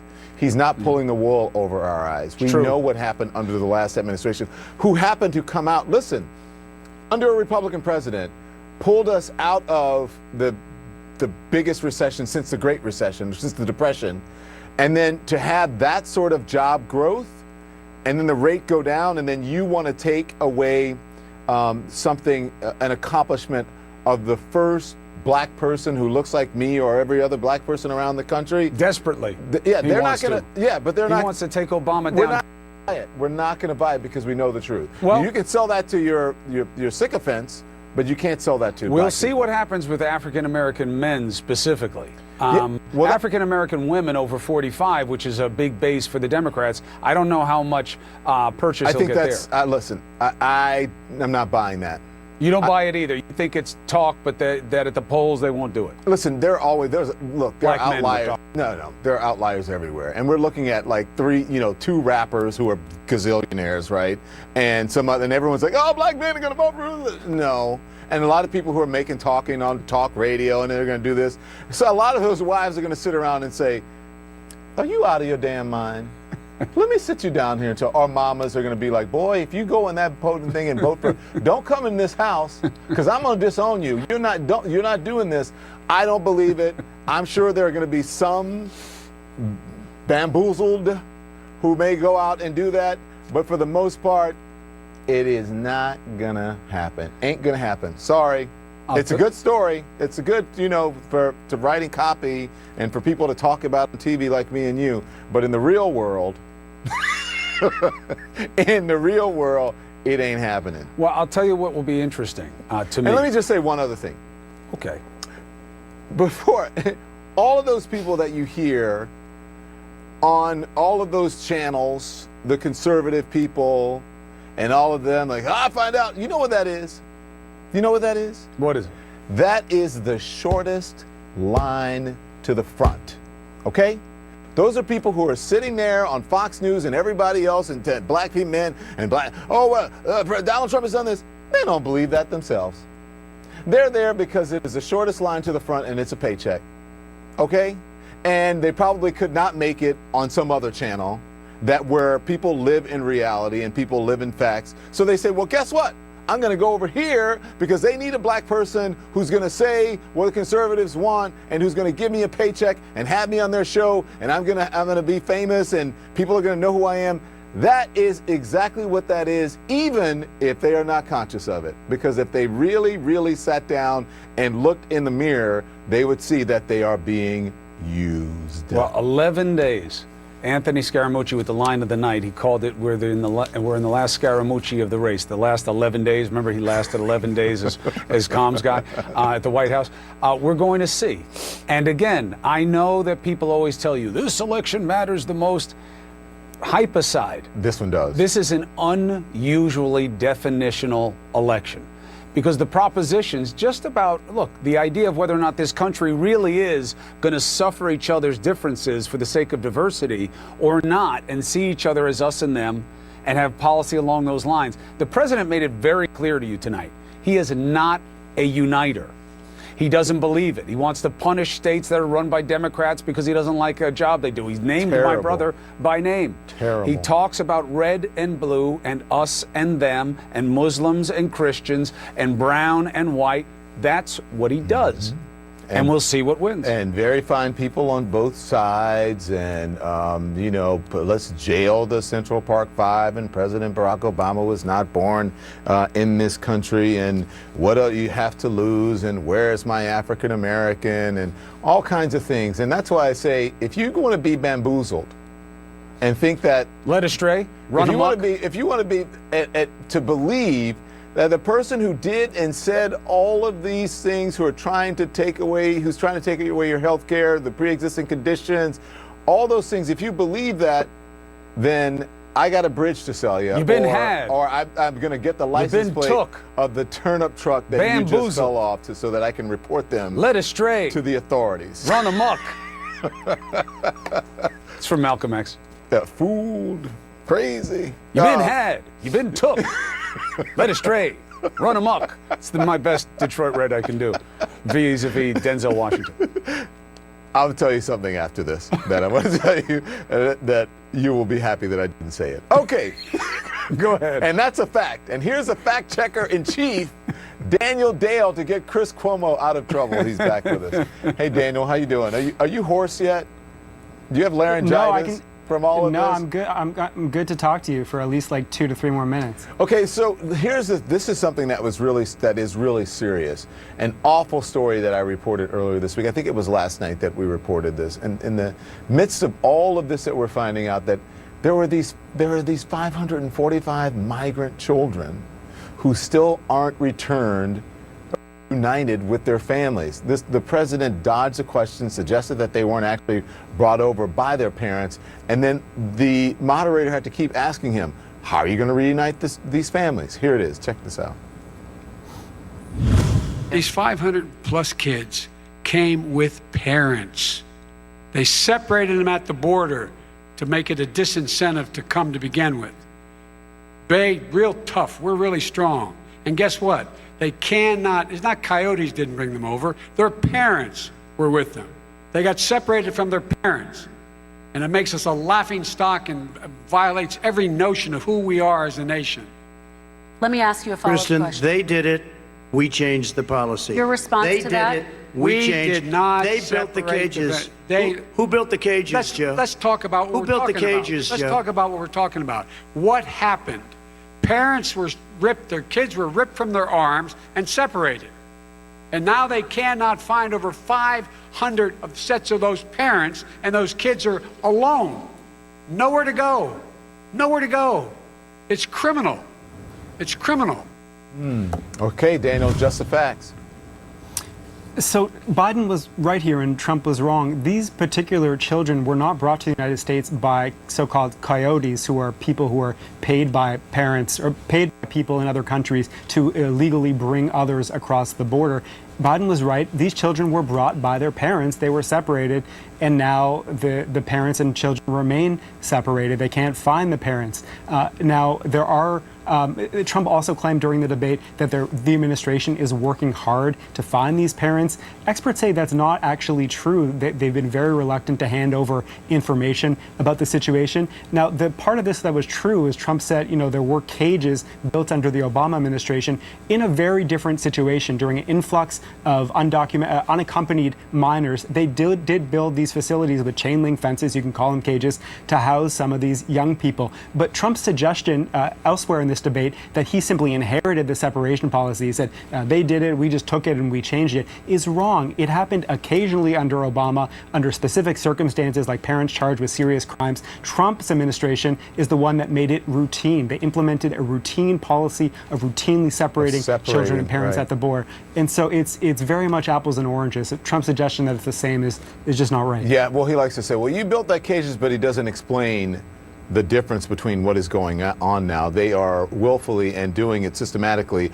or had been. Now they've changed their policy of separating children from their parents. And the evidence of it, if 1 + 1 = 2, well, this now equals 545 families that they cannot find the parents, that they can't find the families for. Those are the facts. So listen, Daniel, Trump also tried to hit Biden with Russia. He claimed Biden received $3.5 million from Russia and that it's meddling to defeat him. Then Biden hit back. Listen to this. Joe got $3.5 million from Russia, and it came through Putin because he was very friendly with the former mayor of Moscow, and it was the mayor of Moscow's wife, and you got $3.5 million. I have not taken a penny from any foreign source ever in my life. We learned that this president paid 50 times the tax in China, has a secret bank account with China, does business in China, and in fact is talking about me taking money. I have not taken a single penny from any country whatsoever, ever. So, what's the truth about Biden and Russia? So, Don, this is an example of what I think of as Trumpflation. It's how he takes a previous claim, often false, and inflates it, beyond the original recognition. So the initial allegation, which is denied by Hunter Biden, this is an allegation made by Senate Republicans, is that Hunter Biden, Joe Biden's son, received $3.5 million in a business deal, a consulting deal, with the wife of the late mayor of Moscow. Now, again, Hunter Biden says he didn't get this money. He's not affiliated with the firm that did get the money. But regardless, that's not what Trump said. Trump said that Joe Biden got the money and it came through Putin. There is no allegation from Senate Republicans, and there was no allegation from anyone, as far as I know, until tonight, that Joe Biden received these payments, this payment. So this is, again, the president taking a kernel of something and turning it into something much bigger and more dramatic that's just not true. This is going to get worse over the next 11 days, Daniel, and I think that we're going to have to be dealing with, actually, you may need a helper, and I'm serious with that. We have a team. There are others, not just But this me. is going to get worse over the next 11 days because there are so many things out there, and I think Jake Tapper pointed to this earlier about sort of the conspiracy theories that are being propagated on the right that weren't necessarily talked about in this debate, is not necessarily being talked about in legitimate media, but they are certainly doing it in conservative media because the president's behind.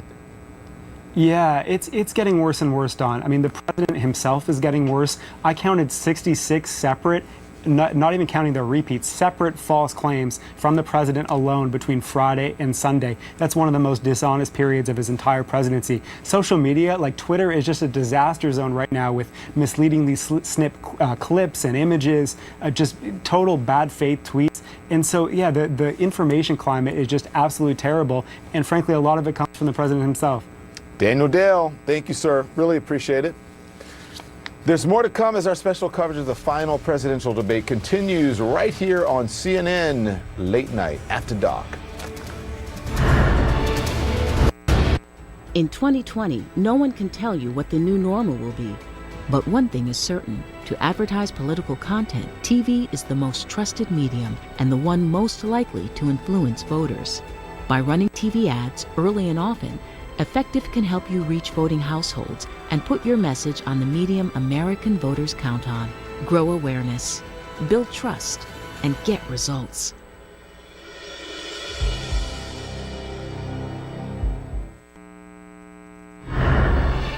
When he talks about a public option, he's talking about destroying your Medicare, destroying your Social Security. He's a very confused guy. He thinks he's running against somebody else. He's running against Joe Biden.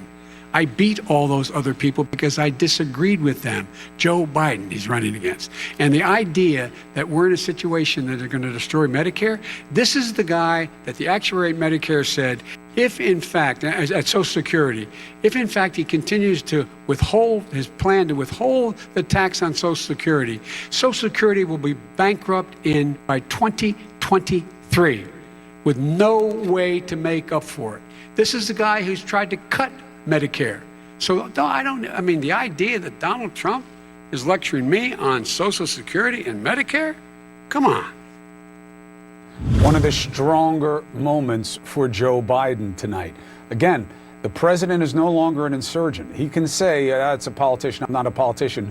Yeah, you are. And health care and not having a plan for it and being in court right now trying to undo pre-existing condition protection is not a good look when you say you'll always protect people. So how did that play? What did it mean in the overall matrix of this election 11 days out? Nia Malika Henderson, Ron Brownstein, the professor, and Paul Begala. Haven't seen you in a minute. Good to see you, brother. All right, so Nia Malika, on balance, as you know, Don Lemon and I are on record as both believing that people have made their choice. We know who's on which team. It's now time to play the game. Do you believe that there was needle movement tonight, maybe because of early voting and people can vote basically any day they want to in many of the states that matter? You know, Listen, I think this race is going to tighten down the stretch. You see some of that. You talk to Democrats, they see some of that in the battleground states. And I think this probably helps Donald Trump a bit in trying to close this race. I think the problem he has is that there is a large gap in particularly these demographics, college-educated white voters, both men and women, and seniors, right? That's why that clip that you played with Joe Biden talking about Medicare, talking about Social Security was such a strong moment for him. You think about a state like Florida, 21% of the electorate in 2016 were seniors, same percentage in Pennsylvania. So those kinds of lines where he goes after the president on issues that are so important to seniors, I think a really good moment for him. And we also know that overall, this is going to be a race about the coronavirus and to a certain extent, character too. Character being how the president comports himself, some of the race baiting he does as well. And so on those two big issues, I don't think the president helped himself very much, but I think, sort of the wobbly Republicans, they have something sort of to cheer about. Maybe some of those independents will start to shift in some of these battleground states back to the president. Ron, looking at tonight through the lens of the demographics that matter to each candidate, what did you see that mattered? I had a very similar take to Nia. I mean, I think that the posture of the race is very, very settled, is deeply engraved at this point with very clear demographics. Joe Biden doing a little better, but significantly at the margin better among non-college whites than Hillary Clinton. Biden having the best performance probably ever for Democrats among college whites, and then doing strongly, as you noted, with the potential of some slight erosion among African American and Hispanic men, but overall quite strong among minorities. I didn't really see anything to significantly change that. I thought the president had a more coherent argument than he had in the first debate, and I realize that's a low bar, but I mean the argument, look, of all these things, you're going to do all these great things, how come you haven't done them in all of these years? But he didn't have a more coherent plan. And, as Nia Malika said, the fact that 60% of the country disapproves of the way he's handling coronavirus is the central fact in this race. And in the first 10 minutes of the debate, he made very clear he is not going to take it more seriously. He is going to continue to wish it away. And he really does have no plan to do anything differently as the U.S. heads into what Joe Biden, I think, accurately described as a dark winter. Paul, how did you feel about it tonight in terms of what you need to do to win this election? Yeah, I think Joe Biden took a big step toward the White House tonight. I don't think that Trump did anything to shake up the race. In fact, I think Joe framed it up well. His biggest vulnerability, Trump's last strength, is the economy. I didn't think Trump pressed his case on the economy very effectively. He could have said, here's the 4 things I can do, right? I'm a builder. I've got this COVID thing. I'll get it out of the way. I can rebuild the economy. He didn't do that. And I thought Biden, this frame that of progressive populism that Joe used was great. I thought Scranton versus Park Avenue. As a Democrat, I love hearing that. And Trump didn't know quite what to do. And it was both Joe's best moment and the president's worst when Joe said, middle-class families are sitting around the table. They're talking about, my tires are gone bald. I don't know if I can afford to replace them and still pay for the tuition at community college. And everybody comes from a middle-class background. We had those conversations with our moms and dads. And as President Bush used to say, it resonates. And Trump's answer was a spoiled brat trust fund saying, oh, he just sneered at it. This is real life to people, much more than all this, Breitbart secret decoder ring conspiracy nonsense that Trump was spouting. I couldn't even follow it, and I do this for a living. The laptop from hell, or the hard drive from hell, whatever it is, that's what Rudy Giuliani is calling what has been found suggestively about Hunter Biden. The president is all in on that, as one would expect, seeing how it's coming from his lawyer. However, the problem is that he's also a movie star. I'm sorry to interrupt, but isn't Rudy he's got a big movie coming out, I heard. You're talking about the Borat thing. I won't touch it. Is that what it is? It's called Borat? Because I'm going to watch it. Yeah, I know you will. I can't wait, because I admire Rudy. I like him, and I really want to see him on the silver screen. I think that Rudy's got his own issues, but the idea that his lawyer, Nia Malika, is hanging out with someone who he knows has been identified as a Russian operative and is parroting exactly what that person once said is interesting, and it made its way into the debate. Here's what the president was selling, as hard as he was selling anything. I'll play the sound, then it's all you, my friend. We're talking about the issue. Laptop from hell. President Trump, we're Nobody. talking about race right now, and I do want to stay on the issue of race. President Trump, And I you've have just to respond to that. Please, Because look, very there quickly. are 50 former national intelligence folks who said that what he's accusing me of is a Russian plant. They have said that this has all the five former heads of the CIA, both parties, say what he's saying is a bunch of garbage. Nobody believes it except his and his good friend Rudy Giuliani. You mean the laptop is now another Russia hoax? That's exactly what. Is this that's where you're exactly going? what. This is told. where he's going. The laptop is Russia, Gentlemen, Russia. I want to stay on the issue of race. You okay? have to be kidding. Here we Mr. go President, again with Russia.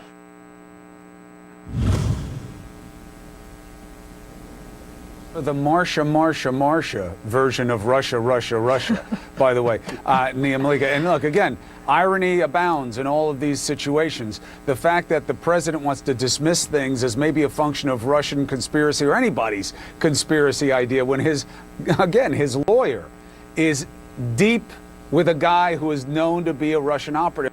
And that's not the problem, it's that he's passing the same information. But as we know, this stuff is blowing up on the internet. There's a lot of reporting that is yet to be done on it. Joe Biden dismisses it. What do you think its net positive, negative was tonight? You know, I thought this was a big flop for this president. Listen, the reason he agreed to do this debate in many ways because he wanted to get all this Hunter Biden stuff into the mainstream, but it's so hard to follow. Of course, all of it is, not verified. He's talking about getting money, the laptop. And so what was interesting was that Biden himself brought it up, and then you had Donald Trump sort of walk into it and try to lace this whole conspiracy theory about Hunter Biden throughout this debate. And I thought Joe Biden had a really strong moment when he said, listen, this isn't about your family or my family. It's about American families out there that are struggling mightily economically in terms of their health, care costs, sending kids to school. So this is a real miss, I think, for this president. But I think it'll continue to churn in the right-wing chattering class. And it's in many ways a redux of what they tried to do with Hillary Clinton in 2016 with her emails and all sorts of things. But this time, Americans are really focused on what is going on in their personal lives with COVID in particular and the failures from this president. We will see. I'm out of time for this segment, but I look at each of your faces and I'm trying to remember these moments because this election is going to be very definitional about a little bit of Bush slip myself there, about which direction the country is going to go. So I'm trying to remember these moments. We're 11 days out, a Scaramucci away from the election, as Anthony Scaramucci put out on Twitter tonight. 11 days. Nia Malika Henderson, Ron Brownstein, Paul Begala, we are living history. Let's see what is to be writ. Let's pick it up on the other side with some more power players and a man known as D. Lemon. This is a mask. It prevents the spread of coronavirus. This is not a political statement. It's a mask. After COVID, my hours got cut, so we can't pay our bills. And now our family budget is going to be hit hard with Prop 15. The Yes on 15 ads say it only raises taxes on big corporations. That's not true. We're all going to pay. $11 billion in new property taxes will get passed on to small businesses and farms. They'll raise prices. Higher gas, healthcare, food, even daycare. We can't make ends meet now. Families can't afford 15. No on Prop 15. Washington rewards politicians who push to the extremes and punishes those in the middle. Well, I'm not a politician. I'm not afraid to work with both parties, just as I do in business. Decades in Washington have changed Devin Nunes and his priorities. I will never forget what makes the Central Valley great. The workers, farmers, teachers, and local businesses, not wealthy corporate donors. I'm Phil Arbaio, and I approve this message because I will always fight for you.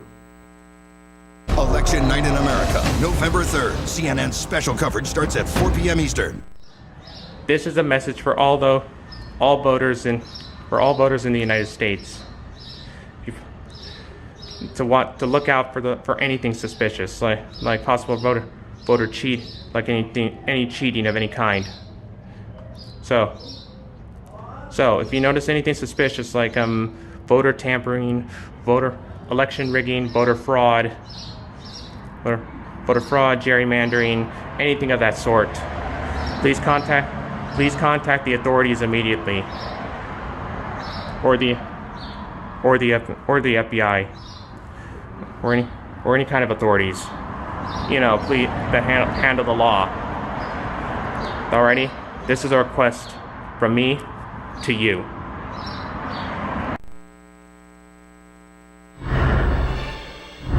What we'd like to do is terminate it. We have the individual mandate done. I don't know that it's going to work. If we don't win, we will have to run it, and we'll have Obamacare, but it'll be better run. But it no longer is Obamacare, because without the individual mandate, it's much different. Pre-existing conditions will always stay. What I would like to do is a much better health care, much better, will always protect people with pre-existing. So I'd like to terminate Obamacare, come up with a brand new, beautiful health care, always protecting people with pre-existing conditions. All right, well, let's get some thoughts on all that. Jennifer Granholm is here, Amanda Carpenter, and Mike Shields as well. Good evening, or good morning. Okay, Amanda, seriously, did you understand what he was saying there? Sort of, but we could talk about the policy of this debate, but this debate wasn't about policy.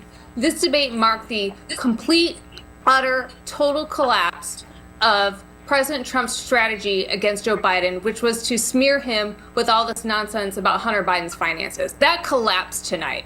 Okay, he's been trying this for years. It's what he got impeached for, and he couldn't land a single argument on Biden about it. So yes, his campaign is going to keep pushing this, but I think everyone that was on this train needed to look at what Donald Trump did tonight, and he just made a mess of it. And so I think we need to stick that conspiracy into the ground on Halloween, put a headstone on it, and dance all over it.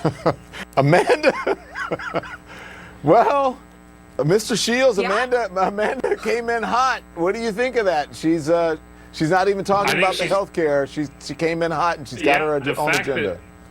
The fact that she led off with that means that it may have served some purpose, because up until about 3 days ago, a lot of people in the media weren't even talking about this story, and now she wants to talk about it so much. You asked about I've healthcare, written about it. I've watched this conspiracy theory. It is so much junk, and you know it, Mike. You know it. Keep talking about it. I mean, you're talking about Hunter Biden. That's what the president wanted you to be doing. So people you're doing exactly what he wanted. People don't really know what it is. You can't even explain it, Mike. You wouldn't touch it with a 10-foot pole. That's why I said earlier tonight that you needed a decoder book to try to figure it out. Jennifer, let me bring you in here.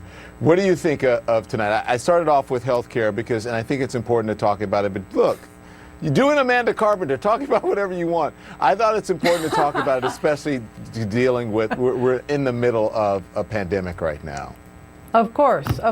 And of course, yet again, the president does not have a plan. Now he's going to wait until after the Supreme Court knocks Obamacare out. But in the meantime, what happens to all these people who would be losing their health care in the middle of a pandemic? I thought that Joe Biden, on this health care series, whether it was COVID or healthcare in general, was so clear. He came out of the box.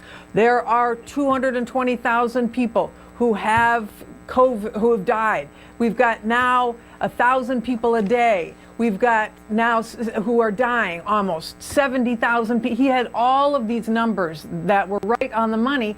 And the whole point about the economy, which Donald Trump keeps coming back to, first of all, Donald Trump had no empathy for any of the 220,000 people who were dying. And to me, if you step back and you look at this whole debate and who expressed a desire to come through this and an understanding of where real people were, it was obviously Joe Biden, and Donald Trump had no shred of empathy. And Don, you and I have talked about our mothers. So I call my mom, who is, to let people know, she's 85 years old, lives in the suburbs, former Republican.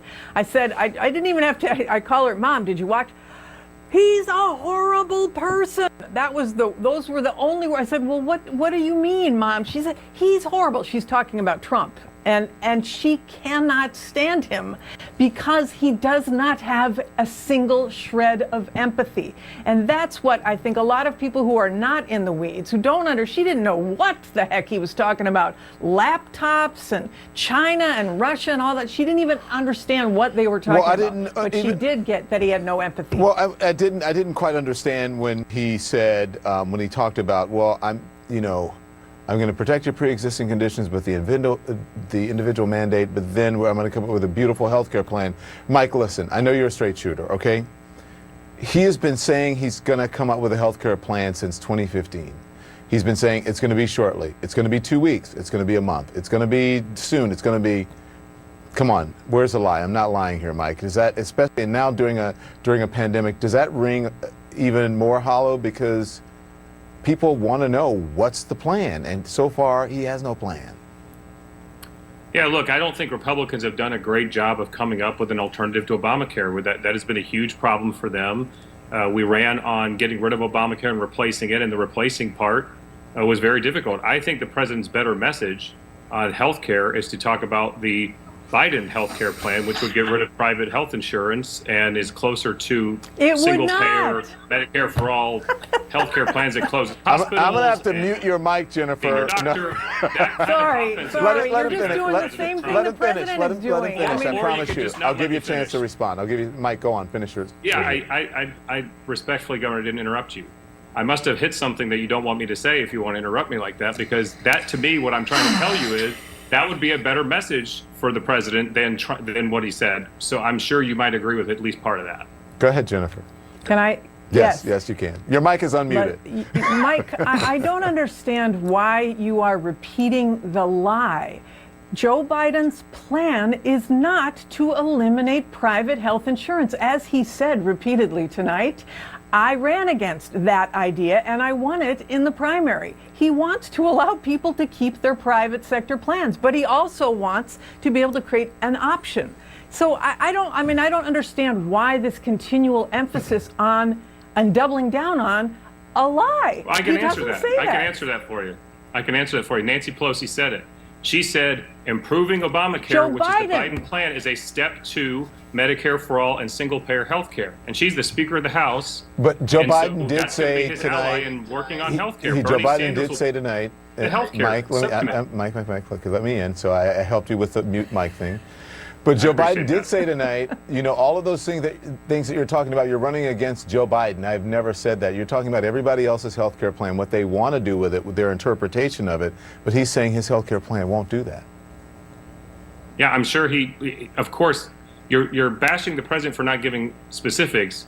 Joe Biden is saying his health care plan won't do that, and yet he is for improving Obamacare, which Nancy Pelosi said is basically a step to single payer. We all know, in fact, I'll make a bet with you, Governor.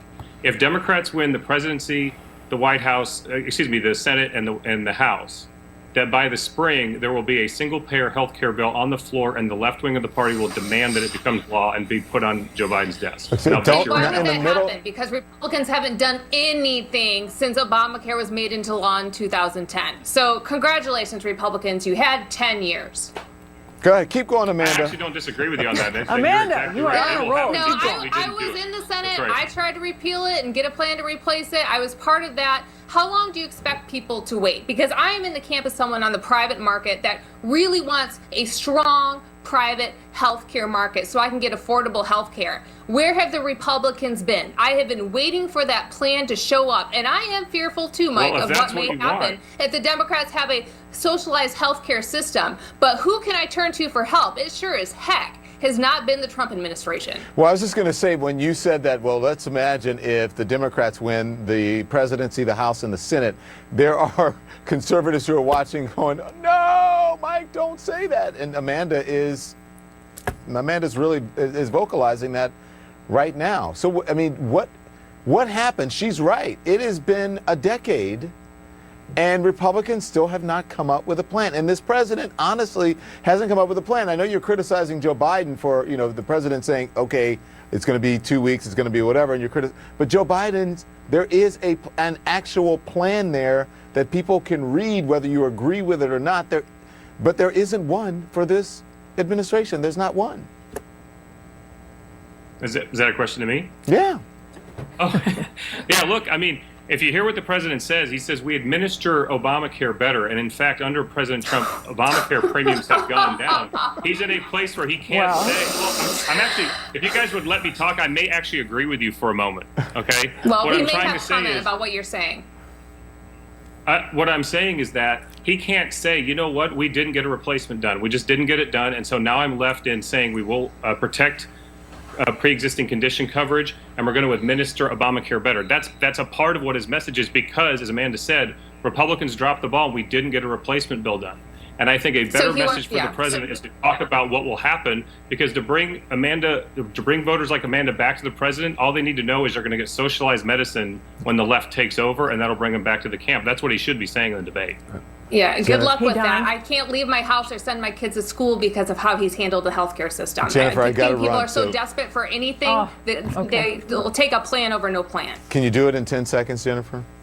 I was just going to say there's one other tabletop issue that I think, kitchen table issue people really care about that I thought Joe Biden handled really well, which is raising the minimum wage, which is at $7.25 an hour on the federal level, which no one can live on. And I think that strikes a chord across America. That's a whole nother show, but listen, just someone here, I remember, I think it was $3.35 an hour for me when I started out, and I remember when it was lower. Okay, Grandpa. So, I know, but you don't remember $3.35? I was like, wow, I'm making minimum wage. Thank you, guys. I appreciate it. See you soon. All right. So, Chris, are you there? I'm listening. Okay, so here's the thing. The reason that I talked so much about the healthcare plan is obvious, because we're in the middle of a pandemic right now, and people are relying. People need medical help and medical attention, and they need access to the healthcare system.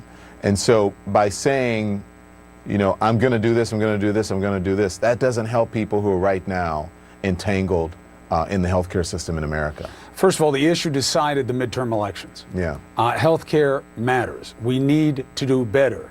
What's the complete truth? The ACA, Obamacare, was never a done deal.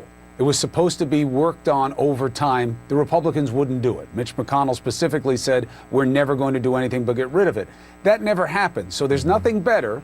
It hasn't been perfected, and the problem keeps getting worse, especially for the pandemic. Yeah. We have real problems. Which direction will this country take to solve them? We'll see. We'll see. In the next 11 days, maybe we'll know. We don't know. I always enjoy hanging out with you, my friend. I'll tell you what. It's nice to do it on TV. It's nice to do it off. I wouldn't want to do this with these hours with anyone else. Take us home, brother. Take us home. Thanks for watching, everyone. A special encore presentation of the final presidential debate is next, right here on CNN. We'll see you tomorrow.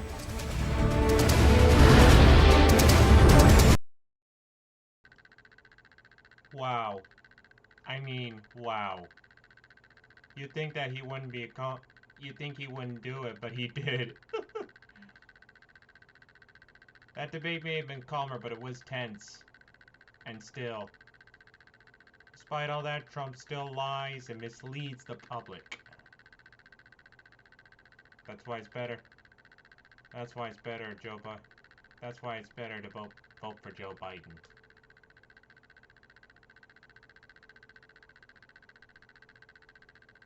Anyway. It's kind of getting late. It's getting late, so I think it's time to close this video. Close out this video. So remember, the fate of America is in your hands. Make your vote count. So thanks for watching this live stream. Now don't forget to like, comment, subscribe, and leave a comment down below. And if you can, share this live stream with as many people as you can. Friends, family, complete strangers, the possibilities are endless. They need to know, especially those who haven't voted yet. Oh, we'll try one last one. Be sure to click that like button, subscribe to my channel, and click that bell icon to be notified of future content. And also, see if you can help this video get this results.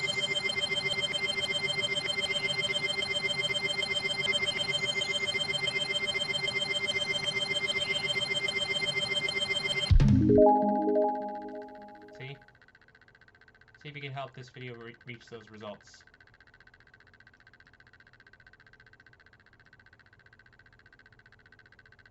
Now,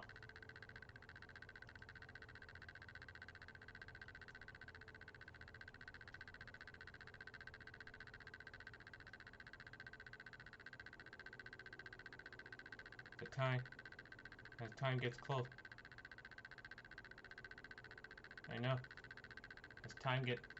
I know this debate was on October 22nd, but due to delays and all, I was forced to do it today.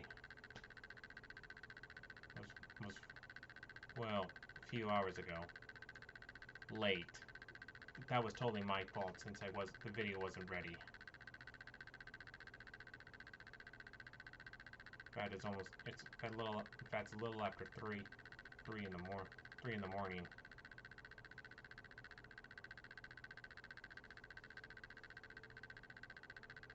So, remember, the fate of America is in your hands. So make your vote count. And until then, this is Jeff Bartos signing off with a message to make your vote count during the election of 2020.